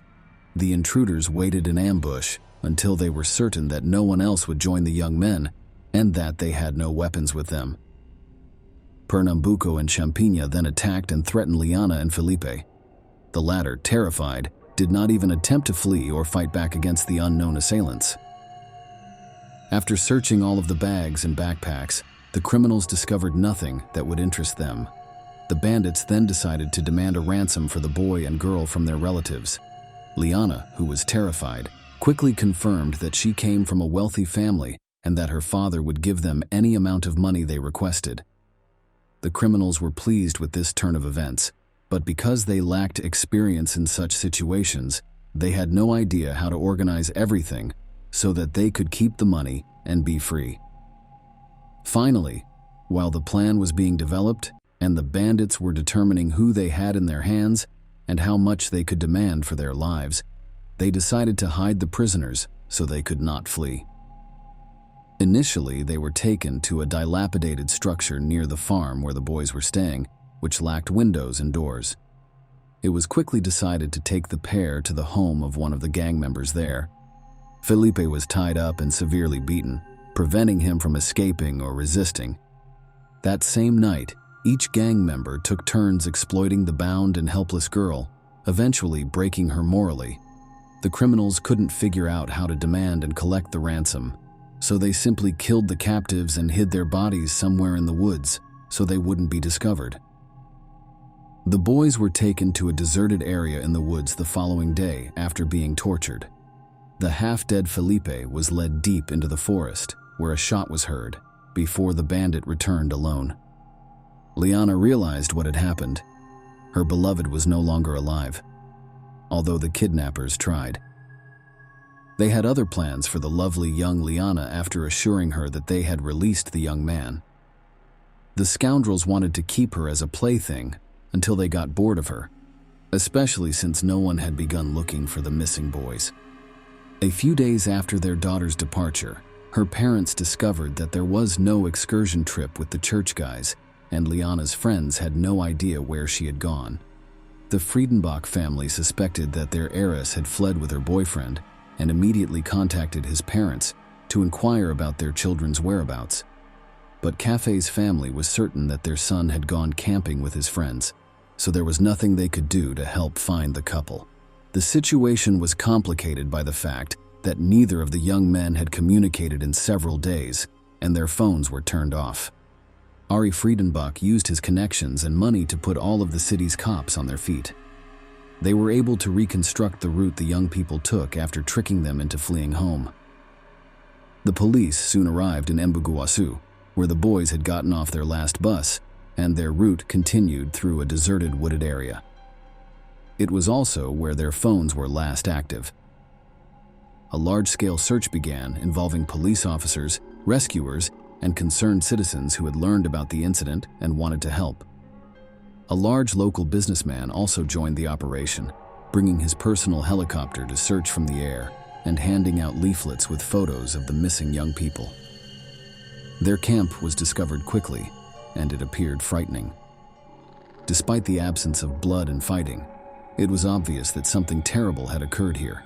The couple's personal belongings had been removed from their bags and carelessly scattered. The tent had been opened from top to bottom with a knife, and the guys' cell phones were scattered about. Felipe's lifeless body was quickly discovered by rescuers. The tied-up guy had been shot in the back of the head almost at point-blank range, so he had no hope of being rescued. It became clear that the chances of finding Liana alive were slim, but as they say, hope dies last. Ari Friedenbach involved the press in the search, ensuring that the entire process was widely covered in the media and that as many people as possible were aware of it, in the hopes of learning anything about Liana's whereabouts. An impressive reward was announced, but it did not help the situation. The massacre of Liana began after the criminals had killed Felipe. They returned Liana to the house where they had previously kept them both. By then, the bandits had been joined by their accomplices, Antonio Caetano da Silva and Arnaldo Pires.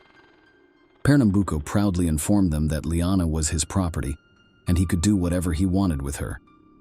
He invited everyone to have their dirtiest fantasies with Liana, and his offer was quickly accepted. A day later, after learning of the large-scale search operation, the criminals decided to change their location and accompany the victim to the home of Antonio Matias de Barros, another gang member. They went fishing that evening, accompanied by Liana. The ringleader threw his jacket over her because it was cold outside, and he wanted to show concern in this way. Champigna's older brother, whom the juvenile delinquent had not informed about his affairs, arrived at the same location later that evening.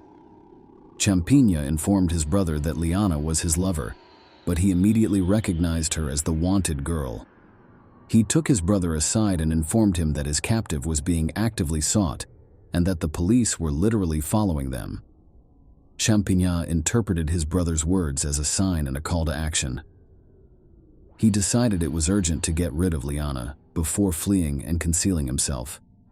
He lied to Liana, claiming she was free and that he would take her to the road. In fact, the bandit led his victim into the forest, where he brutally killed her with a knife before smashing her head with a rock to ensure her death. Liana's body was not discovered until 5 days after the massacre. She was literally lifeless. She had been severely mutilated. Liana was wearing the killer's jacket, which later became one of the most important pieces of evidence. The criminals were extremely cruel, cynical, and ruthless, but they were also stupid and short-sighted in that they did not try to flee or hide, did not bother to destroy physical evidence, and believed that no one would ever find them.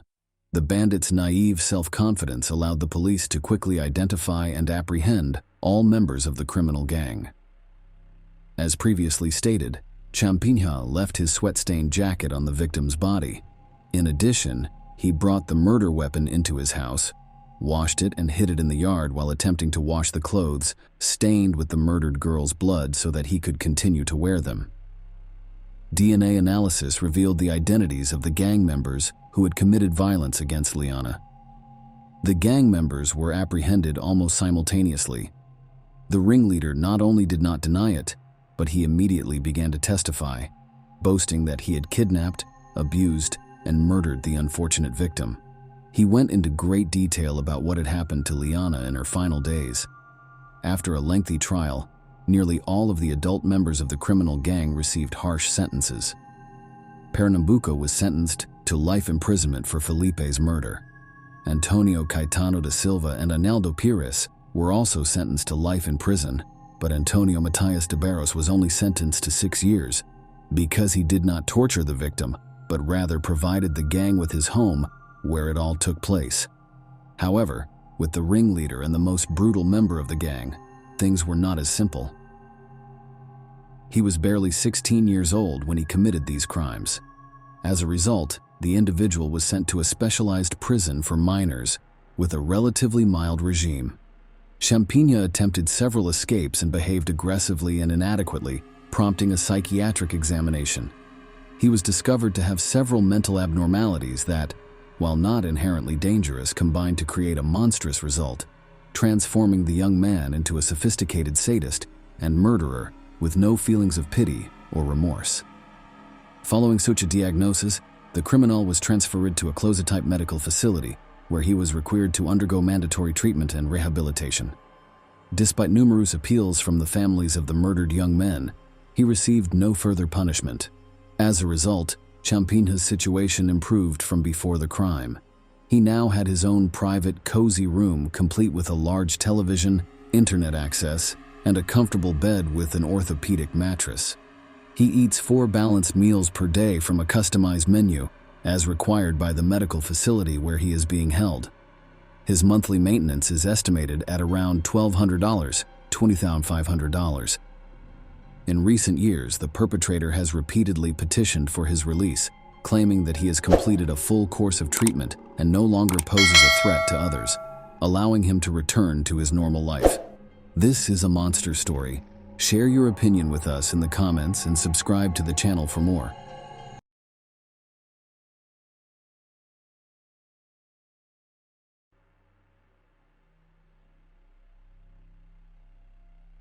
On December 20th, 2017, a press conference was held during which Mark Perez, special agent in charge of the Florida Department of Law Enforcement, announced a breakthrough in the disappearance of Mike Williams, a Tallahassee real estate appraiser who was originally presumed to have drowned while duck hunting on Lake Seminole. An alligator ate him on December 16th, 2000. The truth is that Mike Williams did not drown in the lake. I can tell you that because I am here now, Perez said. Animals that eat people did not eat him. He didn't leave his wife and 18-month-old daughter behind when he left town. He was killed. We can't say more about it yet because the investigation is still going on, but I'm happy to say that. This morning, investigators told the Williams family about new information they had found in the case. Today's story is about love, betrayal, cheating, and greed, but it's also about a mother who has been strong for 17 years and 4 days. Mike's mom, Cheryl Williams, didn't believe that her son had drowned in Lake Seminole. She pushed hard for police to look into her son's disappearance, and she really thought that the people who did it would be punished, even when no one else did. Either he was alive or he was dead. I chose to believe he was alive, and I think that's what helped me, Cheryl said on December 20th, 2017. A lot of people told me I was crazy, but we would never have found him if I gave up. Brian Winchester was given a 20-year prison sentence the day before the press conference. He was a close friend of Mike and his wife Denise, and later married Brian. In a strange way, those who did what happened got what they deserved when the truth came out in 2000. Mike's mother was right. In 1997, Brian and Denise started having an affair, which turned into a murder. After a few years, they went from being lovers to strangers who didn't trust each other. Brian was afraid that Denise would tell the police about what happened to Mike after the divorce, so he beat her up. On the other hand, Denise did everything she could to get him a life sentence. When she asked the jury for the harshest sentence, she was very convincing. Because of this, Brian felt he had nothing to lose, so he made a deal with the prosecutor. In 2017, Brian got 20 years in prison for kidnapping Denise Williams. He avoided getting a life sentence, though. Denise was happy about the win and didn't know that Brian Winchester, 49, actually agreed to plan the murder and a 17-year cover-up of it in exchange for not being charged with any crimes related to his part in the case. In exchange, he showed police where Mike's body was and told them the whole truth. In just a few months, on May 8, 2018, Denise Williams would be caught and charged. Things look a little fuzzy at first glance, don't they? Let's look at this case in more depth. She was born on October 16, 1969, in Bradfordville, which is north of Tallahassee. His father drove a bus, and his mother taught kindergarten. He was known as Mike by family and friends. His family didn't have much money, and he and his older brother lived in a trailer as kids. Those were good times. Because the parents cared about their son's future, they didn't build a house. Instead, they saved money for both boys' college education and worked part-time in supermarkets at night. The sons signed up to go to North Florida Christian High School. Mike did great. He played soccer, led the student council, and was active in the Key Club. Mike began duck hunting as a hobby when he was 15 years old, and that's how he met Denise Merrill. It was a girl who played soccer and was president of the student council. As a cheerleader and council secretary, Denise met him and started dating. Their friends thought they were a great match while they were still in high school. Denise put Mike in touch with Brian Winchester, who became his best friend. Katie Thomas became Brian's friend after a while, and the two couples stayed friends for the rest of Mike's life. Following high school, Mike went to Florida State University and majored in both political science and urban planning. The lovers graduated at the same time. Denise went to school to become a public accountant, and Mike learned how to value real estate. Mike did a good job at work. His job went well, even though he worked 15 hours a day most of the time. The young well-off man married Denise in 1994. Around this time, Brian also got married to Kathy. They all stayed in close contact with each other. Mike was very energetic and loved his wife very much. He worked hard to provide for their family as best he could. Mike Williams had a lot of success as a real estate appraiser when he was 31 years old. He was making almost $200,000 a year. In 1999, they had a happy child and were able to afford a house in a small, nice neighborhood on the east side of town. The name they gave their daughter was Ansley. His friends told me that he was always smart. The young man was doing some pretty dangerous things, so he wanted to make sure that his family would be taken care of if something went wrong. It was no surprise that Mike went to his best friend, who worked as an insurance agent at the time. Brian sold him 2 insurance policies, the first for $250,000 and the second for $500,000. Mike's dad died in the year 2000. Williams was shocked by how quickly this happened, that he turned to a friend again to get money for his family. For $1 million, Brian helped Mike make sure he would live. Denise says that the loving father of the family had almost $2 million in life insurance about 6 months before he went missing. They were married on December 16, 2000. Her husband got up early to go duck hunting on Lake Seminole, a big lake that is connected to the Apalachicola River. Today was their 6th wedding anniversary, and they had planned to spend the night in Apalachicola, a small town on the bayou. Mike's wife and daughter were waiting for him at home at noon, but he never came back. Of course, Denise was worried, so she called her dad, who then called Brian Winchester, Mike's best friend. Brian drove to Lake Seminole with his dad. They found Mike's Ford Bronco car near the boat dock, but Mike wasn't there. There was no boat to be found, so the men called the police. They looked in all the places Mike liked to hunt. Police from the Florida Fish and Wildlife Conservation Commission were called to help look for Mike. After a few hours, a helicopter pilot saw the boat drifting away from the boat ramp about 225 feet. The boat was searched, and Mike's shotgun was found still in its case. It looks like he never got to use it. The search turned into a mission to save lives. People in the area thought that the reservoir used to be an orchard before the 3 rivers were dammed up to make the lake. The lake was named Stumpfield because there were so many stumps left. The water level had stumps that stuck out above and below it. Because of this, any motorized boat in the area had to be handled carefully. People looking for Williams thought he hit a stump on his boat, fell out, and went under the water. His wading boots filled with water and he probably drowned when he couldn't get out.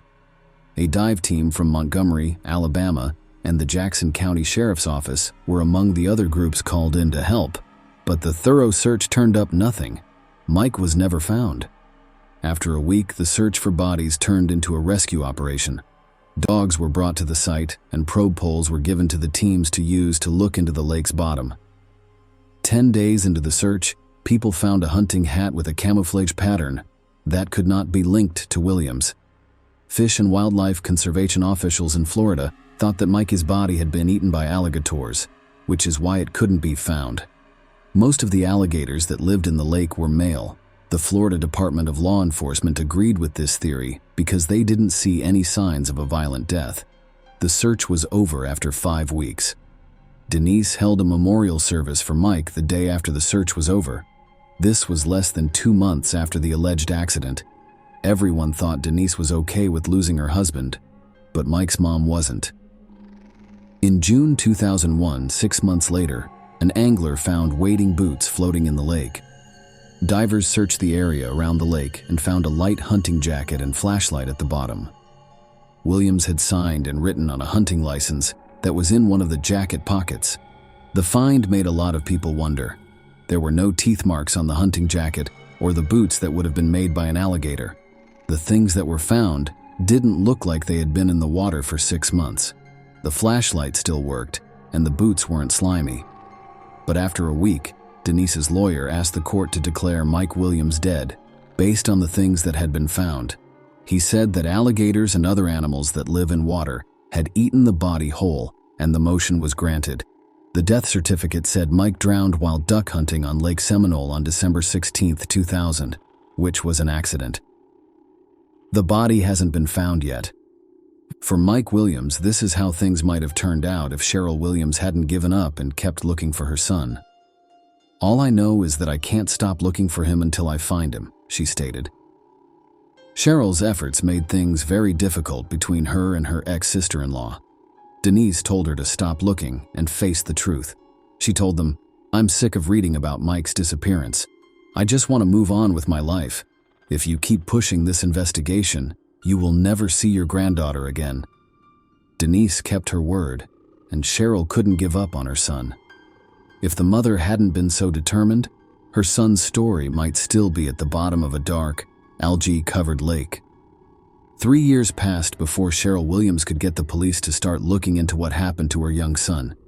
Cheryl will tell you years later, "I called, put up signs, wrote to the governor of Florida every day, put together my notes into an evidence book, asked people to post on social media, and talked to reporters about my missing son." The mother was so determined that she finally called alligator expert Matthew Oresco. In his answer, he said that alligators don't eat in the winter because it's too cold. The water temperature drops when it's cold, so alligators don't eat in the winter. They only keep their bodies at the right temperature. Alligators don't care about food at all when it's 14 degrees outside. Oresco also wrote that forensic evidence is always left behind after an alligator kills an animal. After 3 years, Cheryl Williams finally got the police to drop the crazy alligator theory and start a real investigation into her son's disappearance. Investigators decided that Williams' death was not an accident after learning some little-known facts about what alligators eat, talking to people, and looking at some official records. All the police agencies working on this case agree with my gut that Mike did not drown in Lake Seminole, said Ronnie Austin, who used to work as an investigator for the 2nd District State's Attorney's Office and prosecuted Mike's case. At first, the Florida Fish and Wildlife Conservation Agency took over the case because Williams was thought to be a hunter who had gone missing. Police spent 735 hours looking for the body in a 10-acre area of the lake, but they didn't look for any signs of wrongdoing. The Jackson County Sheriff's deputies who were brought in to help with the search also didn't look at any other options. Investigators talked to everyone who helped with the search. Years later, police officer David Arnett, who was at the scene that day, said that some things seemed odd right away. Williams didn't usually hunt alone. His truck was found in an undeveloped area from which he would have had to drag the boat over mud, not on the nearby concrete boat launch he usually used. The terrible storm that night should have pushed the boat to the east shore, but it was found on the west shore. The boat's motor wasn't running, but it was full of gasoline. If Mike had been driving the boat and fell out of it, it would have continued to float in circles until it ran out of gas. Sadly, law enforcement started to doubt too late that they were dealing with a straightforward drowning. A lot of volunteers and searchers had already walked all over the crime scene. A car that could have been a clue was taken by the family without any checks being made. Possible witnesses were not found. When police learned that Winchester had divorced his wife Kathy and married Denise, they became suspicious of both Denise Williams and Brian Winchester. They also found out that Denise got an unexpected windfall of almost $2 million from the life insurance policy of her late husband. Investigators found that Winchester was the one who sold Mike the policy. They also thought it was odd that Denise, Mike's wife, didn't want to be involved in the investigation and tried to stop Cheryl from doing anything, even telling the grandmother she couldn't talk to her granddaughter.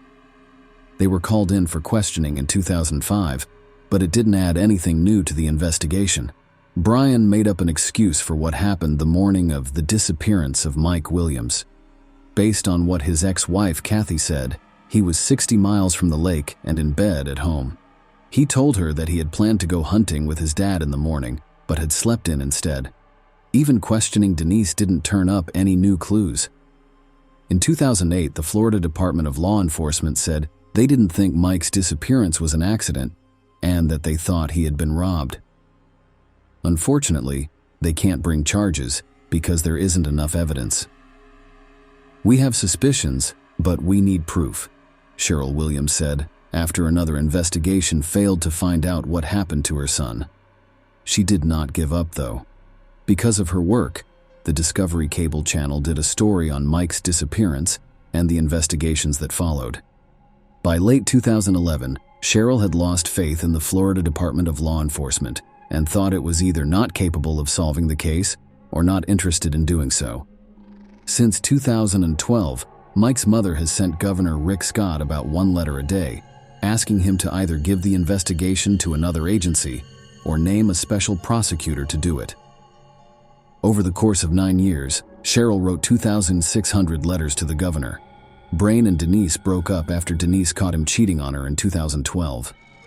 After a few more years, Denise asked for a divorce. An evaluation of the old family home was to happen. After that, not even property issues would hold them back. This event changed the course of Mike's case. Brian and Denise didn't want to get a divorce, but they also didn't want to stay together. They fought all the time, and the Williams investigation made fun of them. Brian called Denise, but she stopped calling him back. He was too stressed to handle it. Denise left her house on August 5, 2016, to drive to work at Florida State University. That day, a real estate appraisal was due because of a court order. She saw someone get into the back seat of her car while she was on the phone with her sister.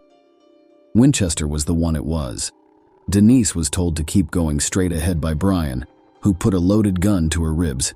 He said he had to do it because she wasn't home when he called. Denise tried to make Brian feel better, agreed with everything he said, and said she would give him a chance to save their marriage. Brian thought so. He got out of the car after Denise told him she wouldn't call the police to report what he had done.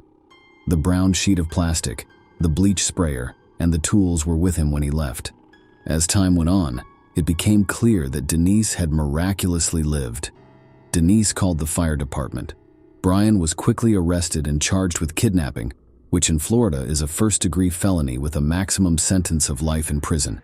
Besides that, he was charged with assault and armed burglary.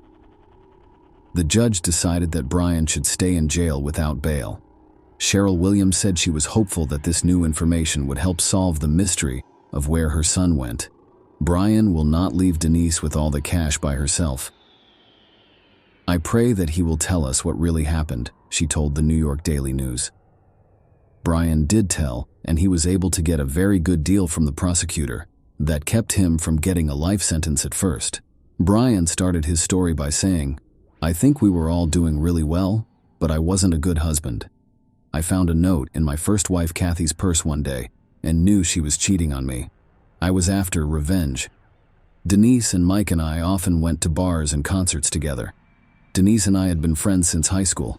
I've never really liked her, but after Kathy cheated on me, I changed how I felt about other women." Brian and Denise started seeing each other in October 1997. What started as drunk sex at a rock concert quickly turned into regular secret meetings. We started getting together at hotels during the workday and did so whenever we could. Brian said he didn't want to get a divorce. Denise made it loud and clear that she would never leave her husband. She cared about what other people thought, and she didn't want to share custody of her daughter. Over time, the relationship grew into more than just meeting up for sex. Denise and Brian sent each other gifts and love letters because they saw themselves as a couple. It was clear that things could not keep going this way. They couldn't live without each other, and Denise didn't want them to get a divorce. It wasn't okay to hurt her image of a religious woman. Around this time, Mike almost died in a hunting accident, but Brian saved him. Denise saw an escape route all of a sudden. After the deal with the prosecutor is over, Brian will tell us the year 2000, which will lead us to talk about how Mike and Kathy died. For Denise, she wanted everything to be blamed on me and not on her. She also wanted it to be an accident instead of a murder, so she could deal with it. Brian and Denise chose a boating accident after thinking about other options. By doing this, they planned the murder to get the most money from Mike's life insurance policy. They both knew that Mike had to be killed before the end of December 2000, when one of the 3 policies ran out. The plan was set. Brian told his friend that he had found a great place to hunt on the shores of Lake Seminole. Mike planned to go with Brian and get back home by noon so he could spend his anniversary with his wife. I told him that we were going to go to a special place and that he absolutely had to bring his wading boots with him. I had to make sure he took them with him, because it was believed that if you fell overboard in wading boots, you would drown very quickly. The plan was to make death look like unplanned drowning. Brain pushed Mike out of the boat once they were in the water. He almost drowned, but he climbed up on the stumps and started wading through them to get to the shore. Brian became scared. I didn't know what to do. Mike started calling loudly for help. I didn't know how to get out of this situation. I had a shotgun. I was panicking, and I shot him in the head. I didn't think about what I was doing. Things didn't go according to plan, and I needed to cover up what happened. There was hardly any time left. I should have been back home by now and getting ready to go hunting with my father-in-law. No one knew I was at the lake with Mike, so I decided it would be best for me to drive home and pretend like I had overslept. I drove home and hoped that Kathy was still asleep. Katie was asleep. My phone was on the floor. I went to bed, called my father-in-law, and apologized. Brian did all he could to make an excuse for himself. Then he concealed the corpse. Denise didn't know that Brian had killed Mike with a gun and buried him. He tried to tell her, but she didn't want to hear him. She was happy that her husband was dead. For as long as Denise lived, she thought that God had kept him from swimming out and let him drown. Brian says that they promised each other that they would never talk to each other again. It was okay for Denise and Brian to do what they did, because they said Mike was killed because they couldn't live together. Brain would say in court, "We said the money was just the cherry on top." It turned out that Brian was the one who put down the hat, boots, flashlight, and license. First, he had to keep the searchers from leaving a lake. Then, he had to find a reason to declare Mike dead so Denise could get insurance. Usually this takes 5 years, but the lovers got it done in 7 months, with Social Security and other benefits added in. Denise got around $2 million. Denise Williams was charged with first-degree murder, conspiracy to commit murder, and accessory to a felony on May 8, 2018. She could get life in prison if found guilty. Denise said she wasn't guilty of all 3 charges. She was given a life sentence in prison in February 2019. 5 months later, Ansley, Mike, and Denise's daughter got all of her late father's property and the insurance money that Denise was owed. Denise Williams appealed her conviction and life sentence in January 2020. Her lawyer told Florida's First District Court of Appeal that there was no proof that she had anything to do with the murder. In November 2020, the murder conviction was thrown out, but the 30-year sentence for planning to kill someone was kept. Denise is being held at the Florida Women's Reception Center right now. When she gets out, she will be 78 years old. To serve the rest of his sentence, Brian Winchester was sent to the Madison Correctional Institute in Florida. His current date to be freed is July 30th, 2036. He'll be 67 years old. The daughter of Mike and Denise, Ansley, says her mother is not guilty and blames Brian Winchester. The woman wouldn't talk to any reporters about the case or her personal life. Cheryl and Nick Ansley's uncle says that they haven't been able to get in touch with Ansley. Cheryl is very sorry that she lost both her son and her granddaughter. Share your opinion with us in the comments and subscribe to the channel for more.